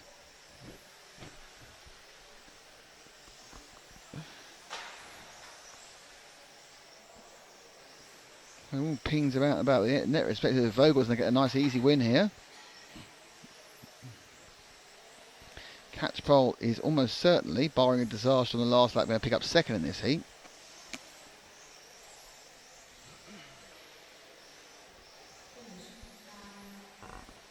So Anderson gets caught on the 37. Vogel does a 38.6. Catchpole will get a 38. Just needs to go around the corner. You're nowhere near the car by at that point.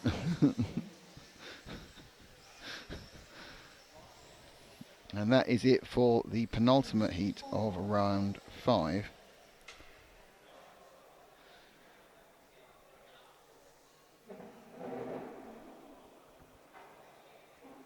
Right, so we're coming to the top heat, the most exciting part of this round.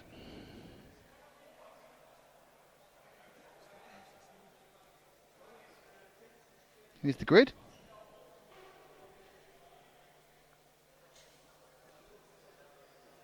Alexander Hagberg certainly been the class of the field so far.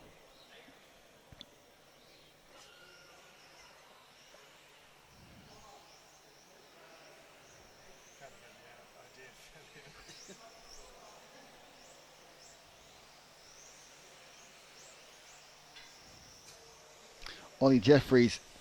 So Hagberg has come so far, has managed to get 2 pole positions, or 2 round wins, and 2 non-finishes effectively. Broke down twice, won twice. Ollie Jeffries broke down the first round, and then he managed to get I think a second, a win, and then a third.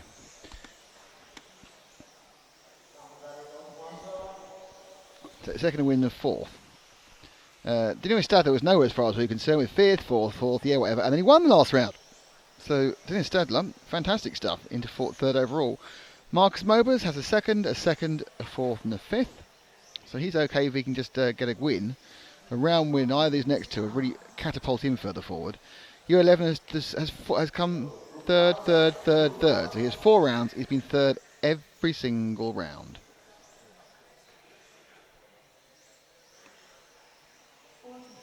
So, with 45 seconds to go, there's only one place to start, and that's Alexander Hagberg.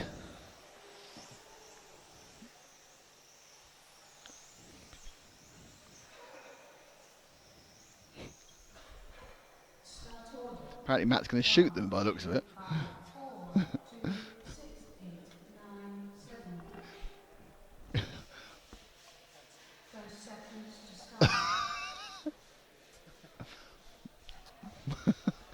Let's go rapid. So it's Hagberg, Jeffries, Stadler now, Mobers, Levenon, Honegort, Styles, Jorg Michael Teat, and Tim Altman. But from thinking that only one of 3 could win it, and then perhaps one of 4 and one of 5, now you'd have to say one of the 6 could win this. Off they go. Hagberg gets away. Can he last more than 2 laps? Still using that white body shell, which is still irritating me. Jeffries seems to have made a good start as well. So they're all off and running. And after 1 lap, 12.9, 12.7, 13 flat for Stadler, 13.2. So it's Jeffries who has the minor lead. You can see on the right-hand side, that's the running clock. And they should be relatively close to each other because the top guys have all gone off together. Levenon looks like he's dropped very slightly into 5th. He's dropped to 6th. Hagberg now takes the lead by a few thousand. He gets into his stride. What a snappy little rear end he's got on that machine.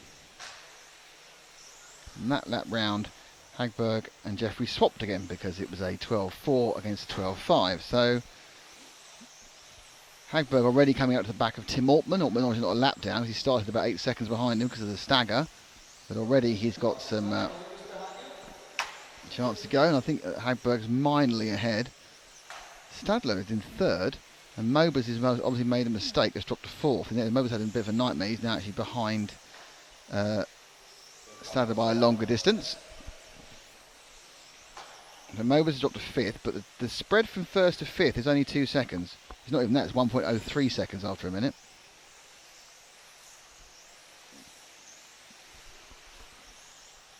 And so Hagberg now takes the lead by 0.06 of a second. And Jeffries takes the lead by 0.02 of a second.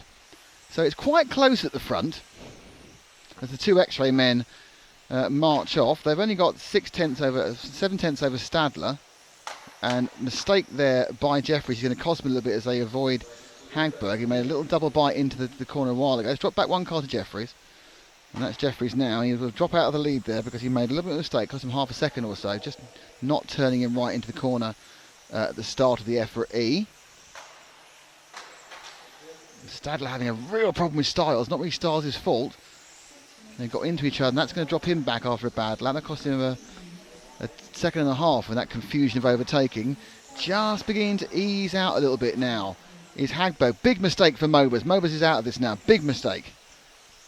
So Mobers will not be getting a 0 to add to his other scores, and Jeffries is dropping off Hagberg noticeably. In saying that, he seems to get a bit closer again then. So he's 0.2 behind. So Hagberg is 0.2 behind. Sorry, Jeffries 0.2 behind Hagberg. You've got Marcus Mobers in the middle of them, who's going to have to let them go because he's had a big mistake. He's nowhere. He may well be able to get back up to third or fourth. The question really is, can Jeffries put enough pressure on Mobers without losing time? I don't think that was a very good run through the... Oh, and that's where that goes wrong. Put a little extra pressure on that little tick. And Stadler's made a mistake as well, which is putting Levenon back into play for third. But Jeffries now is suddenly 0.9 of a second back, and he's got a problem, though admittedly not as much a problem in many ways as Hagberg, who's running through space and cars. And that was Hagberg getting away, very luckily getting away with that, because it was the Jorg Michael Teak car that got tipped out, the white machine. Everyone's getting through Altman for the second time. Now it's clear running for Honegor's being... Oh, Honegor's not... That's Honegor being lapped on the left-hand side there. Jeffries is still only 3/10 down. And he's probably at this point beginning to kind of wish that Mobers wasn't there. And Mobers needs to move over. At this point, Mobers needs to move over, and he has done. He just cost Ollie a little bit of time as he went for the inside gap that wasn't there. Now Ollie has to really get on and drive towards Hagberg. If Hagberg takes pole in this, he'll have pole for the European Championships for the third year in a row. Pole in Scandinaria in 2014, pole in 15 here at the Hudy Arena, and a good chance in 16. But the gap, he got held up there by Levenon. That was just ahead of us, sorry, that was Hagberg. I'm not sure how much it actually held him up, not too much, about 2/10 of a second. But it means that Jeffrey suddenly has pulled it down to 2/10. So it's 2/10 of a second. They are racing each other, even though they're not. And very conveniently, Levenon makes a massive mistake and gets out of Jeffrey's way. So Jeffries and we're with Hagberg at the white car, and when the shot's wide enough, you'll see Jeffries behind him. And as they go round, you can see Jeffries has just taken the lead by 0.02 of a second. So the statement that Jeffries had that he could match Hagberg's pace is absolutely spot on now, but whether he can match it over 8 minutes, he's gaining. Jeffries definitely gaining, visibly gaining. He started a second behind. Jeffries' lead now moves up to a massive amount of 1/10 of a second, but this time round I don't think he was a good through the EFRA E. And Jeffries and Hagberg, and now you've got Styles wandering around the straight for some reason. He's going to need to get out. I'm sure he'll get out of Jeffries' way as a fellow Brit. And it must be, there's nothing in it. There's now 0.05 of a second between the two X-ray drivers. Styles will be, I'm sure, desperate to get out of Jeffries' way, and a bit too desperate there as he bounced off the barrier. Another lap round. No mistakes for a while. And then again, I think there's a little bit of a tick there from Hagberg, and Hagberg definitely goes down. Jeffries definitely winning this round at the moment, but there's not even half a mistake in it. And then Jeffries came in too tight there and lost some time coming out of it again. So Jeffries did have a lead of 0.14 seconds. That'll go down this time. He just got the exit of this corner here wrong. And that lead does drop. Hagberg takes the lead. Just that one minor half mistake, and Hagberg's got a 1,300th second lead. And a little tick there from Jeffries, and that is going to hand, I think, with 290, another one again. So Jeffries has made two small mistakes, and suddenly Hagberg has a massive lead. And it was so close to that point, but Hagberg looks like he's about to claim pole for the championship. That middle section, when Jeffries was just on it, just lost those few parts. He's now 1.3 back after two errors, being on the absolute ragged edge. Hagberg just inside the ragged edge. And the net result is, with a minute and 52 to go, the white car, which should be green and white really, is about to pick up pole position.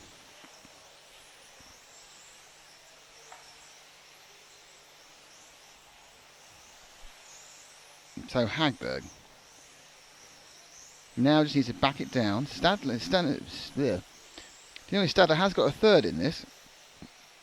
Honourable fourth, Mober's fifth. He's not had a brilliant run, Denoise, but he's still overall for third. The gap between Jeffries and Hagberg is 1.3. This car on your picture now does not have a problem in the next... There's still a minute to go. These 8-minute heats are quite long. He'll be on his way to another pole. Remember, Hagberg won 2 European Championships last year, won this one, and he won the 1 and 10th touring cars. Last lap round 12.6 and 12.7. The lead eases out to 1.2 seconds. So Jeffries, up until 2.5 minutes to go, was absolutely on it and even ahead. But that one little error has cost him. And whilst he's now back being... Oh, he's made another little error now, but it doesn't really matter. He's still going to get second in this heat. But Hagberg will be your pole sitter for the championship.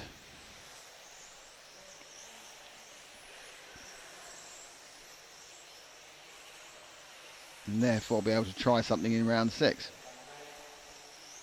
Jeffries, the win in 2 seconds, is looking pretty good for second overall.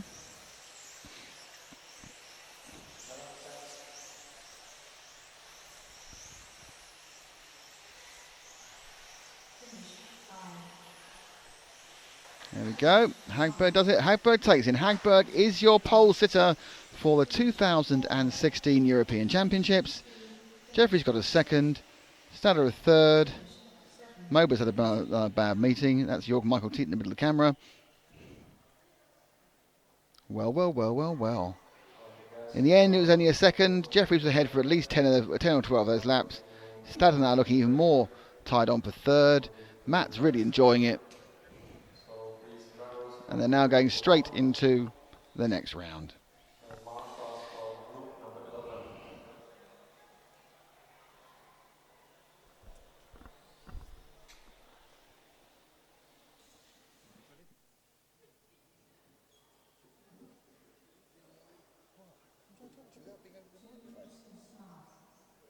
So we do the poll interviews after the stop, you know, both up.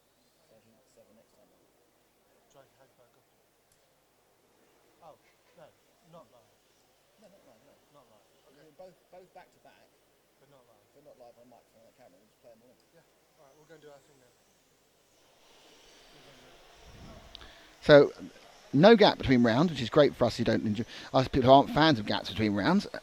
And we'll go straight back into the first qualifying for stock.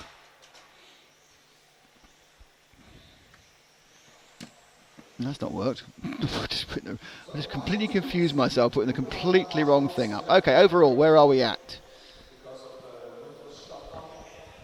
Alexander Hagberg is our pole sitter. Ollie Jeffries has 4 points, or will have 4 points at the moment, with three to count. Stadler has 7 points. So only a win for Stadler would stick him into any higher than third. Mobers has 4 points, or 8 points, and only a win will get him above Stadler. So Moses needs to win the next one. We've got third, otherwise Stadler will have third. Dominic Vogel is in position number 5. And that's not bad from the previous heat. Lebanon, for the first time, has not got a third place. But in fact, what will happen is when Vogel got 2 points in round 3. What will happen is when Vogel takes his next round, he will drop back behind Lebanon because he's actually his best 3 are 12, whereas it's 9 for Lebanon. So Lebanon will be 5th. Honegal running in 7th. Stars running in 8th. Sieber running in 9th. Your Michael Teat just on the bubble in 10th. And he's doing better after 2 bad rounds yesterday as well. Alexander Anderson into 11th, Catchpole 12th, Doctor 13th, Vesely 14th, and Alexander Laurent is 15th. So, after a very close run in that one,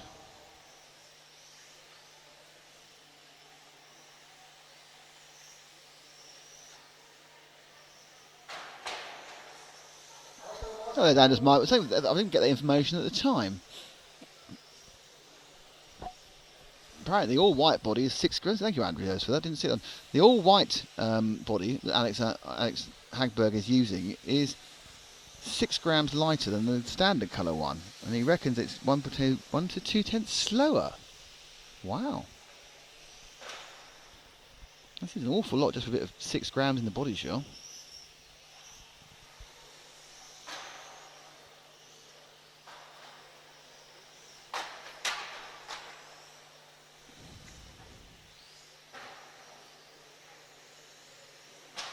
David Andrew Foster insisting they run the X-Ray 2015 car.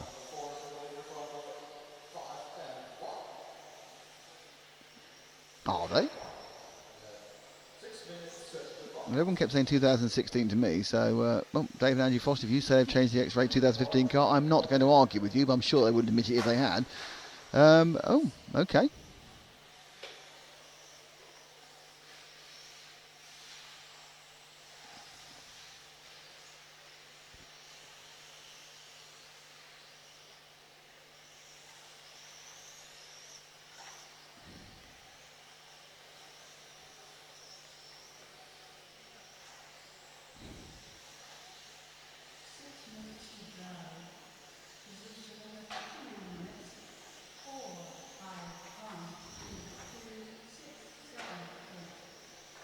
So, a couple of minutes already of the first of the stockers.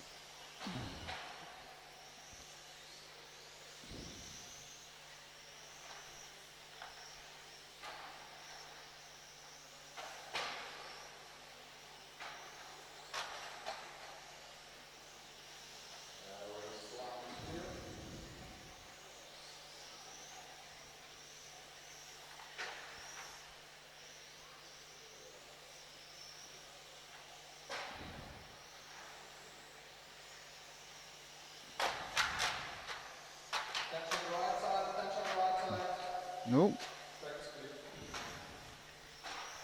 Bit of smashy crashy beneath me there. It was against the. It happens in the early rounds. I mean, I'm not sitting here casting any aspersions on anybody because I'd be one of the people who crashed in cars in this heat.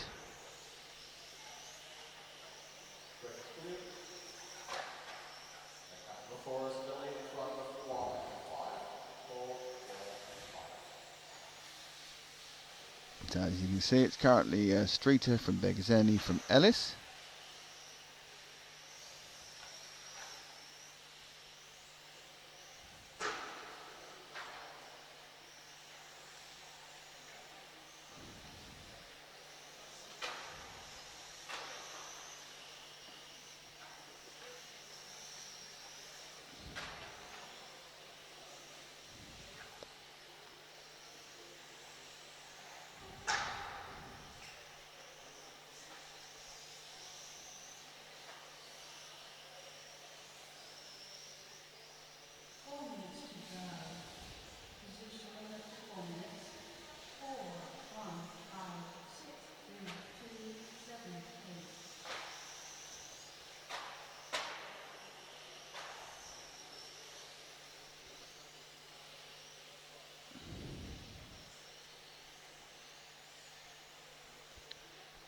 So Robin Streeter continues to lead this heat number 1 of the final round of qualifying.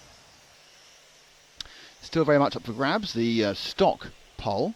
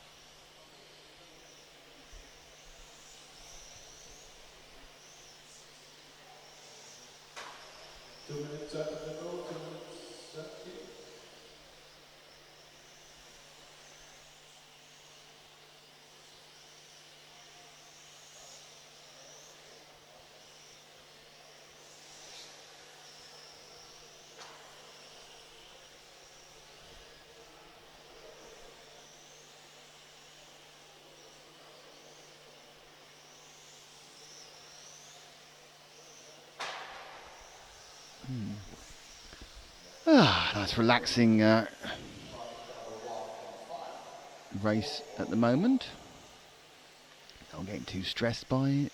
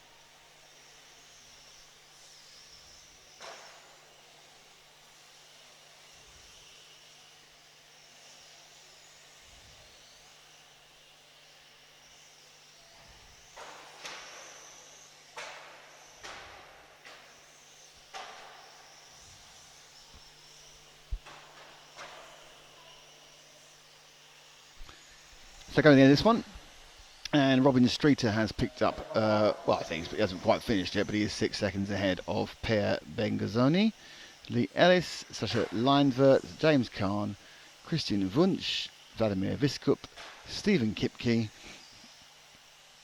Actually, no one else. I kind of read it like there was someone after Stephen Kipke. Stephen Kipke, and there's no one else.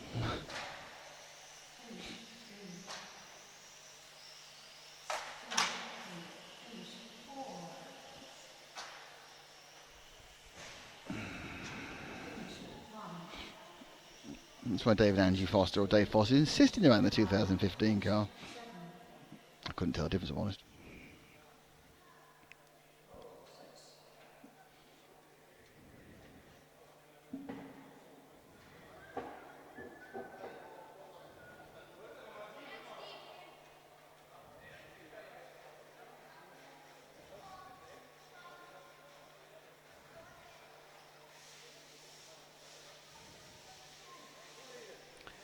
So, with the end of round 1, what will happen next is heat 2. It is remarkable how counting comes into things like this. So we'll have heat 2 in a second.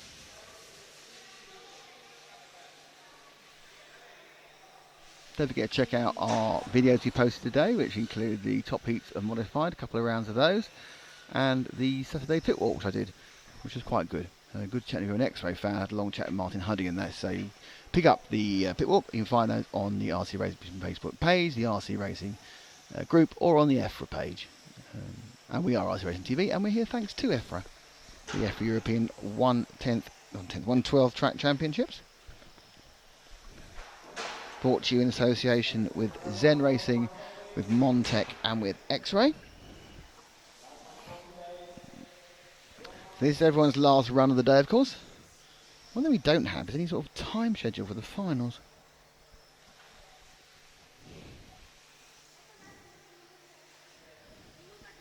Sure, it must be somewhere, the time schedule for the finals. It must be run somewhere.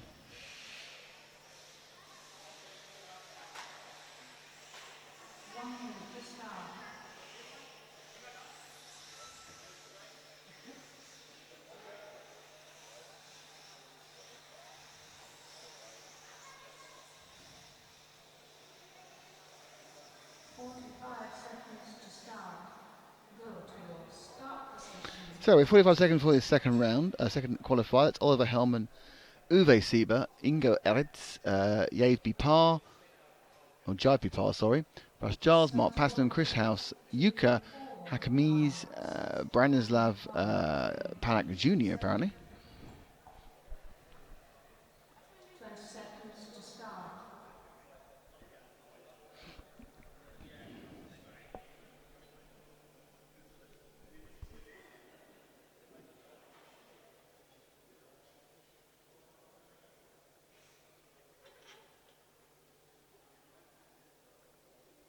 Started. 2, 4, 5, 6, 9. Here they all go.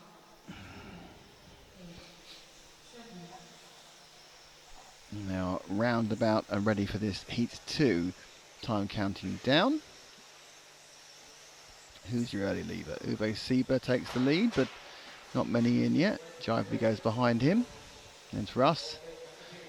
And Yuka Hakamiz, who I think had a problem the last race and didn't get anywhere.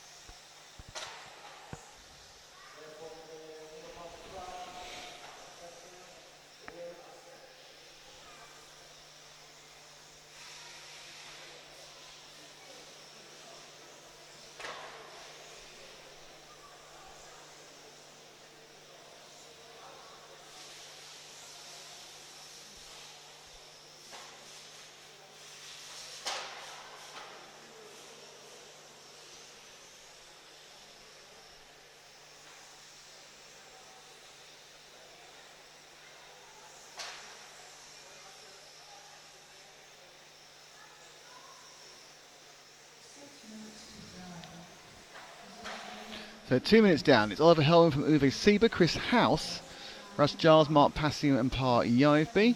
Ingo Artes did not start, sadly.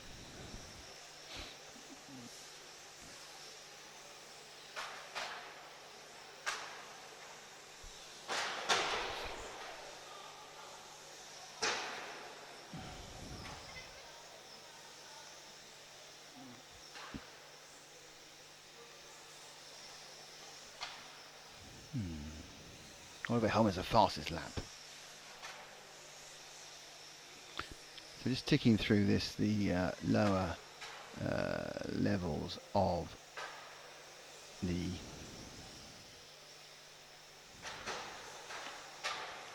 stock, and they'll have the camera movie again in a few minutes. Just going off and getting some shots of other things to show you later. There will be a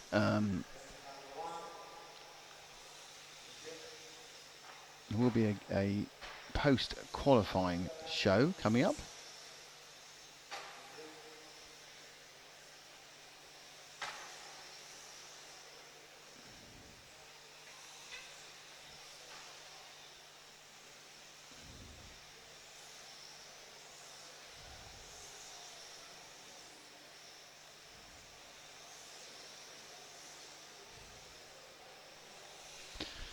So Hellman doing quite well at the moment. He's got a 3-second lead over Uwe C, but House has pulled himself to third. He's quite an up and down run, to be honest.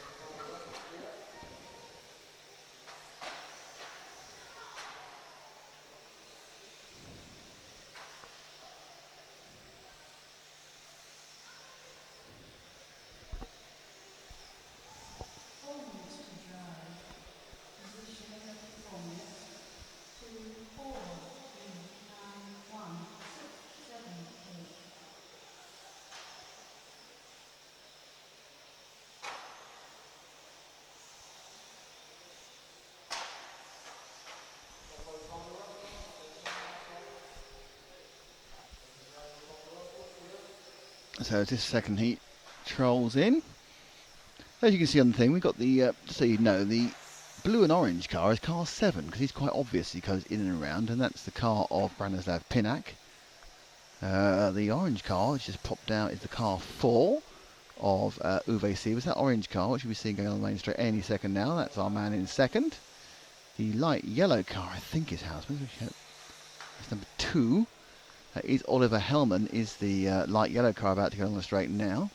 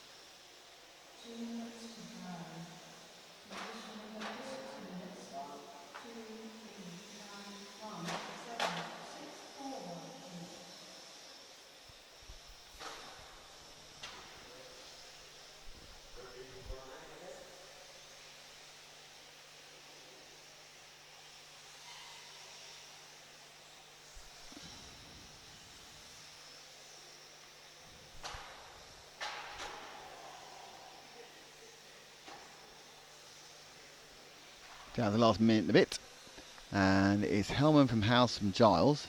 He's dropping because Giles unfortunately is missing. Oh no, just late. 21 seconds, so a very bad lap, and you don't quite miss it, you're just late.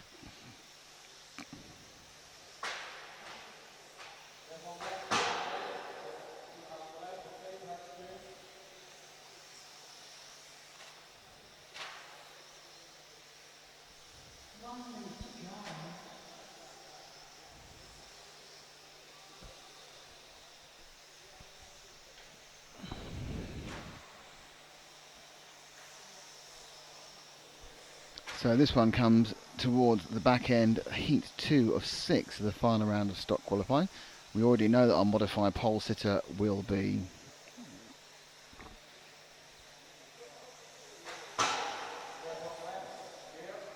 Alex Hagberg, but we don't know the order in the stock here. Just to give you an idea of where we are with the stock class. Mobus has 2 wins and Honegla has 2 wins. Behind that, the better results are all Mobus's. Laurent has a win, so it's either going to be Hupo or it's going to be Mobus. Mobus is a bit of a drop-off in performance. I've been very, very strong this morning in both classes. He's dropped off towards the end of today. I mean, only relatively, he's still very, very good, but he's relatively dropped off, mainly due to making some small mistakes as the second heat stops. And the third heat comes in.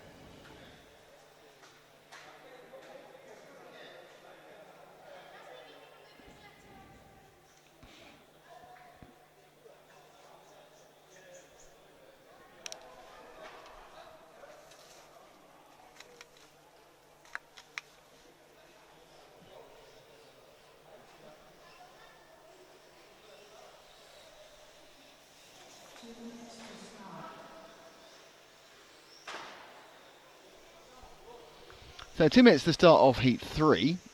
Jacob Semurda, Matthias Herntrich, Clemens Toscani, Elliot Cummings, Mark Payne,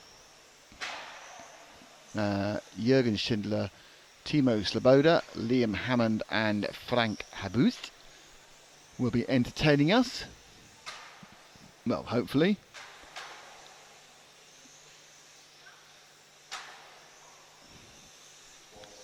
One does hope it'll be entertaining.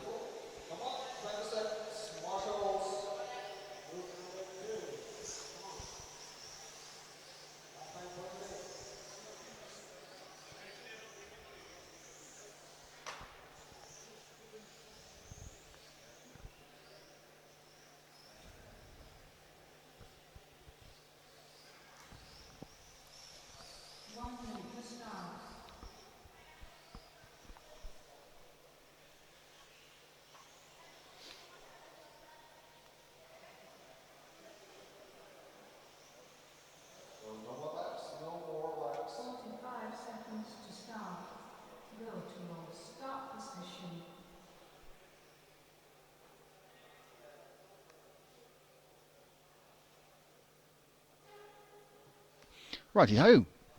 Nick, what did you have for lunch? I had a pizza. We kind of normally had the pizza in the evening, but we had the pizza early. So the pizza has been consumed. As we build up now to the denouement of the stock class.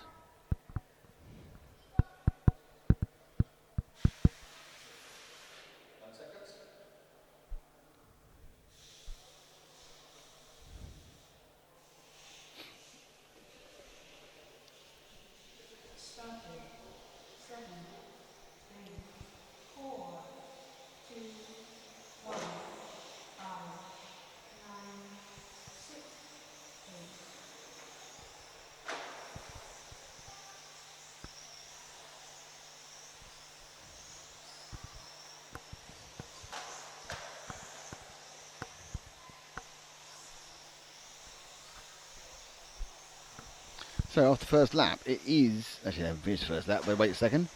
But it is Jacob Semurda from Matthias Heinrich, from Clemens Toscani, Elliot Cummings, Jürgen Schindler, and Frank Hosford, Liam Hammond, who's just climbed up after the second lap. It was a bad first lap, best time 14 flat. You normally want to be seeing, we've seen a lot of 12.2s and 12.3s and 12.4s in the top heat, but this is only of modified, but this is only in the middle heat of stock.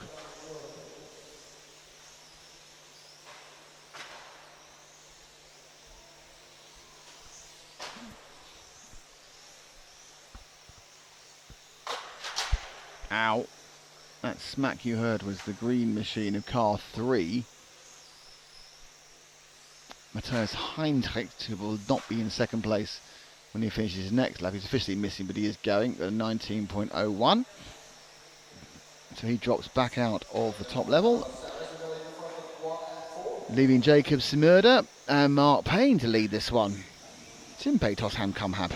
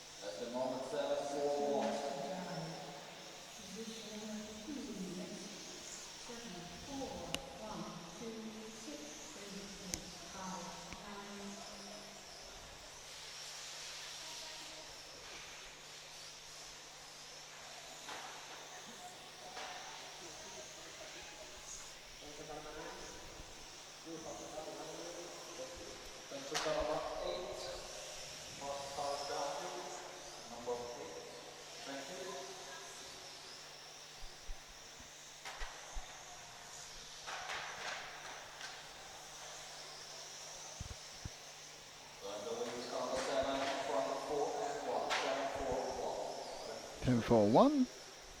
So, Jakob Smrder from Clemens Toscani still. Cummings in third. Cummings is the purple car just going through the bottom of the picture now. And it is all colours of purple. That's 4 different colours of purple and deep blue in one car. An awful lot of purple paint to wait at least on one car. And dark cars I don't think are as easy to see. That's Cummings going round the M at the moment.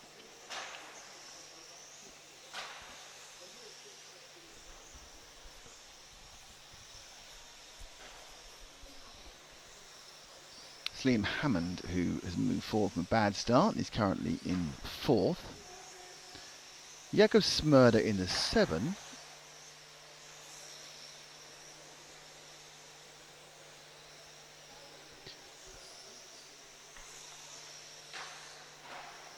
It's the white car. You can just see exiting stage left now and back in again. That white car is our leader. Going through the complex now and down the main straight in a second, and that's him down the main straight. That's the leader. That's Smrder.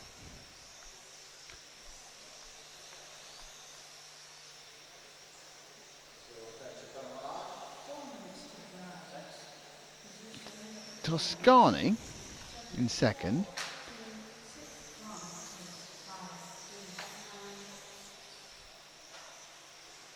It's harder to identify.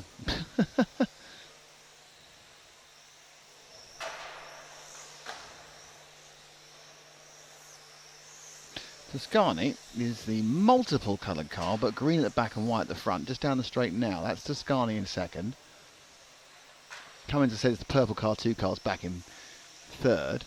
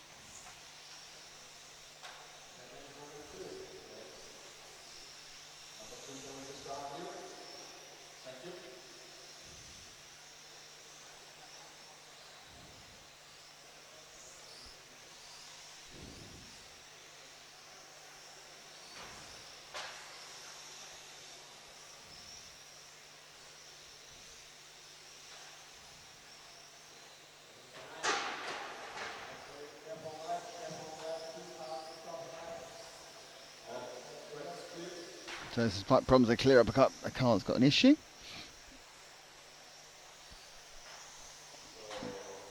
As they all go through, Cummins doing a reasonable time. There's some problems getting a decent run in. The guy in car number 2, the purple machine. Jakob Smrder. Clemens Toscani.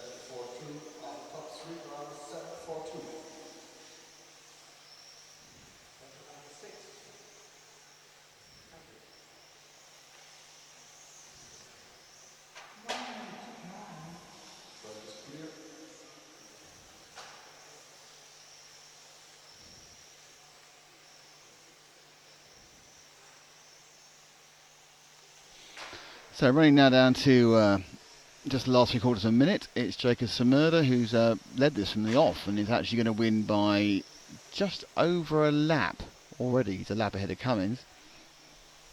So you can probably feel quite rightly he's in the wrong heat.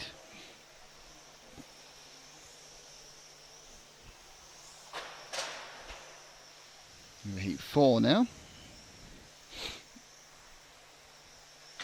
And then we have 5 and 6.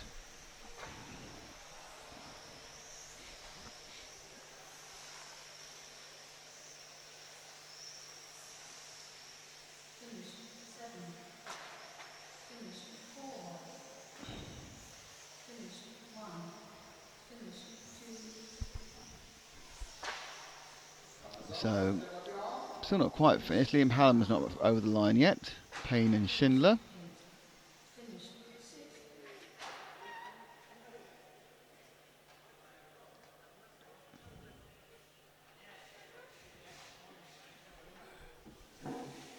As Matt comes back looking excited. How are we doing for battery charge? Plug in and listen to me. Plug in and listen to me. Sorry? How are we doing battery charge on the...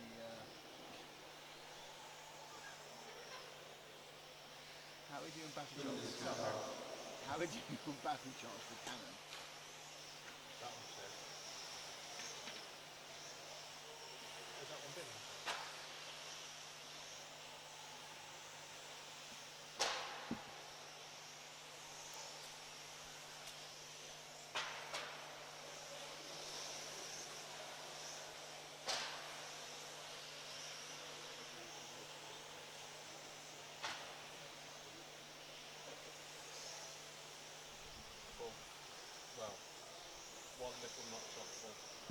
We need about 10 minutes. So anyway, so we have Vanuko, Muller.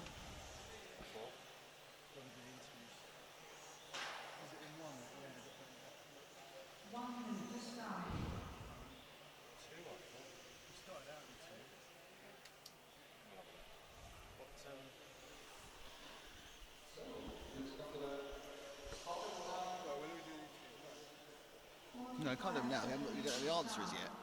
But why are we using that?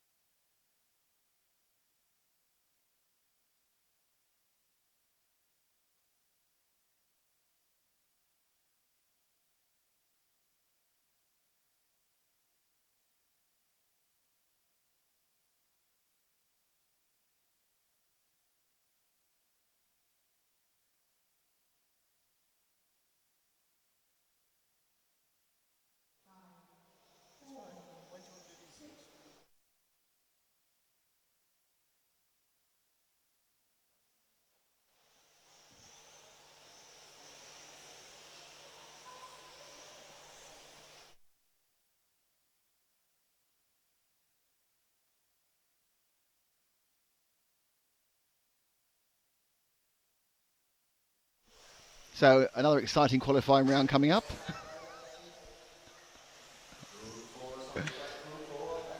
Tomorrow it's all final. It's all action.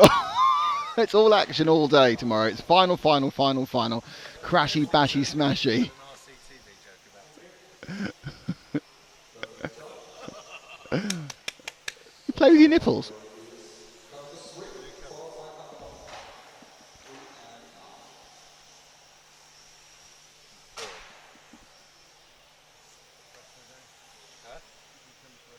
So heat 4 now underway. A couple of heats off the denouement de la thing.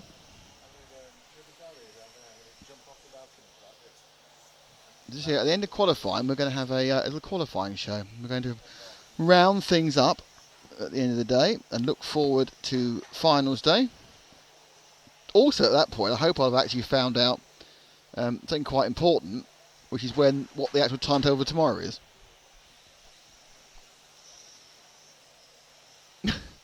No, it was a general question to the world. It wasn't a question to you, James. It's what's happening tomorrow on the timetable. No one knows.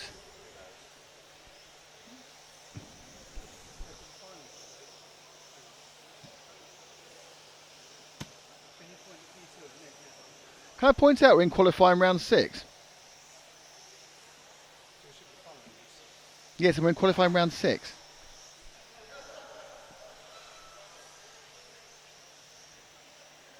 Just realised that.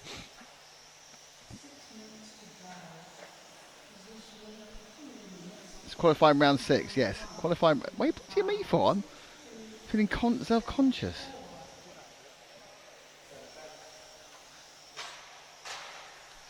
It's a bit dark. Mm. Where are you going to be? But you weren't in camera.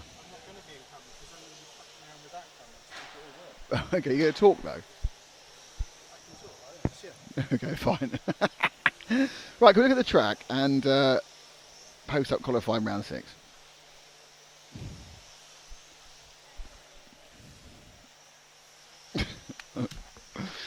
Oh dear. It's like working with professionals is a nightmare.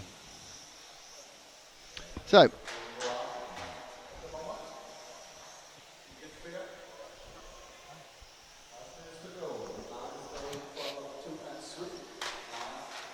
ooh.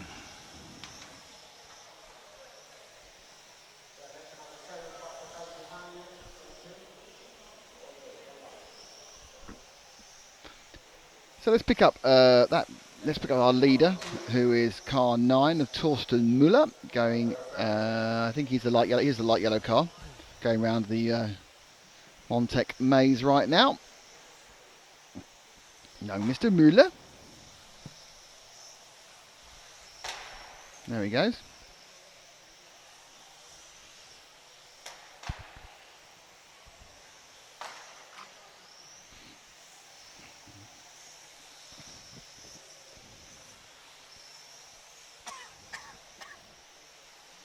As Matt dies.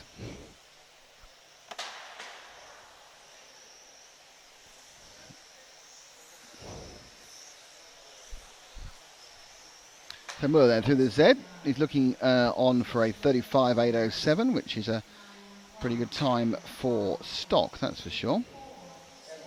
Andre Vanucco on for 35.809. Müller, that little crash is going to knock him down a little bit, but he's down to second now as Andre Vanucco has taken over at the top.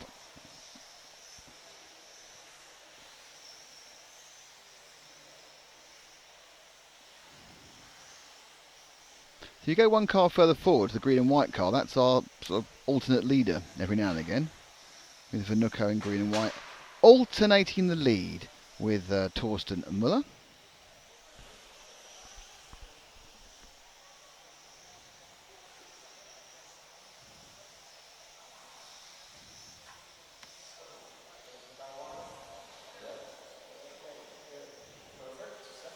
Come down the straight.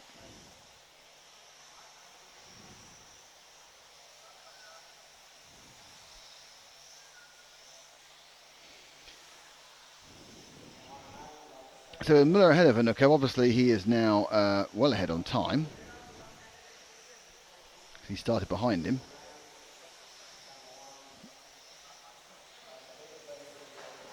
So now it's Vanucco's chance to really put Müller off.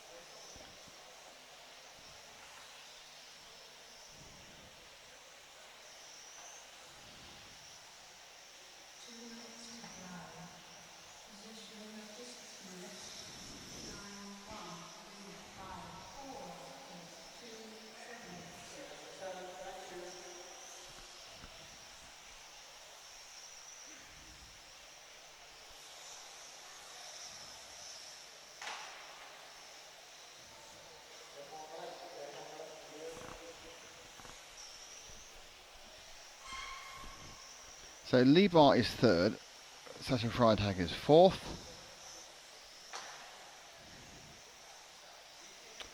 Let's have a look at the orangey car that's going underneath us now. yellowy orange. I think it's, don't know which number it is, I'll tell you in a second. That is Sasha Freitag.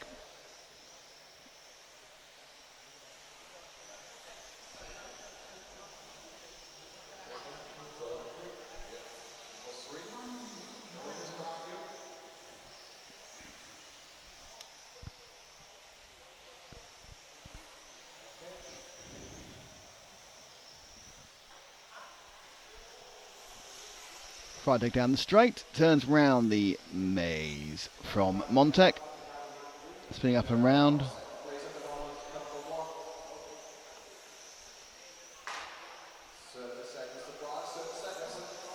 Number 7's upside down, rather unwell in front of him, and that was the car of Stefan Schultz, but that's been put back on its wheels. Last qualifying round for all these guys. They'll be in there, they'll be knowing where their finals are in a minute.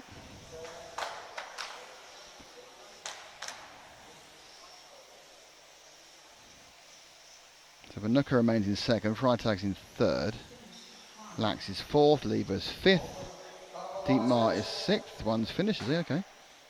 So Vuka doesn't make the lap, 35. The 34.8 flat, 35.8.11 for Torsten Muller.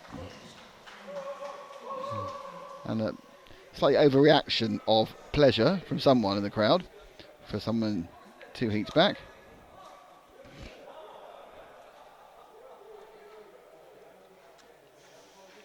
The next thing's next. It's the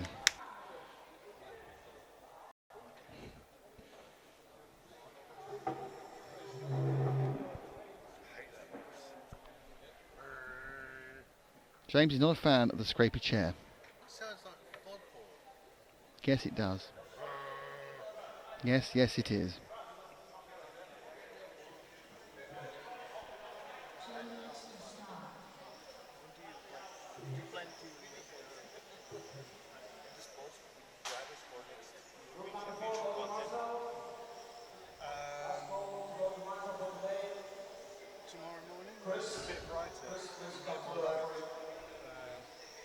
Well, it's very brief.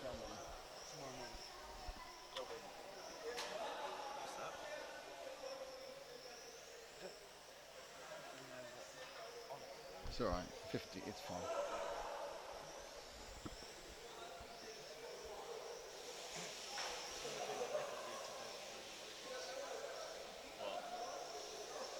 You bet.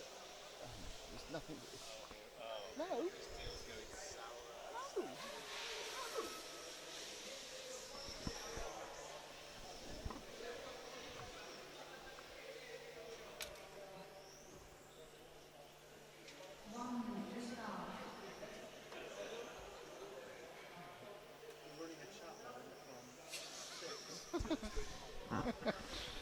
Ah, you found that one out, did you?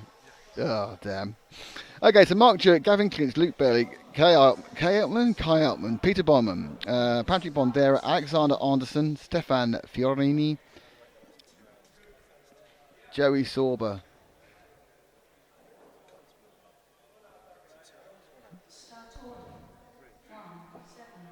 It's an hour and a quarter. It's an hour and a quarter. We know, yeah. One thing I've learned over this trip is Apple Watches, not so good.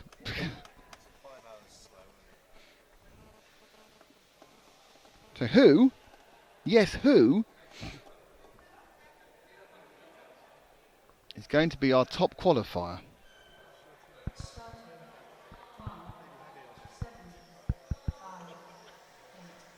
Right, let's have a. Come on. Woo, yeah, come on.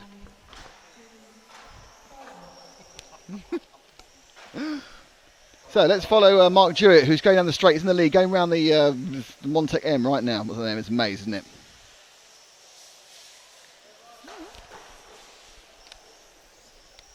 Yeah, doing silly faces. You don't know how I want you to cover down the main straight now. Like any of us can see the numbers now. It's getting dark. Man's shouting out numbers. He might as well shout out haddock and chips. It's that useful in seeing which car's which. It's been very dark down here for our qualifying thing, by the way.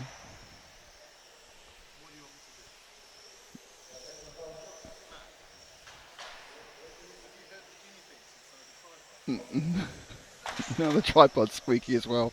This is turning into a very complainy day, isn't it? There's a lot of complaining today. So Mark Jewett is not leading, even though he is leading the race. Gavin Clinch is less than a second behind, which means Gavin Clinch is ahead. If that makes any sense whatsoever. They go through the E section around the X-ray carousel.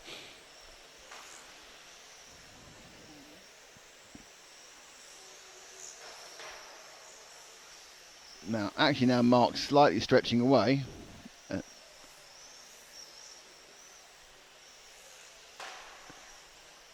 With the car on the straight, with the red, go with the blue wing, going round the inner circle now. Oh, that was a pretty impressive let's start filming taking over crash. And here comes this could be a VRC Pro replay. Here it comes. Bang! That is a VRC Pro. Oh, he's going over the other way again. But interesting, Lee, but I need to get to the live again because I don't know what it is. He's actually leading this is Kai Altman, who's finally got his racing shoes on. And has got past to the level of Mark Jewett. So where's Kai Altman?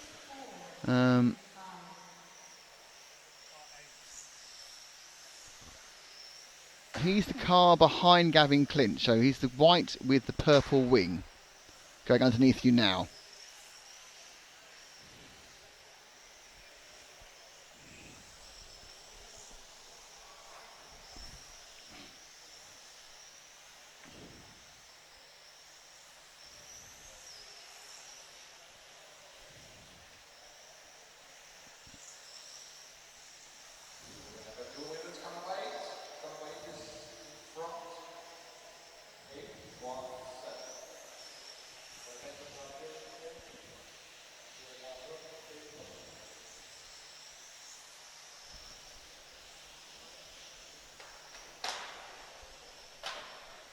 So Mark Jewett's made a mistake, and Altman on camera we can see now has got an overall lead in this of about 1.4 seconds from Gav Clinch. So he's actually third on the track. He's right behind the other. Oh, he's tilled the car. That car is dead. Altman going so well, and they go, and they were hit by four of the cars, and the marshal looks upset that he got hit. Oh, let's see that again.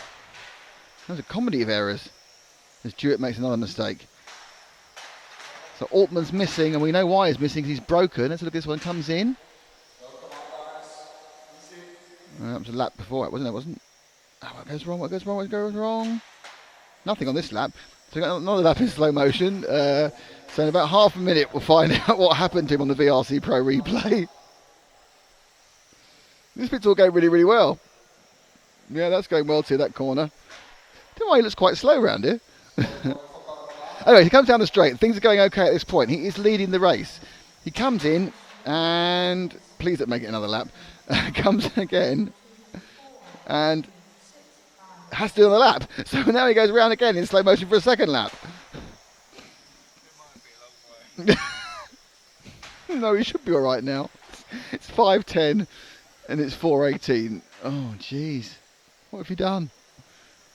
Anyways, this is Kai Altman in slow motion for half an hour, and this time he comes in and we've switched to a different camera. Do you remember doing that live? We get another and this is the fourth lap of Kai Altman. This is the longest VRC Pro. We're not quitting this. We're not quitting this. We're going to wait for it to happen. This is the replay VRC Pro, and we joined X-Ray, Montec, and Zen Racing as supporters of our broadcast with EFRA, of course. But we are seeing a number of laps of Kai Altman going slowly. Any minute now he's going to write his car off. There we are.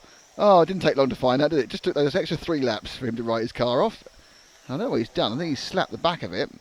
And it's good to get the build-up, though, isn't it? Do you know what? I think by the end of that, everyone was so pleased he crashed because they couldn't take another lap of blood in slow motion. But we got the full story, though, the full picture. We got the prequel. We got the pre-prequel. We got the fetal prequel. And the treacle. Yes. They have cheered me up. Good, that's what I'm here for. Sometimes I doubt it. Oh, I need a beer. I'm not sure I need food tonight, but I definitely need a beer. Are you hungry yet, James? And the next stupid question I'll ask. Oh dear. Anyway. I have no idea what's going on in this race. Gav Clinch is winning. Alexander Anderson in second. Let's follow Luke Burley, the light green car that's being bullied in the middle of the track there. Good thing about Luke, Javier's hands making a reappearance. The lovely hands, the lovely Javier. All 11 of the 12 months of the EFRA referee's calendar are pictures of Javier. 12th month is Dallas. Stop laughing and start filming. At this point, everyone goes, "You really married with several children?" Yes, I am.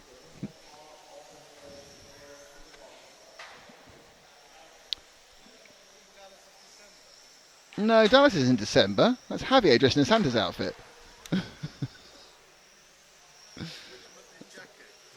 Which month is Jackie? She's going to be January in Norway when it's dark. I think we should move on.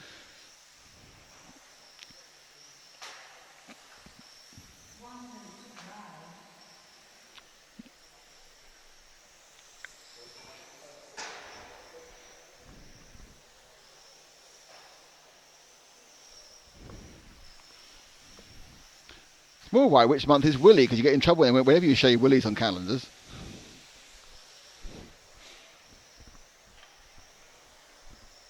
No, in all seriousness, the EFRA referee would be the EFRA calendar would be a series of pretty people laughing and joking. We'd end up getting a lot of models, wouldn't we?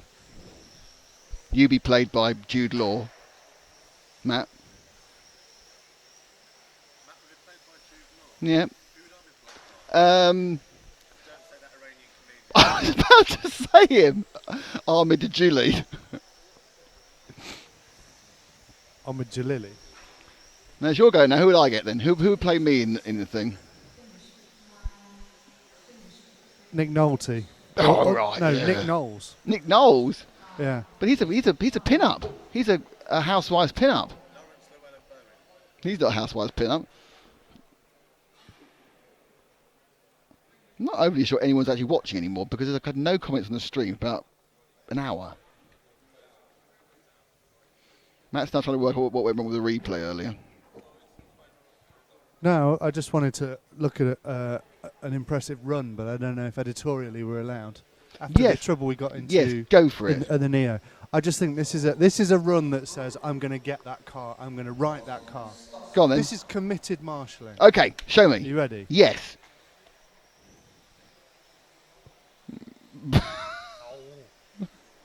See, you got a moment of it. Started well.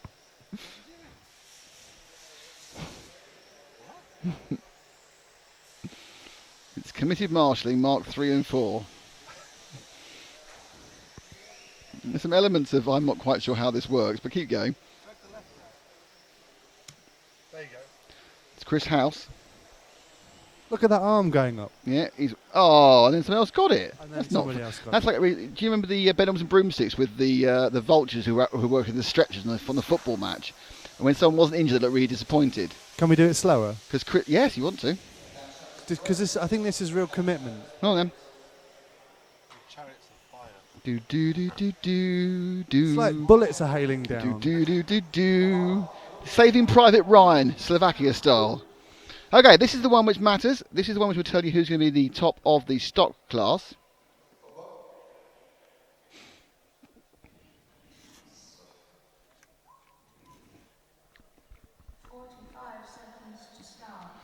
So it's between Mobers, Honegal and Laurent, but really it's between Mobers and Honegal. To pick up the pole qualifying in stock.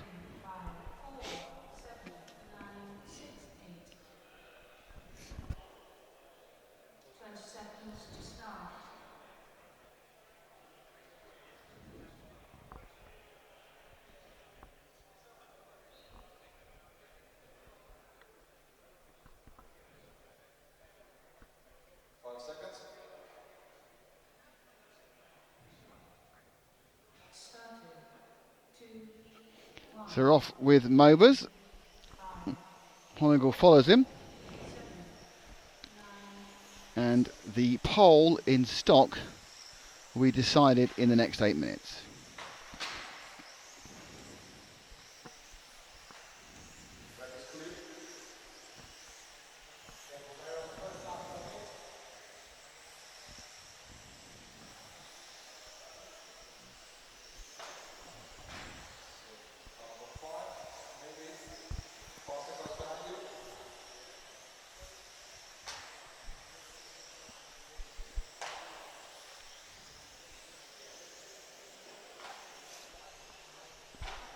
The neck.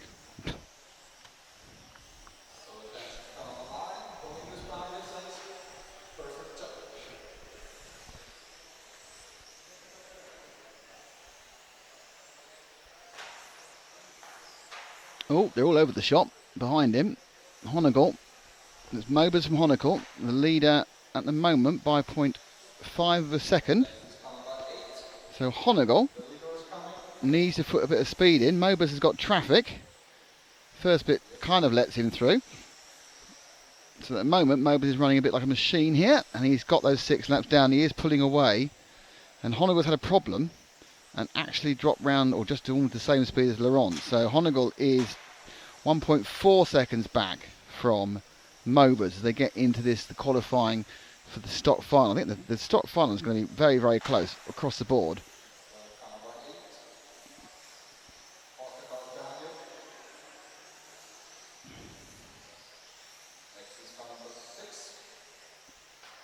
So it's a 13.4 from Mobers, a 13.2 from Honegal. He's put on his full-on colour body for this class.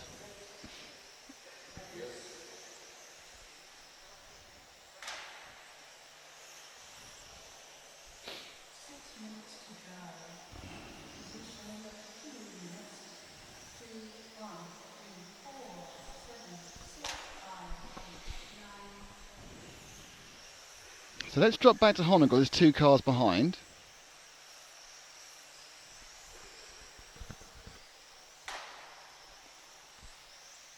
And 1.1 seconds back. Laurent continues in third, a further 2 seconds behind. That would be, at the order they're in now, would be a 1, 2, 3 in qualifying. It would be Mobers, Honegal and Laurent.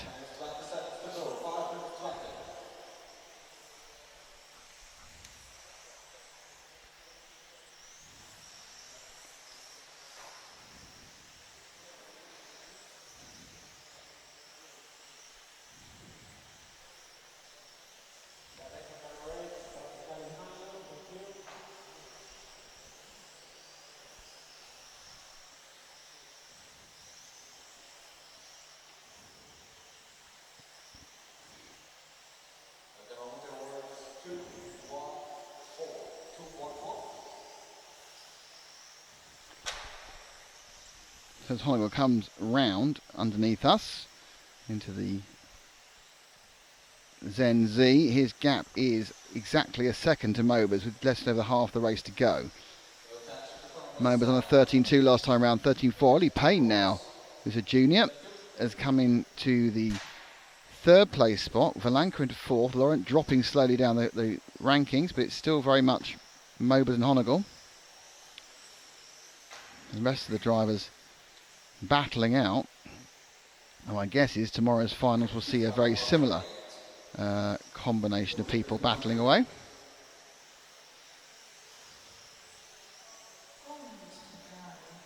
4 minutes to drive. Honegal makes a mistake, and that is probably going to be it, even though there's 4 minutes to go. So it's Mobers now who's completely in control of pole position for the stock class. I mean, helped out now with my words, has made an understate there. So there's a good chance he may well drop out of second. So 2 long laps. Payne is coming down in 3rd place. Know how close he's getting to Honegal. The answer is still 3 seconds off. So the basic ground speed that Honegal has is quite a lot quicker than Payne. But Ollie doing a good job in 3rd. Let's just drop back to 3rd, which is about half lap back. It's the white, black and red car just going around the infield now, coming into the EFRA E.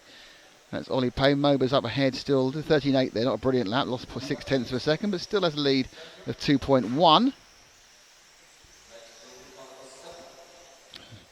As Payne comes round the infield and down through the EFRA E, moving ever quicker round the loop.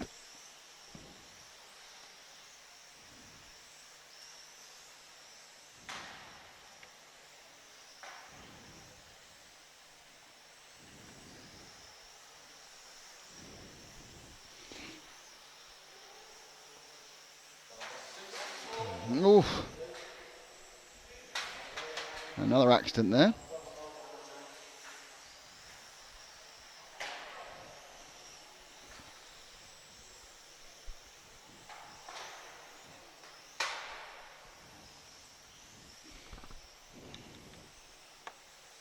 So it's Mobers by 1.4 seconds from Honegal. Let's go and find Marcus Mobers again. He is in the all-white car that's down the... Yes, he's down the straight at the moment. He's the infield.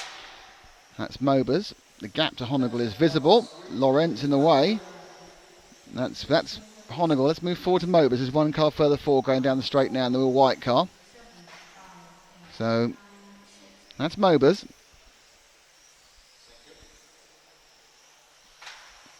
Can you move forward 2 cars please to Mobers, the white car down the main straight.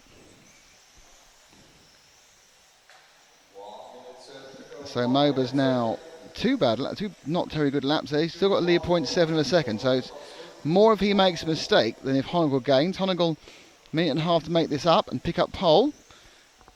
And in that lap, it's a 13.5 post 13.3 as it goes down 2 more tenths. So the gap has come down to 6 tenths for Honegal.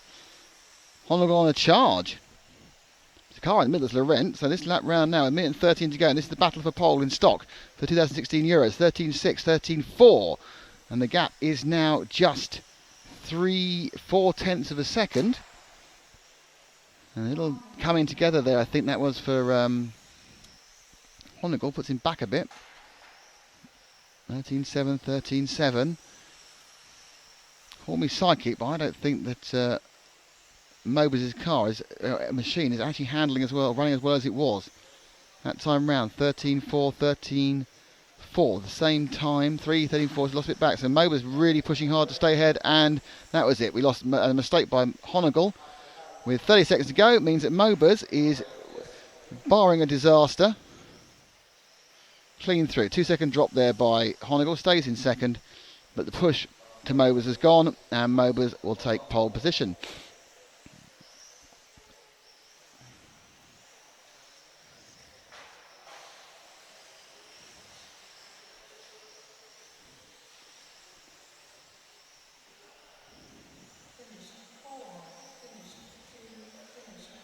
And there we go. Mobers finishes, and Mobers takes the overall. So Marcus Mobers is your pole sitter overall in stock. Race isn't actually finished yet, so we won't have the update on. So it was Mobers from Honegal, from Ollie Payne, from Alexander Laurent, from Vesa Ili, Martin Valanka, Kieran Manders, Martin Vilfinger, and Simon Roubaix.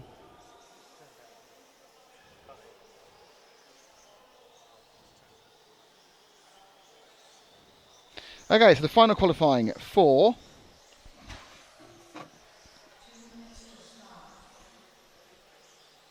the championship is Marcus Mobers is in pole with 0 points, 3 maximum scores from Germany with the CRC. Hobart Honegal second with the X-Ray on 2 points. Third will be Alexander Laurent with the Black Art. Fourth will be Martin Walanka with the X-Ray. Fifth will be Ollie Payne with the Zen. Sixth, Vesa Ili with the Destiny. 7th, Martin Wilfinger with the Black Art. 8th, Mark Jewett with an X-Ray. 9th, Torsten Miller with the Black Art. And 10th is Andre Venucco with the X-Ray. And the unlucky 11th is Gavin Clinch. 12th, Luke Burley. 13th, Sasha Freitag. 14th, Kai Altman. 15th, Peter Bromham. So that is your runners and riders. Yes, David Andrews, I just read you what the chassis makes. I didn't know until then. So obviously there's a list, and that list of top chassis I'm sure will be repeated for the top 10 in modified a bit later. So in the stock, the chassis mix of the top 10 is one CRC, which is that one is in pole. 1, 2, 3, 4 X-rays, 1, 2, 3 Black Arts, a Destiny and a Zen. So we've got 5 different chassis in the top 10, which is great. So now we'll go through about the 5 rounds of modified.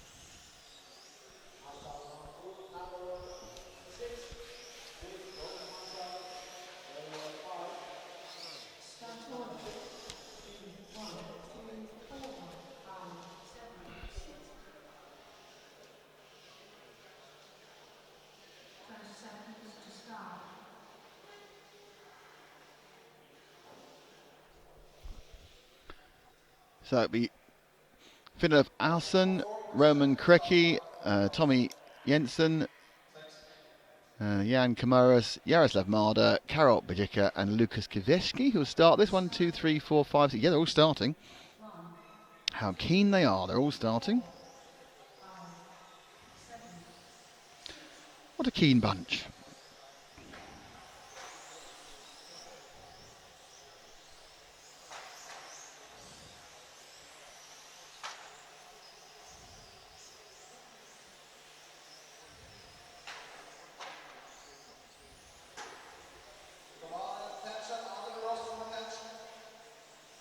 From car 3 already, he's in trouble, he's stopped. So we've lost car 3.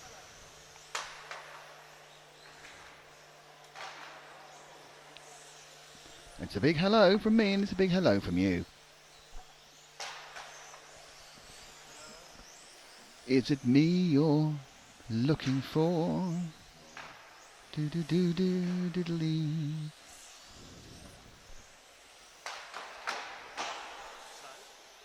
He's not marshalling. Sorry? He's not marshalling. Yes. Right, we'll leave you in the capable hands of... are we going to leave you with? Oh, James, yes, because we're preparing for our qualifying show thing. So... as I get 2 wires mixed up for the 11th time, James will come and tell you all about it.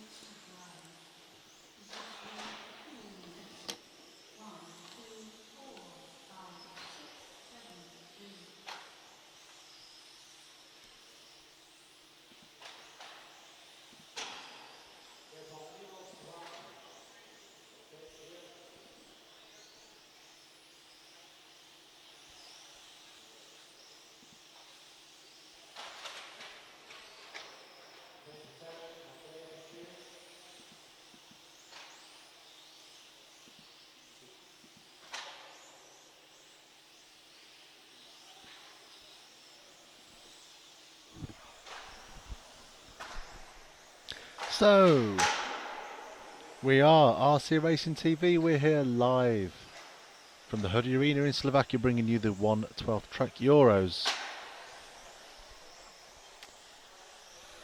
Don't forget, if you're not remembering, can't get my words out. If you're not already a member of the Facebook group, do head over there, search for our Facebook page, click like, and make sure that you stay up to date with all the information, with all the streams, with all the coverage that we'll be bringing you over the summer months. Thank you to EFRA for inviting us to do that for them.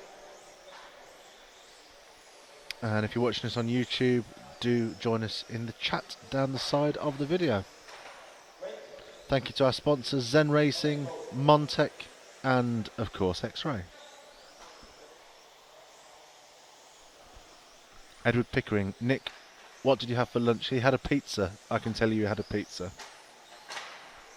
with ham, bacon and cheese.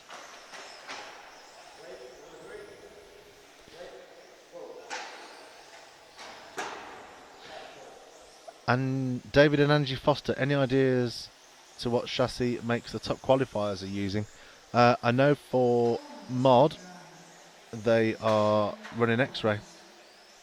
I think a couple of them are using X-Ray. I will ask Nick when he returns. Oh, but you put the word cheers, so I'm guessing he's already answered that for you. Nevertheless.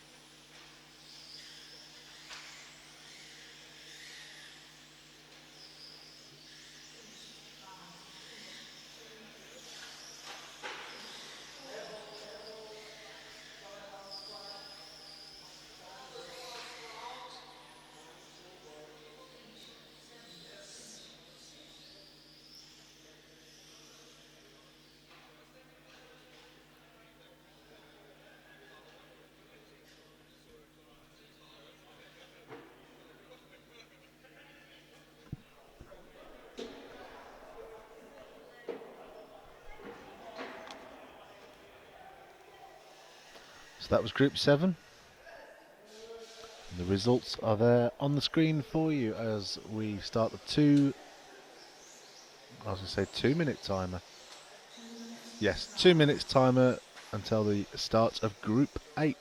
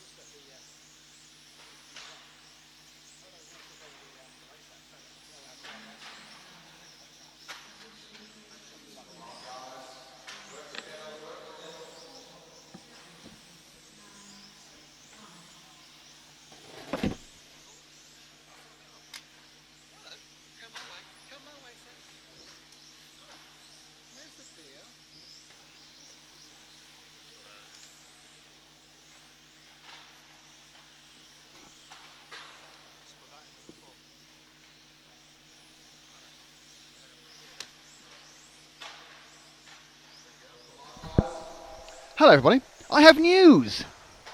Oh, the boys aren't listening. Can you both say "do you"? Say "do you" loudly. It's not turned on, it's muted. I have... Do you? Yes. No, What's the something's gone news? horribly wrong now. Because I can't hear myself anymore. There we go. Do you? Yes, I do. How exciting, you're saying. The news is what's happening tomorrow. I'm not listening again now. What's happening tomorrow? It's the finals day. Hooray. Yeah, but they were all... There's 3 rounds of finals for everybody. And practice finals. And they are 4 minutes long, you're right. And they are 4 minutes long. Yes. So, yes. Practice is 4 minutes long. So the actual finals are 8 minutes long. And the actual first real final starts at about 9:45. So, or 9:50. So we're going to be on the air at 9:45 tomorrow local time. Are we excited? Very. Okay. And it should run to about 4:30 non-stop. So that's what's happening tomorrow in the wonderful world of RC Racing TV.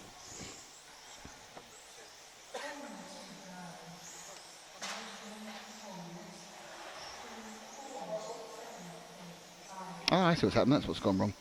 Oh, there's having lots of problems there.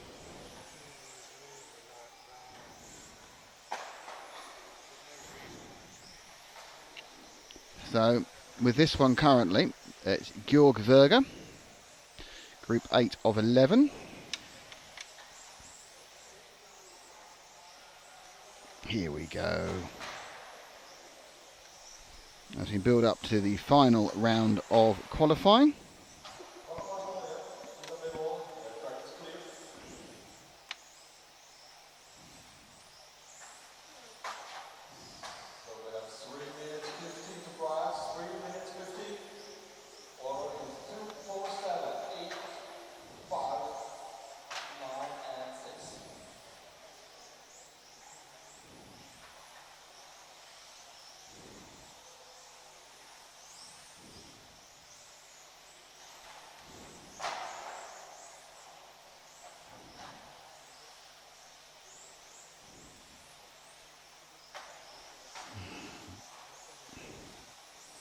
So there's a couple more heats of this now, and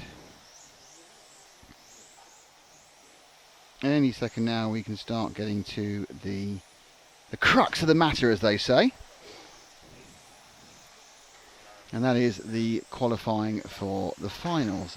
So yeah, so at the end of this we're going to have a little bit of going to give it a go, a bit of a live insert qualifying review with interviews with our pole sitters.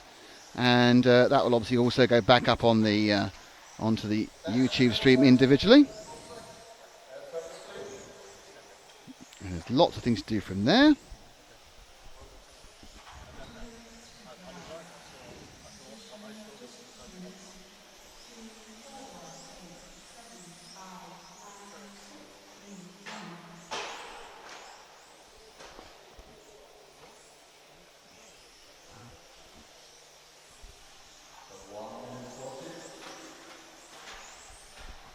Georg Berger, Peter the fastest lap.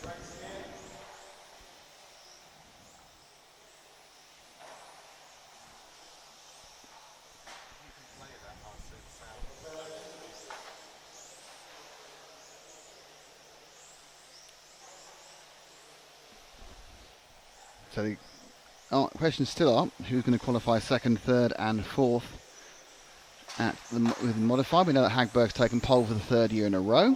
So far he's won or broken. 3 wins, 2 smashes. Oh dear, that wasn't broken for the 7. Not a great day for the 7 there. Hello everybody.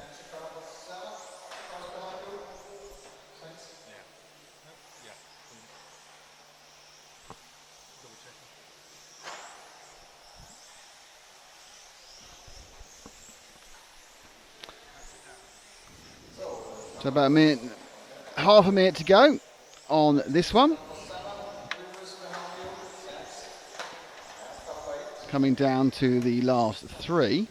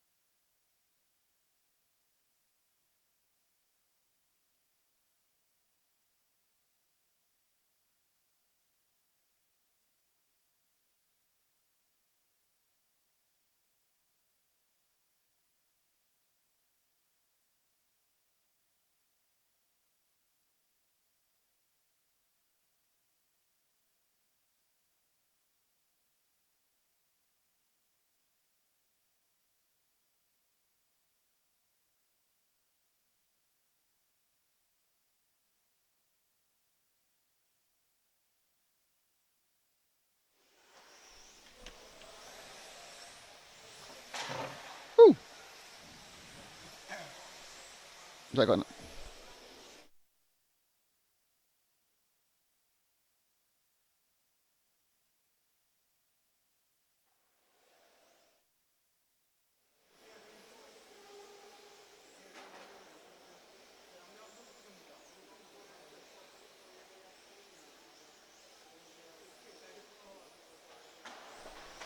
so only a couple of hints to go of the day. So remember, we're back at 9:45 tomorrow because we have a whole round of practice finals.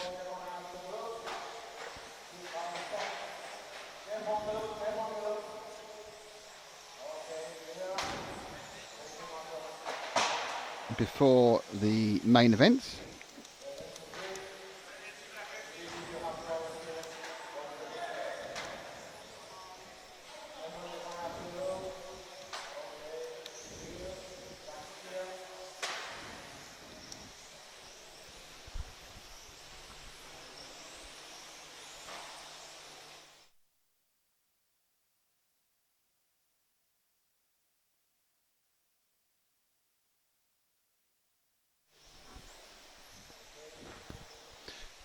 So Vaser, who's still trying to get a bit further up in this heat, and in the qualifying as the light begins to go.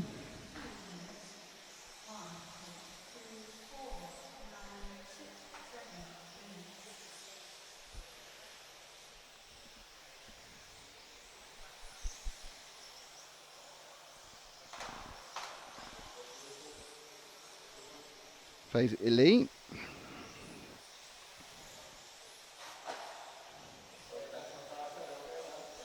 Currently programmed up for a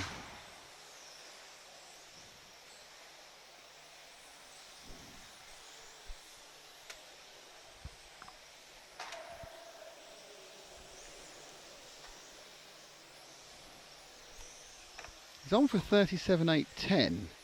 He's 2 laps faster than the next fastest, which is the biggest problem with Vaser. Vaser's the car right in the centre field now, which is orange and black, or yellow and black. Sweeping through there. Marcus Askel's getting a good run to second at the moment. Third is Quimi B, Igor Liptak, Andrei Vanuko,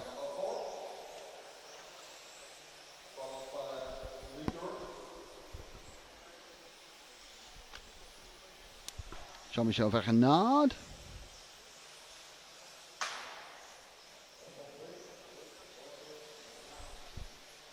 coming up the last qualifying sessions of the day.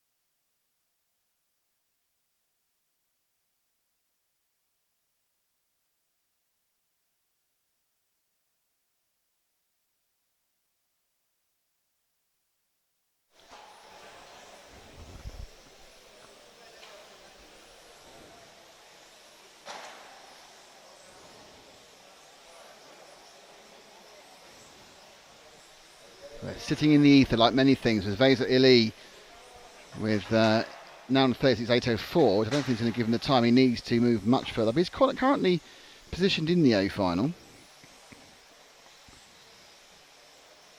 Ili is...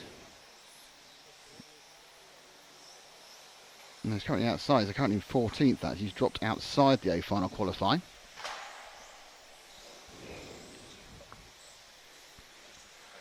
They made the A final in stock, but the mod is eluding the fin.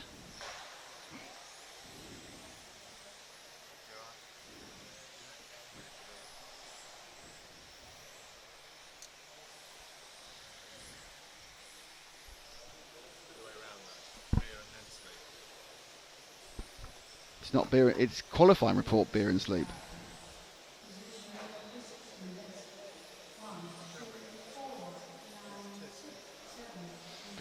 Right, so we're going to pick up with the moving camera for the final two heats.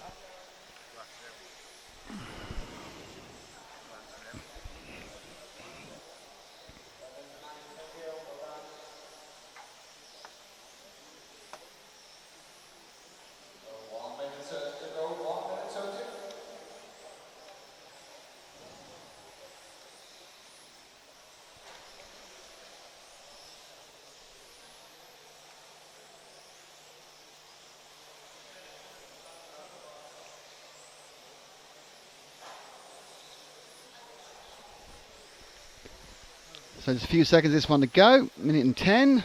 Vegas are doing another round, hoping to get a few extra points, but at the moment it's not looking particularly good for Vegas. He's down in 14th, and my guess is this is not going to be good enough to ping him into the A finals. He'd need to find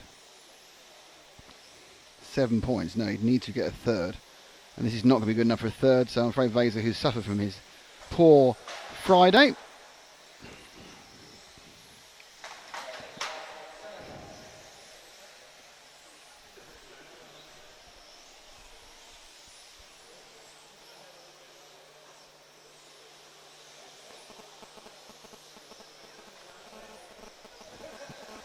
so I'm getting ready now for the final two qualifying heats, after which we will have a little post-qualifying roundup with some content you've not seen yet, even if you were looking for some new content.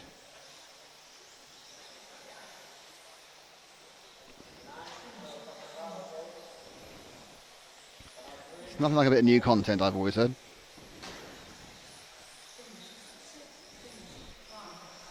So now, just following the end of the race.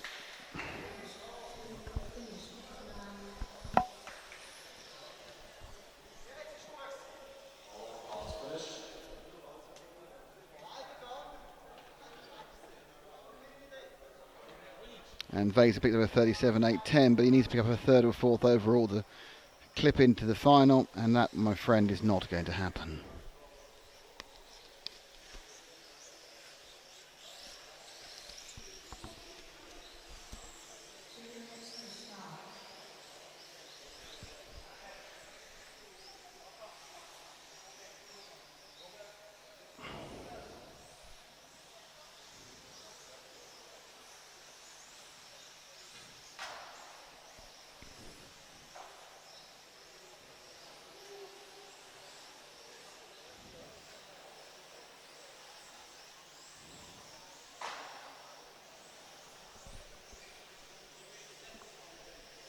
So here we go. It's Dominic Vogel, Daniel Sieber, Alexander Anderson, Adam Catchpole, René Doctor, Alexander Laurent, Jakob Zundel, Thomas Liptak and Oliver Bultnig. And the thing to remember is that currently Dominic Vogel is qualifying 5th overall, even though he's in the penultimate heat. Lebanon is behind him, as is Honegel. Somebody just crashed in the back of Marcus Askel's legs as they actually wait to go out. They haven't even got to the grid yet.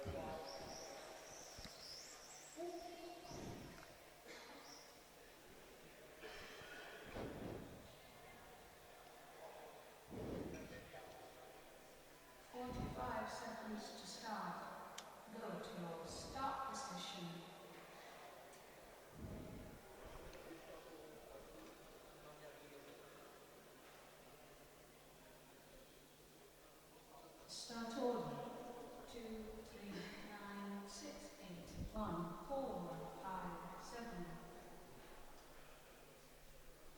20 seconds to start.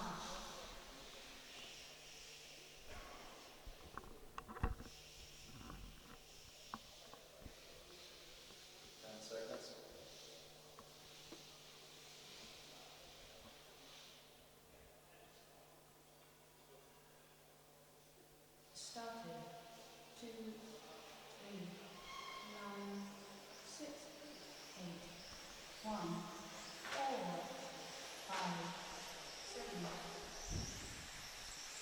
And we're away, and we're following Vogel, who's got off for a good start.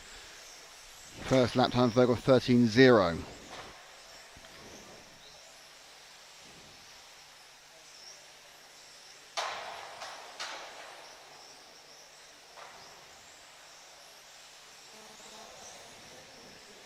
So Vogel did 38.805 last time. And let's have a watch that again, because he's made a mistake, I think. The VRC Pro. Oh, yeah, clip 1, clip 2, bang. That's a terrible thing for Vogel there, and he's dropped temporarily out of the lead. So after I was good, everyone else was watching while I was just trying to find out what was going on overall. So 38.805 was the time he did before. He's not been doing that with a smack like that. And Adam Catchpole now is in the lead of this one. Second is Rene Doctor, we've not seen an awful lot of. So Doctor, who is car 8, has found a bit of mojo type speed. I'm not even sure which car he is. I think he's that yellow one at the back of the train now. So drop 2 back. I think that's the 8 of Doctor, who's not been involved in anything particularly quick the entire time. It is, that's Doctor. So suddenly we're seeing him towards the top of the timesheets on a 12.91. No, that's not Doctor. Need to drop back 2 more to the white car, James. That is Rene Doctor, the white car now, down the straight. So this is Doctor, who's dropped back after a good start, but we haven't actually had him on camera, I'm certain, for the entirety of the previous 5 rounds. So let's give him some love as he goes around the X-Ray carousel. Through now the Zen Z, into the Montec maze, past the corner of death. I think that's the corner, anyway. Up the EFRA E.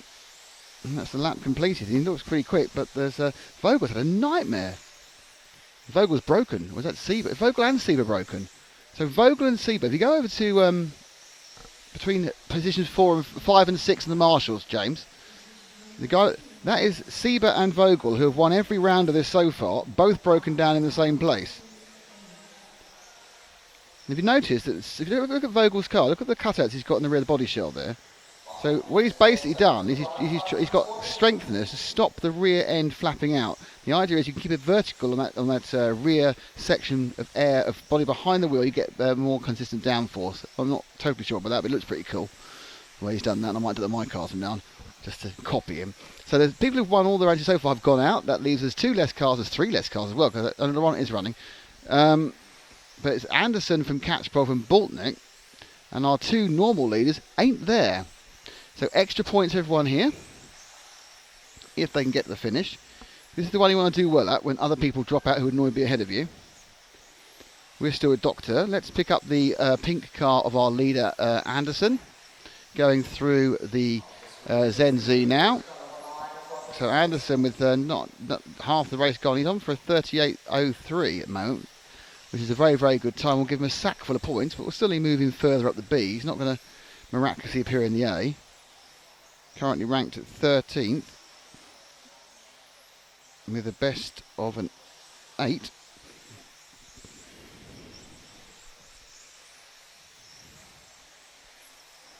So not really challenging for the A, but might get himself all the way to the worst position of all, which is pole in the B. Remember, electric finals, there's no bump ups, unlike the events of last week at the Neo.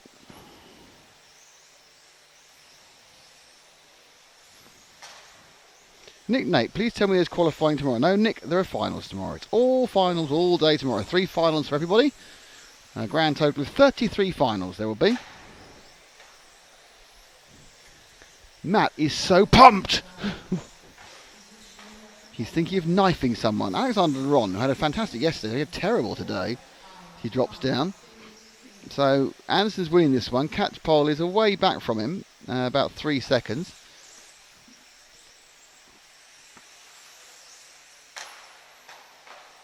Now Catchpole is in the lime green car about to go to the main straight, James, and into the M. That's Catchpole. He's our 2nd place man.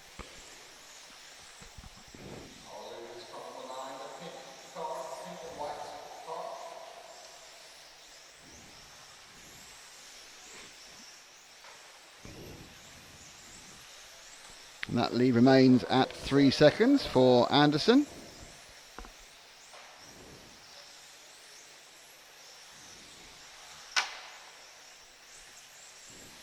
Need to go forward 1 car, James, the yellow car. It's lime. That's yellow. No, we need do you think that car is yellow or green, Matt? Through this screen, it looks yellow. It's a very politically correct answer. Lime yellow. Yes. Lime's a name there, yellow. Like lemon green, you mean? Lemon green, yeah. Lime yellow or lemon green, yeah. Oh dear. We're still occasionally having fun then. What time are the finals tomorrow? EST, I'm in North Carolina. Well, the finals start at 9:45 local, which is 3:45 your time. But they run all day until 4 o'clock. So the last final will be at 10 o'clock your time, I think. Yeah. In Eastern Standard Time. And the first A final will be about 6 in the morning for you. Well worth bouncing out of bed for. Oh, I think so. The A finals. I think the main finals are going to be spectacular. Genuinely, I think that. I imagine myself lying in bed. Yes. Oh dear. This is starting well. With the iPad. Yes. Keep going. Watching this. Fantastic. What could be better than that? Maybe being here is better than that. But still. Cup of tea? With a cup of tea as well. You can have a cup of tea, cup of coffee, biscuit. Watch this on your iPad in bed. The problem with biscuits in bed is the crumbs. But yes, I think apart from that, I'm agreeing with myself. I mentioned the biscuit and I've retracted the biscuit because of the crumbs. Yeah, no biscuit. Maybe Pop-Tarts. Tea? There's not too many crumbs with Pop-Tarts. Toast and a plate. A tray. Oh, yes. One of those trays with a cushion underneath. Oh, yeah, with the beans in. Yeah, fantastic. Cushioned tray. That's what you want. Sort of thing you watch Antiques Roadshow on a Sunday evening with. I almost guarantee that our colleague Frank has got one of those. Just the one? I'm sure you've got two. Oh, you'll have his and her ones. Yes. Probably one for the cat as well, actually, even though cats don't have knees.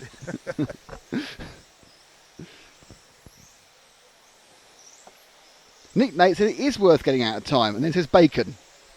He's American, so he's contractually obliged to say bacon on a regular basis. And you need to fix some eggs as well. Fix some eggs. Fix some eggs. Just pick up the pink car for the end, James, as it goes around. And that is pink. We all agree that's pink, don't we?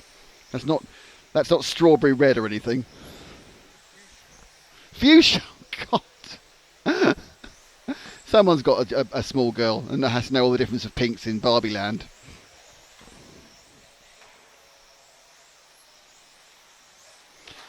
Sholax99 I watched the stream yesterday at 2:30 in my bed on my TV. Question is, what were you doing in bed at 14:30? None of our business. Nice work.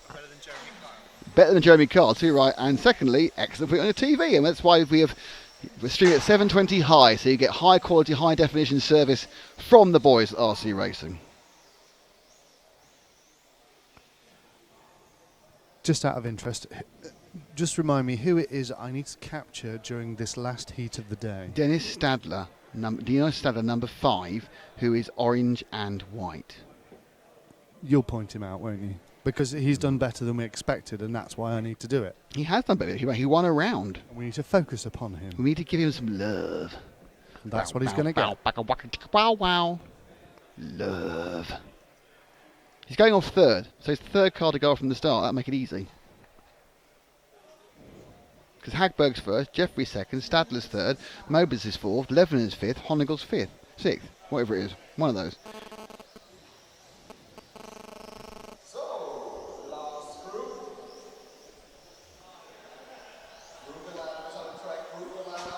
So this is the last group of qualifying. After qualifying, we're going to run our first ever qualifying show. Did we do this before, a qualifying show in a different format? Probably in a simpler format, and we'll probably revert back to that after what's about to unfold. Oh yeah, we're giving it some here. We're spinning plates. We've bought some new stuff. We want to play with it. It may go horribly wrong. There's bells and whistles, and we'll be blowing the bells and ringing the whistles. And I'm sitting in the dark. But I'm hoping the light from my Mac will light us all up. James might be able to boost the old open up the iris or something. Open up the iris. I dream. Into song. I have completely. Oh boy. When I need you. It has been a long day. We're not in danger of losing the stream, No, are we? it's Because been I'm a not long. doing this if we're losing the No, stream. we're not losing the stream. It's just been a long day. We've all been Good. doing a lot of things at a lot of different times, Yes. and that's entirely down to me. And telling you and asking you and shoveling spades up you. You're due to punch something, aren't you? We could maybe fit that into the highlight climax of the show.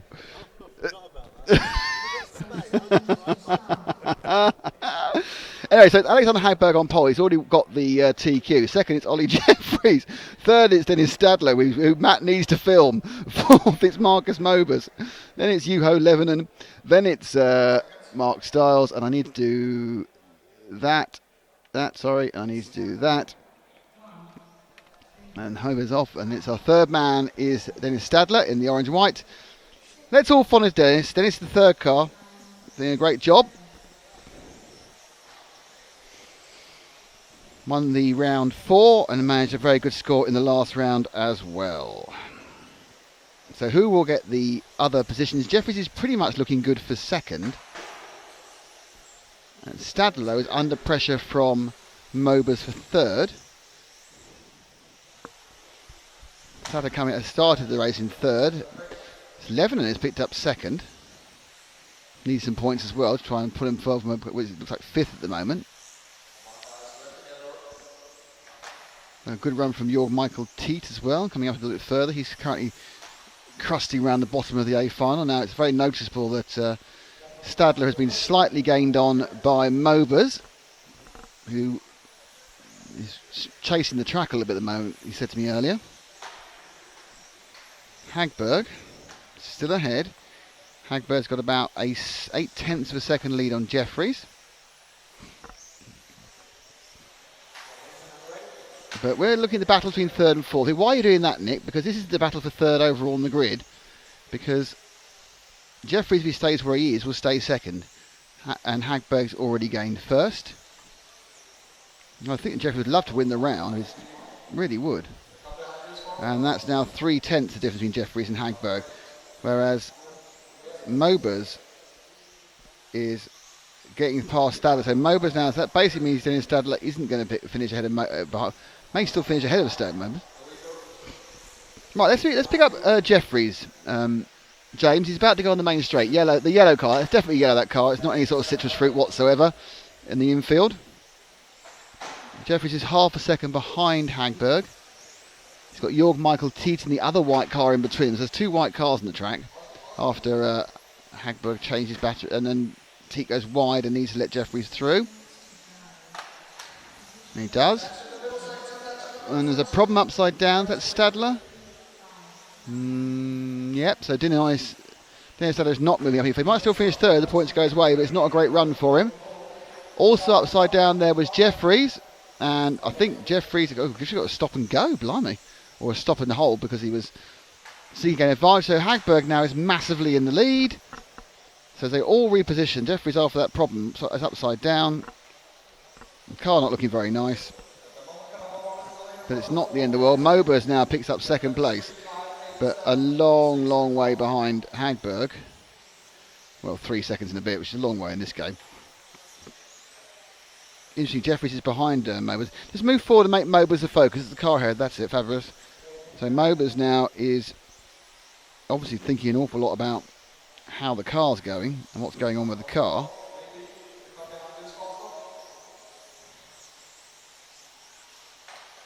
And Jeffrey makes another mistake, which is relatively unimportant now. He's a long, long, long, long way back.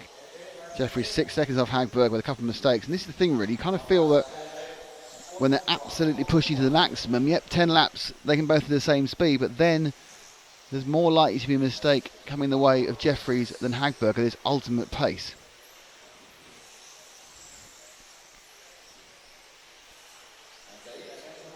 But as it stands, Jeffries will start second.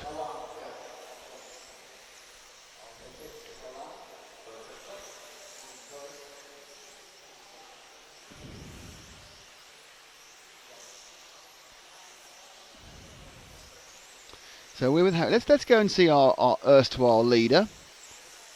Car number 1. He's the white car and he's on the main straight now. That's Hagberg. 4 minutes in, 4 minutes to go, leading by 4 seconds. So lots of fours there.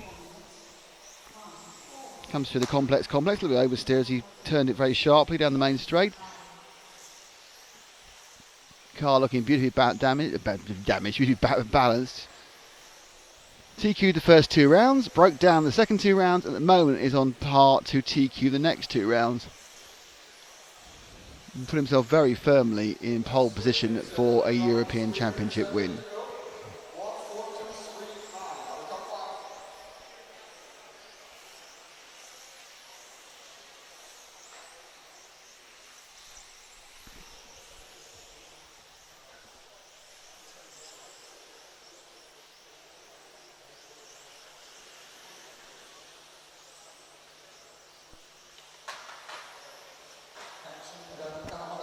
Hello.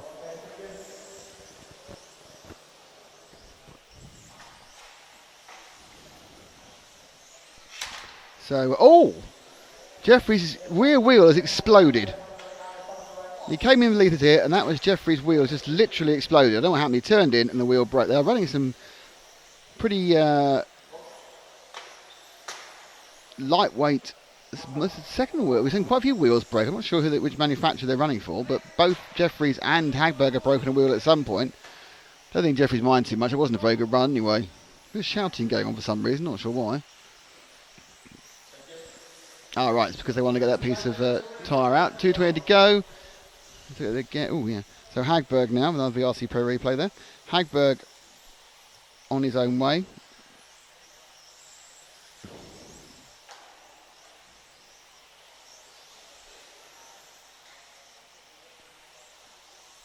So Mobers is a long way back. Let's pick up Marcus. I'm not quite sure. Marcus is coming to the infield now, yellow and orange. I'm not quite sure where this second place, if he holds on to it, will put him. Whether that will actually put him past Stadler or not. Whether he'll start 4th or 3rd. That's the question I have. And the question I can't answer. It's a conundrum on an enigma, on a mystery.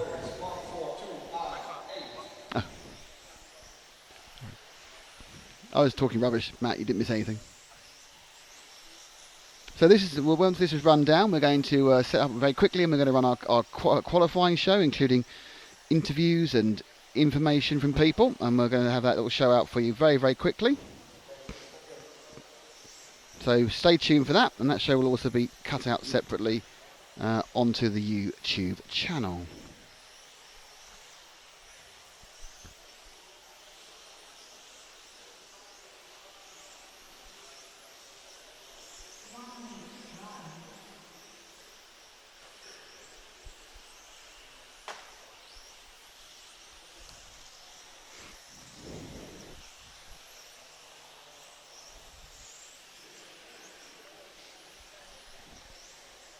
So 44 seconds to go. 44 seconds to go.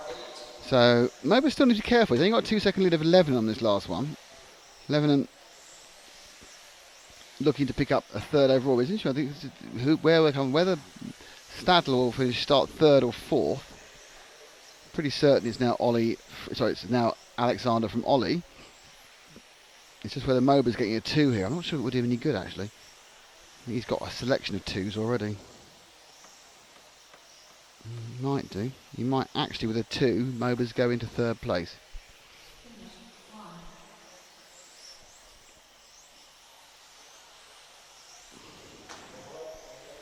So there they finish. Wait for them all to come in, and it's a great win for Alexander Hagberg. It's a great one for Hagberg there. Mobers is 2nd, Livening 3rd. Let's have a look if I can refresh this and find out whether the updates come through yet for all 6. Not yet. Let's try again. Yes, it has. Okay, this is your starting 10 for tomorrow's A main final. And the answer on it is Alexander Hagberg in 1st. In 2nd.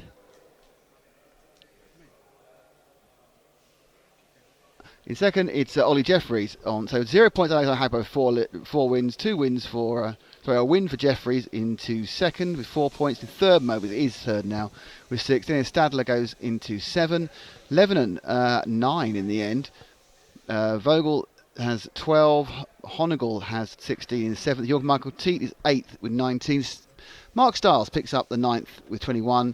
And 10th is Sieber. And unlucky Alexander Anderson is 11th. It's Catchpog, Dr. Lee, Altman, Bultnik, Laurent, Liptak, Liebar and Zundel. They are your B finals. A final, just to run you again, it is Hagberg, Jeffries, Mobers, Stadler, Lebanon, Vogel, Honegel, Teat and Stiles, with Sieber in 10th.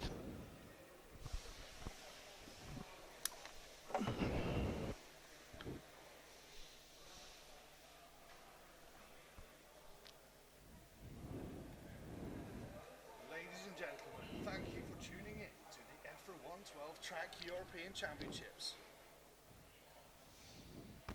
Ladies and gentlemen, thank you for tuning in. I was going to give you a big. Do it again. I was going to pick you up then. Now we need to, I think you deserve need to go it back anymore. to the camera again so we can get the cut point. Right. About 5 seconds. Cut point, cut point, cut point. And.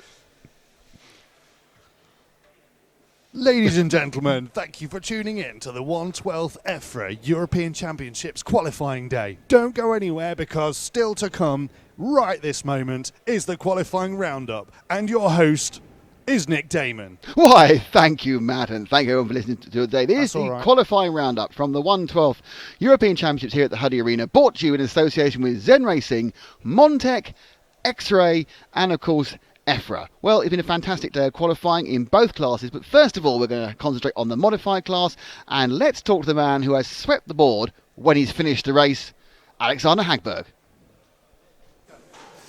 Alex Hagberg, congratulations. A third pole position in a row at a European Championship. Thank you very much. How nervous were you after breaking down for the second time that this wasn't going to work this time?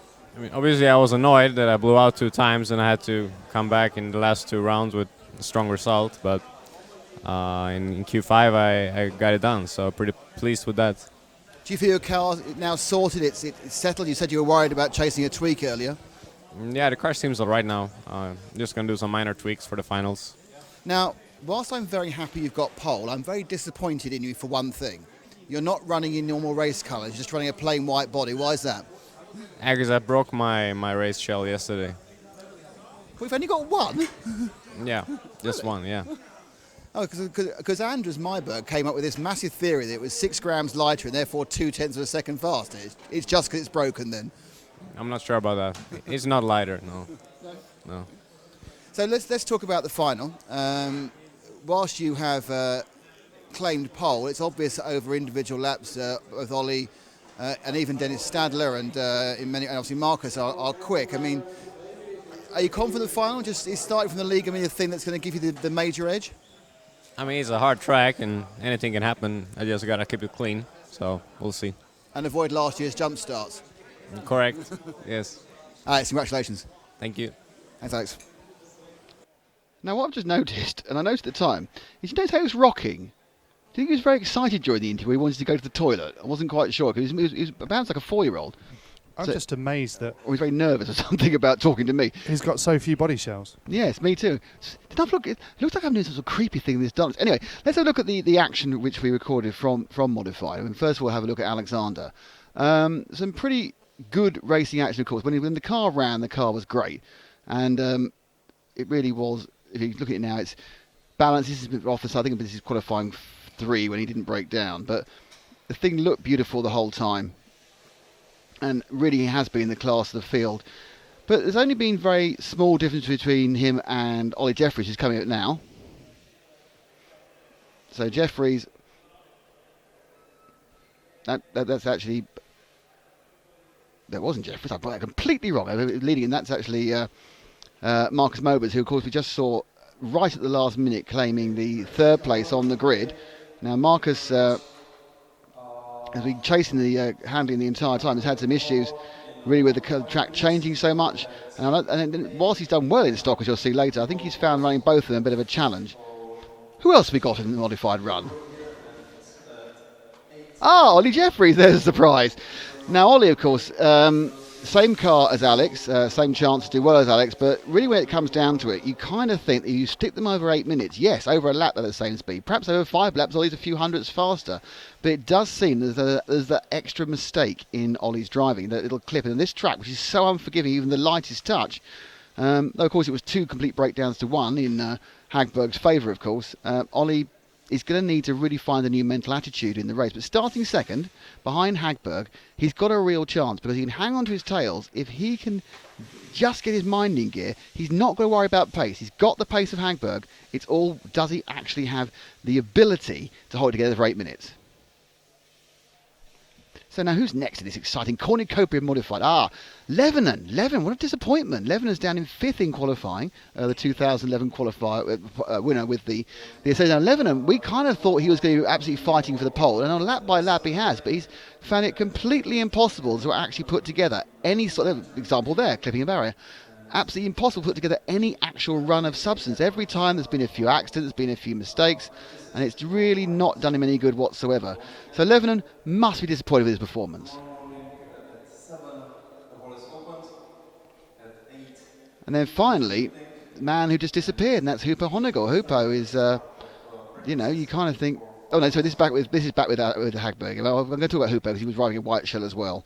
Hagberg, you see, has disappointed us with his white shell, as you know. We're very upset about that because he wanted his green one, and he did tell us it's because he hadn't got enough spare shells. But I find hard to believe. I suppose it's the last race of the year, and he could have broken all the other ones. Honegger, now to X-Ray, very disappointing modified, qualifying down in 7th. Just not what you expect, like those shoes, really. So that's the end of the modified qualifying. So we look forward now, really. So Lebanon and Vogel and Honegger and Teat. So it's really important, I think, that we move into the modified and we get ready now to talk about the stock. So in stock, it was a really exciting kind of combination. We never knew to the last round who was going to be fastest. Honegger much better in stock than he was in modified. So let's have a look again. Who was it who got the pole? Why? It was Marcus Mobers. Marcus Mobers still fiddling with your modified car, but you've just claimed pole for the stock championship. Hard fought with Hoopo there. Yeah, that was not an easy one, but I expected it's going to be close, like always when I race against Hoopo in stock. So I was lucky. He made some mistakes. I didn't make any mistake, but it's going to be close in the finals. I'm pretty sure. Last night it looked like it was going to be Laurent Alexander who's going to be your main rival, but he just faded away. Did that surprise you? Has the track changed a lot? Have you been chasing the track? Track changed a lot. I have to say I'm struggling a bit now too with the rear tire compound, because my car actually now was really, really good the first 2 minutes. I could pull away, but then they seem to gum up on the rear, and the car is like hiking and hooking. So we are trying different rear tires now for practice tomorrow. Now, it's a good point. You've got one practice, and the track always gets gooey and gooey. I mean, normally the practice is just annoying, isn't it? But this time it's really important. Yeah, it's really important, yeah. And also my teammates will try some different rear compounds, so we'll see. And how are you going to approach the 3 finals? You're starting from pole. Theoretically, that gives you a big advantage. But on this track, it's a nightmare. Do you just not try and build a lead? Do you just try and stay safe? Well, if it's going to be like today, and my car is that good the first 2 minutes, I'm going to try to pull away to have a gap, because then you can drive much easier. But we'll see what happens. I mean, anything can happen on this track. Marcus, thanks for talking to us whilst getting your modified car ready to see where you can qualify on that one, which should be the front as well. Thanks, Marcus. Talk to you later. Cheers. So a happy Marcus Mobers there. Very busy at the time preparing his car for the final round of qualifying, which you've just seen. Yeah, I think it's an interesting qualifying session. We had a look at some of the cars. The cars, obviously in stock, this is going to sound rather obvious, look a lot slower, but they obviously apex at the same speed. Let's have a look at some of the cars going round. And the interesting thing about them is that they have the same corner speed at the centre. We're moving away now. And first off will be young Marcus using his white body shell. There's a lot of white body shells. So the thing to remember about the stock is the apex speed is the same. And this was a very hard fought. Last night, you thought Laurent was going to be in with it. He's had a bad day today. And Mobers has managed to get 3 0 scores, or 3 wins, and Honegger got 2. And it's Mobers is doing a lot of driving, as is Honegal, but great performance by Mobers, and I think he's probably more chuffed than the man in the hat's allowing us to believe.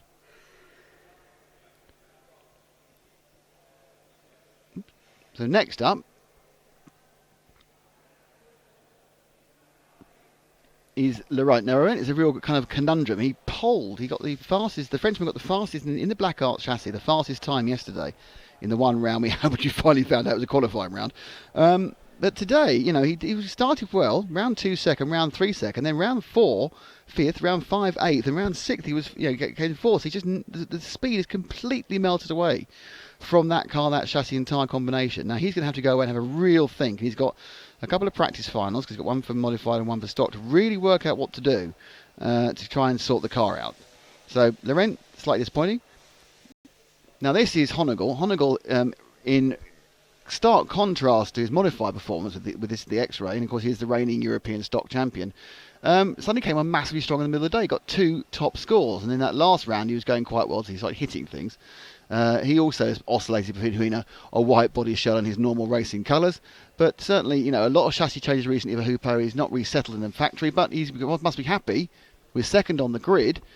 He's behind Mobers, and I do think this stock final is going to be an absolute slugfest between those two and possibly some others, including this man, Martin Valanka. Valanka's qualified 4th in the silver car. The Austrian, who I think defines versatile in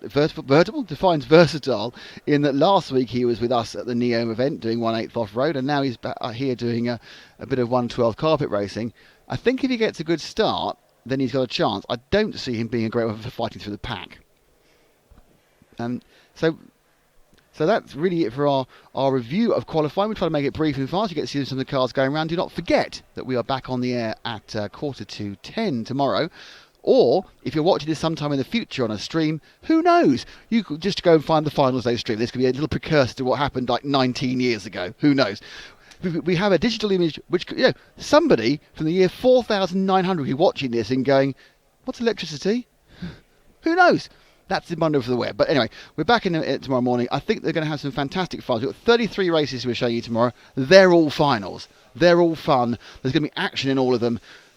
Hagberg must start, huge favourite for modified, because it's going to take someone to stop him, whereas I think in this stock championship you just throw up a few beans in the air and work out what's going to come down, because they're all so much of a muchness, it's going to be down to individual mistakes.